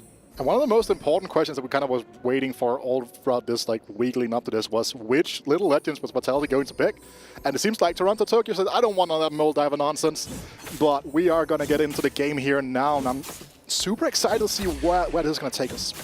Of course, a lot of the, there's not just one elephant, there's many elephants in the room when it comes to the meta. Syndra, definitely one of them. Cassidy, we've seen a lot of. Robin spoke about a little bit at the end of that interview off of the 2-0 win for Toronto Ultra. It comes down to a tempo game plan, staying very healthy. We saw how important it is to preserve HP in this 4v4 format. It's not all about building the best board and winning out, because you end up facing your teammates, and if you have low HP, you can't really secure that first and second that are so important for winning matches. Equally so, not going 8th is incredibly important. If you're going to lose streak stage 2, that's fine, but you better have a very good plan to stabilize in stage 3 and 4. Yeah, and we saw like kind of one of those biggest examples of that in the Zeta Division series, where Tidal had an incredible spot where you have my bow, you could have gone down that route, slammed Nash's race play Cinder, but opted against that because other people on his team had an even better spot for that composition. Soju right away starting off with a Blitzcrank 2, in my opinion, one of the sturdiest, most reliable tanks in stage 2. Itemize him, he buys you so much time. He's great with Mogul's Mill, for example. I think an artifact we haven't seen enough of today compared to how much I see it on ladder, for example. It is an absolute demonic way to make it to 9, to preserve just, again, so much HP and make so much gold in stages 2 and 3. I mean, I've had it farm me 50 gold plus over the course of a game, right? Like, it's so insane. Right, like, again, we've seen a lot of game display being picked up instead, right? Really prioritizing that shift with the attack speed focus on the Syndra line, really being facilitated by that. But we do have our gold augments here on double 61, one of the best lose streak players in the world. Don't do it, double. Offers the fortune favors the bold here. And I do think that in the 4-4 format, like this augment definitely is something we need to like not really look at. One thing to make note of, he has Learning to Spell, maybe one of the augments that I would consider for a Zoe reroll line alongside Spellblades. He has 4 Zoes as well popping in the shop. He just sold 2 Lilias in the presence, in the product of making this Rumble purchase before we moved on to the 2-1 round. So maybe not going to consider it. He also has a Syndra in the shop, so maybe the better, easier route. That being said, the items are not ideal for the Syndra cast just yet. I think Double has to really look at loose streaking to find a tier. Not going to be easy though when you've leveled to 4, when you have a Zoe 2, which is is, I think, just a really, really great unit at killing off units, especially in this stage 2. Yeah, do you think you should just commit to the win streak? You slam the Stoneblade here, coming through right at this very moment here, going up against Soju, who's going more down the key boost route here, David. An augment that we in the past has really, we really connected towards some of the more melee-centric AD lines here, but like, what makes it so good right now? It's like Kassadin. Kassadin multi-strikers, they really benefit from the extra armor, similar to duelists in past. They're kind of a trait that's, I think, falling down that same line in terms of what you build, what you want to do for that trait.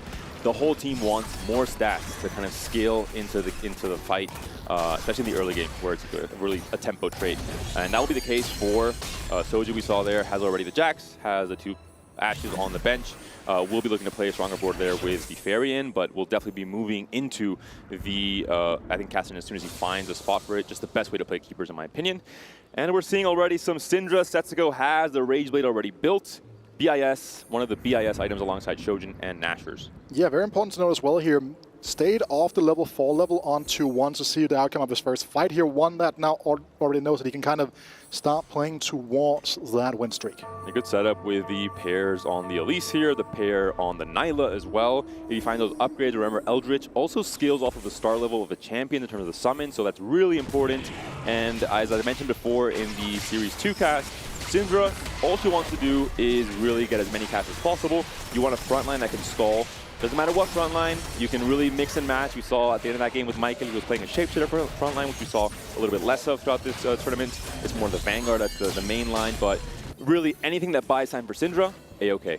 Do you think that it comes down to the fact that the Vanguard line kind of caps out higher? Is it easier to hit a what? Because like, I feel like the shapeshifter, when you get like those 3-star Swains, 3-star Negos online, that's such a powerful frontline to work with. I've never felt it really feels that sturdy, in my opinion. I think also the Nami adds so much with the Mage. It fits well with the Eldritch. You have, you know, the Chrono later with the Karma. I think Cassiopeia falls off a cliff after stage 3, if you don't itemize her especially. I think 3-starring her is a bit of a bait, whereas Karma, well, we know what Karma does in terms of healing especially. Even without items, she offers that % healing, which is really important when you want to stall for Syndra.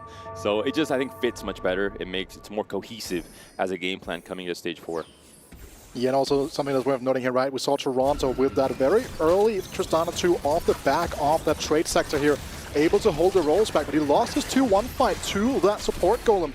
Just really showing the level that they have, these support goals. Like, they're so powerful, they're so hard to deal with, and even though some of them might fall off a little bit into the later stage of the game, having that extra unit in the early game is so powerful. And for Toronto, looks like it will probably be a Kog'Maw game right now, holding the Tristana, holding the Rumbles, has the Sunfire already slammed, has a DF sword open, great AD item, of course, for Shojin and IE later on in the game for the Kog'Maw. We've seen Kog'Maw have mixed results. I think a lot of players did low roll a tiny bit. We saw so many times, 1 off Kog'Maw, 2 off Kog'Maw, hitting, you know, late in stage 4. I do think it's a very, very good comp, and in this 4v4 format, where the meta is relatively solved for 2-cost rerolls, I think someone has to play Kog'Maw, or at least contest it, to stay relevant in a game like this. Yeah, so Double here picking up a Wukong with a bow, right, getting those AP items in there, but Wukong has also been one of those stronger frontliners if you can kind of play for him, right? But the thing about Wukong is that you need to have multiple copies of Wukong heading into around that 4-1 point, because it's not a unit you're going to be actively, aggressively rolling for here, right? So you really need to have a reason to go down that route for the front line. Looking at the setups there at the bottom, Dark Hydra seems to also be going into this Kassadin line, has a support golem, extra body, buying time, extra support item, you know, helping out the entire team as well. And overall, we saw one interesting game plan from Cambiz with Spoils of War and a Veigar for now, but there was also a Syndra there.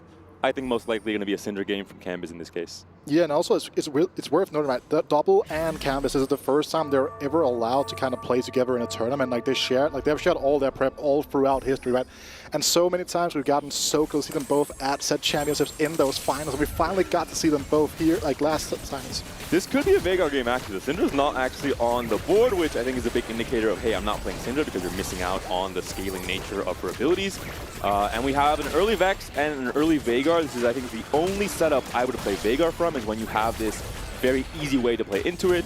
You know you want to buy the charm early, you know you're committing to the game plan so you can try and scale as much as possible, and you have an alternate path that doesn't contest your teammates in terms of a viable reroll that leaves you open to maybe hold other units and grief other players. Yeah, and I think it's also worth noting, right, on ladder, Veigar is really complicated by the fact that there are so many people trying to play this Kog'Maw reroll line. So all of your units, it's kind of the same call, like they're so contested. Here you're much more reliably going to hit that Rumble, going to hit that Noon on the front line to really buy your time for your Veigar to do his work. The best part is that you're really relying on the Vex to be your main front line, so you don't need the Nunu 3, you don't need the Honeymancer units to really come online, but you can still hold them and make so if an opposing player is playing Kog'Maw, he's going to have a harder time hitting. So I really like the game plan overall from most players. I think pretty clearly going into specific lines already, not going to be playing for tempo game plans in terms of leveling to 8, instead going to be going down the 2-cost reroll lines and trying to maximize and optimize their chances of hitting these units while creeping the opponents as well. Yeah, and also it's worth noting here, pretty much every single player in this game are part of the old school TFT crowd. The people that kind of, I say grew up, that sounds weird, like grew up with like the really big flex mindset. Like again, with playing without setting against playing all you have to think like, again, someone like Dark Hider, when he won his championship in EMEA, he was also a player that really played a lot of flexible styles in a meta that was really rampant with like forces of various compositions. And that's also something that really like complicated the practice group that he was in before as well, like really focusing on that like flex style. And right away we see Rageblade. Why is one of the best items in the game? It can inflect into so many different reroll comps. Kassadin, sure. Syndra, sure. Kog'Maw, okay, passable. Jinx. I'll accept it. Jinx, sure. You can be a better holder. You can really always then get a charm to remove it off of Kog'Maw and move it onto Jinx later on in the game and have better items for Kog'Maw that are closer to his BIS. So all in all, a very, very good slam. I think Rageblade was always kind of the PB meme of being that item that everyone slammed because it just scales so well into long fights. But in this current meta, actually it is one of the better items to build no matter what.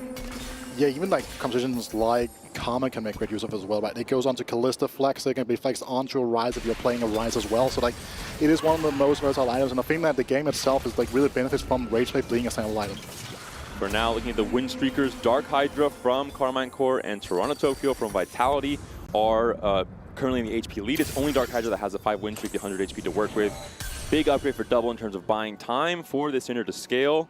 All in all, only one Syndra and pretty awkward items. I talked about it. If you're not loose streaking stage 2, you have no one to blame but yourself if you don't find at least one BIS item for Syndra early. So this 3-2 augment could be very important for Double. If you find something like a big grab back, for example, you can find a few more components, maybe make a lot of these good components work with kind of their complementary component that they're missing. For example, the Rageblade can be built here, the Shojin, if you find a tier. Even something like Pandora's items we've seen a lot of today as well, right? Because you can kind of like, you can get your teammates to sack fights if you need to buy time to find that BIS. So a lot of options you're talking about here, and also with the character coming up, it's pretty much guaranteed he will have priority there.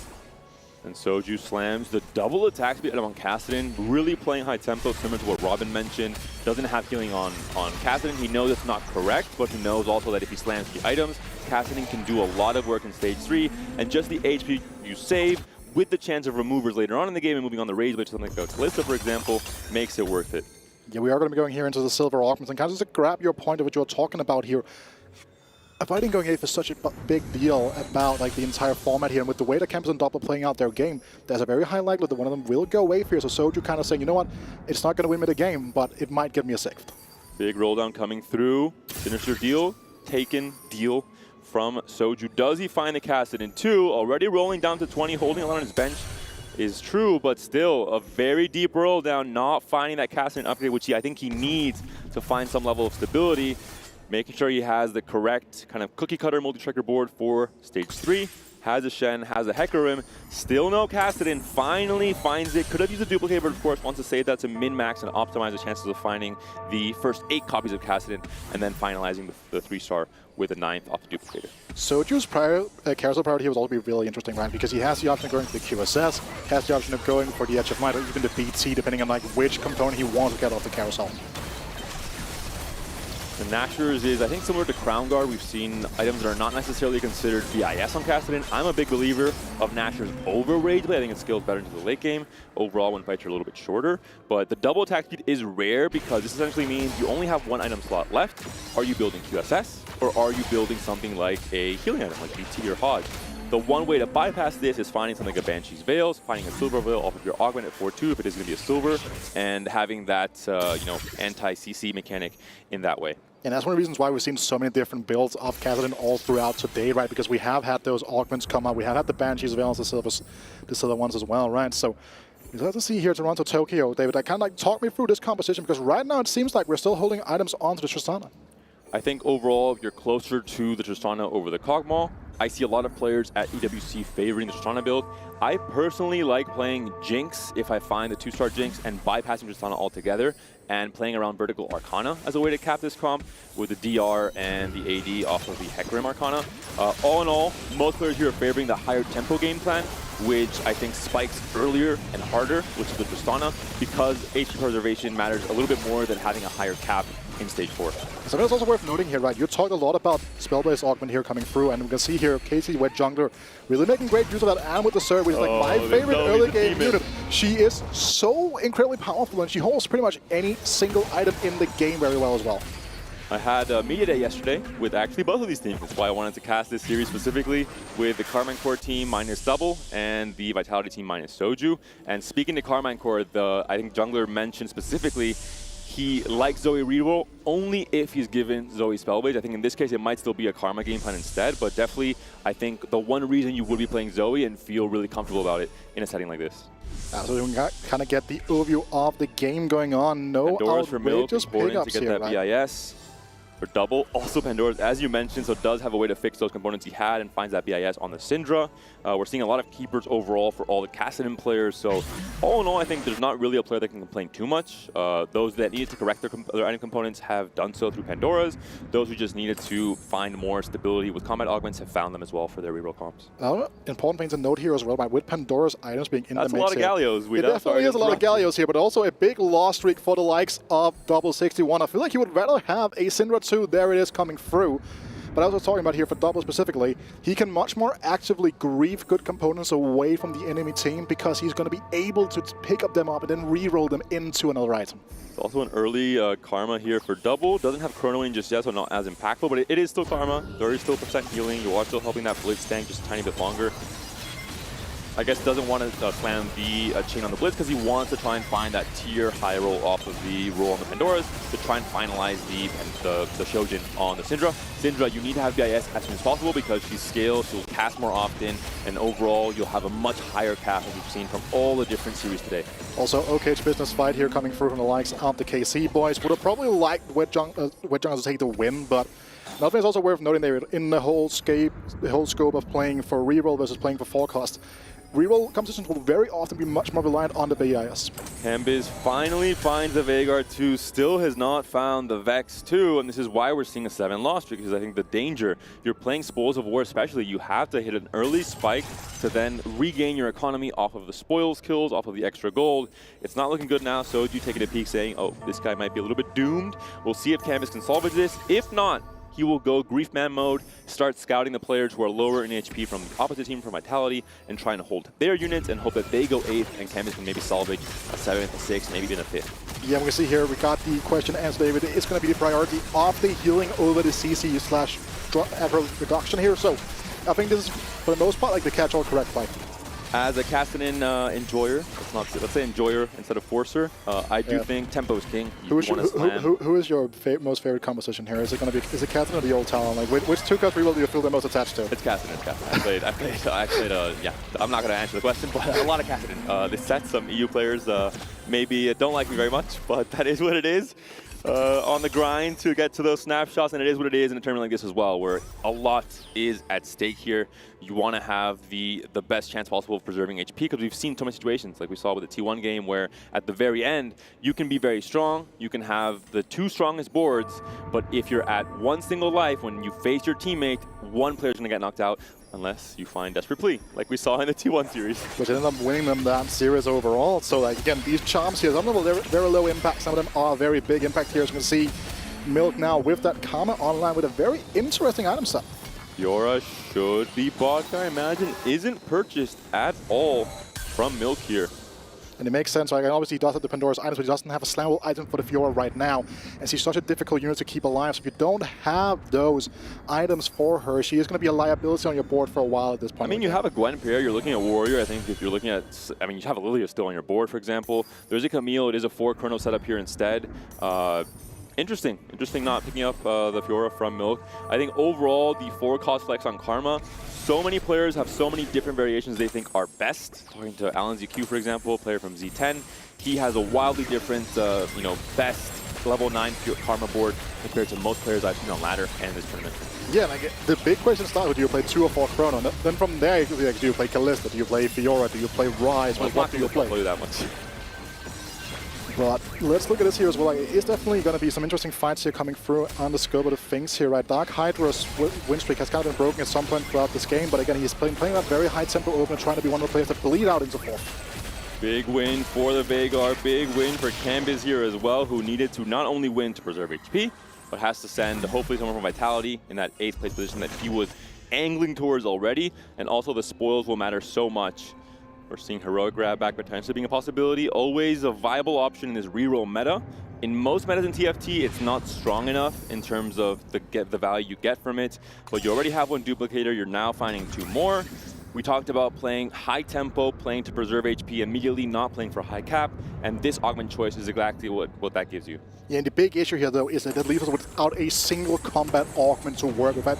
Spoils of War will give you items somewhere along the way here. The continuous scaling of the Veigar ability will be big for these late-game fights, but you do not have any of those big ones here.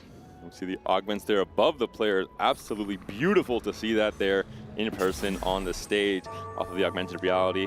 And absolutely beautiful to see Cambis as well with a viable way to win a lot of fights in this stage 4. The Veigar 3 is online. This is BIS Veigar for anyone wondering. You want to have both the Shojin and the blue buff. Yeah, and for a long time that was actually a debate, right? You could get Nashus in there, but now with the way that we banked mana now without it going into the Eva, like having this is very, very good. But the issue, like, it's so hard to get free tiers to work with.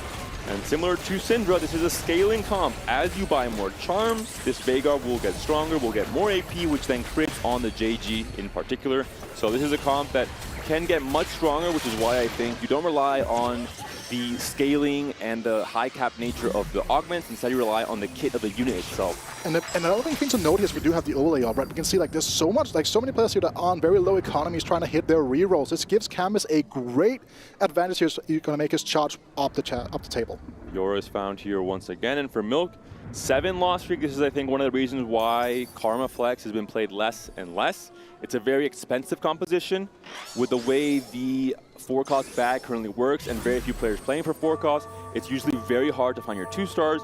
If you only have a Fiora 1, a Gwen 1, a Rakan 1, etc., you start losing a lot of fights to all these reroll players that are starting to spike, like Cambis, for example. Yeah, you can kind of see he's kind of forced into holding a variety of frontliners that have not been upgraded, like holding on, praying for that Nasa to come through and be upgraded here, which would be a huge spike for this board state here. Going up against his teammate here in Toronto, Tokyo, who's also struggling to hit David. Looking at the HP totals, we talked about Bintum being the face of that T1 team, the hero, and looks like Soju's going to take that mantle coming into this series number 4. He's currently on a massive 9 win streak, 80 HP. He's saying, you know what, guys, I got the first place, just try and finish in the top 4. There is a Milio with a bow on the carousel, David. One of the most sought after 5-cost to get that, like, That's a go, trying to block, trying to make sure that Cambis can't pick up the Milio, and Cambis forces him to pick it up. Maybe he didn't want it, he just wanted to deny it instead. So many mind games on the carousel. This is the extra layer of strategy we're talking about when it comes to 4v4 compared to individual TFT. And anything that makes TFT complex, I'm a big fan of because it makes it a much funner viewing experience. And looking at the HP totals right now here as well, there are some small alarm bells kind of ringing out for the Vitality boys, right? They've kind of missed on a lot of the reroll conversation. We saw Milk kind of struggling to get this 4-cost conversation kind of fitted out, right? And again, Wet Jungler, Dark Hydra, Soju, all kind of rising above that fight for now. We talk about Syndra reroll and not having to do Syndra reroll. Now we're seeing Zoe not having to be rerolled. A 2-star Zoe carrying Wet Jungler. He's incredibly healthy while using so much of his gold to hold Kog'Maw to make life harder for the opposing team's Kog'Maw players. So really great team play it looks like here from Carmine Core. We're seeing there is no Kog'Maw 3 yet on the opposing side for Team Vitality. Looking at the setup here for the Kassadin, we talked about it. Tempo is king, and we're seeing why here. It's a 9 win streak off of a slam that is not considered BIS by any means, but it makes it how this Kassadin is a 1v9 all-star all throughout stage 3 and 4 until the maybe bigger CC comes in stage 5 with Nami, with a lot of the legendaries coming online. So again, like 2 big fights here as well. The Veigar does manage to clean up here. A very good handshake fight here as well between the 2 KC players. That is going to be very big as well. And I love the players are sticking to the nice organization. Reroll units on the left, griefing units on the right makes it much better for casters to pick up on what's going on each of these boards. So a Morello being the third item of choice here for Setsuko on this Syndra. Like, definitely not a BIS unit by any stretch of the imagination here, but we do see Toronto Tokyo find those 3-star frontliners, but David, the damage not quite there just yet. And really great play from Karmine Corp in terms of griefing. We saw so many Tristanas and Kog'Maws being held by both Blood Jungler and Dark Hydra. We're seeing the effect of this. 5 loss streak, you can't hit if you're Toronto Tokyo. You hit the Nunu great, he has no items. It's not really as impactful, and you're forced to have built a Hodge here on Kog'Maw, which is definitely not ideal. Now looking at this fight here, it's going to be very interesting to see like how this actually is going to unfold with the Karma one in the backline. Getting bought so much time. Again, the moves don't renew it. I want to talk about before, and we saw Wet Jungle's board, one of the best scaling support items in the entire game. The continuous healing coming through big is here. amazing. And you get the good stun. Doesn't matter, there's so many units still left alive, and the one kill, one shot nature of Tristana makes it that she's just too slow to clean up that fight in the end. White Jungler we see now has finally moved off of the Zoe. She has expired as a 1-cost 2-star carry at the end of this stage 4. But look at the HP total, so much health coming out from White Jungler and Dark Hydra, and double as well with just Soju on his lonesome at the very tippity top, 80 HP, 11 win streak. He needs his team to really clutch up in stage 5. Make sure they can find their way into that top 4. There's something to note here, right? With Setsuko didn't activate mentorship on the previous round. Again, we don't know if that's a misplay, but we can kind of make the assumption that that was because he didn't want to deal like obscene amount of damage to a teammate potentially because of that Syndra free spike. And we're seeing from Setsuko, he has a shapeshifter variant of Syndra, and this has been said. As I mentioned before, all these different variants can work. We're seeing from Toronto Tokyo used up all his gold. Has a Soraka 1, unfortunately, on the board. At the very least, it is Sugarcraft here for the Rumble. And this combination of artifacts, I'm not entirely sure. RFC just for the attack speed. Okay, instead going to go for an item for Nunu. I think this makes sense. It is a 3-star. You want to buy more time instead of having more damage in the Kog'Maw. Yeah, I think it was very clear he was looking for a frontline item to buy the time as you're talking about here. Had to go with the Seeker's Arm Guard, not an amazing one because it scales over the course of the fight. And Nunu in the current state of the board here will probably be one of the first units to go down. Milk, 3-win streak has turned it around. The end of stage 4. Is it going to be enough? Is this Nash going to survive for enough? Very good items, but this is a Syndra we're talking about, and it's a teammate we're talking about as well. It's Setsuko versus Milk. The overall team HP will be going down in a big way. At the very least, you have to hope for a clean, small loss. It's not the case, but at least Setsuko stays alive. This gives him agency to still hold units, to grief players, to have one more chance to maybe win a few more fights against Karmine Corp players, especially if the matchmaking is in his favor. You can see here now we're talking about the fact that Canvas would be one of the players that are currently in that bracket here, and if Setsuko can somehow find a way to avoid going 8th here, and Canvas will take another loss. We talked about how this will be a temporary spike with that Vega, with the lack of combat power from the augments. It's going to be such an intense way because it's going to change the entire scope of the game, David. What Jungler?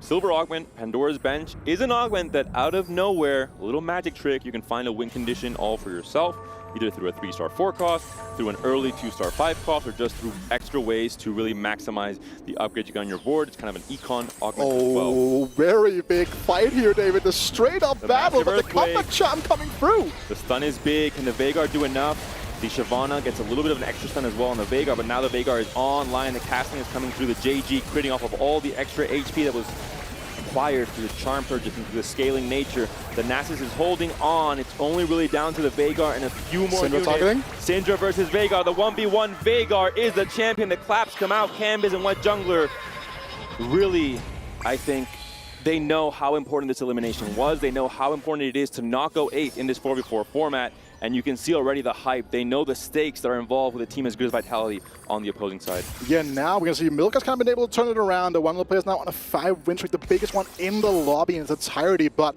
the Nora Yumi being found as well. Big spike for a Mage Sport. So much damage coming out of nowhere. This Nora unit, in my opinion, is the most lethal unit overall. Every time I talk to people, like, it's so surprising like how much damage it does. You put any AP item, any mana item on her, and she just does an incredible amount of damage. This setup from Dark Hydra, the inverted pyramid, keepers online, and just a 2-item casted in 3 for now. We'll see if it'll do enough. Dark Hydra is sitting around the middle of the, actually no, quite high on the standings. There's such a big gap between Soju and Dark Hydra, both casted in players, showcasing really the power of Captain as a tempo reroll comp that stays so healthy in the mid game and then starts falling off a tiny bit in the late game. It's going to be a big win for Hydra. Unfortunately, is it big enough to eliminate Cambiz? Is Milk going to win one more fight? The answer is yes. The upgrades on all his board costs are so relevant, and he's facing double as well. So another big chunk, and Cambis was taken down in 7th. All of a sudden, there's an upswing here for Vitality. And that just shows the dynamic nature of this moment. For a while, looked doomed for Vitality, but all of a sudden, the streaks come in. Like, Milk found that karma too that was ever so important. And now, Vitality are looking like a team to beat here. So very important carousel coming through. Every single item pickup here will be crucial to kind of kid out those final few carries. What Jungler finds a Gargoyle, an extra little bit of tank, a little bit of extra sustain for that Karma comp that he's cooked up, similar to Milk. All of a sudden, 1 life for Wet Jungler, for Double 61, and for Toronto Tokyo. The order in which these players are eliminated can really decide the match outright. If it's Toronto Tokyo, it's going to be very, very grim for Vitality. But with the elimination on Cambis, if all of a sudden the 2 next eliminated players are both from Carmine Core, it's GG. Very big thing to note here as well. Cambis picks up the Salvation Charm here, will be able to kind of look and like redo this entire board, get the items in the right spot, get some of those frontline items working for that Galio, free to do a lot of tanking work. You do all the items and then you're like, wait, I have a QSS left over. Who do I put this on? The classic, but going into the frontline here, ensuring that you're not going to get hit by any random CC could be ever so important, as the Galio will be sending everyone into the air alongside some of those other frontliners. A big fight here. We know Syndra 2 is a big unit, a big carry here, and the Galio is not taking low just yet.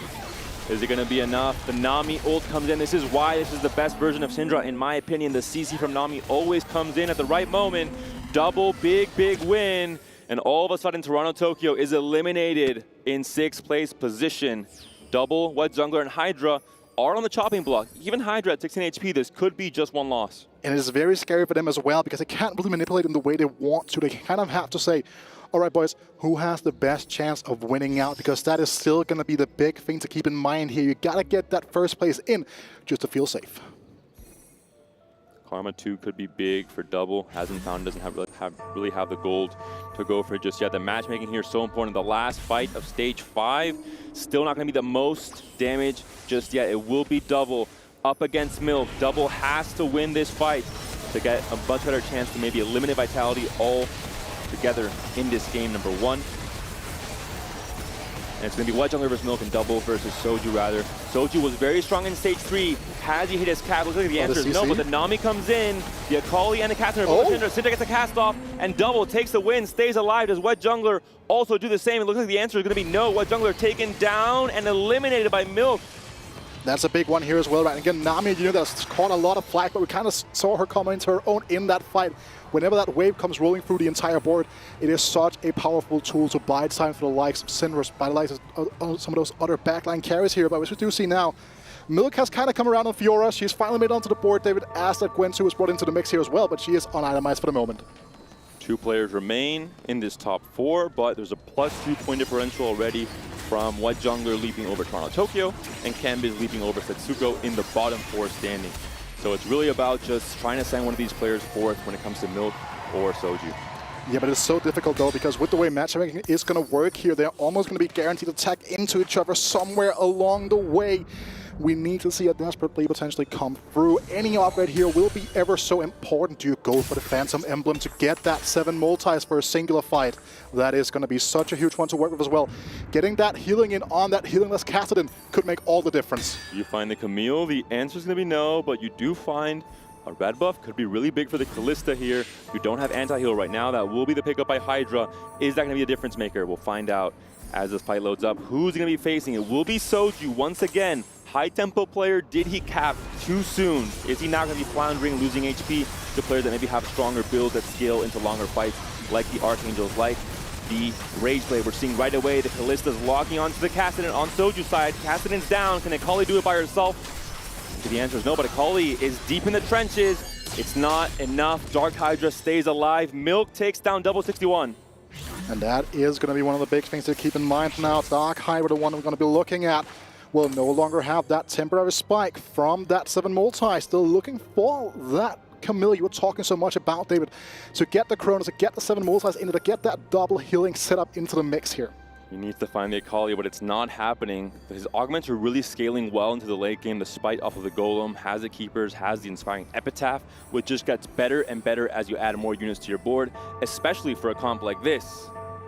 Yeah, now look at the positioning here as well. The Akali will probably walk up, take some of that aggro off the corner units for the Catherine to buy himself even more time to work with, but they will be on the opposite side of the field here, so this combo will be untouched for a while before this fight really takes off. Dark Hydra, can he win this once again? The Kalista picking down units one by one, now onto the Gwen. The Nash is buying so much time, such a great tank setup here with the Gargoyles, with the D-Claw. The Cassidin's down, can the Kalista clean up the Karma by herself? Karma is not a great single target damage there, but it's gonna be enough. Dark Hydra taken down, Milk has done it. He was in a tough position early on in stage 4. He had to find his upgrades on all of his forecasts. He did so, he streaked when he needed it most, and Soju did his job. He stayed so healthy in the early game. Even if he lost a few of those pivotal fights in stage 5 and stage 6, he was so healthy it didn't really matter. I love the way they get up, like work the crowd just a little bit, celebrate that victory, a very important one in one of the biggest matchup of this entire tournament at the opening stage here, right? So I will say, like, we expected fireworks from this game, and already from the start, David, we have had to follow an amazing game with ups and downs here as the Vitality boys are just reeling in the experience here, getting that win. Enjoying that Milk, showcasing that he has those ace abilities that we were talking so much about. Every single player here has. Even Satsuko going out in 8th did a ton of work, and then Toronto, Tokyo finishing 6th and not 7th was such a big deal as well for the overall scale, and it just really showcasing their ability to master a variety of lines. And really making TFT a true auto battler in these last few fights. Hands off the keyboard from both players. They know they've guaranteed the victory at this point in time, and a very, very important victory, of course, for Karman Corps. It's a best of 3. There's still a chance to come back in this game 2, force a game 3.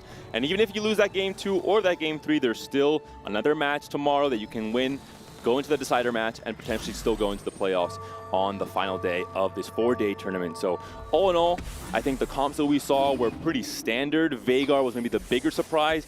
Didn't quite work out for Kamiz. I'm not too surprised considering that 1, he went for a lower cap, hitting the duplicator augment, and 2, we saw in stage 3, he had not even hit the Veigar 2 yet. He was still in a Vex 2, for example, so didn't really play or didn't find that tempo line for the Veigar in this case. No, and again, that's just one of the biggest kind of issues when you play with these free cost reroll, because again, they remember the Super Bowls, we saw a lot of free cost reroll, but as we've been talking about before, when that free cost pool isn't getting cannibalized, that is going to be a big issue. And we did see, I think, Kassadin being the real star of the show. Hydra, the highest and the best performing Karman Corps player on the Kassadin line with, I think, a bit of a higher cap with the triple combat strength augments, Epitaph, Keepers, and the support golem early on in stage 2. And Soju showcasing the power of tempo Kassadin. No QSS, no problem. Yeah, we already saw like how big of a spike 7 multis would have been for Hydra Sports. So if you had found a singular Camille on any of those rolls, on any of the carousels. And the Akali 3, he was missing still that last copy of Akali, which even if he found it earlier in stage 5, could have won and swung, a lot of those fights back in his favor. And even maybe taking extra HP out of some of the other Vitality players. That's something you don't necessarily think about a lot in traditional game of TFT, but in the 4v4 format, every single bit of chip HP works. And it's so, so relevant there, Vitality. Now they have the chance to close out this next game. They're a team that I think, in terms of the mental game, they're some of the best in this tournament. I spoke to them in the media day, and Toronto, Tokyo, and Milk. Toronto, Tokyo phrased it in an interesting way. He said they're, I think, emotionless in terms of really not being tilted by anything, in terms of really just looking at the results and being able to stay cool, calm, and collected, and think about what they need to replicate for the next game, what they need to fix or change, especially when it comes to the micro meta of the playstyle of Karman Corps, what they're going for in terms of rerolls, etc. We're going to go into a very quick break. We'll be coming back in game 2. Don't miss the Dr. Suleiman Al Habib showdown upcoming right now.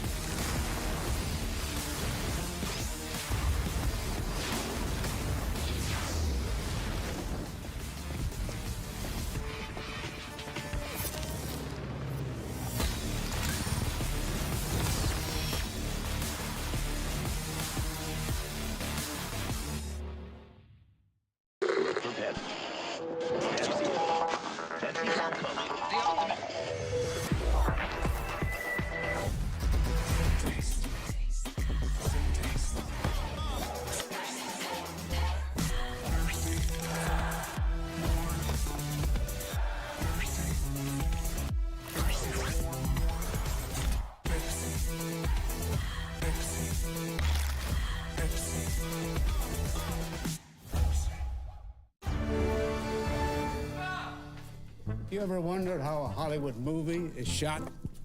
On a Sony. You review it on a Sony. And how do you make that sound epic? You record it on a Sony. Lunch break on a Sony. So why wouldn't you watch it on a Bravia by Sony?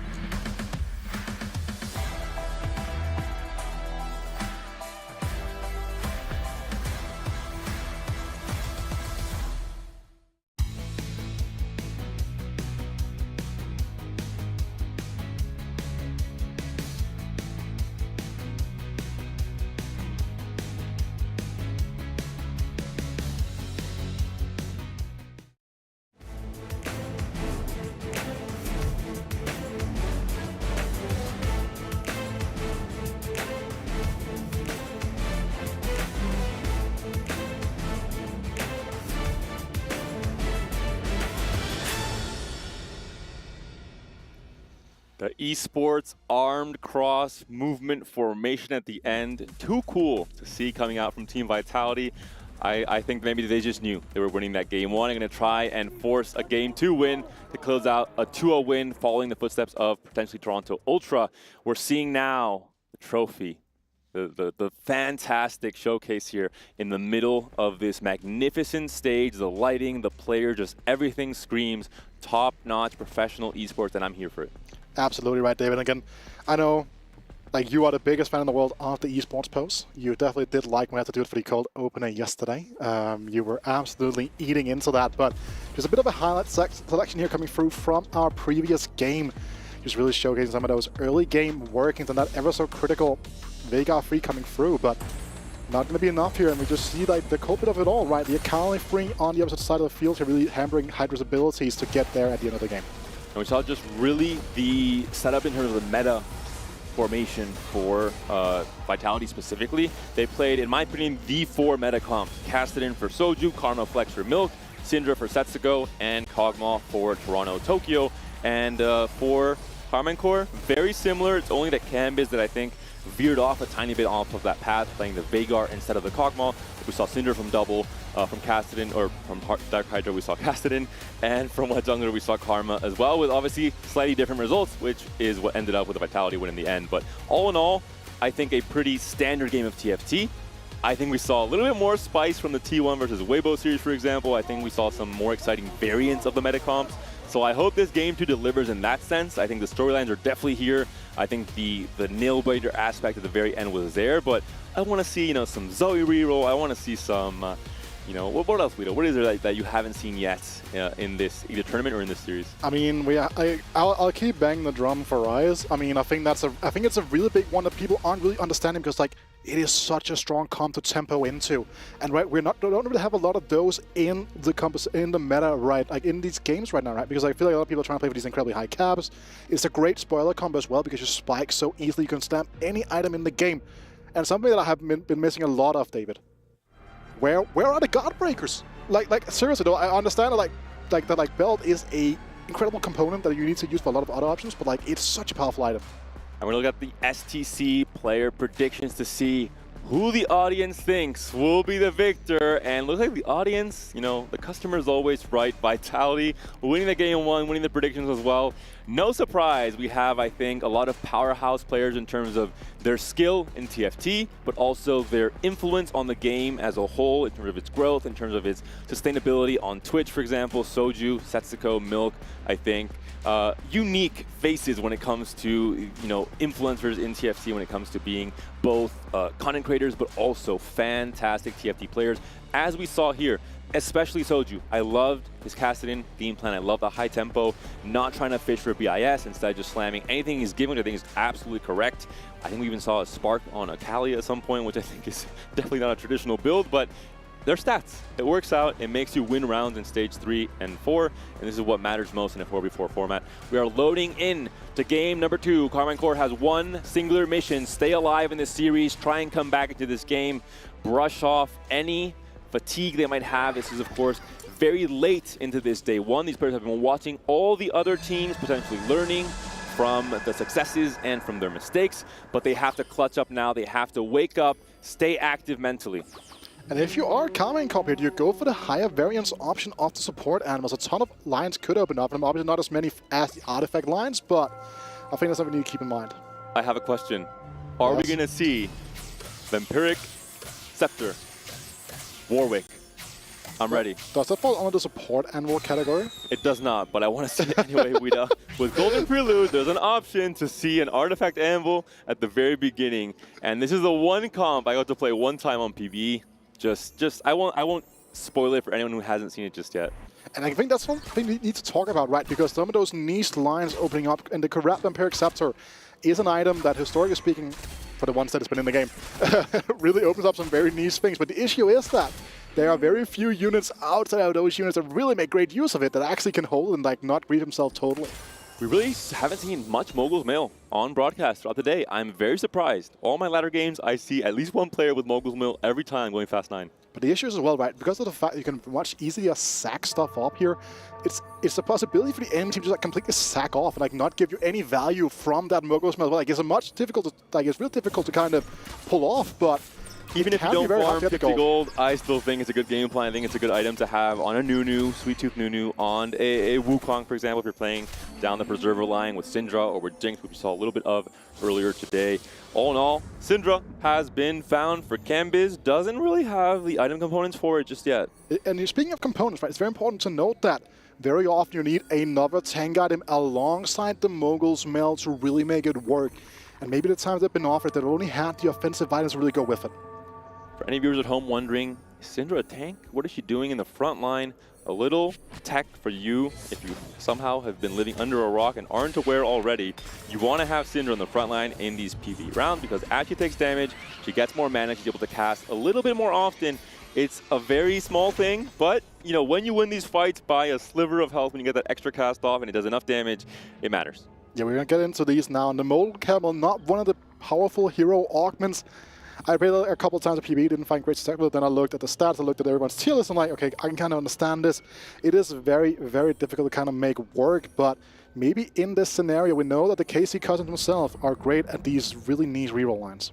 Cambiz was thinking, do I want to pick Unified Resistance? It's not a strong augment in the early stages of the game. The math simply does not add up. You don't have enough units to get maximum value from it, but it does scale well as a combat augment later on, and Look, the caster blessing powers come through. We see Mogul's Mail, but as you mentioned, there maybe aren't the right items for it right now. And you do have the upgrade on the Zoe. Instead, it will be Gambler's Blade into potentially a Syndra line somewhere in this stage 2 or stage 3. And the very big thing to note here as well, you could make the Adaptive Helm as a pretty solid item in the early game, but then for frontline purposes, you would be killing off the tier here. But again, if you're going towards this line now, going into Karma, it's a very powerful item on the likes of Karma here, where someone really doesn't need to auto attack to get her ability off. So really powerful slam here. I like the intent coming through from the likes of Setsuko here, saying I'm going to play for the streak.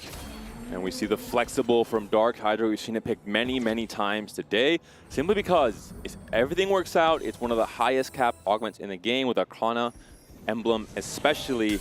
And for Wet Jungler, he finds a few upgrades here. He has to be thinking, what do I want to play right now? You know what? I'll play everything. I'm playing build different. You don't want to play traits here. You just want to play upgraded units. Some units that skill with attack speed better than others. This opens him up as one of the flexible players. He can play really anything. He can't really be griefed or contested in stage 4, but it's a tricky game plan. You have to find those upgrades on the forecast, especially similar to Karma, or you're in big trouble. Yeah, we kind of saw this as well earlier today in the Weibo series as well. We saw people going in for this here as well. And a point we kind of raised then was the fact that you're a very efficient spoiler player as well. You find an early Kassadin, you know what, get it on the board. You find the early Jinx or the early Cockmo, get it on the board, right? So you can play whatever you want to here. And sure, you might not be able to play for that high cap you're talking about, but you are throwing a massive spanner into the work of the enemy team most of the time. Setsuko got a win on his first matchup. Doesn't get one now off of that Zoe. It's Wet Jungler instead. With build different, you are expected to win your fights in Stage 2. If you don't, something's already been going wrong considering you have so much extra stats compared to most of the other players. All right, I have a bit of a story time here, David. Yesterday, 2 days ago actually, I played a game where I tempoed a Soraka free into Nora. No. I'm just saying. Negative.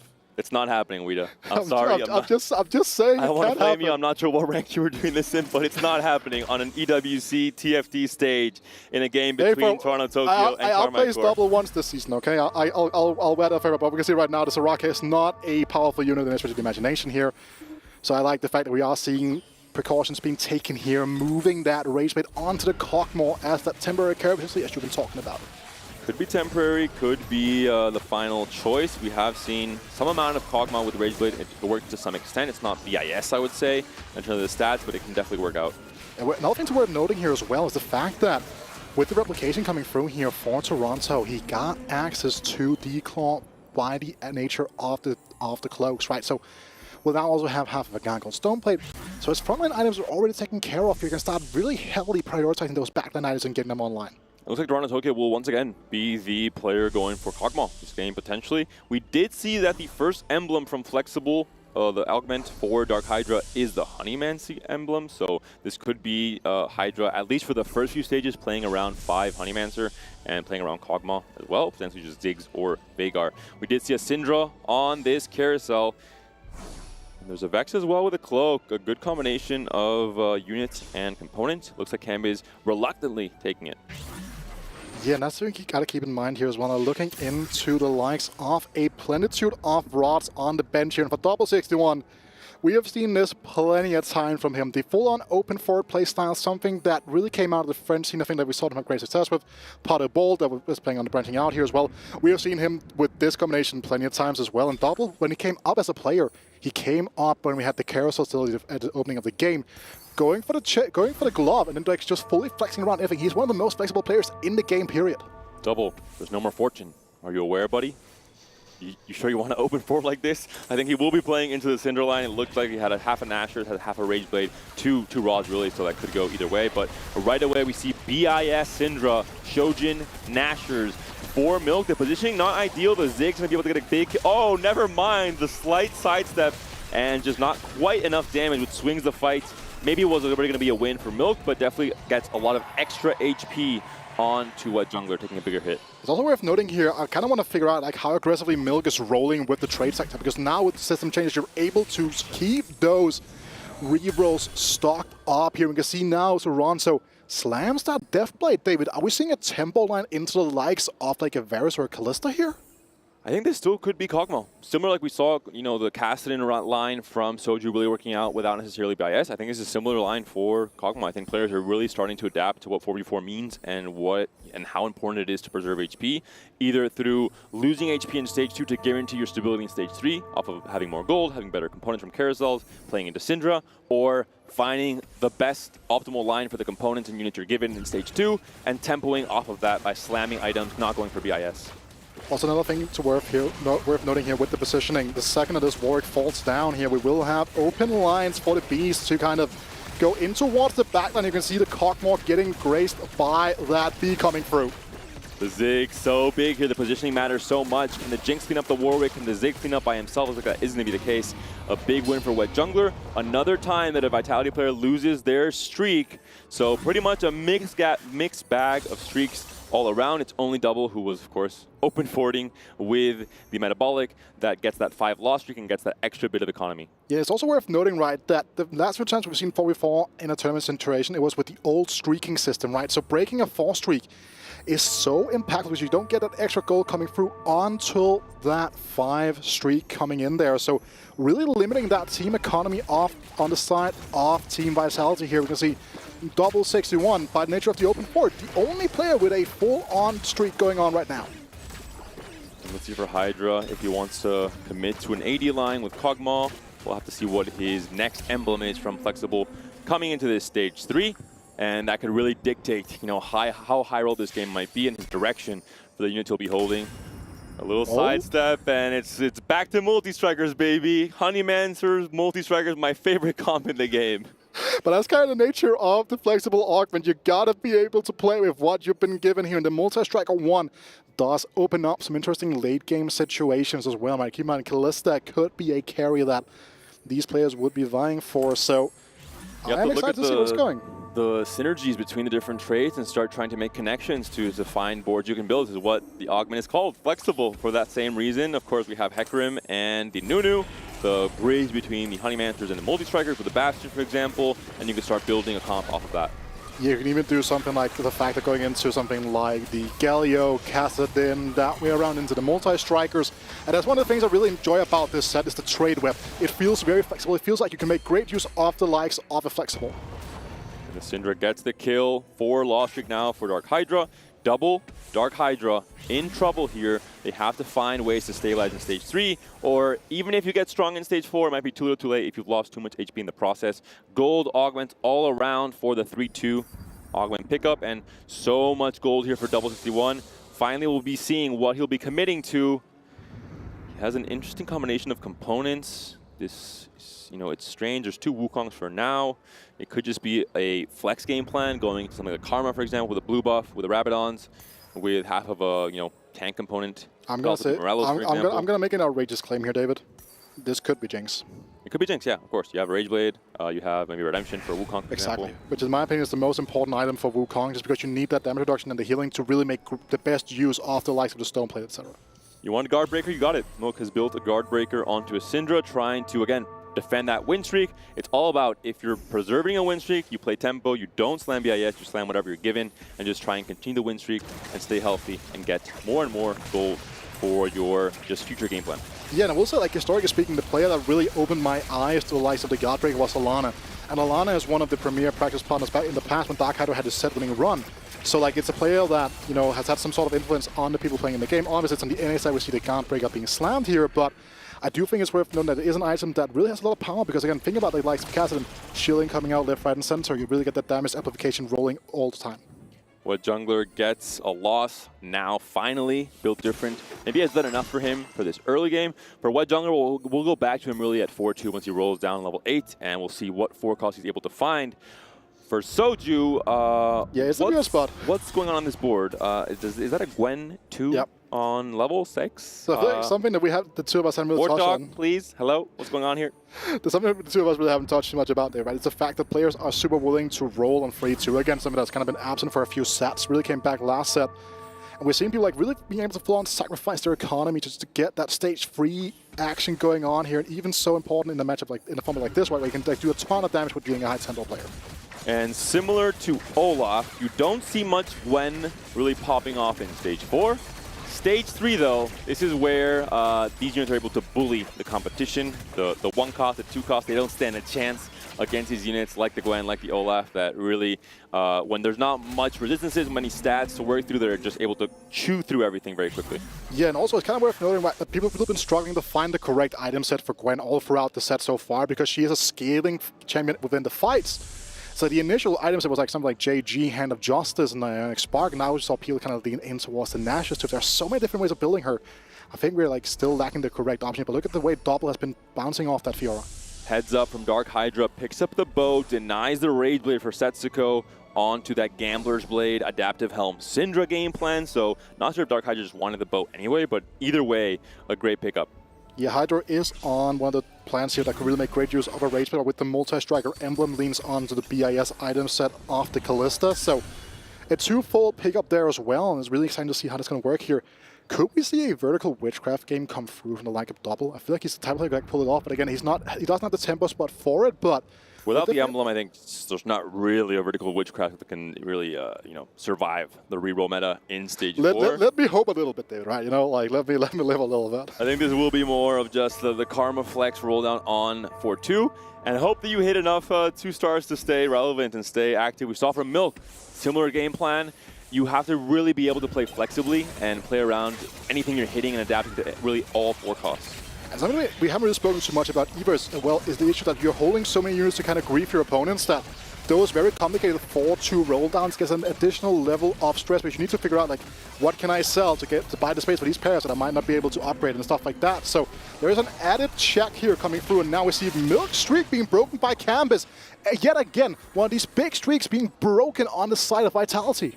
Canvas, very different game to what we saw from him in that game number 1.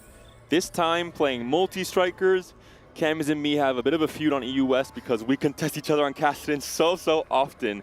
And this time Canvas, I'm not in your lobby. You can do what you want. And it looks like he is finding a lot of success. In this case around, has the half Rage Blade already built here, hoping to really benefit greatly in stage 4 off of the combat augments he's set up already with the Unified, especially now finding much more value. But David, you kind of spoke with me about the importance of you really liking this second row Cassidy here, but this is my perfect positioning in my opinion. You have the Shen on the sidelines stunning potentially the backline units. You have the Akali almost always jumping into where Cassidy's target is and helping focus down one side and then wrap around onto the left side of the backline in most cases.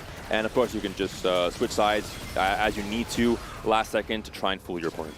Yeah, absolutely. And again, it's all great, like, especially when you put so much time into the composition here. So obviously the players themselves will notice because they've been putting a whole amount of numbers into this game so far. But like, look at this. Dark Hydra now is going to get another emblem here in just a second. And that's a big thing to keep in mind there because, again, this could throw his entire game plan for yet another spin. We were hyping up so much a different combination between Honeymancers and Multi-Strikers, and Dark Hydra said, you know what? What is the worst emblem you could get here, David? Let's do some theory crafting for a second.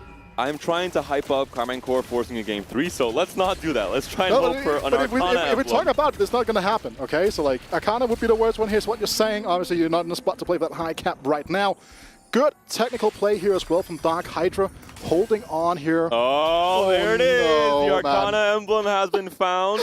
Not a win condition maybe in and of itself, but definitely moving in the right direction after the Honeymancer multi-striker combination. Looks like the caster blessings from the biased EMEA casters coming in clutch to try and give you, the viewers, some more TFT entertainment, maybe a game 3 in the books. A couple of interesting things here about this itemization from Double coming out, right? He had access to a very early Morello, has opted for the red buff instead here now. So the last item is going to be super interesting here. I assume we're going to see an Ionic Spark Slam in the front line as well as we're going to see a Bloodthirster come through as well. Here could be an option moving on towards that Fiora 2 further down the road, or we're just going to commit to the Wukong being a primary frontliner for now. If you have the choice, I think Red Buff is always a better item to build for Karma. It kills a bow, which is not helpful at all when it comes to tank items. And in this case, with a BT slammed on Wukong, you know that Double is desperate for more tank itemization to try and find a front line that matches the back line you have with the 3-item Karma. Another set. Spellblades is here, not for Zoe, but for Karma. We see the instant roll left in the middle. Don't have to waste any more time. Karma is online. Another interesting thing to note about this board as well, David, right? You're looking at the Briar, a unit that has been very discussed here. How good is Briar actually? And you kind of spoke to me about this a couple of days ago, that you didn't believe in the unit until you saw Alan bring it out on stream. Kind of like talk us through like what you need to make Briar work in this meta. You need a Briar 2, you need Nasus 2, you need 4 Shapeshifters, and you need good items for Briar. I think she's a little bit underlooked. If you don't build for her correctly, if you don't have the right combat augments especially, she doesn't do too much, but just in terms of CC, she's very valuable. And again, it really depends on your augments, your items, the units you're hitting to roll down, but it's part of that puzzle. If you just immediately write off Briar as an option, there are some games that you're losing out on some optimization in terms of finding a stronger board than others. Galio 3 has been found by Milk, the Syndra 2 with perfect itemization. The Cassidans being held to deny that game plan from Cambions, who is still streaking, cosplaying K3 Soju from game 1. casted into a massive win streak throughout stages 3 and 4. And it does seem like we are going to be seeing that Kog'Maw do a ton of work on that other board here, breaking the streak of Campus in just a second. So that is going to be a big one for the economy of this game so far. Look towards the bottom of the table, David. Where Jungler, Double 61, and Dark Hydra haven't found their way away from that just yet. And it seems like players are just copying the game plans from the opposing teams in game 1. We saw a very similar spot from Milk, playing into the Karma line, losing a lot of HP, coming to stage 4, then finding the upgrade, and then stabilizing and streaking all the way into the end of stage 5. Yes, now we can kind of see why Dark Hydra has been struggling here, has been forced to go in towards the likes of the Varus I was talking about a little bit earlier on. And again, Rageblade not necessarily the greatest item on him, really want to have that heavy AD load to do a ton of burst with that ultimate. And we're seeing now if the Arcana emblem signifier on the Castanet will be enough to make this comp work. The Camille reset similar to Olaf and Gwen feasting on units in stage 3. Camille can do the same in stage 4 until everything's upgraded, until everything is locked and loaded for tanks. Especially we see there a lot of work being done by Camille, and Varus enjoying his maybe very small amount of time in the spotlight in this game too. Yeah, big win here again against K-Free Soju as well by one of the players you need to kind of push in towards that bottom 4 to open up the variety of win conditions here. Brian the Carousel coming with a rod as well, being blocked off by Setsuko. And Dark Hydra did not want the Karma. He wanted to make Setsuko believe he wanted the Karma, so Setsuko takes it, and if he doesn't take it, Hydra would protect it for Double, who can then find the Karma to upgrade, which he desperately needs to stabilize. It's a 3-win streak for Double right now, so it is going similar to Milk game plan in game 1. It is still a Karma 1 though for Double. It's still just that Wukong 2. I'm curious, to Double find a tank component here to help the Wukong out? He found a TG, which is kind of similar. It does buy more time for the Karma to you know, the borrow time from the Karma, and he gets a declaw here for the Wukong. Yeah, a nice little one-round spike here, but the big issue as well for Double is where does this TG go, right? Because you're stuck on a pair of Fiora, but if you don't find that, you'd rather have the TG on the likes of the Camille potentially, right? There's so many different ways for this one to go for now. No Rakan, no Morgana, you don't have a spot for the Preservers, you're playing instead more just generically good units by themselves, like the Fiora, the Gwen, the Briar, but all in all, not the best spot just yet for Double. I think he's halfway there. What we haven't seen a lot of today as well, David, is the multi-striker alongside the Fiora. This very heavy AD-centric line here. That's what Toronto Tokyo was going into. And I was kind of thinking about talking about it earlier on, but I didn't believe it was going to go down this route. And the Giga Chad Mordekaiser sneaks into the back line, takes down Kalista, Setsuko, trades some HP with one of his teammates, and stays a little bit healthier. Dark Hydra is the player to watch, though, now on a win streak as well. Double on a 4-win streak, so the players who, again, griefed their early game, lost a lot of HP, are finding their way back into the game. And this game where Jungler has that Karma too, ever so lacking in the previous game. So a bunch of game plans open up now, can be stable here along with that build different. Got the reinforcements here, really bringing it out as like the reason probably why there's a Karma too, right? But when you have BD, when you do have even more combat power coming through from that Spellblade, right? You do have so much power coming in here. Instead, that means that 2 players from Karma Core are playing for Karma. Both players have to find their Karma 2, that's 6 copies, so it makes it a tiny bit harder. It is a bit of a contest, I think something that you can't really do much about between the items that dropped for Double in stage 3. With the blue buff, he kind of had to go into Karma, and of course the Spellblades for What Jungler with the build different means that he had to go for Karma as well. Is Karma going to be good enough here? Looks like it's not going to be enough for a win, but still, What Jungler relatively healthy. Canvas is back on a win streak after getting that small loss to the Kog'Maw player earlier in stage 4. It's also worth noting, right, this is a scenario that most teams are prepared for. The double Karma contest on their own team is a scenario everyone knows how to play around. It's very common and it's not a surprise. If you've played ladder before 2-cost reroll became the name of the game, I think you contested Karma 7 ways. So two players on Karma, it's fine. You'll make it out. I will say, at my day 1, I was playing Karma and Ryze combined, and like no one else was playing Karma in my games. People hadn't caught on to how good the unit was. And then like day 3, I was like, I'm contested every game. Like, and it's kind of fun to see like how quickly those metas will develop. And I'm super excited to see whether or not over the course of this weekend, if you're going to see any big major meta developments coming out as the teams will be showing tech. We don't see a roll down from Soju. He is leveling to 8, so playing a tempo Tristana board instead. I think a lot of this comes down to the Gwen 2 he found early, completely changed his game plan, showing the flexibility that Soju has as a player. We saw the 2-cost reroll played to perfection with Cassidy in game 1. in this case, wanted to do the same with Kog'Maw, the other meta 2 got free roll, but the game said, hey, here's a Gwen 2. Play around it, you'll be rewarded. That's the case. Yeah, you got to figure out when that's like a fake high roll. And you got to figure out when it's the actual high roll, because that's a very important skill to kind of figure out when you're like in a game like TFT. Like, when are you being thrown for a loop by the game? We saw it in game 1 with Canvas with the Veigar blocks in the early game, right? And like this time around, he's like, this is an actually big spike for Soju. Now, does Syndra punish Soju here? Does this turn take on the Gwen before she can do too much? This is a problem with Gwen. She's a beast stage 3, stage 4, she gets herself into trouble. And Tristana 2, because you leveled up, might not be enough. In this case, Soju now, he was the hero in game number 1. Maybe going to be the 0 in game number 2. Very similar to what we saw from Bintum, for example. But Dark Hydra, a little bit too flexible for my liking. I think for any EMEA fans' liking, considering he's now down to 7 HP with, I think, a slightly awkward assortment of emblems he was given outside of the Arcana. Yeah, but it's a very interesting thing to kind of figure out here, right? Because we can see Soju on a 5 loss streak, Hydra only on a 1 loss streak here. So has Hydra cycled through all of his good matchups, or has Soju just hit no good matchups? Ooh, we're on double Arcana now. It's still the Smolder and the Varus, though. Playing off meta, will Dark Hydra be rewarded? The matchmaking so important here. Will be Soju versus Wet Jungler with the Karma board with the build different.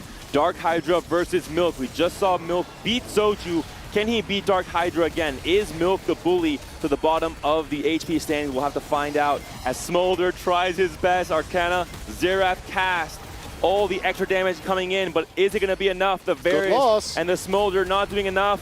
The Varus does not come through. Dark Hydra taken down. Is Soju down as well? He is. Is it a bigger loss? I think it is. Soju is going to be -5, 1 HP difference. Vitality takes the 8th. And it's a deja vu, David. We saw this exact scenario in game number 1 here. And now the big question is the Karmin Corp team in a better position to really figure out a better game plan, lock out these Vitality players? Looking at the HP pools in the standings right now, it is very close overall. But Setsuko is looking like he's going to be a strong ace here. Double, obviously a fantastic ace with his early open forward game plan. But what does Milk, TT, Wet Jungler, and Canvas have on the table? I would personally give an extra point in the standings to both Dark Hydra and Soju for itemizing and playing Gwen, Varus, and Smolder as their carries. Definitely helping out the bingo sheets of our viewers at home, making sure all units in TFT set 12 have their time in the spotlight. Like we see here now, Toronto really, again, as I was talking about earlier, I didn't expect to see this plan come out because it's something that has Look at the Briar, this is what I'm talking about. Briar can be a beast in the right setup. She can offer a lot in terms of utility, especially people see her as a hyper carry, but sometimes she can actually be an absolute beast.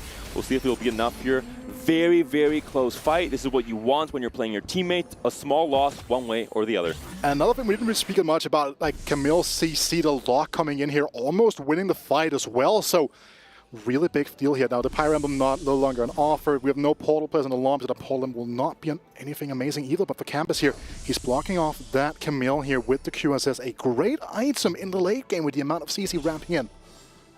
Vitality looks like they're trying to say, hey, stop the count. We have 2 more players from Carmine Court in the bottom 4 right now. What Jungler and Cambiz.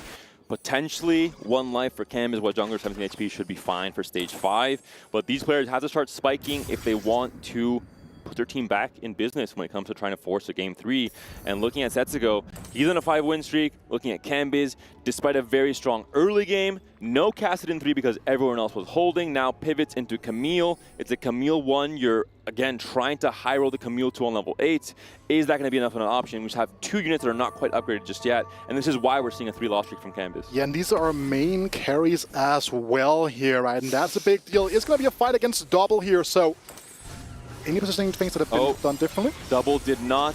I think he possibly used a salvage to remove the items on his carry and has only built the blue buff on the Karma, trying to make this a small enough loss.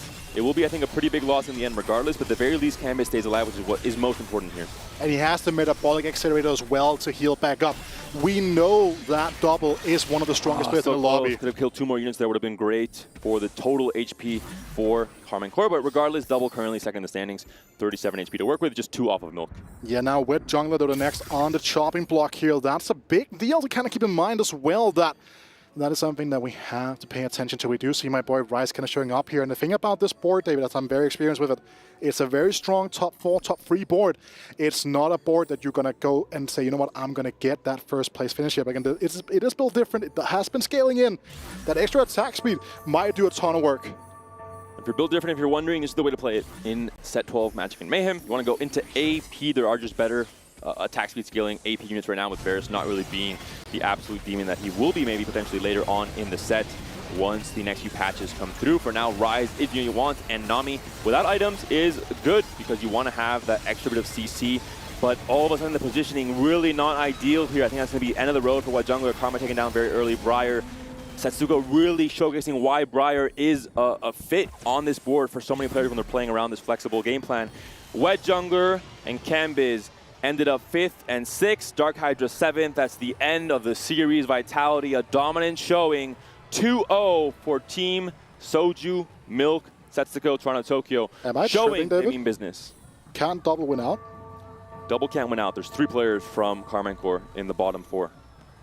It doesn't matter. There's 3 players. If there's 3 players in the bottom 4, the math is done. It's over. Yeah, Cassis and Math have been a great combination here. But again, just showcasing why, like we've been talking about this Vitality team as one of the teams with the highest cap if all of the players are locked in. And very rarely have this set of players been locked in at the same time competitively in that America circuit here. So really showing them all firing on these cylinders. It's an absolutely amazing showcasing of just like how strong this Vitality team can be.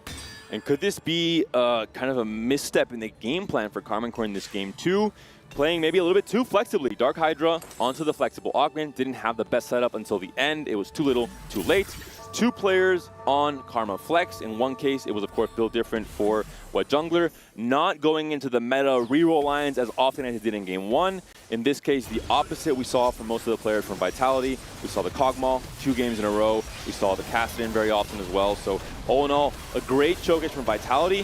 From Karma and Core, the next question I have is it possibly a problem of the language barrier? Is it the combination of France and Germany that has never been seen before really in EMEA, a problem when it comes to communicating rapidly and efficiently in a Team 4v4 format? Yeah, that's also worth noting, right, that the Vitality team has been really locked in due to that bootcamp that have been going on, right? A incredibly strong team that has really dedicated themselves. Like, as I was kind of joking with Soju about during the media day yesterday, it's like the first sighting of Soju in like what feels like over a month, just because they've been so hard locked in on this EWC prep. When someone like Soju locks in this hard for tournaments and gives up the I think one of the most exciting moments in TFT as a content creator, which is the start of a set where you're learning all the units, climbing the ladder, trying to grind infinite games, which is I think what players like Milk and Setsuko and Soju are known for, to really lock into a tournament like this. I think it showcases how important this tournament is for all of our players. It's very rare to have literally the best players from every region when it comes to making it to Worlds and doing well, coming into a LAN event like this, all coming in person, and especially the start of the set, where being creative is rewarded, where trying to figure out a set in 1 week is rewarded. I think it's a special moment as a competitor for all these players, and it showcases for Team Vitality. Yeah, and also at the end of day 1 here, we get to see one of the most powerful item combinations at work here, the Blighting Duel on the Karma. One of the biggest lines opened up by the artifact, if it wasn't for the fact that Karma is pretty much, you know, an open line for anyone to kind of go down. And it is, you know, a Syndra 3 doing most of the work here. Karma is just trying to, you know, tag some units, say, hey, I'm Karma, I'm still here, I'm doing some damage. Really for Blighting Duel, just as an extra little insight, I think it's the one time that for Chrono Karma, if you have the right upgrade with Camille 2, makes a lot of sense, where you have that extra time to buy, and it really elevates the Karma, which is kind of living on borrowed time, where she has that much more time to scale the Blighting Duel damage. Yeah, and I'm kind of excited to see whether or not we are going to be seeing a bunch of portable forges coming out over the course of the week as like the first augment being picked up as well, right? Because there are some really interesting lines, like something like Mittens, for example, can be a super powerful tool for a lot of these melee units, really buy them some time, but we do see that Double 61 has been eliminated from the game here, so now it's just the sheer formalities as the game has been finished here, David. Absolutely amazing showcase here and a dominant 2-0 victory for Vitality.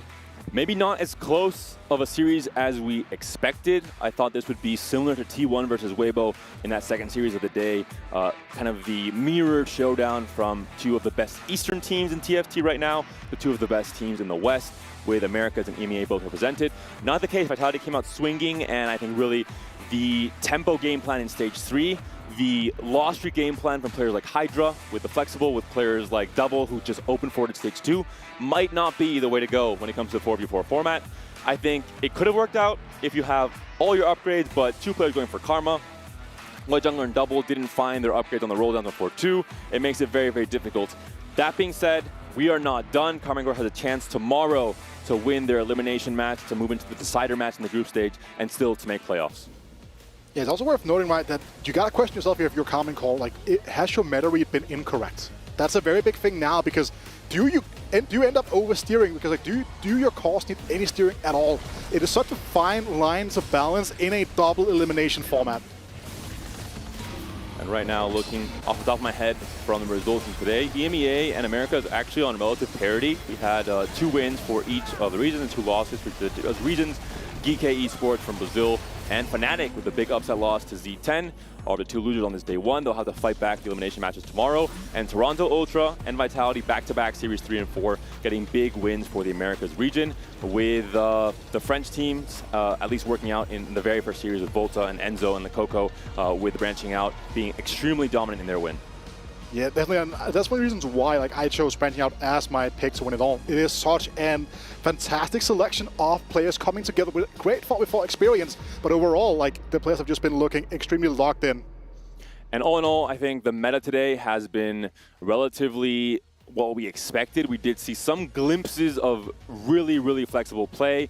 I think tomorrow we'll see the learnings from this day 1. We'll see the adaptations and the shift in the meta potentially tomorrow to see open lines maybe being sought out by our competitors. We're going to post-game interview very soon with our winners on this final series of the day. So take it away into that wonderful, wonderful stage, and we'll get some extra insight into what it takes to win a series of TFT on the big stage with the caliber of players that we saw throughout the entirety of these last 3 games, or 2 games.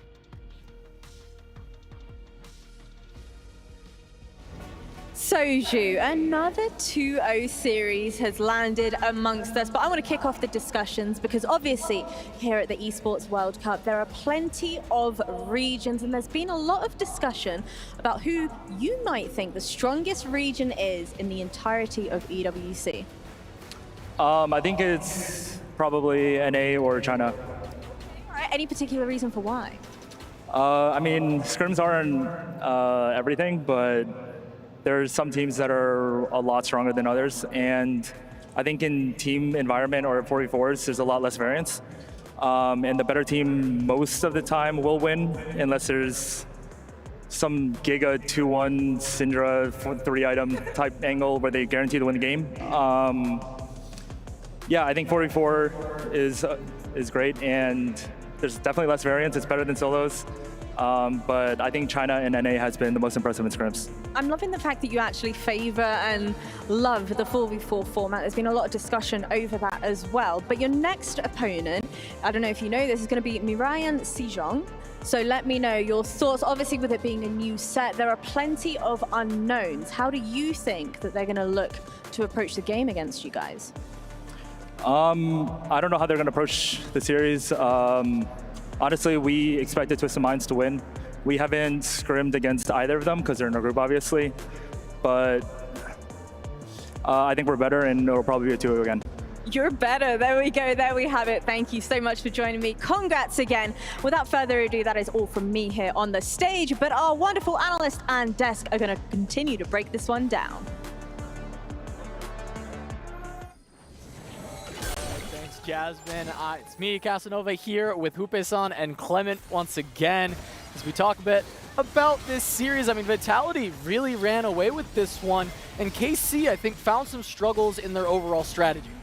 Yeah, I was very surprised of how late game focused KC Strategies was. If you look across their board, it's full open from double 61. Wet Jungler going for 4 costs with build different, and Dark Hydra going with the high stakes augment inflexible. So all of these strategies are late game focused. They put no pressure on the card pools from the side of Vitality, and Vitality were able to play self-contested Syndra and then just walk away with it. Yeah, even though we saw Kesoyu going 8th place, he didn't get the composition of the world. It was the open space for K-Corp to actually win it out again. They couldn't accomplish it, and the highlight has to be Milk. He played amazing. He got a lot of reroll in the early game and finally closed it out with the Syndra and with the best comp, that is Vanguard in the front line. Yeah, it's nice to be given the free Syndra from the team. Everybody gifted Milk that one, which is great. And I want to talk a little bit, Soju coming into this game as well, having a really good first game. This time around, kind of getting baited by that Glenn in the early stages.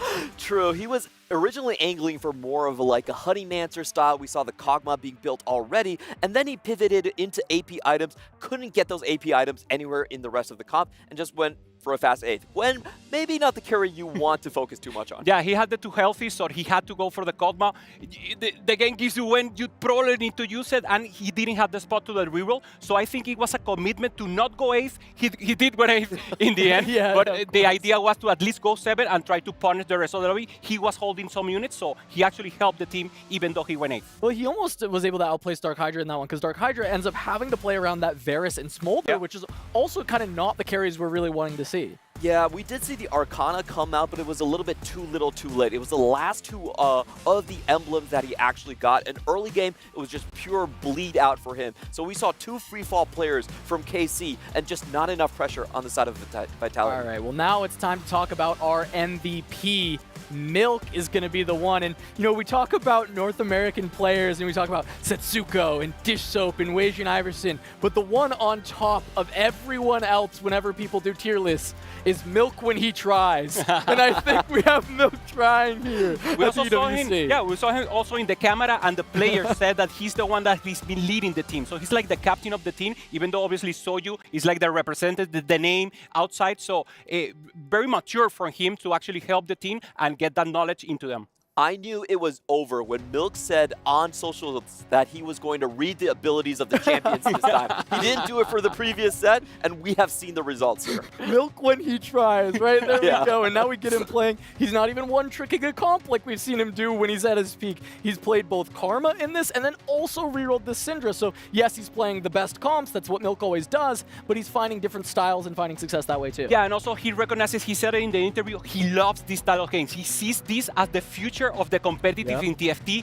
That's a bold statement for Milk, and it's true, because it's very great to see the players performing, talking to themselves, and showing joy, showing sadness, and obviously now the MVP for the match is Milk. Well, I mean, a big thing that Milk in the past has said is sometimes he doesn't enjoy certain sets, right? And the sets that he enjoys, he does really well. Well, he said that he enjoys 4v4 more than playing TFT solo, and Milk's enjoyment to skill level is always in tandem, right? If he's having fun, he's playing well. I do want to point out in both of our MVP cards right there, he's actually won 75% of his rounds. That's a huge number. The amount of pressure you can put on other people. And I just want to remind people, going for 4-cost strategy, especially when you're aiming for Karma, is so dangerous because all the Syndra players, as we saw with Milk right there, are also holding your Karmas. We have to talk also a little about Toronto Tokyo. He didn't perform like in the bottom or in the top, but he always performed in the middle, getting good placement and helping the rest of the team. So we always talk about the hero. In this case, it was Milk. Soju, even with a net place, he helped the rest of the team. But in the middle, we had Setsuko, we had Toronto Tokyo, helping also and making that middle ground that actually performing the rest. So teams, amazing 4v4. For me, also, is the future of TFT. Yeah, well, we did see Vitality take down KC here, but we also have the B stream going with other games, so let's send it on down to Ian to break down what has been happening over there. As you can see, it is very quiet as the dust starts to settle here on our secondary stage. The B stream is complete, and we just saw 2 series finish very quickly, rapid fashion. Falcons beat Na'Vi 2-0 here on day 1 of the group stages, and MSJ beat Twisted Minds 2-0 also. That was super quick and a bit of a shock upset victory. Twisted Minds and Na'Vi have a little bit of work to do as they go into day 2 of the group stages. All right, thanks so much, Ian. And now we're taking a look at the bracket. You can see it for yourself. MSJ 2-0ing Twisted Minds. And I just want to say, a lot of people are coming into this tournament underestimating MSJ. I had a team in the open qualifiers called Krusty Krabs, and we got whooped by MSJ. So I know they're really good. They taught a lot about how to play the 4v4 style, and for them, it's all about focusing the lower HP player. Yeah, and that does mean Twisted Minds versus KC will be an elimination match tomorrow, which is insane. So we can take a look further, right? We saw Wolves and Branching Out win earlier, which means Zeta Division will be taking on GK Esports, and we'll see if the Brazilian Storm can hold on and keep things rolling, or if Japan will take them out. On the other side, Zero Tenacity with the upset over Fnatic as T1 took down Weibo Gaming. So Fnatic versus Weibo, another crazy elimination match that we probably wouldn't have expected coming in. Yeah, both elimination brackets in this and the previous group are so amazing, so we will focus on them tomorrow and we'll have the rest. Now, second bracket, Clement, Team Falcon, Toronto Ultra, making the difference, both with a 2-0 against their competition. And these two teams actually scrimmed each other quite a bit here, so they're going to be very familiar with each other's strategy. We're going to see some new things coming out. I talked to the people of Toronto. They say, I cannot promise a 2-0, but we can win 2-1 against Falcon. Well, I mean, it's funny because what they said in the post-game interview is that they were going to absolutely 2-0 the Falcons tomorrow.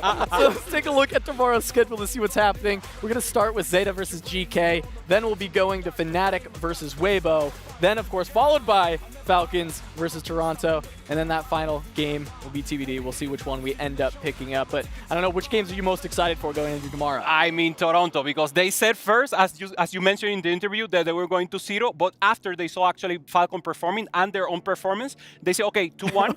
And it's cool. I mean, these are games, as you say, they've been to so many scrims working together, and it's very particular that Toronto is maybe the only one that is playing the Chinese meta. So many scrims with those possibilities, they say that they prefer that meta than the Occidental meta. So it's pretty good to see how they actually perform and the way they have been together practicing.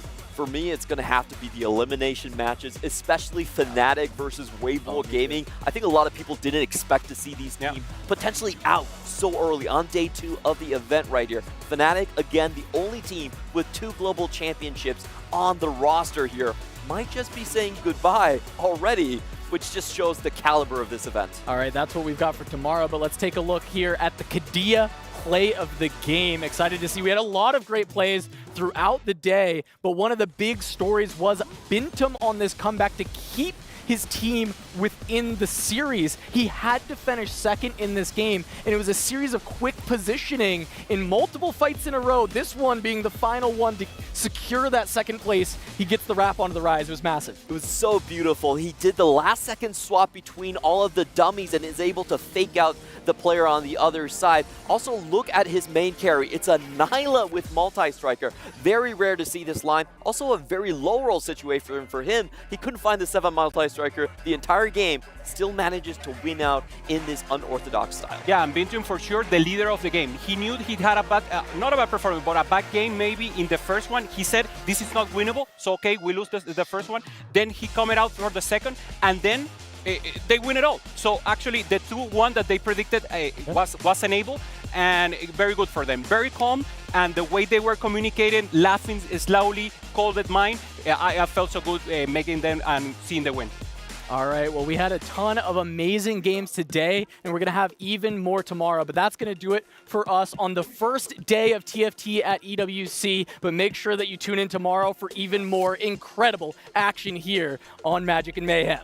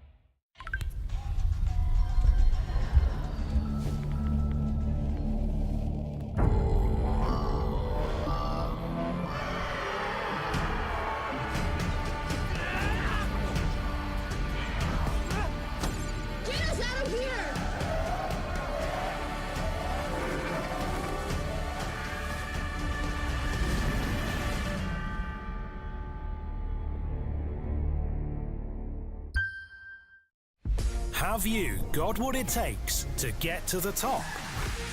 It doesn't matter how high you climb. To reach the top, even the biggest champ needs a break. So you can recharge, dive back in, and dominate.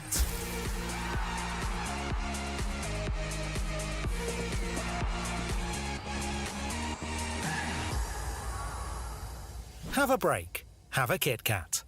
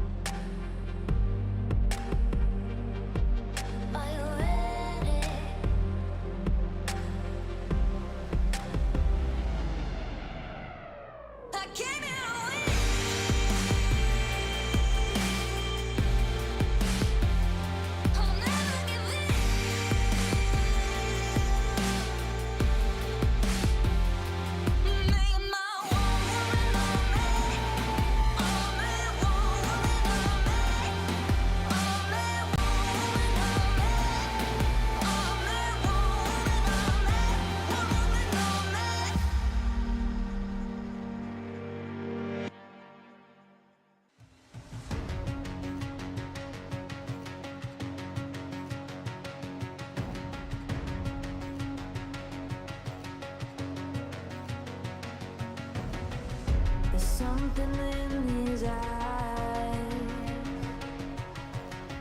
There's a storm within, but it's written in the skies.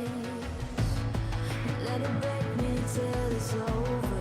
Don't let it shake me, no.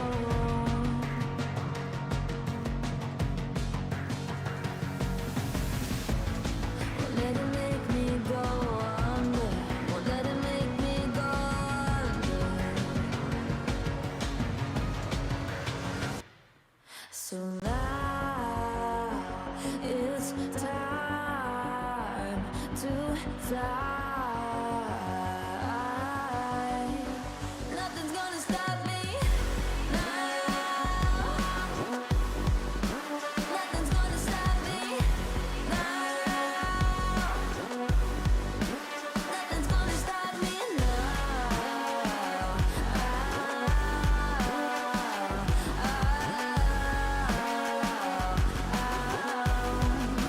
Nothing's gonna stop me. No one will ever get left behind. A million more before I've tried. Won't let it break me till it's over. Won't let it shake me, no.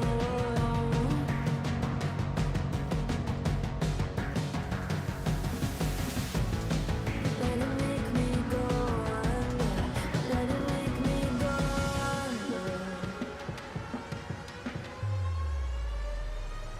So now it's time to fly.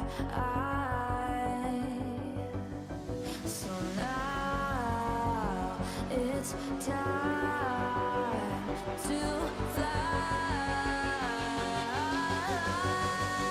Nothing's gonna stop me now. Nothing's gonna stop me now. Nothing's gonna stop me now. Nothing's gonna stop me now.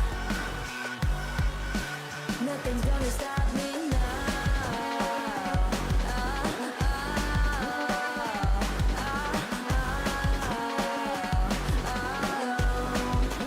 Nothing's gonna stop me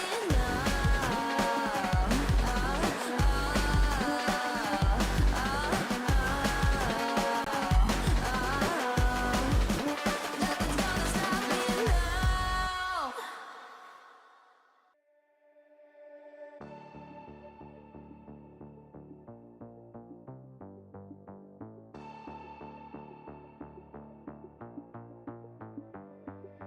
Why, one by one, you always come back like a curse? Lurking in the dark, your soul is blind. You lie, time and time again, and I am not your fool. Not this time, 'cause I'm the wiser of us two.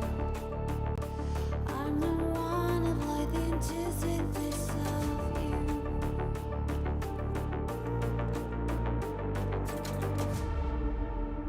If you shoot, I'll take you. If you run, I'll chase you. If you scream, I'll whisper. La-di-da-di-da-da-da. This is all you ever wanted. Take it all, you deserve it. This is how we're gonna end it. La-di-da-di-da-da-da. Take it all, you deserve it. Take it all, you deserve it. Giving back the freedom you want to destroy. And my power's way too strong for you, so try. 'Cause you can't dominate and know will you survive. And not this time, 'cause I'm the wiser of us two. I'm the one of light, the antithesis of you. The fire in my heart will only grow. If you shut the gates, I'll burn them down. I am 1,000 steps ahead of you. You'll see soon.